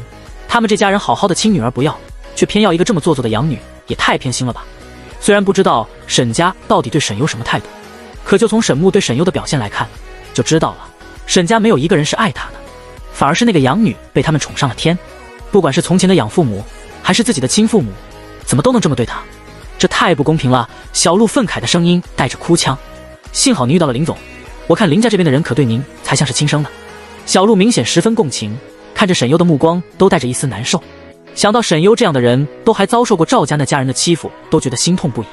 那样重男轻女的家庭怎么可能会对沈优好呢？好不容易找到了自己的亲生家庭，看却又是偏心养女，偏心成那副模样。沈优也轻笑了一下，说了句是啊。而现在沈优也明显感觉到身体里的残存着的原本沈优的悲伤在淡淡的消失。每一次他对沈家兄妹说出那些话的时候，那种悲伤似乎就会被冲淡，取而代之的是一种痛快。而他也察觉到，当这种情绪在他身体里变淡的时候，他灵魂也跟这个身体融合得更加紧密。赵家这3人是他让人故意引过来的，也算是他送给沈星的一份礼物。对这一家人并不需要做什么，只需要让他们知道，现在蹭沈星的热度能够让他们得到好处，他们自己就会来了。毕竟他们可是天天巴望着他们的儿子能够光宗耀祖，怎么会放过这样的机会？赵家重男轻女，沈优从小被他们骂赔钱货，给赵耀祖做牛做马，在家里没少受虐待，连饭都是吃的残羹剩饭，所以以前才会瘦的皮包骨，回到沈家的时候那个模样面黄肌瘦，被沈家嫌弃。在他们眼里，沈星只是一棵摇钱树而已。为了他们的儿子，他们可什么都不会管。毕竟赵耀祖比沈星重要多了，而沈星这么在意自己假千金的身份，沈家也想方设法地瞒着这件事，那他自然要为原本的沈优把自己的身份要回来。属于他的东西他可以不要，但不能被别人剥夺，也是他对这个身体原主人的承诺。看到直播的视频，小鹿的神色竟然也有几分畅快。优姐说的对，垃圾就该待在垃圾堆里，这赵家不是什么好人，沈家也不是什么好人。小鹿想了想，愤愤地说道，他们就不是人。沈优这个时候手机忽然震动了起来，他接起电话，手机里传来了熟悉的声音，什么时候给我看伤？不知道是还不是沈优的错觉，这次陆思彻的声音比起从前似乎要温柔一些，像是清凉的山泉，清润地拂过他的耳畔，不像是来找他看病的，像是来找他弹琴的。钱准备好了？沈优反问。陆思彻勾唇，马上到账。沈优，那等我安排。说完，沈优正准备挂断电话。等等，陆思彻忽然叫他的名字。沈优挂电话的动作也停了一下，他声音带着几分如同往常一样的玩世不恭，话中含笑，懒洋洋的，我的活爹，开心点，像是哄小孩时的纵容，却又有着他这个人独有的傲慢味道。沈优在怔了一下之后，唇角也浅浅扬起。知道了。直播里是赵家一家人跟记者和粉丝们你来我往的争执，就连沈星找他们去临时闹事这件事都爆了出来，一时间网上热闹极了，接连几天都霸榜在娱乐头条。但也有人能感觉到有人故意在降热度，将热搜，甚至在删除举报这些直播。可没多久，这些又被从小黑屋放出来了，节目组也随着这个话题被带了起来。而沈星在节目上的表现也遭到了无数议论，甚至还带动了一些毫不相关的行业下场了。比如整容医生拿出赵家一家3口的长相和沈星骨相的对比，并最后得出结论，他们绝对是亲生的。而这个整容医生马上就被沈星的粉丝骂得关闭了账号，认为他是拿了钱故意这么说的。长得像就是一家人了，那你们跟星星长得像，你们是星星生的吗？我提醒某些造谣的人，我们二哥可不是吃素的，人家几句话你们就真信了。我说我是秦始皇，你们怎么不信？星宝是不是亲生的事你们说了算的，沈家难道不知道吗？哥哥们，妹宝被欺负了，你们快来说句话啊！沈星的粉丝们真是死鸭子嘴硬，骨都烧成灰了，估计嘴巴还是硬的。粉丝到底是粉的沈星，还是粉的沈星千金团宠这个身份啊？就这么接受不了沈星是养女吗？起先沈星的粉丝们怎么都不承认沈星是假千金，认为都是沈优极度故意造谣，还纷纷艾特了二哥沈之文告他，告节目组。但沈之文却迟迟没有回应，反而何方大律师下场了，发文并艾特了一下沈优，手痒，想打官司。鉴于之前何方一直都是站在沈优这边，所以大家也知道何方这就是在告诉所有人，想告沈优，那就等着跟他打官司吧，并且接连发了一张表情包，配文收集证据中。这一下可震慑了不少给沈优泼脏水的人，毕竟当初线下攻击了沈优的人现在还在蹲局子。就在沈星粉丝们到处疯狂辱骂那些说沈星是沈家养女的网友们的时候，有匿名网友晒出沈星和赵家见面的照片，还有他们出入警察局的照片，以及对赵家一家3口的采访。沈星的粉丝们才开始闭嘴，但依然有一部分粉丝怎么都不愿意承认沈星是养女，并认为一切都是捏造的，是 P 图，还认为赵家一家3口是故意蹭流量博眼球，所以还有人去攻击赵家一家3口。赵坤他们哪里受过这种气，当即就把那天警局的事情曝光了，还把亲子鉴定都拿了出来，这才堵死了沈星粉丝们的嘴。第77章暴露。而就在网上关于真假千金事件闹得沸沸扬扬的时候，林氏集团的所有官方号全都换成了沈优的照片，并在照片后面特地打上了几个字：林氏大小姐沈优。这个操作无疑是在力挺沈优了。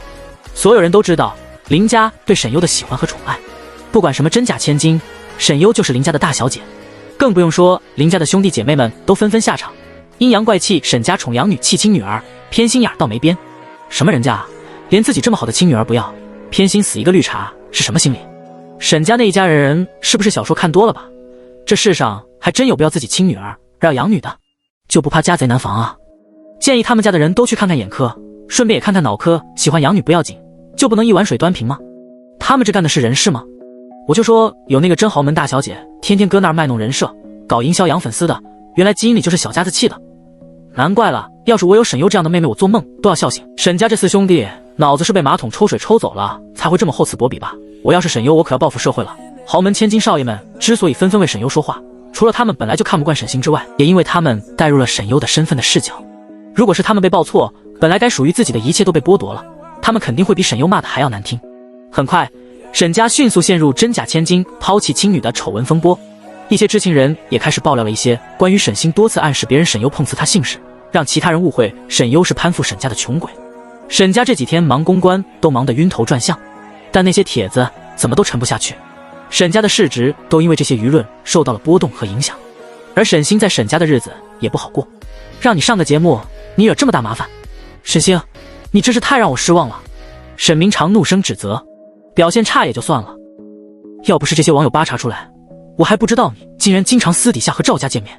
你既然这么喜欢你亲生父母，不如回你亲生父母身边去算了。沈星哭得抽抽噎噎，爸爸，我没有。刘诗玲脸色也十分难看，现在看着沈星的这张脸，她真是越看越恼火。还真像别人说的，养的就是养的，胳膊肘只会往外拐。你那个弟弟是个什么东西？你还要给他介绍女朋友？你把我们沈家的面子放在哪里？赵家被采访的视频他们也看到了，但赵家的那家人每说一句，他都气得人都快晕厥了过去。在那一刻，他真是恨不得自己没有这个女儿。赵家人说的每一句话，那都是对他的羞辱。我们辛辛苦苦养你这么大，你想要什么就给你什么，你就是这么报答我们的吗？我看你真是随了你的亲生父母，忘恩负义的白眼狼。刘诗玲的脸上满是失望，而沈锦州四兄弟也坐在沙发上沉默着，一个都没说话。沈星满眼都泪，双眼通红，听到刘诗玲的话，立马扑了上去。不是的，爸妈，我只把你们当成我的亲爸妈。赵家没有养过我一分一秒，我怎么可能认他们？是他们威胁我，说我要是不给钱，就把我是假千金的事情说出去，让所有人都瞧不起我。是我太害怕了，我太害怕失去你们了，所以我才见他们的。沈星眼泪汪汪的模样，满是委屈，一切都是他们自己一厢情愿，肯定是沈优让他们这么做的，他恨我们，所以才故意这样报复我们。爸妈，你们要相信我，我可是在你们身边长大的女儿啊。刘诗玲深吸了一口气，看到沈星哭成这个样子，听到他说的话，心里也软了稍许。你要是不这么做，他会有你这些把柄吗？你明知道他对你对我们有怨恨，你还非要一次次的招惹他。你别忘了，沈优也是我们的女儿，你说的那些话也先动动脑子。沈星紧咬着下唇，眼中含着泪水。她是林家的养女，你就不是了？你最好也要有点自知之明，认清自己的身份。刘诗玲极少用这么重的口吻跟沈星说话，但这段时间以来，每一件事情都让她对这个养女越来越失望。偏爱归偏爱，沈优再怎么样，那也是他们亲生的。现在沈优的光芒，还有沈优的人脉，他都归根于了沈优才是继承了他们沈家优秀血统，就跟锦州他们一样，他的4个儿子都如此优秀，他亲生的女儿到底还是不一样的。反观现在的沈星，从前他觉得引以为傲的某些地方，现在他也觉得不过平平无奇。如今他想起来，沈星从小到大，他花了那么多时间和精力去培养，也只是培养成了一个普普通通的千金小姐。但因为女儿乖巧可爱，而且又是最小的一个，加上沈星会讨乖撒娇，所以他们从小就宠她，还为她铺好了未来的路，让她从小到大都顺风顺水。可实际沈星根本没有特别拿得出手的东西，他以前觉得优秀的地方，最近却被其他太太打击了，甚至他已经觉得沈星现在远不如沈优好看。果然是别人家的孩子，没有继承到自己的优良基因，所以才要靠整容来让自己变得漂亮。他还担心沈星这个养女真像那些人说的那样，到头来变成害人精、白眼狼。看见赵家那一家人，他就害怕他们家族的基因遗传到沈星身上来。虽然这些心理现在还不足以影响到他对沈星这个女儿彻底失望和反感，但也已经开始没了从前那样的偏宠和喜欢了。听到刘诗玲的话，沈星的眼底也泛起了一丝猩红色，他强忍着心中的恨意，攥紧了拳头，面上却哭得上气不接下气。我知道，妈，我怎么会是那个意思呢？我巴不得他回来，我知道他才是沈家的人，我只是见不得他伤害你们。他宁愿在林家占着个养女的位置，也不愿意认你们回沈家。我一直都把自己当成沈家的一份子，现在你们要是嫌我，我走就是了。沈星擦擦眼泪，让自己面容坚强，咬着下唇，这就去收拾东西。他低声委屈地说着，做事要上楼。沈锦州这时候才站了起来，沉声道：好了，没人要让你走。沈星止住脚步，哭着看向沈锦州，大哥。刘诗玲也叹了口气，你大哥说的对，没人让你走，你这是做什么？沈明常也怒斥了沈星一声，给我坐下。胡说什么？谁不要你了？虽然生气，但多年的感情始终让沈家人对沈星狠心不起来。沈之文平静地说道，现在的当务之急是处理网上的风波，还有关于真假千金的事情。这些舆论不平息，已经开始影响到公司的股票了。沈叔，二哥说的不错，而且我觉得这件事始作俑者是沈优，否则赵家的人怎么会刚好出现在那个地方？沈木皱眉，那赵家也不是什么好东西，那一家子仗着是小新的亲人，都好几次来找我们要钱了，烦都烦死了。沈木烦的根本不止赵家，还有这次上节目的事，他说的就很憋屈。现在不管是队友还是其他人，都因为这个节目和这场比赛对他开始变得冷淡了。现在一打开账号，底下全都是他的游戏粉们骂他骂沈星的，他们从不磕什么兄妹情，他们只知道菜就是原罪。所以沈木一股火气也冲口而出，这明显的不耐和愤怒也让其他几个兄弟纷纷皱起了眉。沈星脸色不安，他们怎么能这样？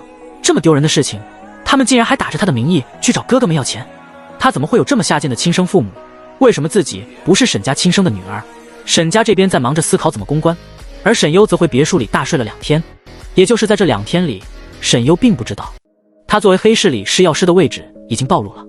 某特勤处终于追踪到了，技术人员长吁一口气，拿着保温杯的制服男人走了过来，在什么地方？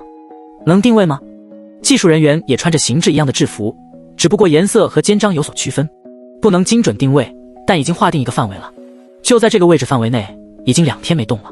技术人员指着地图上的一个红圈，那中年制服男人眯着眼睛看了半晌，然后拿着保温杯喝了一口白开水，然后一巴掌打在了这个技术人员的后脑勺。老子要看的是红圈吗？我要看的是定位。之前不就说大概位置是在 Z 市吗？结果还不是一个屁都没见着。领导骂骂咧咧，技术人员无奈道，长官，这个人很厉害，设置了多层加密，而且 IP 一直在变化，每个 IP 相隔千里，无论国内外都有。如果不是前几天他突然暴露，恐怕根本捉不到他，对方也是高手啊。那中年男人冷哼了一声，就是你菜。技术人员希望禁止中老年人网上冲浪，不过好歹是范围小了，这个活动地带范围。乔凡摸了摸下巴，眼睛虚了起来，好像跟那小子的活动范围很近啊。提起那小子，乔凡又想起了前段时间他手底下那帮家伙闹出的事，狼崽子离开了狼王，总是要发疯到处撕咬的。给 Z 市那边打个电话，他又补充了一句，给陆老将军去个电话。是。沈优在养足了2天精神后，是打开手机就是无数条消息弹窗提示，消息太多，他干脆就不看了，把手机扔到了一边，正好趁着空闲的时间制出好下一批上黑市的药。不过他刚下楼就听到了雪娜的声音，我今天早上在院子里除草的时候看到了一个漂亮阿姨，她看到你在睡觉就没打扰你，不过让人送来了很多东西。雪娜双手抄在白大褂里的口袋里，下巴抬了一下，示意让沈优看客厅。沈优一看客厅，果然又是干妈的杰作，一堆奢侈品和一堆小零食，那是我干妈，我跟你说过的。沈优撑了个懒腰走向了客厅。自从雪娜来之后，别墅里的佣人沈优就辞退了，只剩下1个，因为雪娜已经兼任了药物种植看护士和别墅园丁，她还有强迫症，喜欢收拾东西，所以除了做饭的其他佣人也就用不着了。雪内点了点头，她看到我也不怎么惊讶，就是问了我几句，打了个招呼。沈优随口回，问你什么了？雪娜问我多大了，跟你什么关系，还问我喜欢男生还是女生。沈优刚塞进嘴里的一块面包差点给噎到。哦，还有漂亮阿姨还说什么网上的事情你不用管，她会摆平的。雪娜说完就转身准备进实验室了。好了，我说完了，我继续去看幼苗的培育情况了，该写记录了。等会儿，沈优喊了一声。雪娜疑惑地看向他，厌世死气沉沉的脸稍显得有了点生气。你听说过原石吗？沈优问。雪娜皱了皱眉，然后思考了起来，似乎是在翻找自己的记忆。好一会儿，雪娜才说，我不知道你问的是哪种，但我倒是听以前医学院的前辈们提起过一种，说是在地球上埋了数万年的一种石头，因为其本身吸收了许多精华和矿物质和能量，所以这种石头本身就成为了一种能量体。雪娜缓缓说道，不过目前世界上还没有掌握将这种能量体释放出的科技，所以也只是猜测。不过当有这种噱头的物件出现在市面上的时候，往往也能拍卖出天价。沈优唇角咧了一下，我知道了，好了，你去忙吧。雪娜古怪地看了一眼沈优，离开的时候顺便通知了他一声，我准备过2天写一份期刊出来，投哪家你来决定好了。沈优就非得这么卷吗？他回过神，看向手里的面包，一边吃一边思考了起来。根据雪娜的回答，看来这个世界也是有这种东西存在的。既然这样，那就好办了。第78章，原石。原石这个东西，在他前世所在的世界里是已经被发现，并且在黑市上价格极高的宝贝。因为其含有能量，所以才被称之为原石。用最简单通俗易懂的方法来理解的话，可以说好的玉石也是一种原石。所以有的人在佩戴这种玉石之后，体质和身体的状况也会发生改变，能够温养经络，也能将人养得肤白貌美，甚至是辟邪不易生病。因此有玉养人的说法，而这种玉就是比较常见的一种原石。医门的人对于普通的医生来说，更为重要的是医者自己本身的力量。身体所蕴含的能量越高，那么所对应的医术也会更高。如飞针走穴，医者自身的精神力量越是强大，那么所注入的力量也会随之进入病人的身体，银针的效果也会更好。以及他们治病救人，所以对身体其实是有所损耗的。这种原石也能让他们行医治人养生。前世的沈优不缺钱也不缺原石，几乎市面上能出现的这种东西都被一门买下了。而他这个身体光靠药养还不知道得养多久才能达到前世的水平，毕竟这是个半路出家的身体，所以他才想起问一问作为医学生的雪娜关于原石的消息。他好好的吃了一顿早餐之后，才再次把手机打开，挑了几个聊天框看了一下消息。江城，你牛逼，幸好我提前做了准备，不然公司还真差点给你搞垮了。江城，不过公司的市值涨了，也算归功于你。还有，蓝潮战队已经在谈收购了，我也做好了关于公司旗下电竞这个板块的策划方案，你有时间看一下。然后是林仲和林涵的消息。林仲，抱抱点 JPG， 妹妹，那些垃圾咱不要，以后我就是你亲哥。林涵，小猫蹭蹭点 JPG， 小猫贴贴点 JPG， 小猫亲亲点 JPG， 以及吴秘书发来的关于沈家那边的实时报道。其实沈优也只是让吴秘书注意一下沈家和赵家那边的情况，但吴秘书好像不知道用什么方法安插了那件事的，总能的知道别人家发生了什么事。比如沈家，说是沈星被他的养父母教训了一顿，但最后因为沈星卖惨打感情牌而心软。虽然面上是心软了，但实际上沈星的银行卡已经被控制了。一家人对他的态度也显然没有从前那样亲近。看到这里的时候，沈优都忍不住问一句，你在他们家安排奸细了？吴秘书竟然也不藏着。对啊，沈优沉默，还得是吴秘书，难怪干妈非要把他留给自己用。现在一家人忙着公关，忙得焦头烂额。关于真假千金的事情，对于沈家来说成为了一桩弃亲女儿偏心养女的丑闻。不过之所以为成为丑闻，还是有赵家和沈星的影响。沈星在节目上的表现就足够被人诟病，又加上他一直营销的真团宠千金公主人设崩塌，以及和赵家的关系，现在已经成为了网络最新的流量密码。毕竟豪门秘辛，普通人都有窥探的心思，而沈星的粉丝们也都在等着沈星的声明。至于赵家那边，因为最近有许多媒体去找他们，所以他们正在享受当明星的感觉，每天都盼着有人去采访他们，甚至他们还在有心人的教唆下开启了直播，而直播也让他们尝到了点甜头，所以开始在直播间里口无遮拦。林涵发了个消息和链接过来，他们又开直播了，脸皮倒有够厚的。沈优顺手点了进去看看，一进直播间就是赵家那一家3口在家里开直播，而直播间里现在都已经上万人了，3个人还特地穿上了新衣服，整得跟过年似的，争先恐后的露脸。或许是这几天的热度给他们造成了错觉，也让他们掌握到了火起来的方法，所以他们在直播间里开始更加肆无忌惮、口无遮拦了起来。什么千金大小姐，哪里比得上我们家的女儿啊？不然沈家为什么非要我们女儿留在沈家？切，别看沈优是有钱人家的女儿，还不是给我儿子当牛做马嘞？我以前叫他往东，他不敢往西，不听话就打。我妈说了，女人不打不听话。以前我的臭袜子都是沈优给我洗的，本来我妈还打算把它拿去给我换个老婆呢。有钱人怎么了？我姐也是有钱人，沈家的家产就是她的，她的就是我的，懂吧？女人要钱干嘛？我爸妈说的，我姐的钱都是得拿来给我的。而他们越说，直播间里骂他们的人也就越多，他们的脸色也越来越难看，甚至直接在直播间里跟网友们对骂了起来。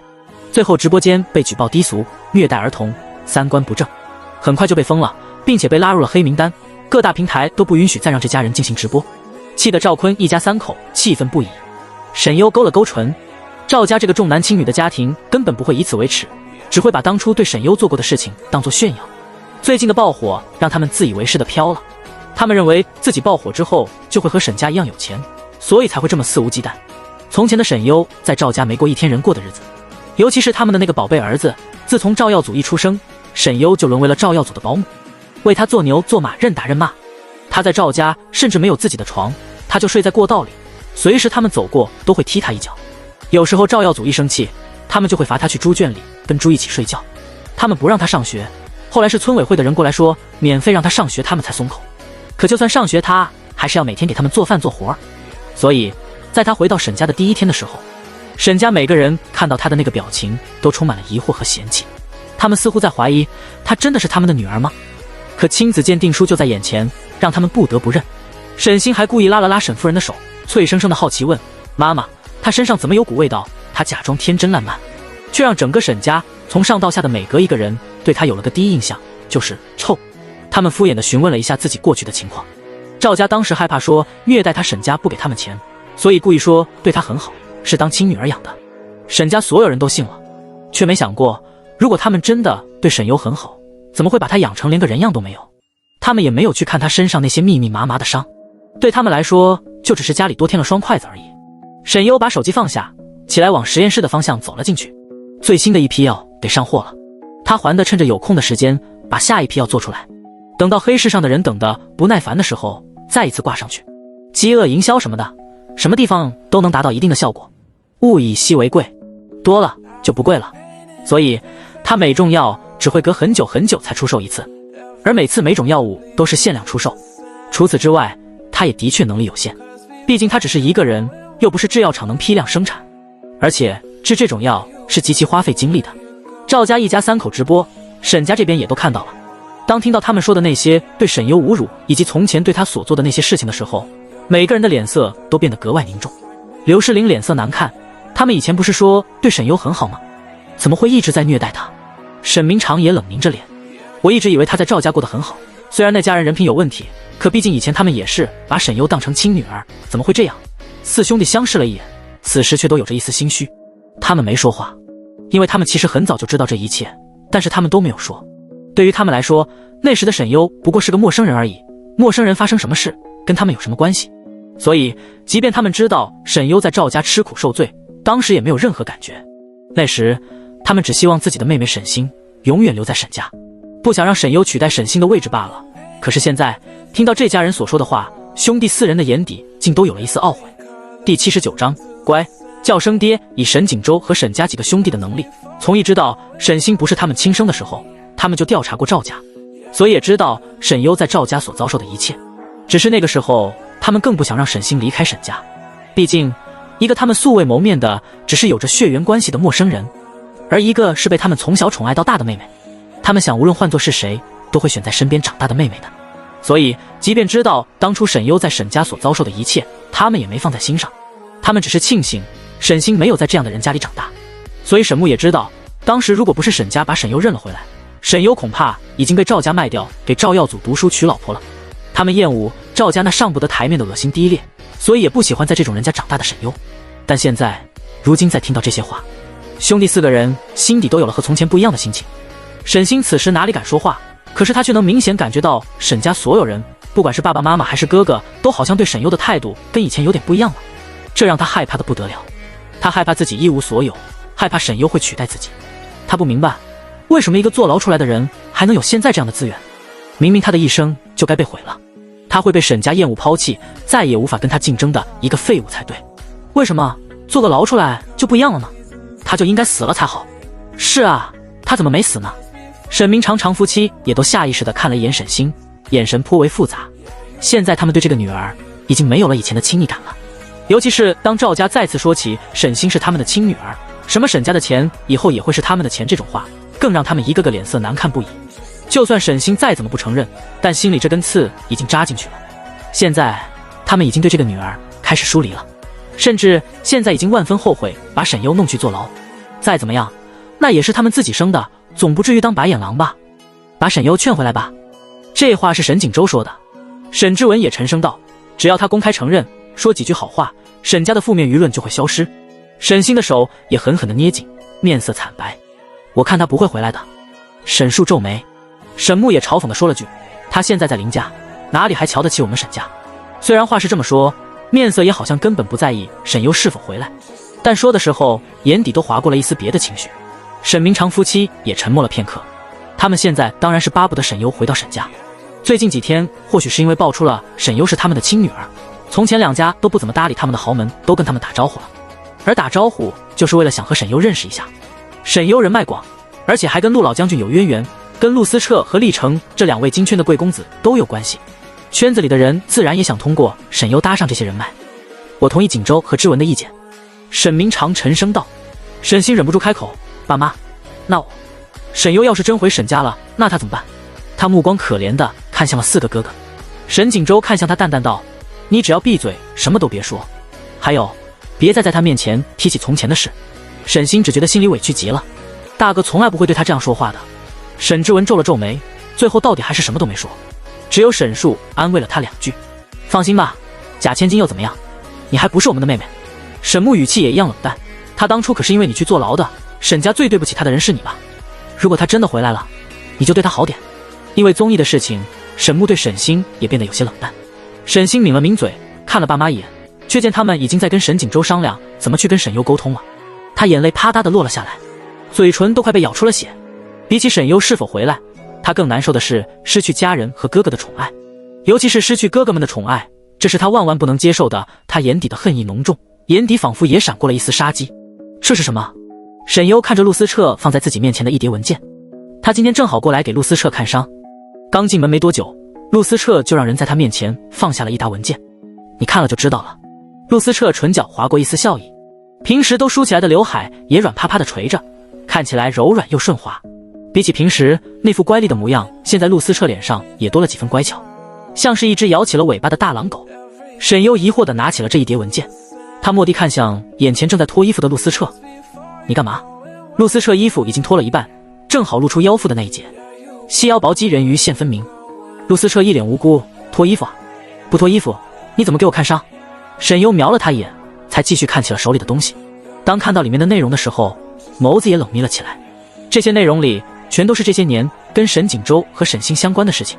虽然何方早就在查了，但是何方手里的资料却没有陆思彻这里的详细。资料里记录着这些年因为沈星、沈家4兄弟所做的不少违法或者违德的事，比如自从沈星上学后，每一个得罪了沈星的人都会莫名其妙的从学校消失或者退学。沈星霸凌同学，被霸凌者绝望跳楼自杀，父母找上门却被沈家兄弟拿钱打发捂嘴等等事实，以及陈欢案件里在其中和沈家有勾连的一些人，他们的一些其他罪证。其实何方也在查这些事情，但陆思彻这里的资料更为详细和丰富，他甚至连警方档案里的一些口供都拿到了。你什么时候知道的？沈优问他，一边放下了手里的资料。他问的是关于沈优被冤枉入狱的事，而这个时候陆思彻的上衣已经脱干净了。沈优抬眼就见到了某人赤裸裸的上半身，眉头也轻皱了一下。陆思彻笑了笑，忽然靠近沈优，整个人都扑了过来，双手撑在沙发上，却停在了距离他鼻尖10公分的位置。炽热的呼吸也落在了他的鼻息间，一股猛兽的危险气息顷刻笼罩而来。从见你第一面就知道了。陆思彻嘴角咧着一抹弧度，压着喉咙里的温度盯着沈优，谁让你非要认我当儿子呢？刚说完这句话，陆思彻眉眼就紧紧皱了起来，面色也有点难受，全身发麻，甚至动都动不了。陆思彻眸子微眯了起来，看向自手腕处不知道什么时候被刺进去的一枚银针，眼底也深了深。沈优一只手轻而易举地挥开他的手臂，把他推倒在了沙发上，自己慢条斯理地站了起来。说话就说话，乱动什么？沈优看向无力瘫倒在沙发上的陆思彻，眉梢也微微动了一下。现在这样看起来没什么还手之力的陆思彻还真是乖啊。他唇角恶趣味地微扬了扬，乖，叫声爹我就得把针取下来。陆思彻眉头紧皱，目含幽怨地看着沈优，唇线却紧紧抿了起来，看起来就跟宁死不屈的良家妇男似的。这倒是把本来就有恶劣因子的沈优激起了几分玩性。他弯下腰，伸手跟逗狗狗似的挠着陆思彻的下巴。之前不是叫得挺欢的吗？现在怎么不叫了？比起陆思彻平时那副见人就容易咬2口的样子，现在就跟被迫上了防暴冲绳似的。陆思彻哑着嗓音沉沉地道出了一个字：不。沈优笑了一下，拍了拍陆思彻的脸，咦，手感还挺好，再拍2下。陆思彻眉头都拧了起来。沈优也只是玩玩，他也没真打算让陆思彻喊他爹。他知道有的人玩闹的时候随便喊你爸爸都行，但真让他喊吧，反而宁死不屈。则男人向来喜欢口是心非。他干脆先不把陆思彻身体里的银针拔出，就这么让他乖乖地躺在沙发上，然后开始看起了陆思彻身上的伤。你就这么看？陆思彻终于说话了，语气带着几分不爽。沈优勾唇，你这样不是挺好的？既然让医生看病，就要听医生的话。第80章，小姑娘说话这么狂野，虽然上次看到过陆思彻的身体，知道他身上有不少伤，但今天真正检查起来，她心底却还是有些心惊，因为之前她看到的只是伤疤，看不到深浅。可现在细致看去，她才发现大部分都是致命伤。这是多大的命才能让她现在还活蹦乱跳的？不少伤都是在深1毫米，再偏一丁点，就足以让她下辈子重启了。那些枪伤也毫不掩饰地暴露在了她面前。命挺大，她凉凉地说了句。陆思彻目光落在她的脸上，没说话，只是就这么看着她。沈优也不问他这些伤是从哪儿来的，虽然事实上他看一眼就已经猜得到，陈年旧伤，但对于你来说，过去的时间也不算久远，有些伤看起来还没完全痊愈，应该偶尔还会有牵扯。趁着你现在年轻，身体好，还是能恢复的。沈优一边说，一边拿出了自己带来的伤药。我的药价值1000金，1个月之内就能让你的这些疤彻底消失。不用。陆思彻忽然开口。沈优疑惑抬眸，却正好撞入了盯着他的陆思彻的眼睛。那双眼睛如一汪深邃的泉水，缓缓地流动着粼粼波光，却又深沉不见底，让人难以窥探到他内心深处到底在想什么。那些疤留着，他低声沉沉地说，不用去掉。沈优刚要上药的手微微一顿。好。沈优一言只是给他治伤，那些会复发的旧伤，这种外伤好处理，对沈优来说费不了什么功夫。在上好药之后，他又用银针走了一次穴位，看着黑烟从穴位里溢出，沈优才把银针取了下来。火气挺重，肝火过于旺盛，要是生理需求过于强盛，就自己用五指姑娘解决一下吧。年轻人火气旺盛是以正常的，所以沈优也没觉得有什么不对。陆思彻神色不自然地动了一下，眯了眯眼睛，你一个小姑娘说话这么狂野吗？沈优歪过头挑眉轻挑，看着陆思彻，其实我还精通男科，要不我给你看一下。说完，目光也故意移到了陆思彻的裆部。陆思彻脖子绯红，似乎是磨着后槽牙在说，你觉得呢？沈优逗了逗陆思彻，心情不错，等会儿我给你开点补肾去肝火的药吧。在沈优转过身的时候，陆思彻眼神真是憋屈又恼怒，倒不是对沈优，而是对自己。他动了一下身体，把沙发上一件衣服扯了下来，盖在了自己下半身，眼里的光也暗了暗。这丫头真不管人死活。但陆思彻也懊恼，怎么沈优随便几句话就能把他聊成这样，真是见了鬼了。沈优收拾好东西，回过身就看到了陆思彻不知道什么时候盖在身上的衣服，他意外了一下，能动吗？陆思彻只是拢着眉，那模样好像是在控诉沈优一样。不能。沈优狐疑地看了陆思彻一眼，按理来说现在他能动才是正常的吧？那你好好休息，药我给你留下了，药方子我也给你留下了。沈优拿起包准备回去，他刚准备走手腕就被抓住了。他看向那只有力的手，扬眉，不能动。陆思彻目光定定地看着他，嗓音低哑，我送你回去。容不得沈优拒绝，因为陆思彻直接就爬起来了。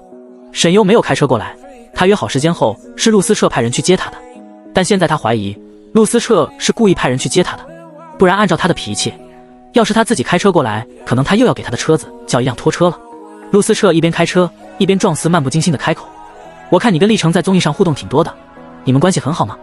还行吧。沈优回答。是吗？陆思彻语气似稍微带了几分酸味，可你们 CP 的人挺多的。沈优点了点头，那也正常，毕竟我俩都长得挺好看的。观众嘛，看到好看的男女都喜欢脑补。车子呼的一个急刹，沈优人也猛地晃了一下，这个好看的人就不能是我？陆思彻俊容冰寒。沈优愣了一下，啊，你想跟他组 CP？ 陆思彻。沈优奇怪，那你去跟他说啊，你俩肯定有卖点，听说现在粉丝挺好这口的。陆思彻本来就不好看的脸色现在更冷了，我什么时候说要跟他了？沈优，那你是要跟我？陆思彻不说话。沈优皱眉，咋的？你还想蹭我热度炒 CP 出道？陆思彻握方向盘的手收紧了一点，紧握了好一阵才缓缓松开。你跟他来往的时候多想我。陆思彻淡淡道。沈优不解，什么意思？陆思彻，这样你就会觉得我比他好上100倍。沈优，什么人能自恋成这样？沈优正准备说，却看到前面也停了一辆车，那辆车旁边站着的还是个熟人。陆思彻的目光也顺着沈优的视线看去，当看到那个人的时候，目光也透出一丝凉意，是来找你的。现在车子就停在沈优的别墅外面。所以明显他是特地来这里找沈优的。沈优皱眉，真是阴魂不散。他打开车门走了下去。沈之文听到开车门的声音，也看了过来。在他的位置看不清车里的人是谁，只能隐约看到是个男人的模糊影像。虽然知道沈优现在的身份，他不太会像以前那样误会是他的金主，但还是微微皱起了眉。沈优走过去，无视掉了沈之文，直接朝着大门的方向走。在他经过沈之文的时候，沈之文马上叫住他：“沈优。”这一次，沈之文的语气里少了一种从前的高高在上。沈优停下脚步，看向沈之文：“你不知道我在的地方都是沈家和狗禁止靠近的吗？”或许因为之前已经领教过沈优的毒舌，所以现在沈之文的反应反而没有之前那么大了。我知道你有怨气，你也恨我们，但事情已经过去了。现在你既然已经重新开始，为什么不能放下过去？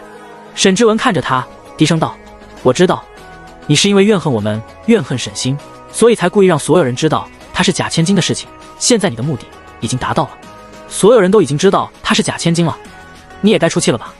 沈优知道沈之文来找他不可能没有目的，说这么多无非是为后面的话做铺垫。你直接说，你想做什么？沈之文看着他，目光深沉。其实你还是在乎我们的吧，否则你不会把气撒在沈星身上。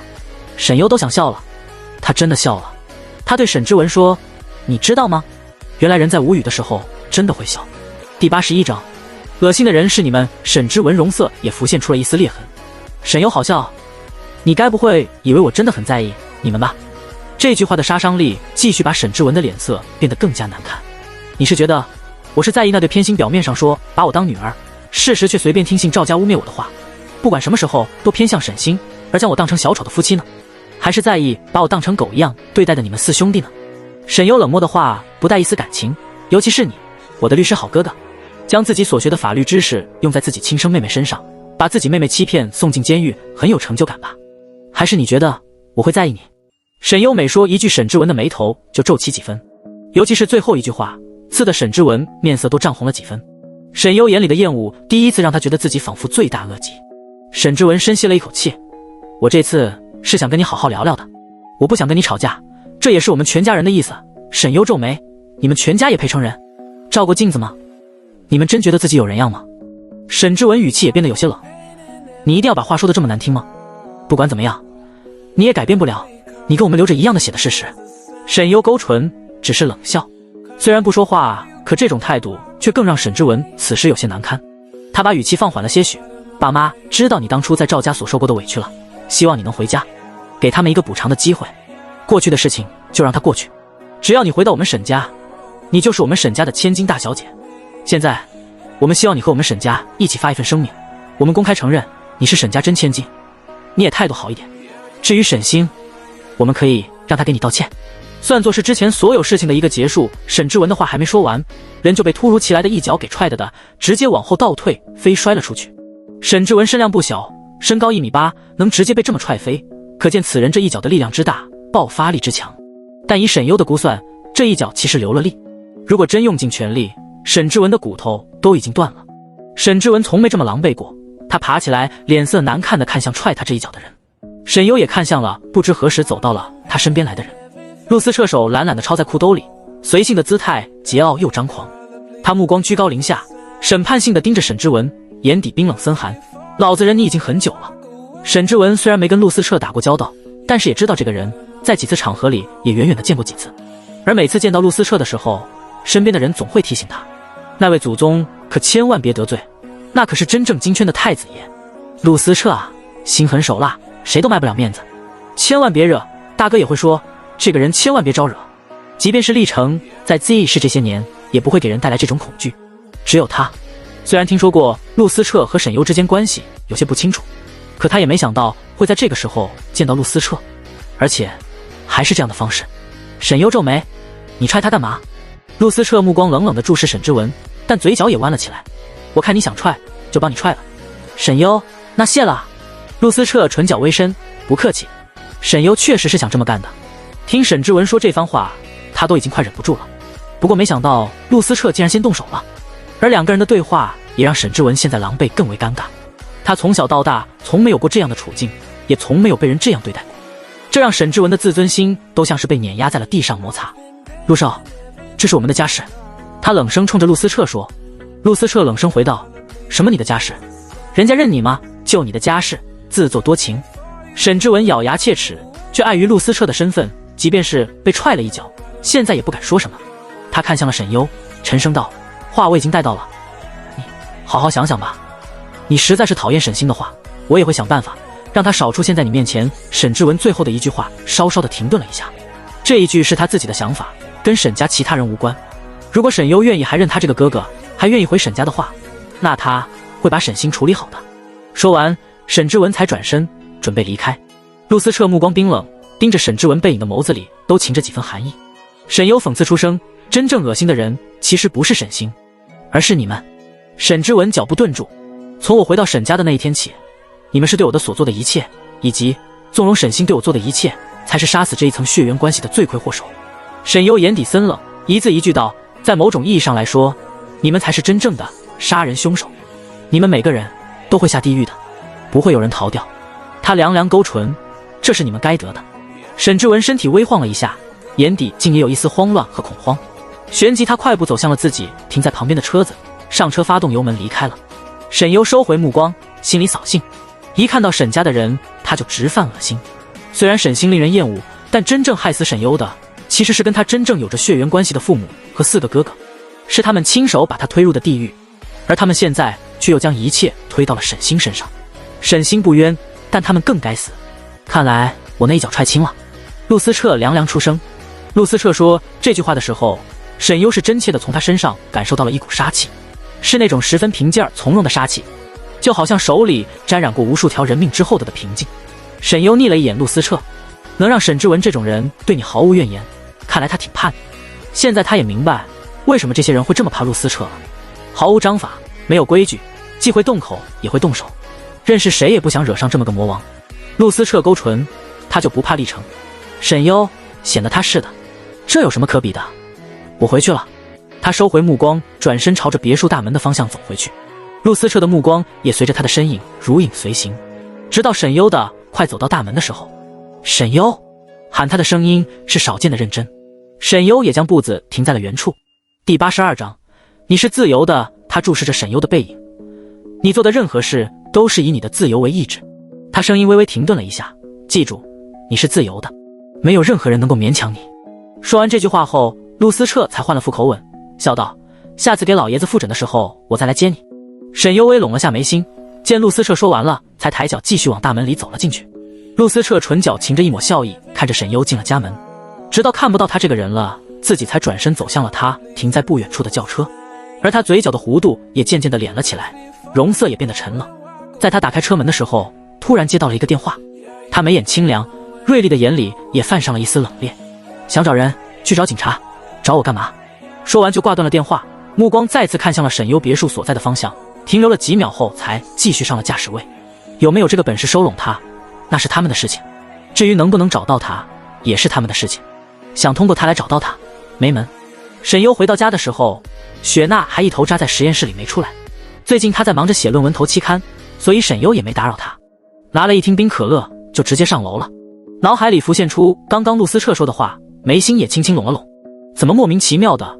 他莫名其妙的是陆思彻为什么忽然会这样说？但他也隐隐约约有一种感觉，因为这几天他察觉到以自己为圆心的附近多了一些徘徊的生人面孔，他的位置应该暴露了，就是不知道这一批找上他的人不知道是黑道还是白道了，只是估计对方还不知道他的具体位置，也不知道他到底是谁。沈优倒是不着急，也不担心，前世遇到这种事的时候挺多的，他都已经习惯了。他忽然想到了什么，看着阳台的落地窗外，目光也清零了里。陆思彻的话，莫非和这些人有关系？至于陆老爷子的病还没完全康复，他每隔一段时间都会例行复诊。之所以还没完全康复，最重要的原因是他现在本身的身体还不足以支撑他的完全治疗，而且老爷子的这种罕见病死气很重，说明这种病来势很凶，而且有不少人都死在了这种病因里，且杀死的都不是普普通通的人，才会汲取到这样的死气。在他们一门的古籍里有一种说法，世上任何物质之间都储存在一种交换和平衡，比如生和死，行医者救人的过程中也必将损失一部分能量，所以这部分能量需要对方付出代价来平衡。而疾病这种东西也是会蔓延和进化的，当他夺去一个个生命的同时，自己也会变得强大，并且这个生命越强大，那么这个病也成长得越来越强。就如医学界常说的，病毒在传播中进化了，是一个道理。而他们行医者只要见到这种病，就能看出这个病到底进化到什么程度了。越是死气重的病，对他们行医者来说，精神力就亏损越重。如果换作是前世的自己，治好陆老爷子的病倒不需要这么久，现在倒是要费一段时间，因为他需要休息一段时间恢复元气，所以他才开始打探起了原石。不过最近黑市上好像暂时还没有相关的消息。就在这个时候，吴秘书打进来一个电话，是上次沈优让吴秘书查的关于小陆的事。第83章，与其内耗自己，不如惩罚别人。沈优接听完电话，微微思索了一阵。按照吴秘书所说，小陆有个从小一起长大的闺蜜，叫思安。但这个闺蜜在3年前不知道因为什么割腕自杀了，幸亏抢救及时，才捡回一条命。但虽然人救活了，可他人却已经跟行尸走肉没什么区别，得了十分严重的抑郁症，身体似乎也受过许多伤，留下了不少后遗症。但没人知道是怎么回事，只知道思安在高中突然被退学，回家后就这样了。不过从吴秘书调查的资料里，思安当初正好跟沈星读的一个学校，还是同班同学。沈优回忆了一下自己脑海里的记忆，3年前他已经回到了沈家，并被安排了和沈星同一所学校。可当时的沈优是被孤立的，也是游离于所有人知道，所以对这个女生还真没什么印象。思安等等，好像唯一的印象里，沈优有次在回家的时候见到过有个女生给当时开车来接沈星的沈锦州递情书，他当时听到沈星喊了一声他的名字，好像就叫思安，但当时那封情书直接当着是思安的面被沈锦州丢了。当时的沈星还故作好心的跟沈锦州说，大哥，你这样不好，也是思安同学的一片心意啊。沈锦州皱眉，语气无奈又宠溺，我都说了别带这些人来我面前，下次再不听话我就不来接你了。沈星吐了吐舌头，然后带着一种看笑话和得意的眼神看向了思安。思安当时都快哭了，骂了沈锦州一句，你不喜欢就不喜欢，扔了干嘛？知道我写了多久吗？骂完这句话，思安就哭着跑着离开了。沈锦州当时才有了点变化，皱着眉看向思安离去的方向。而当时的沈优就站在不远处，也不明白沈星为什么要故意把思安带到沈锦州面前去，也不知道为什么沈星要用那种得意的眼神看着思安。现在的沈优当然明白，死绿茶的伎俩罢了。虽然当时沈锦州也看到了沈优，却直接无视了他，就好像看到什么脏东西一样，直接移开了眼睛。接了沈星之后就直接走了。沈星挑衅又炫耀的目光在那时沈优的眼里是何其刺眼。他还听到他上车的时候故意说，哥，沈优非要跟过来，我看他一个人回家怪可怜的。沈锦州冰冷的声音从开着的车门传出，你不知道他跟你回家会对你有影响吗？他又不是没长腿，不会自己走吗？沈星假装委屈，哦，知道了，我下次不喊他了。沈锦州凉凉地看了一眼沈优，然后就再也没回头，接了沈星就直接走了。沈优在原地呆愣愣地看着那辆车的方向，神色恍然。同学们路过都会嘲讽他，啧，他是在羡慕沈星同学吧？穷比是这样的啦，以为自己也姓沈，就想跟沈星比了，以后还是离这种人远点。嫉妒心强的很，谁知道会做出什么？人家有霸道总裁哥哥，他有什么？有个土不拉几的爸妈，哈哈哈，恶心死了，还盯着人家兄妹看，那眼里的羡慕嫉妒恨都快溢出来了。怎么有这么恶心的人啊？难听的话每个字都钻进了沈优的耳朵。他想告诉他们自己才是沈家的真千金，沈锦州其实是他的哥哥，可是他不敢，他什么也不敢说，也不敢做。想到他们对自己说的话，他就什么都不敢说了。他知道自己如果说了的话，他们都不会放过他的。在赵家那种环境下长大的沈优早就习惯了懦弱和胆怯，所以他只能被迫承受着所有人的恶意，就连自己的亲生父母和哥哥都得对自己有恶意，更何况是其他人呢？脑海里传来的残存下的悲伤感让沈优抹了抹眼角，有什么好哭的？你不敢的，我都做了。其实你看，也不过如此。与其内耗自己，不如惩罚别人。沈优笑了一下，你说对吗？其实原本的沈优早就已经消失了，现在留下的只是他曾经记忆里留在这个身体和脑海里的情绪。情绪是会因为肌肉记忆和意识体的记忆而停留在身体里的。虽然现在这个身体已经是现在的沈优的了，可某些记忆依然会容易触景生情。思安啊，他轻声念了一下这个名字。从小鹿身上的病气来看，看来现在病得不轻啊。而且沈星似乎还藏了不少事情，看来他抽空得去学校挖一挖了。毕竟当初和沈星同一所学校的学生，大部分都和沈星如今在上同一所贵族大学。厉氏，厉总，最近网上的风波需要处理吗？厉成手里翻看着财务报表。什么风波？下属瞄了一眼厉成，关于您的一些绯闻。还有您和沈小姐的 CP 粉要处理一下吗？或者发个声明，立成推了眼镜，跟沈优无关的绯闻处理一下，其他的不用管。下属沉默了一下，没有和沈小姐无关的绯闻了。您的绯闻只有和沈小姐的。立成这才抬了一下头，那你问什么？下属，那也其实不用处理。关于您和沈小姐的一些传闻和 CP 热潮，似乎有公关公司在压了，现在已经很少能看到了。其实他主要是想问需不需要这边特别发个声明，或者撇清和那位林氏千金之间的关系，但没想到 BOSS 竟然根本不在意，这可真是头一回。从前不管是顶流女明星还是哪家的富家千金，想要借机会蹭 BOSS 或者想炒作，那 BOSS 撇清的比谁都快。CP 是早上炒的，声明是中午发的，而且谁敢这么蹭都会被立氏警告。对于那些硬要蹭着 BOSS 炒 CP， 甚至妄想觊觎立氏总裁夫人位置的人，几乎都没什么好下场。这一次 BOSS 竟然默认了，并且还挺高兴的。难道网上传言是真的？躺在沙发上玩手机的顾廷峰竖着耳朵听着，脸上还贴着上次被陆思彻揍了的疤痕贴。什么人压下去的？立成这才微微抬了一下头，眼睛下的眸子泛着一丝锐利的光。第84章，沈家的声明还没查，不过应该是公关公司的手笔。立成唇角扯了一下，眼底微亮，我知道了，下去吧。下属还是询问了一句，那这件事立成不用管。好的。下属恭敬退了出去。顾廷峰摸了摸自己脸上的伤口，立成，不是，你是真看上那丫头了？他本来以为立成就只是对沈优有点感兴趣，毕竟他认识的立成就算喜欢也不应该喜欢一个小萝莉吧。好吧，虽然沈优确实是美少女，长得也不算萝莉那一挂的。立成继承公司比较早，年纪轻轻的就已经是一股子霸道总裁气质，加上老练的做派和沉稳的性子，所以让人很容易忽略掉他的年纪。虽然他年纪不大，但和沈优比起来还是相差了个6、7岁的，多少有点老牛想吃嫩草的意思。按照顾廷峰的认知，立成就应该喜欢那种温柔知性的大美人才对。立成抽空瞥了一眼顾廷峰，怎么要去告诉陆思彻吗？顾廷峰语塞，你这说的什么话？我就给你俩传个话而已，我可别的什么都没说啊。陆思彻的话他都已经带到了，但是立成就跟听了就跟个屁一样放了，只说了句陆思彻这嚣张的样子还真是跟以前一样讨厌，然后就没下文了。但顾廷峰还是从这句话里听出来了他的挑衅。立成将椅子转向了后方，而后方则是一面巨大的落地玻璃窗。他迈开长腿站了起来，缓缓走到了窗边，窗户上也倒影出了立成修长的身影，玻璃映着的那张温文尔雅的面容也附着一层清寒和凉意。他让我认清自己有没有这个本事的时候，其实他也担心自己吧。立成镜片下的眸子里是一片冰凉，轻声嘲讽，陆思彻，原来你也有害怕的事情。可是这一次他可没打算拱手相让呢。顾廷峰眯了眯眸子，这俩人竟然还会因为女孩子而起冲突吗？因为真假千金的事情，还有沈星和沈家兄弟的一些黑料在网上发酵，所以沈家立刻大面积的展开了公关，并且发布了声明。声明里公开承认了沈星是养女，并且认了养女这个身份，也在这个声明认了沈优这个亲女儿，编造了几句场面上的话，并表示会一直将沈星当亲女儿对待，沈优也只是跟他们之间有误会，生气吃醋而已。沈星也发了个动态，抱歉让大家失望了。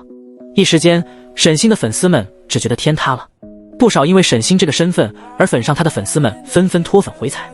我粉了这么久的千金团宠竟然是假千金，欺骗我感情。什么千金团宠，原来一切都是假的，就当我做了一场梦吧。鸠占鹊巢的东西，原来天天秀的哥哥们是别人的亲哥哥，你好意思吗？你对得起沈优吗？你明明早就知道吧，还故意引导我们去骂沈优，明明人家才是沈家的亲女儿，还当着沈优的面前秀人家的亲哥哥，当着人家的面踩脸，你真是恶心到我了，骗子！我一直把你当成我梦想中的样子，结果没想到都是骗人的。但也有一部分粉丝们和所谓的理中客路人们因为沈星的这句话而虐粉成功，纷纷为沈星说起了话。是的，作为假千金，其实她也挺可怜的，本来以为自己是天之骄子，却忽然发现自己竟然是个冒牌货，就是突然发现自己的爸爸妈妈哥哥不是自己亲生的，一定很难过吧。沈星也算幸运的，幸好没在那种人家里长大，脱离了那恶心的原生家庭。宝宝别哭，这一切都不是你的错，错的是他们，跟你没关系啊。这事也的确怪不上沈星，换做任何一个人都无法接受吧。看到这些言论，就有人忍不住骂了，替别人享了20年的福，那沈优就活该吗？是，人家沈优帮你受了10几年的苦，就是应得的对吧？但凡是个人都说不出这些话，请问你们三观还在吗？沈星的问题难道不是过度营销自己的团宠人设吗？现在翻车了也是活该好吧。明知道自己是假千金，还各种阴阳怪气人家正主，这不是坏是什么？沈优受苦的时候，怎么不见你们在那里同情呢？建议沈星把沈优吃过的苦全都吃一遍，才有资格说这话。笑死了！沈星这冒牌货，还有脸嘲讽人家是养女？直播截图我可都留着呢，哈哈哈哈！人家是养女，可是林氏光明正大的养女，哪像沈星说都不敢说啊！用沈优话来说，养女就这么丢人吗？粉沈星的都是想演红怪，做梦都想抢走别人的一切吧。就在沈家发出声明之后，几个兄弟的个人账号也都纷纷转发这条帖子，立马让大家明白了，林氏这是在争沈优的所属权呢。那意思摆明了就是，我们的大小姐跟你们没半毛钱关系。林思义的个人号也紧跟着发了一条，我女儿跟亲闺女一样的，你们沈家没别的女儿了吗？非要认我女儿干嘛？紧接着林家的少爷小姐们也都纷纷出来认领认亲。林仲，你们没别的妹妹了？这是我妹妹林涵，沈星跟你们家挺般配的，我沈优姐姐你们是高攀不上的。兄妹俩在得知真假千金事情后，简直是义愤填膺，为沈优鸣不平。他们都觉得沈家是瞎眼了，才会偏宠沈星。他们恐怕根本不知道，现在全世界的豪门圈子里都想排着队找沈优看病呢。沈星跟沈优完全没有可比性，他们觉得沈家四兄弟和沈家夫妻都像傻瓜。沈星那德性简直就跟赵家人一模一样。林家的意思很明显了，抢生意可以，不能跟他们抢沈优。而这个时候，林思义又晒出了沈优正式更名为林优的证明。这个改姓的证明一时间让沈家生生被噎住。看到的时候，沈家每一个人的脸色都变得铁青，就跟吞了苍蝇一样难受。大家等待着沈优的回应的时候，沈优的账号也发了条动态，跟他们不熟，然后也晒了一张现在叫林优的证明。两家人毫无疑问，林家更为家大势大。林家一发出来，圈子里的全是来恭贺林思义、恭贺林氏的。毕竟不管林优到底是谁的女儿，就凭他跟陆老将军的关系，他就已经是贵人了。更别说他还被林家护着，被陆思彻和厉成看中。光凭这些，就林优一个人可比整个沈家含金量都高。虽然沈家有4个还不错的儿子，在各行各业里都有成就，但对他们来说并没有什么利益可图之处，也没什么硬实力的地方。沈家本身的实力也就那样。听说沈家是上面还有个本家在国外，但这么多年来，沈明长一家都没被本家眷顾，看起来也是个弃子了，并不被本家所看重。而且圈内人士也都知道点，沈家4兄弟虽然优秀，但也不是什么顶层级的人物。沈锦州虽然已经接任公司，可在历城这种家世背景下的世家公子比对之下，沈锦州也就不过如此了。至于沈家老二沈之文，虽然已经是业内知名的律师，但比起何方这样的律师，沈之文也只能算是新人。而且他也只会为沈家保驾护航，对其他人来说也没有什么利益往来。至于另外一对双胞胎，虽然都在自己的领域内有成就，但依然对他们没有丝毫往来的必要可言。越是有钱人的圈子，就越是看重阶层、利益以及面子。别人家的4个儿子跟他们有毛关系，自然他们一点都不会犹豫地选择林家。至于沈家在声明发了之后，除了网友们，竟然无人问津。而网友们则纷纷表示，沈星跟沈家就锁死吧，这么喜欢营销团宠千金的戏码，就别拉林优下水了。林优已经改姓了，跟你们沈家可没什么关系，就你们这家人谁沾上谁倒霉好吗？干得漂亮，这是我看过最爽的剧情了。真千金永远都是真千金，假千金到底都是个冒牌货，浑身都是劣质的气味。林家跟小优就是最好的呜呜，小优终于遇上好人家了，连自己亲生父母和哥哥都不认，也太冷血了吧。不会因为林家更有钱，所以才不认自己亲生的父母了吧？这话麻烦对沈星说，请他先认自己的亲生父母。有些人别太双标，沈星能死赖在沈家，沈优就不能在养母家了。林思义看网上的这些帖子，看得直皱眉。闺女，你看看这些网友真是好赖不分，这说的什么话？沈优淡定地给林思义倒茶，这是他最新研制出来的美容茶，加了一点中药里的美容养颜的草叶，既能提神醒脑，也能美容养颜，活血补气。林思义放下手机，直接吩咐阿年把这些说话难听的人的帖子都处理掉。吴秘书点头，好。沈优笑，不用，我又不在意。吴秘书看了下林思义的意思，林思义皱眉，那也不行，我才不想允许别人说我女儿的坏话。吴秘书也不问，直接转身去处理了。沈优看了一眼吴秘书，好奇问了句，干妈，吴秘书跟你多久了啊？林思义也没多想，有7、8年了吧。沈优他就没想过跳槽。林思义这话就不爱听了，他跳槽做什么？我给他开的工资又不低。沈优狐疑，他还负责你的日常起居。沈优也不是个八卦的人，但是有时候八卦都送他面前来了，他就忍不住问问了。比如今天看到吴秘书在给干妈叠被子，给她做早餐，虽然有佣人做早餐，但吴秘书是单独给干妈做的一份。林思义点头，是啊。这些年都是这样，不然我给他开那么高工资做什么？沈优轻咳了一声，还有别的服务不？林思义，他别开眼神，不太自然地说，偶尔吧。沈优本来只是随口一问，但干妈的回答直接让他差点一口茶都喷了出来。这么劲爆吗？不愧是霸道女总裁。吴秘书虽然长相不是特别帅的那一挂，但属于是耐看，而且越看越有味道的那一类型。社会精英，名校出身，男模身高，办事效率利落干净，这对要求极高的女霸总来说无疑属于对口了。林思义是不婚主义，所以身边有男人沈优觉得十分正常，谁还没个需求了？不过知道吴秘书还是干妈的地下情人，他还是有点小小的震惊的。但我俩没什么那方面的感情，我更看重的是他的办事能力。林思义也轻咳了一声解释，然后拿起沈优倒好的茶水抿了一口。吴秘书办事能力是挺强的。沈优点头表示赞同。林思义小声说，这事儿你知道就行了，别在他面前提。他这个人平时看着是正儿八经的，有时候也挺小气。林思义对沈优是没什么隐瞒的，这也不是什么说不出口的事，所以沈优问了他就说了。女儿这么聪明，肯定能看出来的。第85章，他们迟早要去吃牢饭的。林思义本身思想也比较开明，否则也不会是不婚主义了，所以在沈优面前也没什么好隐瞒的。俩人说着的时候，吴秘书也回来了，他看向林思义，办好了。林思义点了下头，你去忙你的吧。吴秘书抬眸看了他一眼，然后收回目光，点了下头，去忙自己的了。不过吴秘书也就是在旁边的桌子上办公，并没有去别的地方。他除了工作上的事情之外，大部分的时间都是在林思义身边，或者在帮沈优做事。只是最近一段时间，林思义都是把吴秘书放在了沈优身边，让他用人。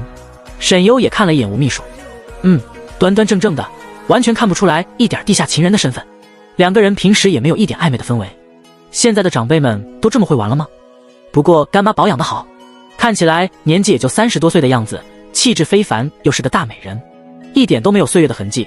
岁月也只是让她多了几分成熟的知性美，更有韵味和美感了。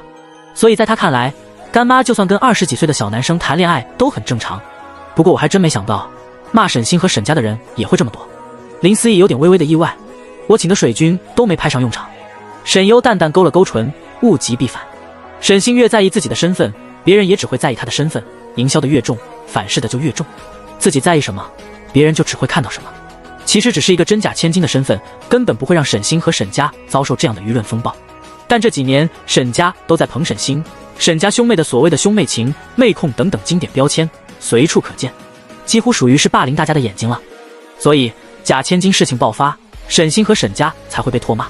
越是营销一种人设过甚，到头来遭到反噬的也就越严重。在网络上，这也挺常见的一种塌房方式了。而沈星在综艺上的表现，以及面对沈优时的嘴脸，也已经被直播出去了。这只会让他的假千金身份塌房塌得更重。林思义思索了一下沈优的话，点了点头，你说的对。他的粉丝们喜欢的也只是他所营销出来的什么团宠的身份，他又不是靠自己其他真材实吸引的粉丝，所以这个假身份戳穿，就自然有一部分人感受到了被欺骗。沈优对沈星的下场是早有预见的，毕竟这一切也是他的安排，一点一点失去自己最在意的东西，让他们恐慌、害怕、崩溃、绝望，才应该是那一家人应得的惩罚。光是一个坐牢怎么够呢？哼，沈家还想把你认回去，想得美！我看他们现在就是知道你的好了。林思义一脸不平。沈优挑眉，不置可否。知不知道他的好他不知道，但他知道沈星的表情一定很精彩，估计巴不得他死。至于沈家，那天沈之文来找自己，他就看出来了沈家现在对他现在态度的变化，那可不是什么悔悟，别指望出什悔悟，而是觉得他比起这个麻烦的养女和养妹，可能更少些麻烦。现在赵家整容风波，还有沈星给沈家现在带来的麻烦和丢脸，还能让他们对沈星跟以前一样的无条件宠爱吗？干妈不用管这家人，他们迟早要去吃牢饭的。沈优一边说一边喝了口茶。林思义听到这话，下意识地看向了沈优，却发现沈优一点情绪都没有，就跟说一件平常事一样。对了，我得去学校上几天学。林思义愣了一下，然后激动了起来。什么？宝贝，你终于要去上学了？沈优虽然不理解林思义为什么这么激动，但还是点了点头。反正干妈给他办了手续，他不去上学浪费了。二是从前的沈优梦想就是上大学，他去帮他走一圈。三，他去学校正好去找同学问问以前和陈欢和思安相关的事，虽然后者才是顺便，他找人倒也不一定非要去学校。林思义激动，太好了，我终于可以给你安排我早就准备好的学生打扮了。沈优第86章退婚，而就在2天后传出了秦家和沈家解除婚约的消息。秦家和沈家是在2年前定下的婚约，也就是在沈优去坐牢的那一年，秦瑞就和沈星订婚了。虽然订婚了，有了这个未婚夫，可沈星却一直也不安分，还勾着吊着几个其他豪门公子，但这也都是一些圈内的八卦了。据说前几年的时候，沈星身边的男人都是要过一道沈家4兄弟的筛选的，谁敢惹怒了他们的小公主生气，都会得到沈家兄弟的报复。所以沈星虽然想勾着这些豪门公子，人家可都避之不及，见到沈星就跟见到鬼似的，谁都不想招惹上沈家这一堆麻烦。而沈星明知道自己的哥哥们是妹控，也会对他身边的男生有排斥感，对他过度保护，他却还是会故意去接近一些男生，仿佛这些人已经成为了他们兄妹 play 的一环。所以以至于后来这个圈子里的豪门少爷们看到沈星兄妹就觉得晦气，赶紧跑了。因此他们兄妹虽然粉丝众多，也被许多网友追捧，可在圈子里的名声和风评却并不好。也就秦瑞头铁，从小就是沈星的舔狗，舔了多年，沈家兄弟才勉强同意了让他成为了沈星的未婚夫。但谁也没想到，秦家竟然在这个时候主动退婚了。虽然事情闹得不大，本身知晓的人不多，但在圈子里这么一传，就几乎所有人都知道了。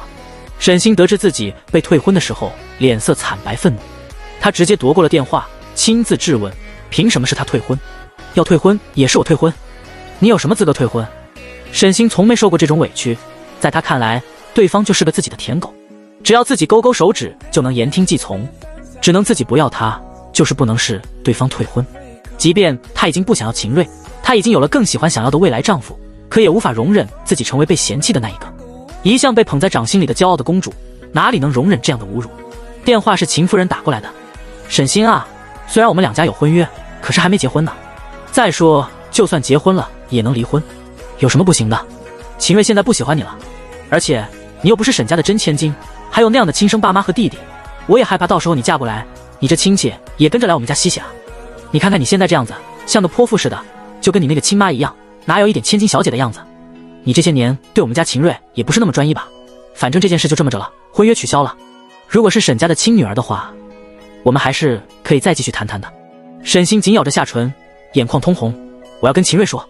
但秦夫人已经把电话挂断了，电话开的是免提，所以沈家全家人都听到了，包括佣人们。而刚刚的电话还是沈夫人接的，听到这些话，她的容色也仿佛被人打了几巴掌一样难受。看到沈星那歇斯底里的样子，他脑海里也想起了泼妇一样的陈芬。沈明常和沈家4兄弟都皱紧了眉头，面容冷凛。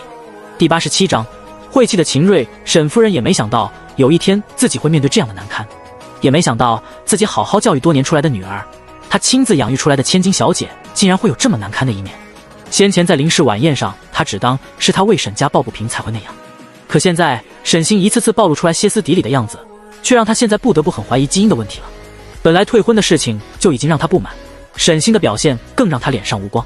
再加上因为她本身心里就因为赵家有点膈应，对沈星也不如以前偏宠，所以以前觉得可能只是娇气的事情，现在却觉得越像陈芬那种人生的不懂事的孩子，越看越不舒服。沈星被挂断电话后还没回过神，便感觉到了来自沈夫人不满的视线。他马上看过去，面露委屈和难过。妈，他本来想像从前一样装下可怜，妈妈自然会来安慰他，心疼他，因为以前每次都是这样的。而且秦家退婚就是秦家的问题，跟他没有关系，所以受委屈的人是他才对。可沈夫人却冲着他冷哼了一声：你还好意思喊妈？沈星眼里浮现出一丝害怕。妈，他又喊了一声，但沈夫人已经愤怒地转身上楼了。沈明常也深吸了一口气，沉声道：行了，你妈已经够烦了，现在秦家退婚这件事，你自己好好想想怎么办吧。沈星咬着下唇，满脸都是泪痕。爸，这明明是他退婚，妈为什么要生我的气？沈明常多的也不想说了，只是说这件事闹大了也丢人，我会再跟秦家那边商量一下，你自己也想想办法，不行的话这桩婚事就这么罢了。沈星不明白，爸，他都要退婚了，你还要我嫁给他吗？他都受这种委屈了，爸爸怎么还能让他嫁给秦瑞呢？为什么不给他重新选一门更好的婚事？以前的时候爸爸和哥哥们不都是这样说的吗？如果秦瑞对他不好，就给他找个更好的未婚夫。为什么现在都变了？他看着面露冷色的爸爸和几个没说话的哥哥，心里也越来越冷。这是怎么了？为什么哥哥们都没在这个时候帮他说话了？沈明常皱眉，怎么就委屈了？你看别人家的小姐有像你这样的吗？秦瑞不是那么喜欢你吗？你就不会去挽回一下？要是真退婚了，我看你以后还怎么好嫁得出去？沈星看向沈锦州，似乎想从沈锦州这里得到一丝安慰。沈锦州却只是淡淡道：“刚好我们公司最近有个项目需要秦家那边的合作，如果2家婚事能成的话，对公司也比较有利。秦瑞喜欢了你这么多年，应该不会这么容易就放弃，就这么退婚了，也的确有点可惜。”沈叔忍不住开口：“可是这对小星来说是不是不太好？”沈之文皱眉：“他以前不是也很喜欢秦瑞吗？”沈木没有吭声，但也无疑是默认了这件事。沈星脸上却忽然明白了什么：“是因为你们觉得我只是个养女，跟你们没有血缘关系了，所以你们现在才变了，对吗？”他含泪苦笑：“以前的你们是从来舍不得让我受委屈的，如果是沈优，你们就不会这样对他了吧？”沈锦州脸色微冷：“你胡说什么？”沈星擦了擦眼泪，哭得已经跟那个泪人似的：“你们现在就是已经嫌我不是你们亲生的了。”愤怒又委屈地吼完这句话，沈星就哭着跑着上了楼，把自己关了起来。沈星从小到大一生气就会用这种方式，而每次为了哄他，一家人都会想尽办法，每个哥哥们都会准备好礼物去把他哄出来。所以他也想用同样的方法证明自己在沈家的地位，也想证明他们还是在乎爱自己的。可这一次，客厅里的几个男人却没动一下。沈之文脸色的有些难看，他怎么好意思说这些话？如果不是为了他，当年怎么会？他的话虽然没说完，但是大家都知道他说的是2年前让沈优他们的亲生妹妹去顶罪这件事。沈木也一脸不高兴，真是忘恩负义。而这4个字也显然戳到了整个沈家的敏感点，尤其是沈明常。谁想养个女儿是白眼狼？说的难听点，还是替别人养孩子。沈优虽然脾气不好，但可没他这么做。而且沈星什么都不会，一点都不像我们。沈之文低声说，其他几个人也都沉默着没说话。但整个沈家的氛围明显在发生着变化。沈优不知道沈家发生的事情，也还不知道秦家退婚的事，但当他刚进校园就被秦瑞拦住的时候，脸上的晦气是显而易见的。他这才想起秦瑞只比沈星大1届，因为家世的缘故，所以他们都在一个学校。毕竟俩人在2年前就订了婚，所以大学也都安排在了同一所学校。其实是沈星的成绩很一般，考不上什么重点大学，秦瑞也是，所以就安排到同一所学校了。正好在国内又离家近，学校也还算不错，能让他们混个不错的文凭出来。而在他出狱之前，干妈就给他准备好了新的身份以及入学手续。他坐过牢的历史也不知道是怎么被抹去的，能够让这些学校毫无芥蒂地接受他，应该是超能力的关系。当然他本身在狱中的表现已经被上报了，说不定那边也给他争取了一些特殊待遇，具体的他不清楚，他只记得之监狱长跟他提过，他是有些特殊待遇的。怎么大清早的出门就看到不吉利的东西了？沈优皱着眉，明显看秦瑞的眼神里都是嫌弃。周遭有路过的同学看到沈优和秦瑞2个人都忍不住地停下了脚步，议论纷纷。那不是林优吗？沈家真正的女儿，我见过，以前我们一个学校的，但没想到她竟然是沈家真正的千金。以前沈星还老故意说她是碰瓷，让人暗中欺负她呢。果然真千金就是真千金。林优的皮肤好好，跟会发光似的。第88章，舔狗就该有当舔狗的觉悟。沈优光是站在那里就足够瞩目，主要是她也算是名人了，而且沈优本身就肤白貌美，光是美貌也足够令人瞩目。虽然不是那种长相十分惊艳的那一挂，可却自有一番清冷美人的骨相美的韵味。林优，秦瑞目光定定地看着他，眼里有着愧疚。对不起，我不知道你才是沈家真正的女儿。沈优拢眉，当初我以为你只是一个嫉妒沈星的坏女生，所以才会那样对你，我不知道你其实才是沈家的女儿。林优，我们以前都是误会。秦瑞看向沈优的眼神里有着一丝复杂和别样的情绪，似乎他们之间真的发生了什么重大的误会一样。你有病吧？沈优忍不住地打断了他的话。你不会以为你这句话就能抹去你曾经做过的猪狗不如的事了？别乱说，我们之间可没有误会。沈优冷笑着勾唇，你既然爱沈星，就应该爱他的一切。难道他不是真千金，你就不爱了？秦瑞脸色微变了一下。沈优，当舔狗就该有当舔狗的觉悟。我已经退婚了。秦瑞打断了沈优的话。沈优微诧异了一下，稍稍挑了下眉。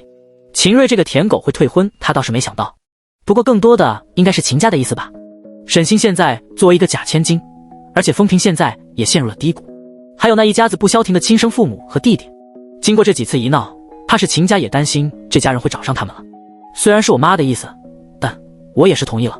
秦瑞拢着眉头，我没想到沈星竟然是这种人，当年我也是受他蒙蔽，我不知道你的身份，也不知道你才是受委屈的那个。林优，我很后悔当年对你做的事情，也很后悔当初拒绝了你。现在我们可以重新开始，我已经和沈星退婚了，我们之间也没有误会了。你可以再给我一次机会吗？秦瑞语气说的诚恳，可却听得沈优想笑。他觉得骂秦瑞傻逼都算是抬举他了。你，沈优唇角上扬，眼神带着以一种自上而下的凝视，冷冷吐出3个字：你配吗？这3个字像是冷脆的利刃，直接刺进了秦瑞的胸口。你不会现在才发现你喜欢的人是我吧？沈优目光凉冷，还是说你现在移情别恋了？秦瑞被问得脸颊泛红，神色也不太自然。沈优勾唇，秦瑞，如果我还是当年的沈优，在当年的情况下，即便你知道沈星是假千金，你也会义无反顾地站在他那一边来欺辱我吧？不是你听他的话来勾引我的吗？不是你们2个故意玩我，让我难堪被人嘲笑吗？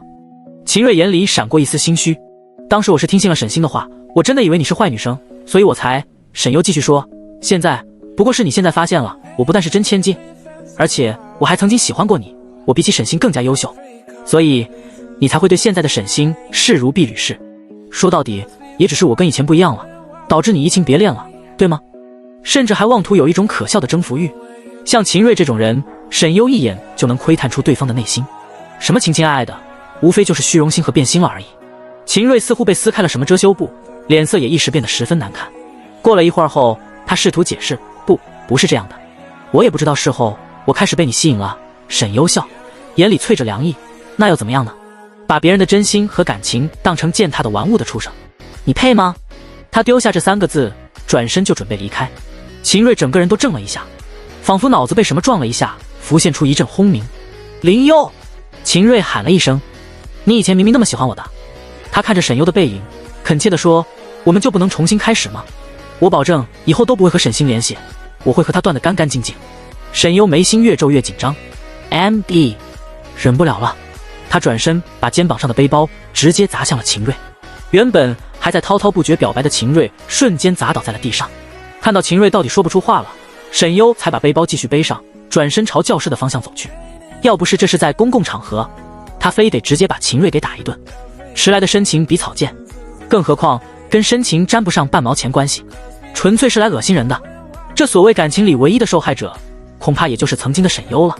在他的记忆里，沈优之所以会喜欢上秦瑞，其实也是沈星刻意安排的。沈星让秦瑞故意绅士风度的在沈优落难的时候帮了他一把，又故意背地里单独示好了一下沈优，而这本身是他们这对颠公婆的情趣游戏。可对当时身处黑暗中的沈优来说，秦瑞的出现无疑是一道光，照亮了他灰暗的人生。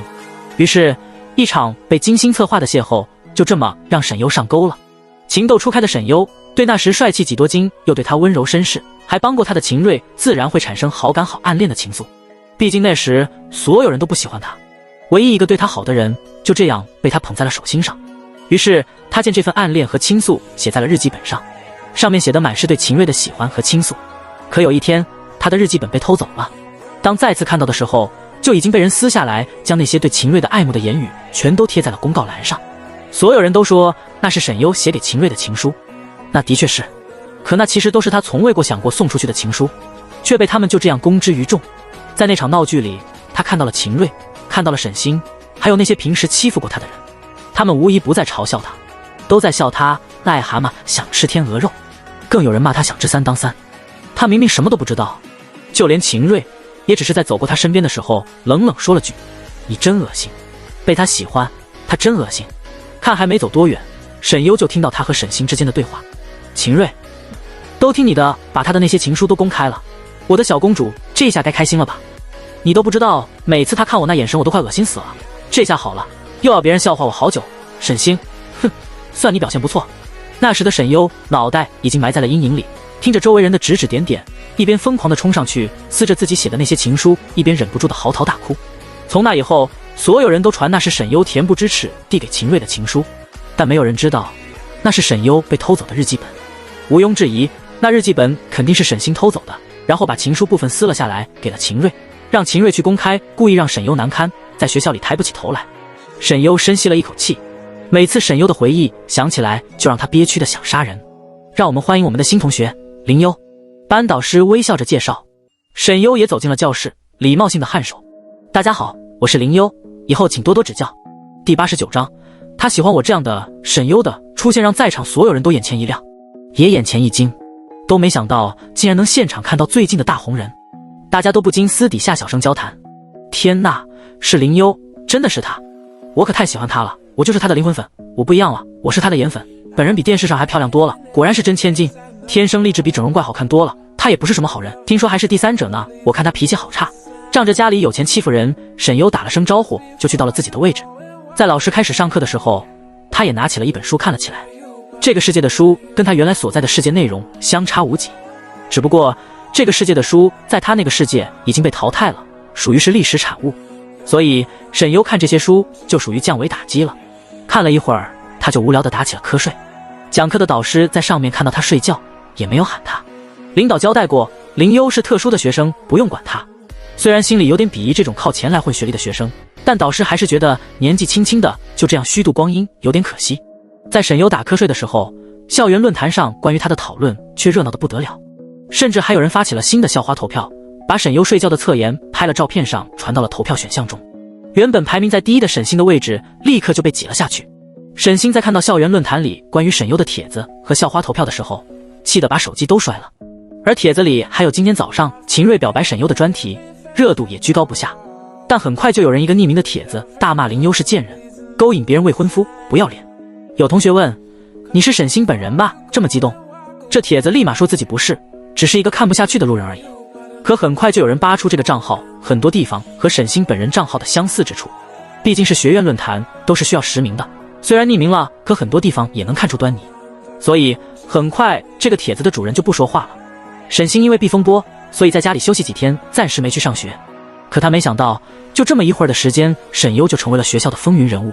看到秦瑞和沈优的照片，他更是气愤摔砸东西，直接打电话给了秦瑞。可秦瑞却根本不接他电话，直到最后不耐烦了，秦瑞才拿起电话接了起来。秦瑞，你什么意思啊？你竟然背叛我！沈星愤怒地质问。秦瑞的语气很是不耐烦，什么背叛？我们秦家已经退婚了，我跟你已经没关系了。沈星脸色难看到了极致，冷声威胁，你凭什么退婚？你知道你会有什么后果吗？秦瑞，你是不是还没搞清楚状况？你都不是沈家的亲生女儿，你以为他们还会像以前一样护着你呢？就算跟以前一样护着你又怎么样？像你这样的坏女人，我以前真是瞎眼了才会喜欢你。现在所有人都知道我舔了这么多年的女人是个冒牌货，我都被笑话死了。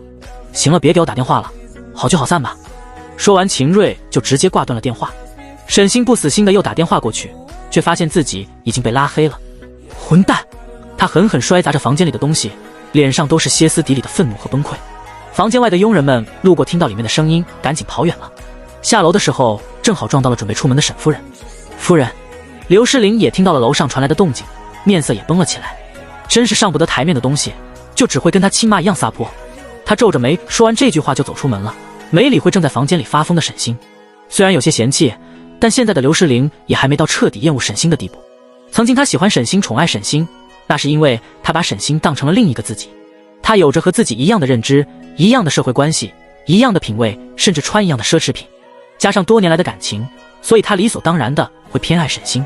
在沈优出现后，有了对比，他更觉得沈星才是自己培养出来和自己一模一样的女儿。沈优即便是有血缘关系，但已经被养成了完全和他截然不同的模样，所以他不喜欢沈优。别说沈优当时在沈家还做了许多令他讨厌的事情，可是现在沈星却已经跟他想象中的女儿不一样了，沈优也不一样了，所以他对于沈星的母女情也在开始渐渐变淡。秦瑞把沈星的手机号拉黑，还顺便把沈星的所有联系方式都拉黑了。瑞哥，怎么是前任未婚妻啊？一哥们儿笑着扒拉了一下秦瑞的肩膀。秦瑞皱眉没说话。哎呀，当初就你头铁，非要追着沈星，明知道他有4个变态的哥哥还冲上去，哥们儿都觉得你有，没想到最后竟然搞了个冒牌货，哈哈哈哈。说着又几个男生加入了聊天。豪门这么多千金小姐，就沈星最喜欢做，谁喜欢他谁倒霉。以前谁要是追沈星，都得被他玩成狗，最后被他4个哥哥折腾一顿。他们家就不是什么正常人。就是，不过没想到啊，沈家竟然这么宠爱一个冒牌货，连自己亲生都不要。听说以前真千金回到沈家都过得很惨。是挺惨，以前不是跟秦少一个中学吗？那会儿据说都回沈家了，但沈家根本就不承认。他越说秦瑞的脸色就越是难看。对了，那位真千金以前不是喜欢过你吗？你还拒绝人家了？那可是林幽哎，神枪手，靶场神话。听说上次在靶场把你都给虐死了。就是，这位姐现在可是我偶像，看在兄弟一场的份上，能介绍给我认识一下不？另一个公子哥儿也拥了过来，眼睛都在发亮。说起林幽，秦瑞身躯也挺直了不少，上次是虐我了，可能是看我跟沈星在一起气的吧。想到上次沈幽在靶场的表现，他的眼里也不自觉地浮现出了一丝倾慕。他冷冷道：我警告你们，你们别打他主意。几个兄弟们笑着起哄：有，秦少吃醋喽，秦少不会这么快移情别恋了吧？秦瑞皱眉：什么移情别恋？我以前是被骗了。其中一个男生笑着说：那我劝你也别打林幽的主意了，秦少你忘了，历城和陆家那位爷可跟林幽关系匪浅，你还排不上号呢。听到这话，秦瑞的脸色也黑了下来。虽然秦瑞和沈幽早上的事情是在校园里发生的，但奈何学校里也有不少豪门圈子里的少爷小姐们，所以关于秦瑞早上对沈幽表白的事情也传到了校园外，自然也传到了陆思彻的耳朵里。真是什么阿猫阿狗都往他身上扑。陆思彻凉凉的语气里含着一丝冷意。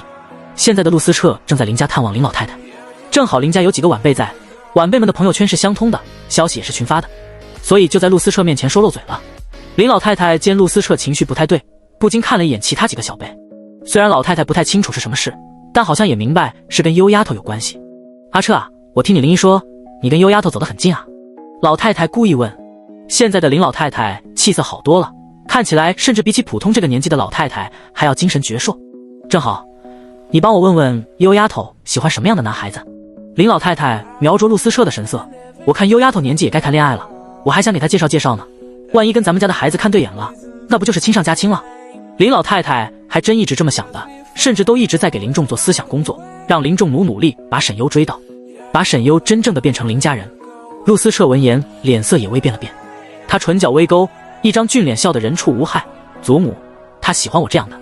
林老太太皱眉，这小子真是仗着自己长得帅就这么猖狂。不过优丫头难道还真是颜控？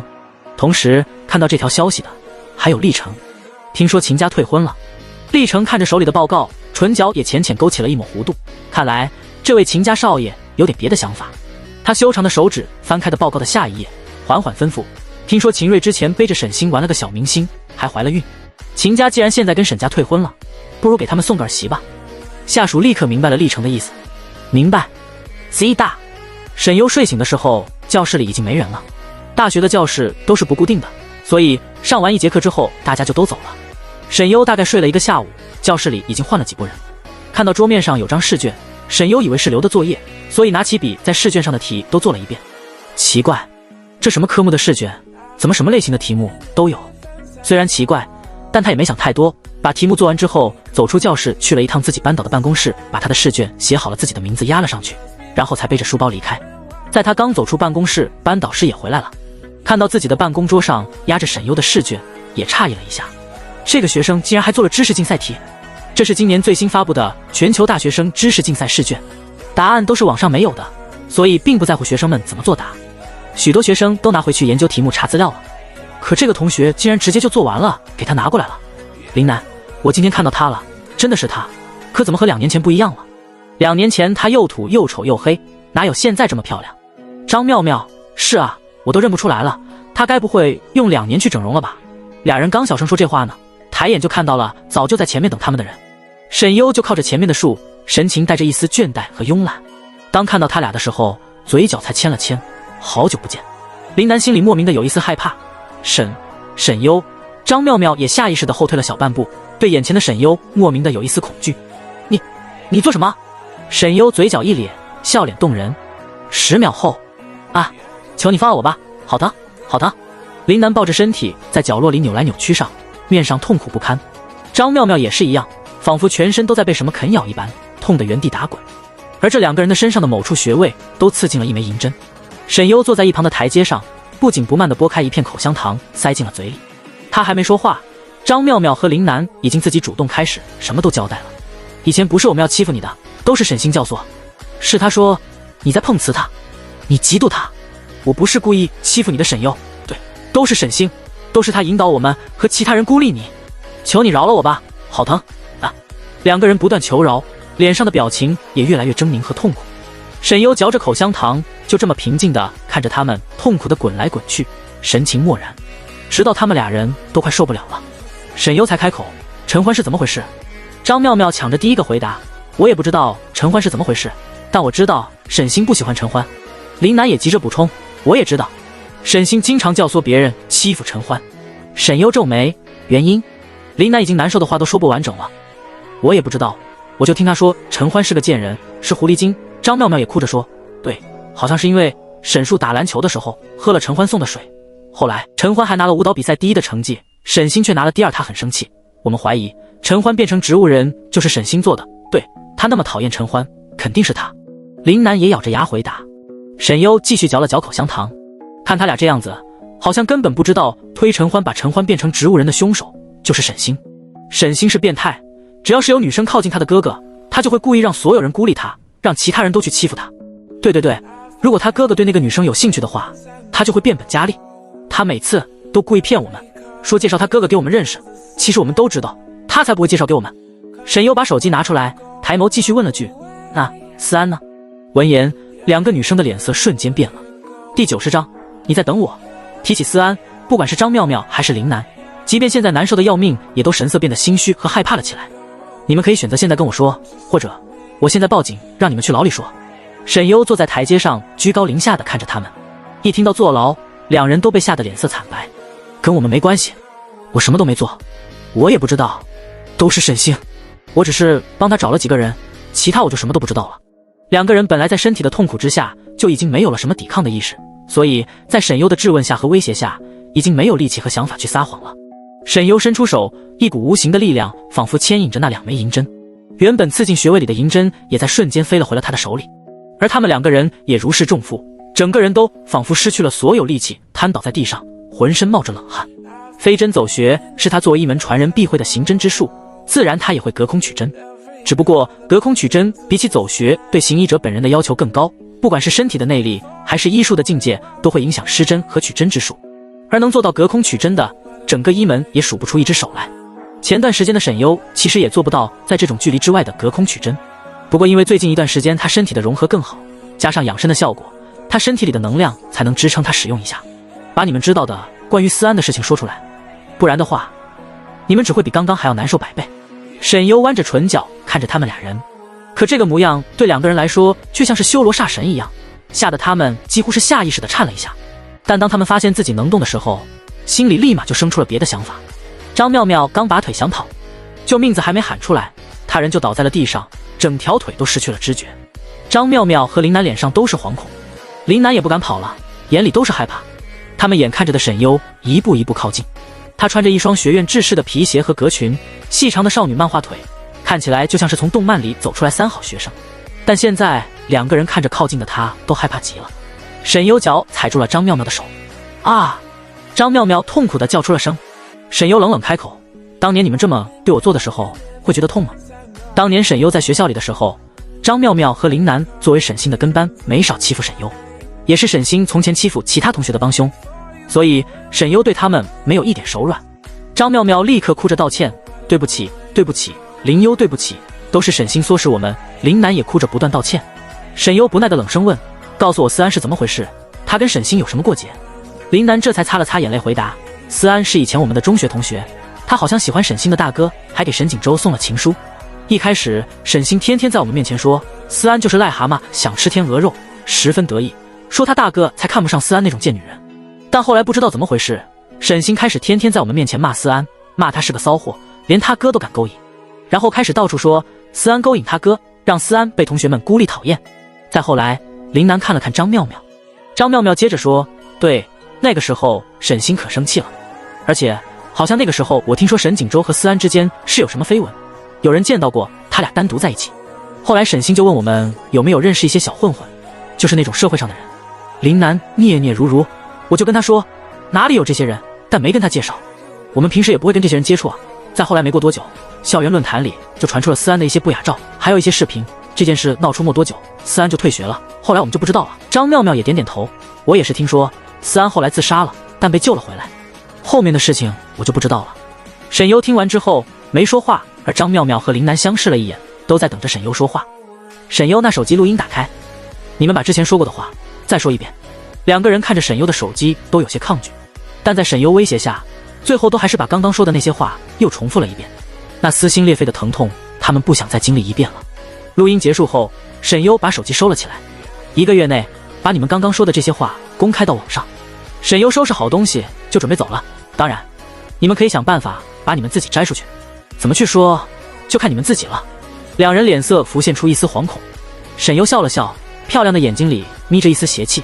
如果1个月内我没看到你们的爆料的话，那么这个录音我就会一字不落的公开。张妙妙和林楠都愣住了，仿佛全身都泄力了一般。沈优的意思很明白，如果他们自己公开的话，他们还有能为自己辩解的余地。可他们如果不是自己，而是让沈优去公开的话，那么他们就没有再辩解的机会了。留下这句话后，沈优就走了。他也得到了自己想知道。思安和陈欢看起来都是因为喜欢沈家兄弟而被沈星针对。按照沈星在沈家平时的人设，沈锦州他们应该是不可能知道沈星背地里做的这些事，但沈星倒是有可能颠倒黑白，就像从前对付自己那样，让他的哥哥们当他的枪使。所以陈欢和思安出事，跟沈家那几兄弟不一定就没有关系。他走出这条巷子，还没往前走2步，就停在了原地，转身看向早就在旁边不知道站了多久的男人。你是在等我？他问。站在旁边的男人有点眼熟，他见过，这家伙已经在这里站了很久了，也看到了刚刚他所做的事，所以他才会这么问。顾廷峰双手随意地抄在裤兜里，一副浪荡公子哥儿的模样，笑盈盈地说：是啊，只是没想到妹子手这么黑。他眼神瞥了一眼巷子里面，也不掩饰自己刚刚什么都看到了。沈优也看了张妙妙他们一眼，这是他们应得的，你要是觉得同情他们的话，我可以让你加入他们。原本还笑着的顾廷峰瞬间老实了。第91章，他会原谅我们吧？他才不同情可怜他们。他这个人本来就冷情，怜惜倒是有，毕竟是好看的女孩子嘛。但听沈优这么说，他也不敢说什么了，毕竟他相信沈优是真的能做到的。沈优打量了一下顾廷峰，你找我有什么事吗？顾廷峰以为沈优不记得他了，立马自我介绍了起来，是我啊，妹子，我是顾廷峰，历城的朋友，你忘了？上次在靶场见过的，我还说下次约你一起玩呢。沈优当然记得，这个男人跟花蝴蝶一样，很难让人不印象深刻，把一身名牌都穿在身上，一点都不低调，全身就差写着我是富二代，快来钓我这几个字了。顾廷峰弯下腰，和沈优的眼睛齐平，眉眼含笑，我也是陆思彻的发小，小时候一个院里长大的。沈优点了点头，哦。顾廷峰，哦，就一个哦，这妹子怎么一点反应都没？沈优继续迈步往前走，这人说半天也说不到重点上，不说找他做什么，他就懒得留下跟他废话了。顾廷峰见沈优都不搭理他，也赶紧跟着跑上前，你怎么不问问我为什么会出现在这儿？沈优停下脚步，无语地看向他，我问了你又不说，不问你又不高兴，你这人是不是有什么毛病？顾廷峰愣住，不好意思地摸了摸自己的鼻梁，被女生这么嫌弃他还真不习惯。他纵横情场这么多年，见过的女生什么样的都有，就没见过像沈优这种对他完全没有一点兴趣的。我是听说你来上学了，所以来你学校附近转转，看能不能碰到你。顾廷峰主动说了起来，这不是上次见了一面，好久没见了吗？所以来跟你特地认识认识。沈优从看到顾廷峰的时候就知道他找自己是没什么正事的，所以就没打算在他身上浪费什么时间。事实证明他的感觉是对的。他听林涵说过，顾廷峰是京城那边的贵圈公子哥儿，出了名的情场浪子，风流子弟，但他除了花边新闻，其他倒是低调。如果非要说起这个人的话，也只知道是个家世牛逼、绯闻不断的豪门少爷。至于别的，媒体界却对这个人却一点也不清楚。这说明顾家背景也不一般，有让媒体知道该说什么和不该说什么的本事。不过没想到，看到你在顾廷峰离得远，虽然看到沈优在做什么，但却并不会知道沈优是怎么让他们那么听话，开始又是怎么让他们那么难受的。看到我在欺负同学？沈优笑着反问。顾廷峰被沈优反问的一下，不知道怎么接话了。他对沈优到底是不是欺负同学不感兴趣，但直觉告诉他，沈优不是那种会随便欺负别人的人。他只知道这妹子是个狠人，而且还有手段。见顾廷峰不说话，沈优也就没继续说，继续转身走了。顾廷峰却跟在他身后问，林佑，你跟陆思彻和厉成俩人跟谁关系更好点啊？你喜欢陆思彻那样的还是厉成那样的？沈优明白了，这人就是纯纯来八卦的，我跟他俩都挺熟的，你要是对他们俩有什么想知道的都可以问我，不是我吹，我跟你说就没我不知道的事情。沈优停住脚步，后面的顾廷峰沉浸在自己的大话里，差点撞上来。你什么都知道？沈优好奇问。被忽视已久的顾廷峰忽然就感觉自己被重视了，还有点激动。那当然，你想知道什么问我就行。沈优思索了一下，然后问他，你知道最近有什么专门拍卖玉石或者买卖石头的地方吗？他本来打算回去问吴秘书的，或者问江城的，但既然顾廷峰主动送上门来了，他就问县城的了。顾廷峰愣了一下，他还以为沈优要问他关于陆思澈或者历城的事情，而且在今天见到沈优之前，他一直以为这个女生是有点会的，说不定是个情场高手，能吊着这2个男人为他明争暗斗。可见到沈优之后，却发现他根本好像对这件事一无所知，甚至对他俩都似乎没什么兴趣似的。这种认知也让顾廷峰对沈优的好感反而也上升了不少。他认真想了想，摸着下巴思索，别说，我还真知道这么一个地方。另一边 Z 大门口，沈木站在门口等了许久，但都没等到他想等的人。沈树走到他身边，直接戳穿了他，你在等沈优。即便沈优现在已经对外的名字公开改成了林优，但是他们还是喊他沈优。沈木脸上也没被戳穿了的尴尬，只是有些犯了。关你什么事？沈树勾唇，我知道，自从综艺节目结束之后，你就已经对他不一样了。虽然他们一直在争吵，虽然沈木被沈优骂得狗血淋头，可事实上就是自从那场综艺节目结束，沈木就已经变了。沈树是他的孪生兄弟，所以能很直观地感受到沈木的心情。沈木没有反驳，而是直接往前走上了车。虽然沈树因为专业的缘故在国外的音乐学院挂着学籍，但因为常年在国内，所以也在 Z 大上课。有超能力在，上2个大学挂学籍修学分也不是什么难事。2个人的课程和专业不同，所以兄弟俩也很少一起回家。这次是难得的一起。沈木上车后就一直沉默着没说话。哥，我忽然觉得如果没有2年前那件事就好了。沈树也微微变了一下脸色。如果没有2年前那件事的话，他会原谅我们吧？沈树皱眉，没有回答沈木的话，而是在沉静了许久之后才说没有如果了。第92章开始嫌弃沈星。在他们看来，真正让沈优和他们决裂的是2年前的那件事。如果2年前他们没有为了维护沈星而让沈优去顶罪，也许沈优就不会离开沈家。沈树不知道沈木为什么会有这种心态的转变，但作为孪生哥哥，他一眼就能看得出弟弟的变化。比起大哥和二哥，他们这对孪生兄弟更能感受到彼此的想法。沈木看向车窗外，心里五味杂陈。他明明是挺讨厌沈优的，可是他每次骂他的话却又让他心底难受。他每次维护沈星，而看到沈优那副恶心的眼神，更让他觉得自己仿佛失去了什么。从前他是不会有这种感觉的。他也不知道从什么时候开始，渐渐地开始在意起了他。尤其是综艺节目结束之后，破风战队的成员们都开始疏远他了，甚至已经有几个队员已经离队了。他被孤立了。因为沈星，俱乐部的负责人找他谈过，说他公私不分，无脑护自己妹妹这种行为已经引起了劲粉和队友粉们的不满了。而且沈星的表现也很让所有人失望，也对不起所有人的努力。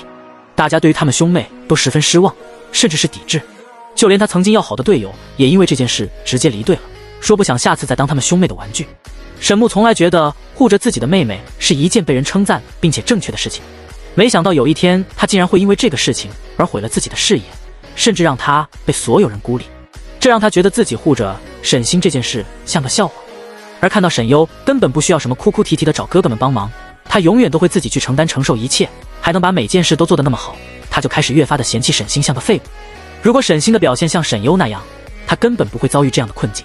他有些烦躁地打开手机，却发现手机收到的最新的几条消息都是他几个那同学给他发的。沈木，求你了，帮我要个林优的联系方式呗，加个游戏好友也行。虽然你和林优关系不好，但怎么说也是你亲妹妹，你去说2句好话，让他教教我刺客这个职业怎么玩呗，那可是我本命啊，他是我见过玩的最牛逼的大神了。沈木皱了皱眉，又把手机关上，烦死了，怎么一直问。从他今天去学校开始，就不停的有一些人问他关于沈优的事情，没有一个人关注沈星怎么样了，仿佛身边的男生全都变成了沈优的迷弟，而女生们也都成为了沈优的粉丝，天天喊着漂亮妹妹贴贴。越是这样，沈木的心情也越发的烦闷。为什么现在跟他亲近的妹妹不是沈优？所以在放学的时候，他第一次主动在门口等起了他。他知道沈优不会住校，也知道他不会回沈家，但他就是鬼使神差在校门口等着。其实就算没有2年前那件事，他也不一定会跟我们亲近。沈树淡声道，你忘了以前我们是怎么对他的吗？沈木脸色也一下沉了下来，可也不会像现在这样难看吧？沈树唇角微微勾了起来，比我们更难堪的是大哥和二哥才对。这话里含着一丝讽刺和自嘲，让沈木也想起了曾经沈优在沈家，他们对沈优所做的事情，他们对他的嫌弃和厌恶，还有每次为了沈星而羞辱他，想把他赶走，而对他恶作剧，以前他们丝毫不觉得有错的事情，但现在想起来却都让他心中发颤。所以，你其实真是沈家的女儿，是林家的养女。顾廷峰跟沈优一路嘴巴就没停下来过。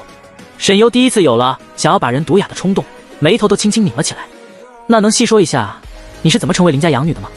我听说沈家那4兄弟户那个养女户的不得了，他们是不是眼瞎？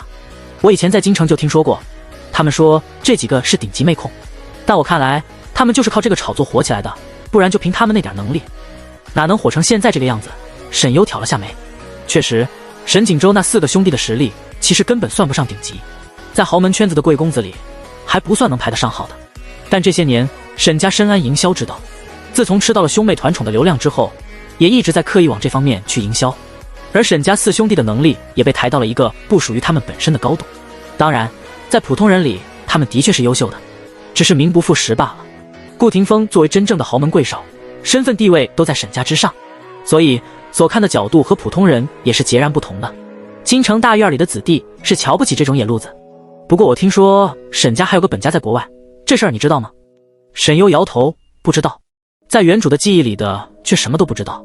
顾廷峰一边开车一边说，我也是之前听别人说起过，好像沈明常是被本家赶出来的，靠着本家之前扔在江州的一部分产业才做到现在的，但也只是一些传闻，真实性有待评估。沈优对沈家的发家历史倒是不清楚，但既然沈家有个本家的话，这么多年都没联系，说明人家也早就当沈明常死了。沈明常也显然做了什么事，让他不敢去联络本家。说话间，他们已经到了目的地。顾廷峰率先下车，特别绅士地走过去为沈优开门。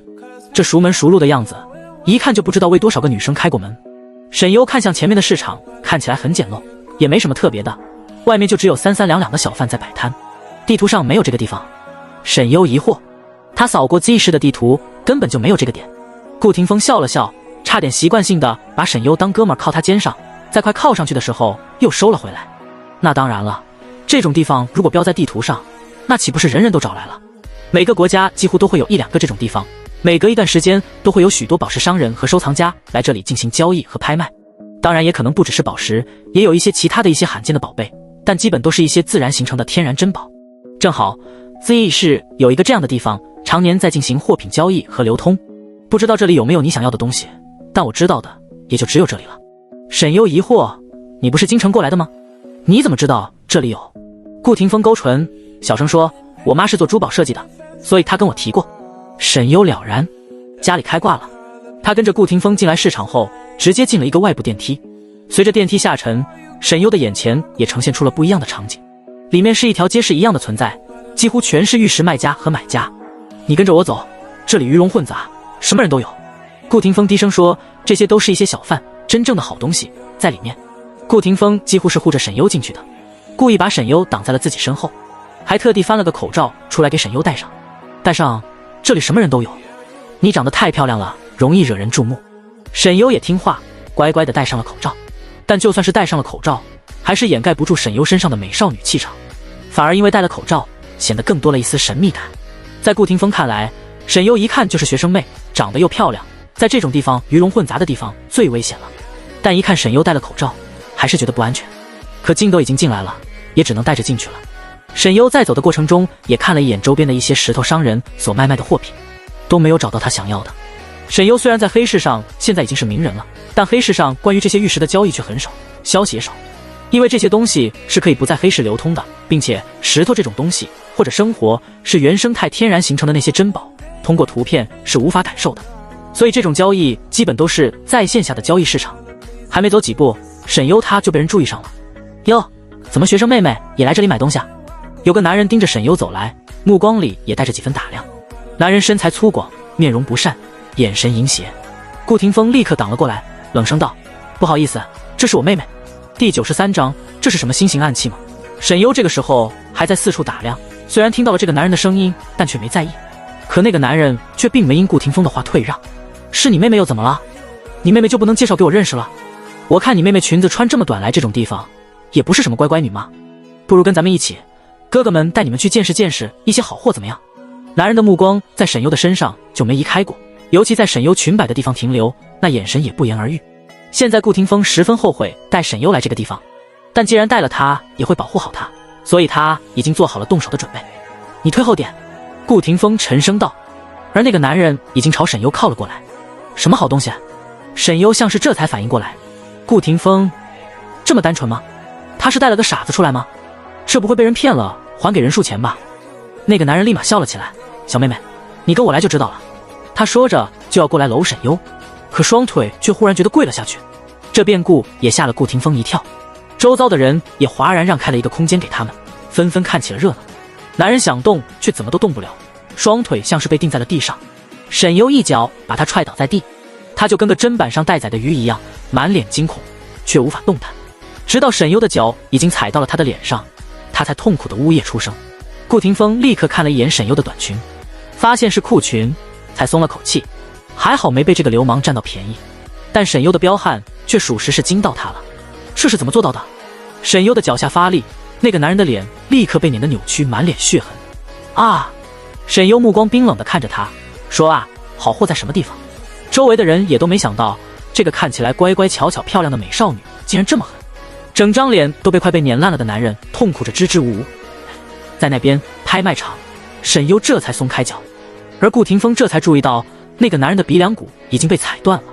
那男人满脸的鲜血，根本看不出来本来的样子，就这模样，怕是连他妈都不认识。走吧，我们过去。沈优像没事发生一样喊顾廷峰走。顾廷峰愣了愣，然后点头。他都已经准备好大干一场了，可没想到就这么解决了。林悠，林悠，你到底是怎么办到的？顾廷峰好奇地跟在沈优身后问。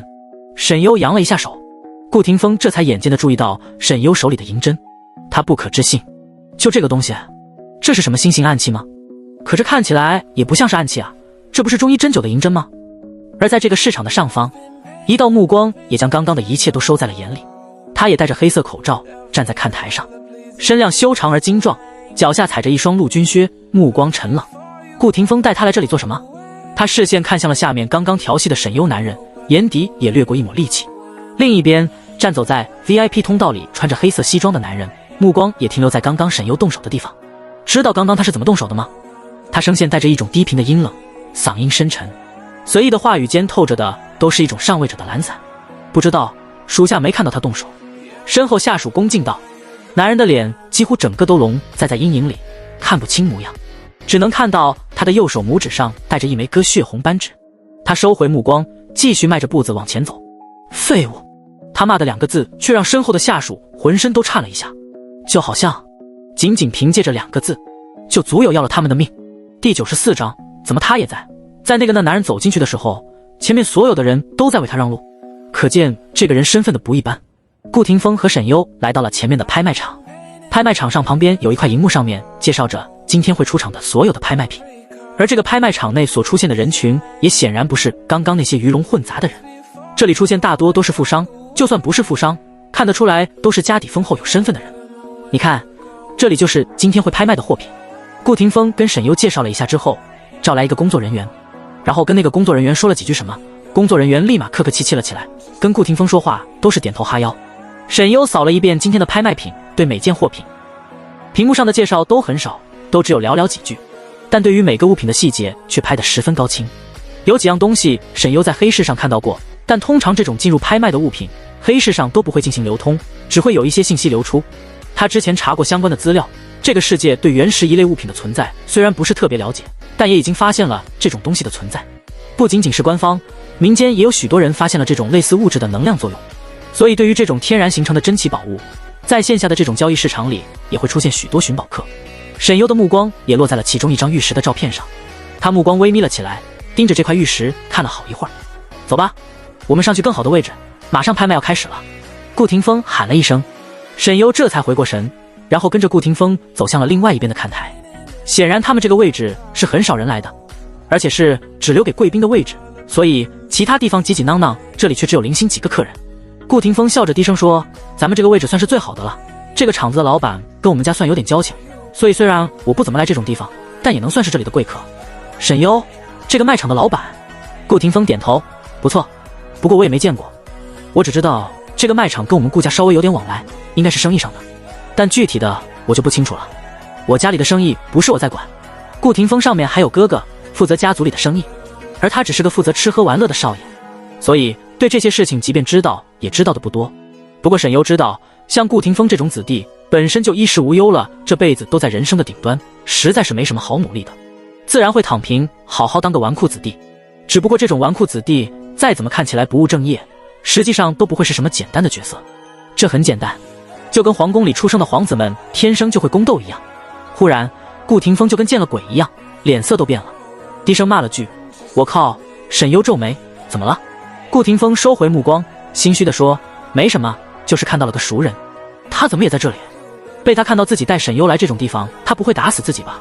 第95章，危险的男人。现在顾廷峰觉得腿都是软的，下意识的往后稍稍退了一点，那眼神他已经知道自己的下场了。沈优也察觉到了顾廷峰的微妙反应，这是偷情被人老公发现了。沈优也朝着顾廷峰看的方向看去，但只看到了一个隐没进人群的影子，什么都没看到。但是那半个人影却有点熟悉。顾廷峰轻咳了一声，那个林优啊，你要是回去之后，如果有人问起你就说是你主动要来的。沈优不禁好奇，顾廷峰这意思是在怕谁？难道还怕干妈查岗？不过就在这个时候，拍卖会已经开始了，一件件货品开始进入了拍卖流程，会场内的客人们也开始了竞拍。竞拍十分激烈，比起正规拍卖场合少了些繁琐的规矩，直接以竞价为目的，价高者得。顾廷峰不禁感叹，还是这种地方的拍卖刺激，比那些慈善拍卖会有意思多了。你别看有的人其貌不扬，其实可能就是帮背后的大佬来拍的。我听说是专门的鉴宝人来为雇主找宝贝的，光是这笔佣金就价值不菲。顾廷峰也是见过世面的人，能让他这么感叹，可见那些幕后大佬的身份已经不仅是非富即贵了。沈优瞄了眼身边，那这位呢？顾廷峰顺着沈优的眼神看向旁边的时候，神色也微僵了一下，目光冷沉，将沈优拉向了旁边一点。就在他们旁边缓步走过来一个穿着黑色西装的男人，极致简单的款式和剪裁却让他这个人衬得更加贵气，但这种贵气里却笼着一种阴郁的杀伐，让身边人不由自主地不寒而栗。顾廷峰压着声音在沈优耳边说，他后面的保镖都是练家子，这个人应该不是国内的，没见过，但应该来头不小。顾廷峰对于国内的名人或多或少都是见过或者了解的，所以如果是他面生的大佬级别的人物，那一定是国外的。而且这个男人明显带着一丝混血感，身后的保镖也有好几个其他国家的人种，看样子应该是国外来的人物。沈优也瞥了一眼那个男人，没说什么话，收回了目光。而那个男也微微侧了一下目光，在沈优的身上不经意地落了一下，1秒的功夫已经收回视线，继续看向前方的拍卖会场。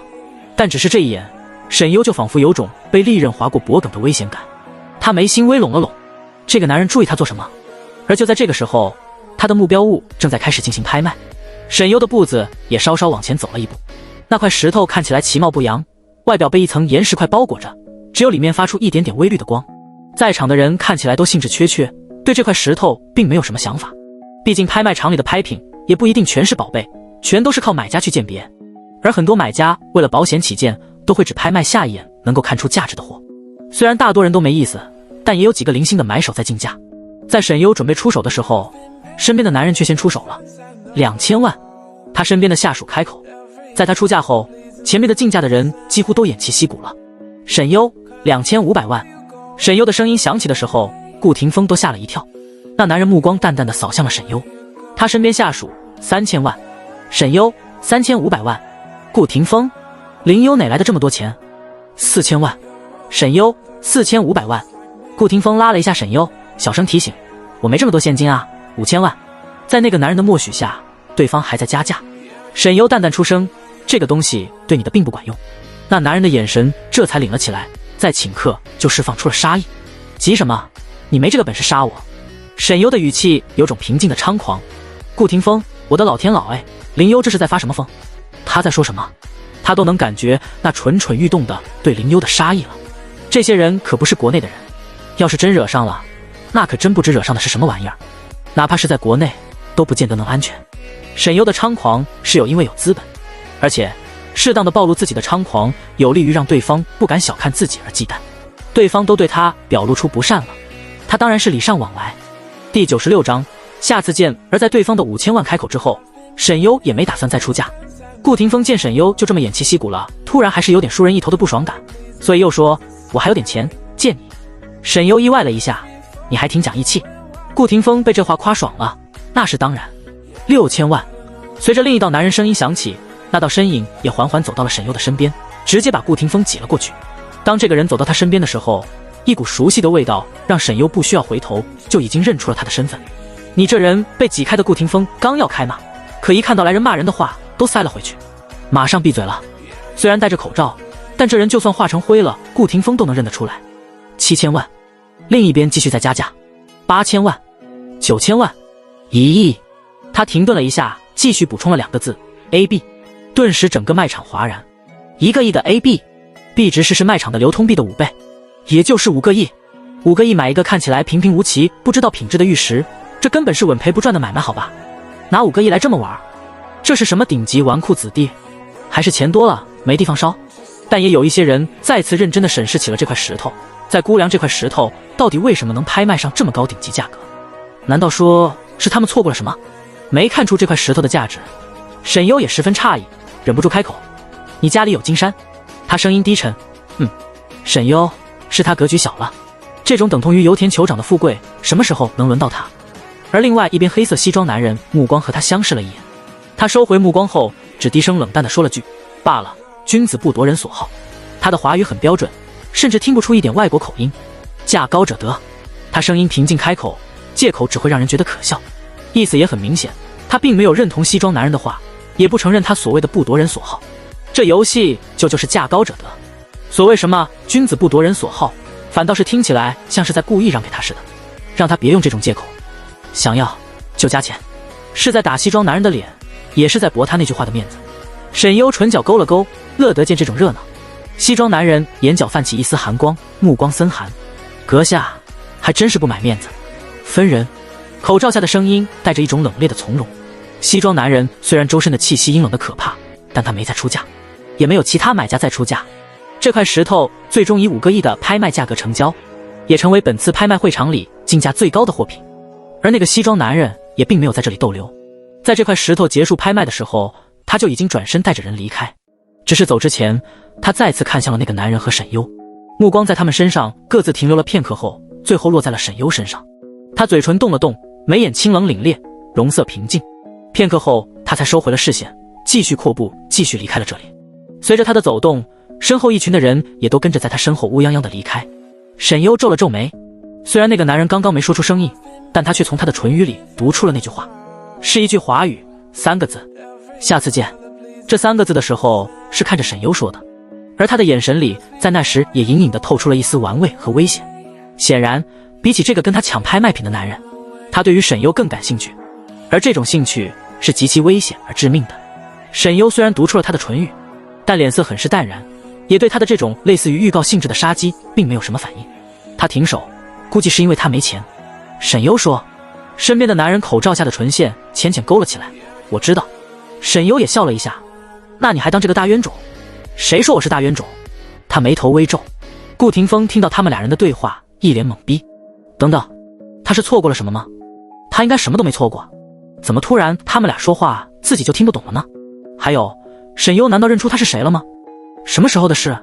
听着两人的对话，他忽然觉得自己被孤立了，明明自己才是一直参与其中的人。他会没钱？顾廷峰忍不住了，那种人怎么可能会缺钱？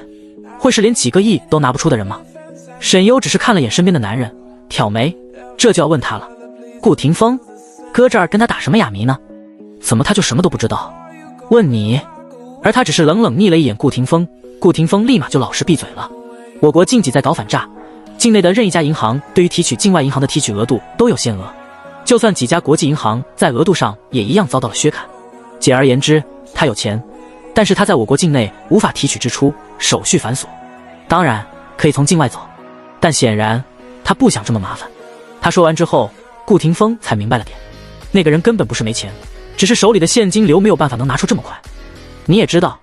顾廷峰看向沈优，沈优耸耸肩，不知道，我猜的。他这种人很明显不缺钱，能停手也不可能是为了给他面子，那只可能是没那么方便拿更多的钱了。聪明。顾廷峰为什么突然好像衬托的就他一个大傻子？沈优看向身边的男人，你好像知道他是什么人。见他没继续往下说，沈优就没继续问了，但他却主动说了出来。第97章，复杂的情感，西部维克多家族现在的掌权人洛文。沈优对这个名字没什么反应，但顾廷峰却反应极大。卧槽，是他！那个黑白两道都闻风丧胆，踩着家族无数尸体上位的洛文。沈优对这个人的身份没记忆，所以也没什么感觉，但大概知道这应该是个十分危险的人物。顾廷峰却听闻过许多关于这个人的事情。维克多家族是西部的地下之王，从历史溯源几乎要追溯到一战时期，维克多家族就已经建立了属于自己的地下帝国，然后一代代传承至今。每一个继承人上位都历经过血腥洗礼，所以这个洛文也是踩着无数尸体上位的狠角色。但就这样的一个狠角色，现在竟然来华国就遭受到了现今被控的滑铁卢。顾廷峰真是想想都觉得好笑。这个时候拍卖也已经结束了，沈优也准备走了。既然想要的东西没拿到，他自然也没兴趣待下去。当然，如果不是这家伙出来破坏了他原本的计划的话，说不定他还有别的方法从那个洛文手里得到这块玉。在他转身走的时候，顾廷峰也准备追上去，但刚转身就被扳倒摔了一跤。哎，卧槽！顾廷峰一个狗吃屎摔在了地上，都还没爬起来就看到了那双扳倒自己的陆军靴。他龇牙咧嘴，一怒之下怒了一下：我跟你讲，你别太过分了！哼！冷冷的一声让顾廷峰也闭了嘴。这家伙在林幽面前怎么不这么横呢？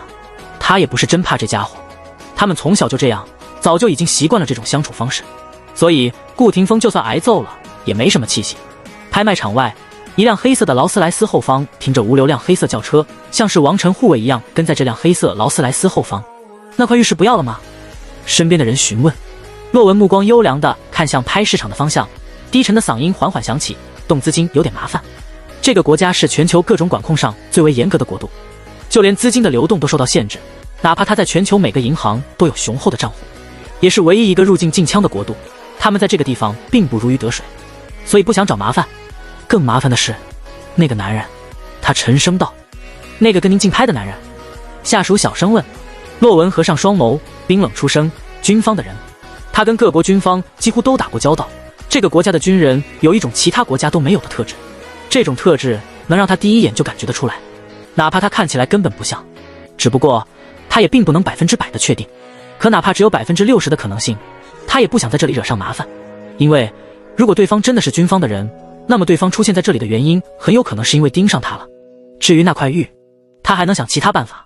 不过比起这个，他更好奇的是那个女孩子口中所说的话，他怎么会知道？而且他好像一眼就知道那块玉的价值。他带了顶级鉴宝人在身边，所以才知道那块玉石不一般。可他是怎么知道的？他食指轻轻摩挲着大拇指上的割血红宝石扳指，那宝石晶莹剔透，如血色妖媚，在他身上衬得更有几分血腥的贵气。随着黑色劳斯莱斯的发动，后面的几辆车也暗中蛰伏着的军队，随着那辆黑色劳斯莱斯尾后而去。当沈优走出卖场，准备直接回家，他知道顾廷峰他们认识，所以他走的时候顾廷峰没跟上来，他也没放在心上，也默认了自己一个人离开回家。至于这个地方，他明天再感谢顾廷峰带他过来。而就在他刚准备离开的时候，身边却忽然迈上来了一双笔直的大长腿，高大的阴影笼罩下来，沈优整个人都被笼罩在了他这个人独有的气息里。都认出我了，还跑这么快，不会是想故意躲着我吧？他好听的嗓音3分揶揄3分认真4分不爽。沈优，不走难道在这里过夜吗？他确实认出来了，从他一走到自己身边，沈优就知道他是谁了。虽然戴着口罩，也换了一身平时不穿的打扮，但凭借他的眉眼骨相，还有他对他身上特点捕捉的熟悉，在他一走过来的时候，沈优就已经把他认出来了，认出了他的身份，所以也就不奇怪顾廷峰对他模样的熟认。那块玉我买下来了，他说。沈优皱眉，你这是故意在我面前炫耀来了？这是来气他的吧？明知道他想要，还故意这么说。要是前世的自己，几个亿他也是随随便便能拿得出来的，但他又不是败家子。那块石头虽然就是他想要的，可那块石头的品质并不能算上品，砸太多的钱他是舍不得的。更何况他的现金流更多在公司那边，现在公司拓展也需要钱，现在他的资金也还不够雄厚。在他问完这句话的时候，他面前却忽然多了一个木质小盒。给你的。沈优愣了一下，这是什么？他一边问一边接过那个小木质盒子打开。这不就是那块玉石吗？给你。他说。沈优诧异地看着他，他却不自然地皱起了眉。看我干什么？我买它就是为了送给你。不知道是不是因为戴了口罩说话的缘故，现在的他说这句话的时候莫名的有一种磁性低压压的好听。他说的口吻理所当然，好像花5个亿买个玩具一样的东西送给沈优是一件再正常不过的事情。沈优看着这枚玉石沉默了许久，好半晌，沈优才神情复杂地说：“我现在对你有种十分复杂的情感。”听到沈优这么说，某人的神色明显有了一丝微妙的变化，心脏跳动的频率也加速了，唇角也毫无意识地往上扬起。沈优，我想生你。某人本来扬起的嘴角也仿佛皲裂了，原本如沐春风般的眉眼现在也僵的只剩下了凉席席。他摘下口罩，露出了那张熟悉又俊美的简直有些过分的脸。他似笑非笑，咬牙切齿，就这么想当我爹？第98章，我就是看你想要。沈优摸了摸鼻梁，嘴角也隐去了一抹笑意。看着陆思彻这模样，他更有种逗狗狗的乐趣了。他一早就认出了陆思彻，熟悉一个人的话，就算是换了身打扮，把脸盖住，也一样认得出来。哪有电视上演的那样，随便换个打扮就认不出来了？这世上每个人都是独一无二的，独特的气场和气质和身体，只不过对他来说，认一个人的肉体会更快。陆思彻直接把手里的那个盒子塞进了沈优的手里，被他5个亿买下的东西，就这么随意的跟塞什么似的。拿去。他这还带着一点不耐烦，但语气里却透着沈优如果不要他会更不爽的态度。沈优看着手里被塞进来的东西，忽地笑了一下。这就是你送礼物的态度？语气尾音故意上扬。陆思彻没送过人东西，被沈优这么一问，还真不知道自己是不是做错了什么。他又别扭又不爽的冷冷道：“啊，要什么态度？”冰冷的口吻却说着窝窝囊囊的话。沈优，他好像当真了。沈优倒是一下语塞了，而且心底也有一种奇奇怪怪的感觉。这种感觉让他莫名的有点想笑，不是取笑，就是开心。见沈优光笑，陆思彻愣了一下，然后把东西收了过来，冷着脸，换个态度就换个态度。然后语气变得温和，本来就好听的嗓音再也夜色下像是潺潺泉水一样动人。你不是想要吗？送给你。这样快溢出水来的温柔，配上那张英俊的过人的脸，说是惑人的妖孽也不为过。沈优倒是没直接接过来。你5个亿就这么没了？他反问。陆思彻声音微低，我不缺钱，我就是看你想要才拍的。5个亿对他来说只是一笔数字，而且都是他的个人财产，跟陆家的产业无关，也跟他现在手底下的公司无关。沈优本来想说的话一下堵在喉咙。他本来以为陆思彻拍下这块玉石是因为看出了这块玉石的不同寻常之处，或者有什么目的。除此之外，这块玉石是没有任何价值的。你快接下。他皱了皱眉，催促着沈优拿下。沈优伸手接了过来，他也不矫情，他的确需要这个东西。我没有5个亿还给你，但我可以允诺你一个条件，就当作是回报。但这话好像让陆思彻不高兴了。我说过要你的回报吗？陆思彻语气稍冷，但话却是一点都不冷。给你你就拿着，我陆思彻还没小气到送你的东西都要什么回报。沈优唇线浅浅弯了弯，把那块玉石从木盒里拿了出来，捏在手心。那就多谢了。从他的手接触到这块玉石的一瞬间，一股力量就从这块石头传递到了他的手心里，清凉的让他通体舒畅。果然是原石，虽然并不是顶级那款，但现在对他来说正好有用。看到沈优拿出了这块2个拇指粗的小石头，陆思彻也瞄了一眼。虽然他感觉得到这块石头好像不太一样，但却看不出什么，所以也不知道沈优为什么会想要这块石头。不过他倒是听说过有一种十分罕见的天然石内体是蕴含能量的，科学家是在近几年发现的，但样本极少，市面上就算有出现，也被一些收藏家或者鉴宝人收走了。这种能量石目前还在研究中，其内部的能量也还没提取出来，也不知道能作用什么，所以并没有对外公开。目前全世界掌握相关能量提取技术以及相关研究也少之甚少。沈优如果认识，那说明这个东西对他是有用的，所以陆思彻并没有多问什么。看到沈优满意的神情，他的嘴角也上扬了几分。原来送他喜欢的东西，他也会满足。所以，你跟顾廷峰来这里，就是为了这个东西？沈优点头，我的医术需要它。换言之，想给你爷爷治好病也需要它。陆思彻摸了摸下巴，这么说的话，那这5个亿倒也不亏。沈优挑眉，是不亏。陆思彻看着身边的沈优，也忽然的笑了一下，眼底也流淌着一丝柔软，眸光噙着光亮，满眼里都倒映着他的身影，眉眼里仿佛含着和煦的春风，都快把他的心都吹柔软了。沈优抬头想跟陆思彻说话，正好撞入了他的那双眼睛。你怎么不问我为什么会出现在这里？陆思彻看着他问。沈优从善如流，那你为什么会出现在这里？陆思彻，这丫头怎么从不按常理出牌？你们等等我，怎么就丢下我一个人了？顾廷峰的声音打断了他们，而且快步地朝他们走了过来。看到陆思彻摘了口罩，顾廷峰也就不藏着了。彻老大，你这也太不厚道了吧！林优可是我带来的，你俩走了我怎么办？陆思彻皱眉，淡淡道：“你可以给厉成打个电话，让他来接你。”沈优看出来了，陆思彻、厉成和顾廷峰3个人之间是三角关系。回到别墅后，沈优就进了实验室，把这一块原石重新处理了一下。雪娜看到沈优带回来的东西，一边在旁边看一边好奇：“这什么玩意儿？”雪娜手里拿着包薯片，狐疑地盯着沈优手里的玉石。沈优，好东西。雪娜盯着半天，看不出来。沈优也没解释，而是问他：“你论文怎么样了？”提起论文，雪娜都提神了不少，准备发表了就发你选的期刊。还有，你的药脂我又培育出了一些新的苗来，比之前的一批还要好。沈优十分满意。雪娜来了之后，他的药田也越来越繁茂。他现在几乎大部分的时间都在他的药田里，对这些药植实感兴趣，甚至为了培育和养这些药植，专门进修了一下农学。沈优故意打趣：“那我让未来的医学界大神给我种地，岂不是大材小用了？”雪娜柳眉轻皱：“怎么，腻了？不爱了？想换人了？”沈优停下手里的动作：“啥？”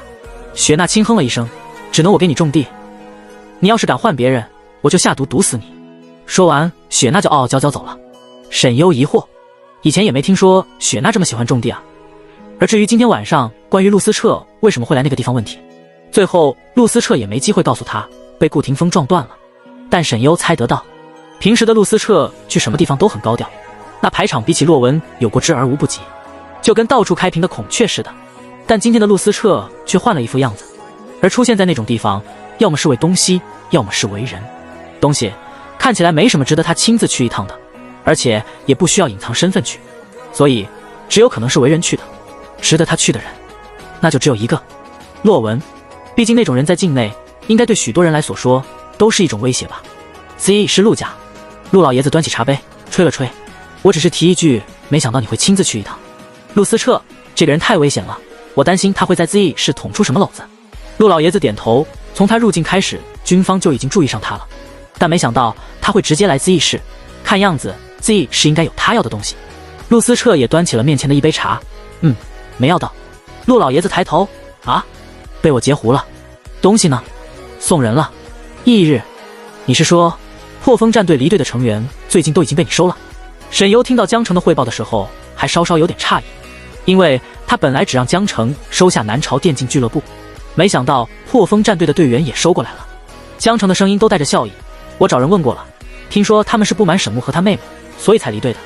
你是不知道，我一签下他们就立马官宣了，把破风战队气得够呛，还帮他们阴阳怪气了一下那对兄妹，现在网上可热闹了，咱们算是白白捡一波流量。”沈优，果然最有效的商战就是这么朴实无华。最近公司的资金已经能够自给自足了，在完全获利的情况下，你的个人资产可以暂时不用动了。江城继续说：“不过我最近看上了几个项目，准备做投资，想问问你的意思。”沈优打开车门上了主驾：“生意上的事情你看着办，法律顾问你找何方，钱的事找我。对了，有时间帮我查查沈家本家是个什么情况。”江城勾唇：“行，那你可得给我涨工资了。你知不知道最近已经有很多猎头在找我了？”沈优眉稍微动，想跳槽了。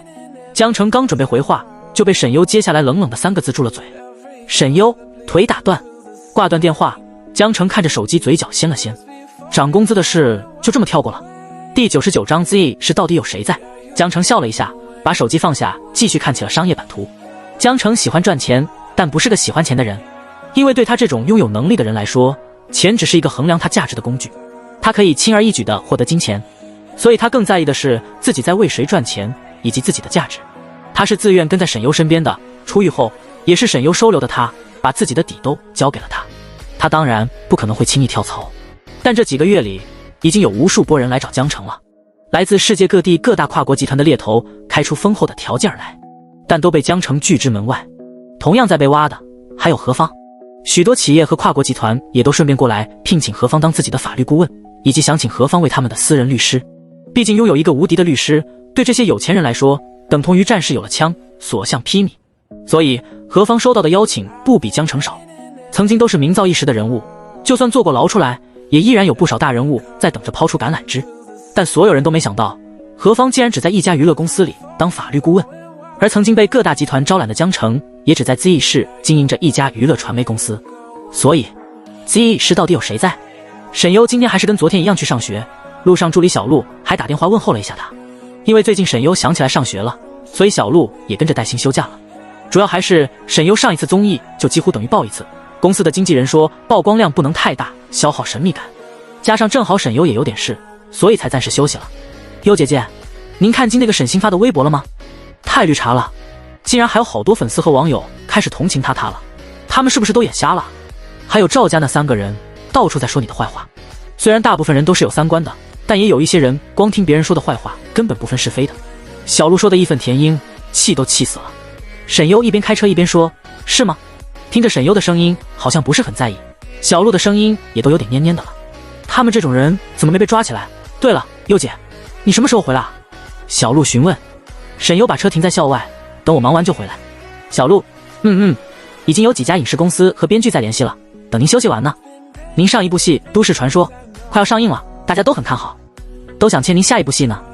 不着急，我工作上的事情由江总全权安排。沈优说到这里停了一下，你不是有个生病了的朋友吗？你那个朋友怎么样了？小鹿愣了一下，然后声音都变小了，还是那样吧。沈优按下手刹，一边下车一边说，有机会的话可以带我去见一见你那个朋友。小鹿沉默了片刻，优姐不嫌弃的话，下次我带你去见见他。挂断电话后，沈优才上了下网，他都不需要点，关于沈星的热搜直接就弹进了他的眼里。沈星发了一篇小作文，我知道你们都讨厌我，我是个占了别人身份的坏人，可是你们有没有想过，这一切对我来说有多残忍？相处了20年的爸爸妈妈、亲哥哥都是假的，有天有个女孩子突然来我家，说她才是亲生的，你们知道我有多难受吗？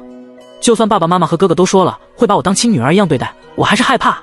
如果换作是你们，有那样的原生家庭，你们会回去吗？每当我想起和家人相处的一点一滴，我都难受得要命。沈星的整篇小作文都在卖惨和装白脸，虽然引起了不少人的公愤，但也成功的让一部分粉丝开始同情他，纷纷开始为他说起了话。网络就是个这么好利用的东西。沈优一点也不意外，沈星现在这种地步只能装可怜来博得大家的同情，但更多的人和脱粉的网友们根本不买账。好浓的茶味啊，这是什么极品龙井？那些在为沈星说话的人，不如让乐山大佛起来，你们去做。沈星这意思，他偷了别人的人生20年，现在又要怪别人出现了。这样吧，祝你们以后生的女儿都被别人狸猫换太子，让品德败坏的人家的女儿抢走以后你亲女儿的生活，然后等以后长大了别人的亲女儿再继承你们的财产。不是，你现在难道不是应该给林优道歉，然后把一切还给林优吗？怎么还哭上了？怎么死皮赖脸的话还赖在沈家不走啊？家人们，我恶补了好几部真假千金小说，我已经知道后续剧情怎么发展了。沈星其实也很可怜，错根本不在他，可现在为什么所有的事情全都冲着他来了？真千金就这么重要吗？沈星上大号说话，沈优一边走一边滑动着手机，看样子这次沈家没有再给沈星买水军压舆论。要是从前沈星在网上有任何一点负面舆论，就立刻会沈锦州公关的干干净净。不知道是沈家不行了，还是沈家这次没动作。这一段时间沈星在网上被正常讨论了，而在这个热搜里，他竟然看到关联了一个秦瑞退婚、曝秦瑞情人堕胎、疑似劈腿沈星的词条。沈优扬眉，这么劲爆吗？第100章，林优同学好像沈优有几天没上网了，得知秦瑞退婚的消息也是昨天听他亲口说的。没想到昨天还在他面前放了心的秦瑞，今天就被爆出鬼堕胎的丑闻。他印象里秦瑞就只是沈星的舔狗，总是在沈星周围打转。至少沈优那在沈家3年的记忆里，秦瑞一直都是作为沈星身边的绿叶存在的。除此之外，好像在沈星身边也没别的男人了。在从前沈优的印象里，秦瑞也因为沈优的暗恋蒙上了一层滤镜，即便后面滤镜破碎，也没觉得秦瑞会是个3心2意的人。没想到秦瑞竟然还背着沈星搞了别的女人。要知道以沈家4兄弟对沈星的爱护程度，要是知道秦瑞背叛了沈星，把别的女人肚子搞大了，那秦瑞恐怕连怎么死的都不知道。爆出这个消息的人是跟秦瑞有什么仇吧？否则在这个时候爆出这个消息做什么？但现在最气的应该是沈星吧，一向被捧在手心的沈星怎么能忍受得了秦瑞的背叛？他下车后给何芳发了个短信过去，我要看到赵家被告到倾家荡产。何芳很快回复收到，不过很快他又补充了一句裤衩都不剩。沈优挑眉，对何芳的回答很满意。沈优刚往学校里走，就有个女生喊了他一声，沈优抬起头就看到了一个长相可爱清纯的女生朝着他小跑了过来，腼腆地冲着他笑了一下，快上课了，我能和你一起去上课吗？沈优见过这个女生，知道是和自己一个专业班级的。也从他的脸上看出了善意，所以也笑了一下。当然，女生眼里闪过欣喜，然后立刻走到了沈优的身边，跟他一起朝着上课教室的方向走去。一边走，他悄悄拿出了手机，在群里发了个消息。他真的好平易近人，一点都不凶。群里的人立马冒泡，真的？我不信，除非你直播。啊，那岂不是我输了？我还以为他根本不会理你呢。呜，我也好喜欢林优，我也想和美女贴贴，能不能把她也介绍给我认识啊？现在正在跟沈优一起去教室的女生抿住嘴角的笑意，看来她是学校里林优的第一个朋友哎。她回去就把自己新发布的真假千金的女主多添加一个校园里的好朋友进去，嘿嘿嘿。沈优不知道，其实现在的她在年轻里人气是极高的，就仅仅是之前那个综艺就已经让她圈了不少粉，更别说前面还有她拍戏放出来的路透，本身就已经吸了一部分的事业粉和颜粉。在电竞综艺上的表现以及直播里对沈星兄妹的话更是吸粉无数。毒舌又有实力的美女，还是狗血桥段里的真千金，美强惨的背景又凭借自己实力打脸了沈家，简直可以说是大爽文女主了。这比起那沈星曾经营销的所谓团宠女主人设，简直不要牛逼太多。更重要的是，沈优从不提自己的身份和背景，这更让所有三观正常的年轻人都对沈优崇拜不已。但大家在综艺上见到的沈优都十分凶悍，所以也都没人敢接近她，都处于一种想跟沈优结交却又害怕她的状态。这个女生还是第一个主动去找沈优搭讪的，而有了第一个女生打前锋，其他的人也都渐渐对待放开了胆子。于是今天沈优在学校总觉得哪里有点奇怪，不管去哪里好像都有人意外地撞到她身边来。比如去洗手间的时候，路过走廊就会有一个女生不小心撞到自己，然后不好意思地跟自己赔礼道歉，脸上却都是抑制不住的笑意。离开的时候还特地地报了自己的名字和专业。比如去食堂的时候，又会突然有个女生倒进他怀里，然后害羞地说：“林优同学好香，沈优，请问他是穿越了吗？”穿到古代，当皇帝遭遇后宫妃子们御花园偶遇争宠的戏码了。而学校某内部群，林优老婆，果然老公就是香香的。林优今天摸我了，他也太好说话了吧，简直是天使，我撞到他都不生气的。真千金就是最刁的，终于能跟我偶像说上话了。他骂沈家兄妹的话我已经打印出来了，以后我将反复背诵。姓沈的没一个好东西，想跟林优宝贝一起打游戏，呜呜，想被带飞。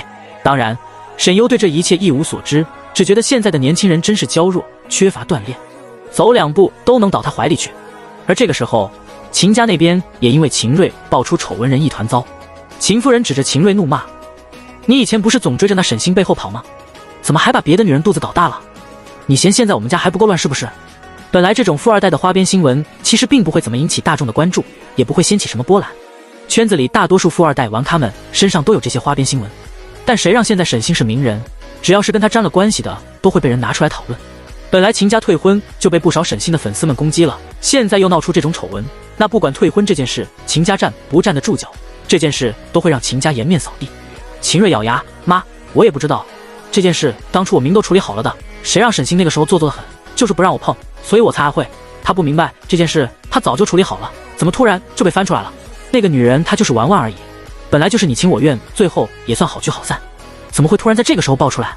这件事要怪也只能怪沈星，当初如果不是沈星先勾引自己跟自己上床了，让他食髓知味，结果却又故意晾着他让他难耐，他也不会去找别的女人。”秦夫人一副恨铁不成钢的样子：“就你这样，人家林优怎么瞧得上你？你还想追她？现在这种情况，你要是真去指挥她，你以为林家会放过你？”秦瑞脸色也有些难看，阴沉着脸：“到底是谁干的？”秦父冷冷道：“你别管是谁干的，现在人人都在骂你渣男，你对林优表白的事情也闹得人尽皆知，林氏、陆家太子爷和历城那边都在圈子里打了招呼了。现在我们秦家的日子可不好过，从现在开始，你离林优远点。”秦瑞眼里闪过一丝不甘心。至于沈星，看沈家对他的态度吧，要是态度和以前一样，你倒是可以考虑跟他破镜重圆。秦瑞闻言皱眉，冷冷道：“我才不要跟一个冒牌货在一起，林优明明就是喜欢我的，当初如果不是他从中捣乱，林优早就是我的人了。”秦夫人也没好气道：“咱们儿子再怎么样也比那冒牌货强多了，你说什么胡话？”夫妻俩吵了几句也不欢而散了。他们走后，秦瑞拿起手机打了个电话：“他们到底是谁干的？”他愤怒道：“那个女的到底怎么回事？”那边的声音弱弱的回复：“秦少，这得问问您了，看您得罪了什么人。”秦瑞想半天也想不出来自己得罪了谁，要这么搞自己。另一边，厉总都已经办好了。厉成扶了一下鼻梁上的眼镜，淡淡嗯了一声。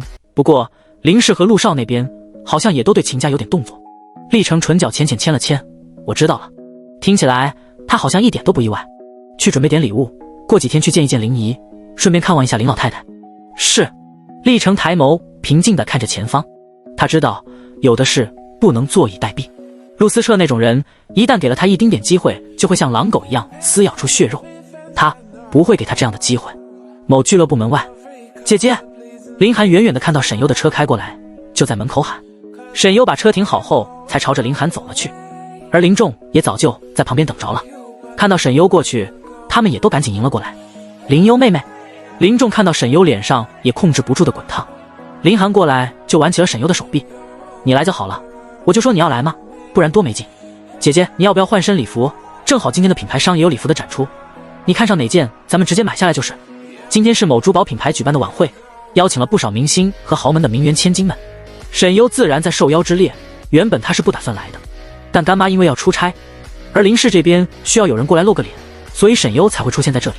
不过因为白天沈优在上学，所以穿的衣服也还是比较休闲的打扮。不用了，我今天又不是走红毯。沈优觉得自己这身衣服也见得人，也不用特地去换一身礼服这么麻烦。林仲摸着鼻梁低声说了句，林优妹妹身上这身衣服就挺好看的，不比那些人穿礼服好看多了吗？林寒皱眉，那能一样吗？那些人怎么能跟我姐姐比？我姐姐是仙女。听着林寒的无脑夸，沈优也忍不住扬起了嘴角。不过你说的话倒是没错，我姐姐就算穿这身衣服也秒杀他们。林寒一脸的骄傲。沈优自从出狱之后，身上几乎都是穿的林思义亲自打包购买的奢侈品牌，所以本身就有足够的排场了。而沈优现在被养出来的那股独特气韵，再好看的衣服在他身上也只会成为陪衬。林仲也跟着附和，是，我妹妹穿麻袋都好看。沈优轻咳了一声，他脸皮再怎么厚，被这兄妹俩这么无脑夸，那也是有点不好意思的。因为沈优懒得换礼服，所以林寒就直接挽着沈优朝宴会会场的方向走过去了。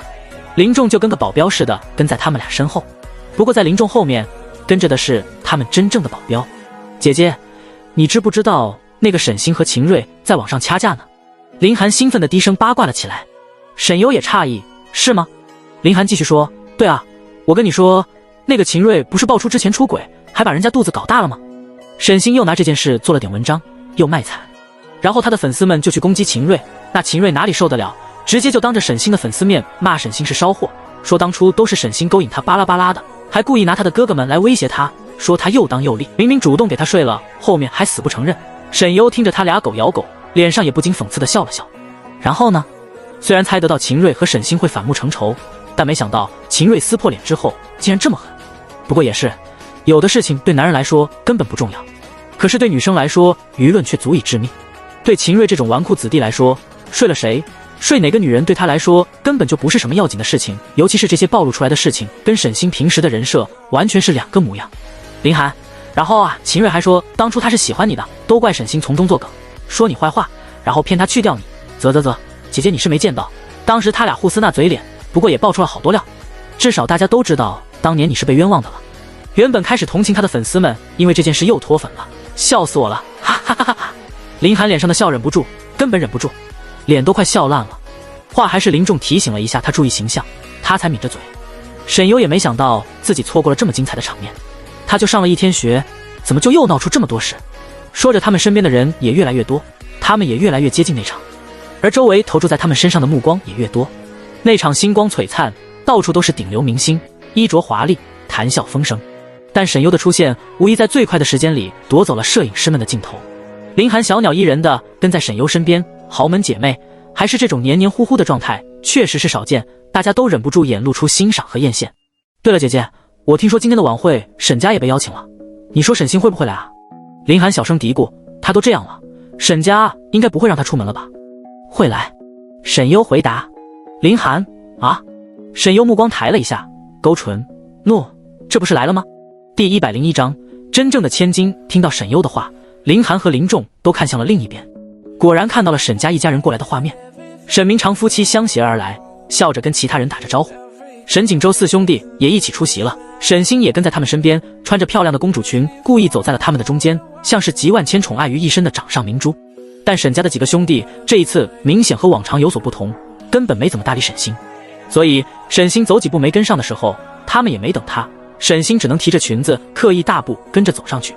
看到沈家一家人出现，场内的明星们和豪门也都没跟他们套近乎了，不像以前，每次沈家一出现，他们都会主动上去打招呼。毕竟沈家的4个兄弟和那个团宠妹妹可是流量圣体，只要跟他们沾边，就很容易增加曝光率。这对不少明星们来说都是蹭热度的好时机。所以从前每次沈家出现，总会如众星捧月一般被所有人吹捧。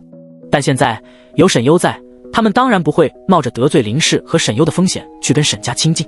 更何况沈家最近也够丢脸的，儿子和养女都闹出了不少绯闻和风波，他们可不想去被卷进去。这么热闹的晚会上，却根本没人搭理他们，沈明长夫妻的脸色也有点绷不住的难看。但这种场合也只能维持着表面的得体。沈锦州4兄弟也都皱起了眉，只有沈星似乎并没有注意到这些，而是一个劲儿的想要展现自己，要么撩撩头发，要么用手遮掩一下胸口，然后看着那些摄像头，露出精心练习过的微笑。林涵实在是忍不住说，沈家脑子是不是有泡啊？这都还把他带过来，不觉得丢脸吗？林仲也皱紧了眉头，现在都还能把沈星捧手里，这家人真是没救了。他们不会是有什么把柄在沈星手里吧？他们3个人站在这里，周围也都是一些名流千金少爷们，像是把他们3个簇拥在其中一样。这也让他们这里成为了这场晚会上最亮丽的一道风景，惹得许多摄影师都对着他们这里狂拍。比起顶流明星们，都还要吸引摄影师们的注意。沈优随手从旁边的自助餐盘上拿起一块糕点，一边看着沈家那边一边说，估计是怕如果不带沈星更惹人非议吧，故意带沈星出席这种场合，估计也有想洗白的意思。以他对沈星的了解，绝对不会放过出席这种场合的。他只要卖惨，再服个软，沈明长夫妻还是会让他来的。要说把柄，那确实是有的。沈星和沈家现在属于是绑在一条绳上的蚂蚱，估计沈家也会担心，要是对沈星不好，沈星把2年前的事情也捅出来吧。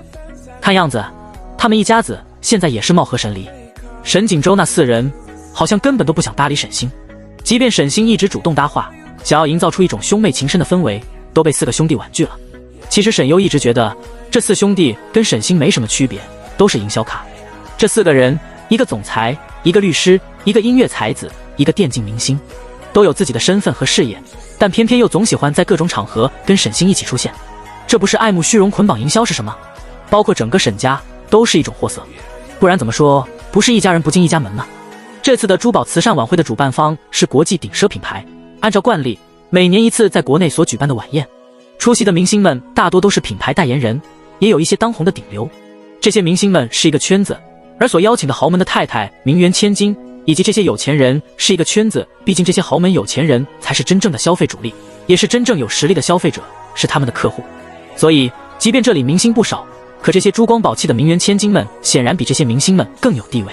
不过沈星这个假千金也明显被这个圈子踢了出去，大家并没有将她当成和自己同等的存在，看着她的眼神里都带着一丝鄙夷。也有不少人在说，悄悄谈论着沈星的八卦。你看到这假千金的嘴脸了吗？看来平时都是装的。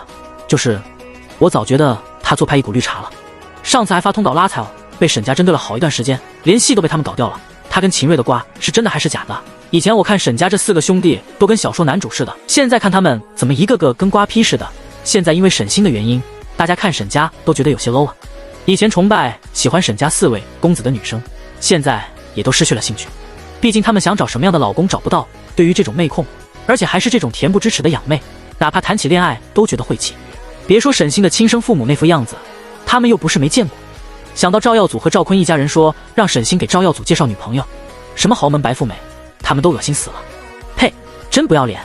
林涵啐了一口，满脸都是嫌恶。沈家这边也看到了沈优，看到沈优的时候，沈明长夫妻眼里也泛起一丝尴尬，但很快就表现出了惊喜。沈锦州4兄弟从进来没多久，就已经看到了跟林家兄妹在一起的沈优，他们说说笑笑，俨然像是真正的豪门兄弟姐妹，每一帧画面都让人忍不住多看一眼。她虽然穿得很随意，却依然能成为所有人的目光中心，也反而因为这种随意，让她有种宛如公主在逛自家后花园的闲适和从容。比起其他盛装出席的明星和千金们，反而更加光彩夺目。她才像是真正的公主，真正的高门千金。跟在他们身边的沈星，一时间仿如有着天壤之别。沈星的一举一动都显得是那么小家子气，好像是个上不得台面不入流的土包子似的。这让他们不禁想到了以前沈优回到沈家的时候，他们好像也总用这种眼光来看沈优，从而处处觉得沈星才配得上当他们的妹妹，只有她才是跟他们在同样的教育和环境下长大的亲人。那时候的沈优又土又丑，总是做一些丢脸的事情，而现在他们却反过来了。只是沈星的言行举动其实跟以前根本没什么区别，不一样的只是沈优。沈星也看到了沈优，原本脸上还带着笑意，立刻就僵在了嘴角，眼底也闪过一丝怨毒。他故意想挽着沈锦州，但手刚抬起来就被沈锦州避开了。大哥，他喊的这一声只换来沈锦州冷淡的一眼。第102章沈家的讨好，而这一眼让沈星心都凉了半截。为什么会这样？大哥难道不喜欢他吗？以前遇到这种事，哥哥们都是无条件站在自己这边的。明明是秦瑞对不起自己，他们为什么要这么对他？这根本不是他的错。他们变了，发现他们一家人目光都看向了沈优的方向，他的眼中也含起了愤恨的泪花。是因为他吧？都是因为他，所以他们现在才变了。他想要继续跟沈之文和沈树、沈木他们亲近，但和沈锦州一样，他们都离他远了一点。尤其是当沈优看过来的时候，他们更像是怕被看到一样，跟沈星保持了点距离。沈之文淡淡道：“你别忘了，我们不是亲生的，太亲近容易被人说闲话，以后都注意点分寸。”沈木也补充了一句：“二哥说的对，你还是自己注意点。”沈锦州和沈树都默认了这句话。沈夫人听到之后也低声说了句：“你哥哥们说的对，你们又不是亲生的，那么亲近干嘛？到时候万一被人说你勾引你哥哥多难听。而且现在沈星跟秦瑞的事情闹得也有点难看，虽然沈星一直说都是秦瑞污蔑他，他根本没有跟秦瑞上床，但这件事对沈星从前一直在沈家面前表现出的乖巧模样，也是一种人设崩塌。所以沈夫人可不喜欢自己的亲儿子被传出跟沈星之间有什么，到时候只会更难听，更丢沈家的脸面。原本今天这场晚会他们夫妻俩都不想带沈星来的，但沈星说他正好想借助这个机会澄清，而且他如果不出现的话，也害怕其他人会对他们家议论纷纷，加上又是一顿感情牌和卖惨，他们心软之下就把沈星一起带着了。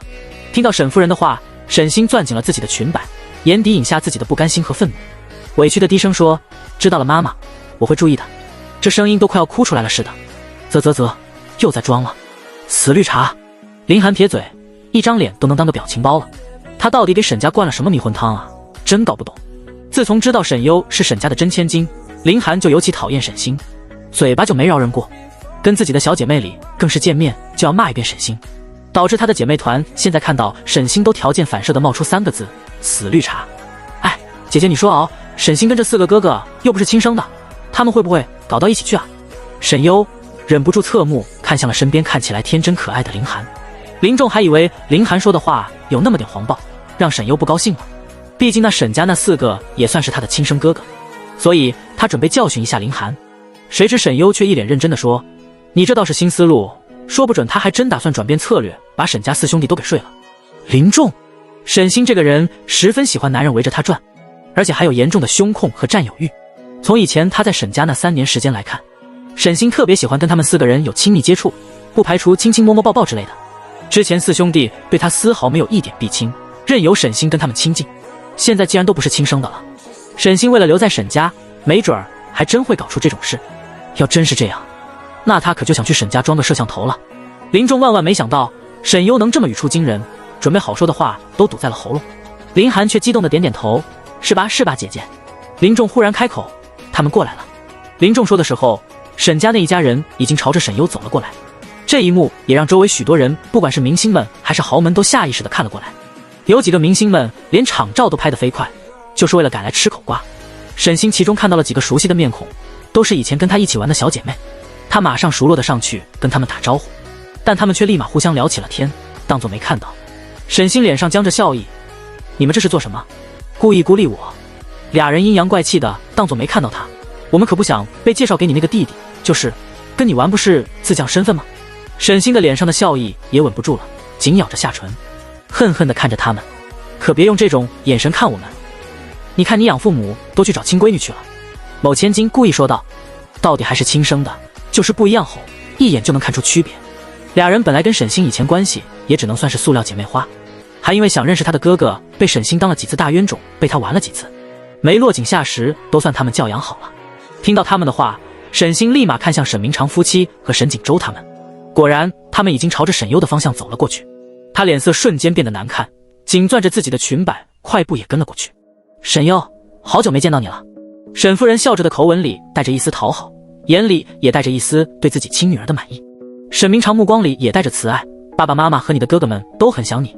沈锦州他们4个人虽然没说话，但4个人的看沈优的神色都带着一丝不同以往的情绪，尤其是沈之文眼底的神色复杂而晦暗。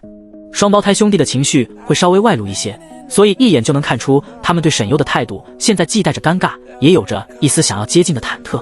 不过他们4个人无一例外的是，看向林仲的时候，眼里都是明显的流露出了一丝敌意。第103章，哥哥的嫉妒。林仲也感受到了来自这4个兄弟目光中的敌意，但他非但不觉得害怕，反而觉得很爽。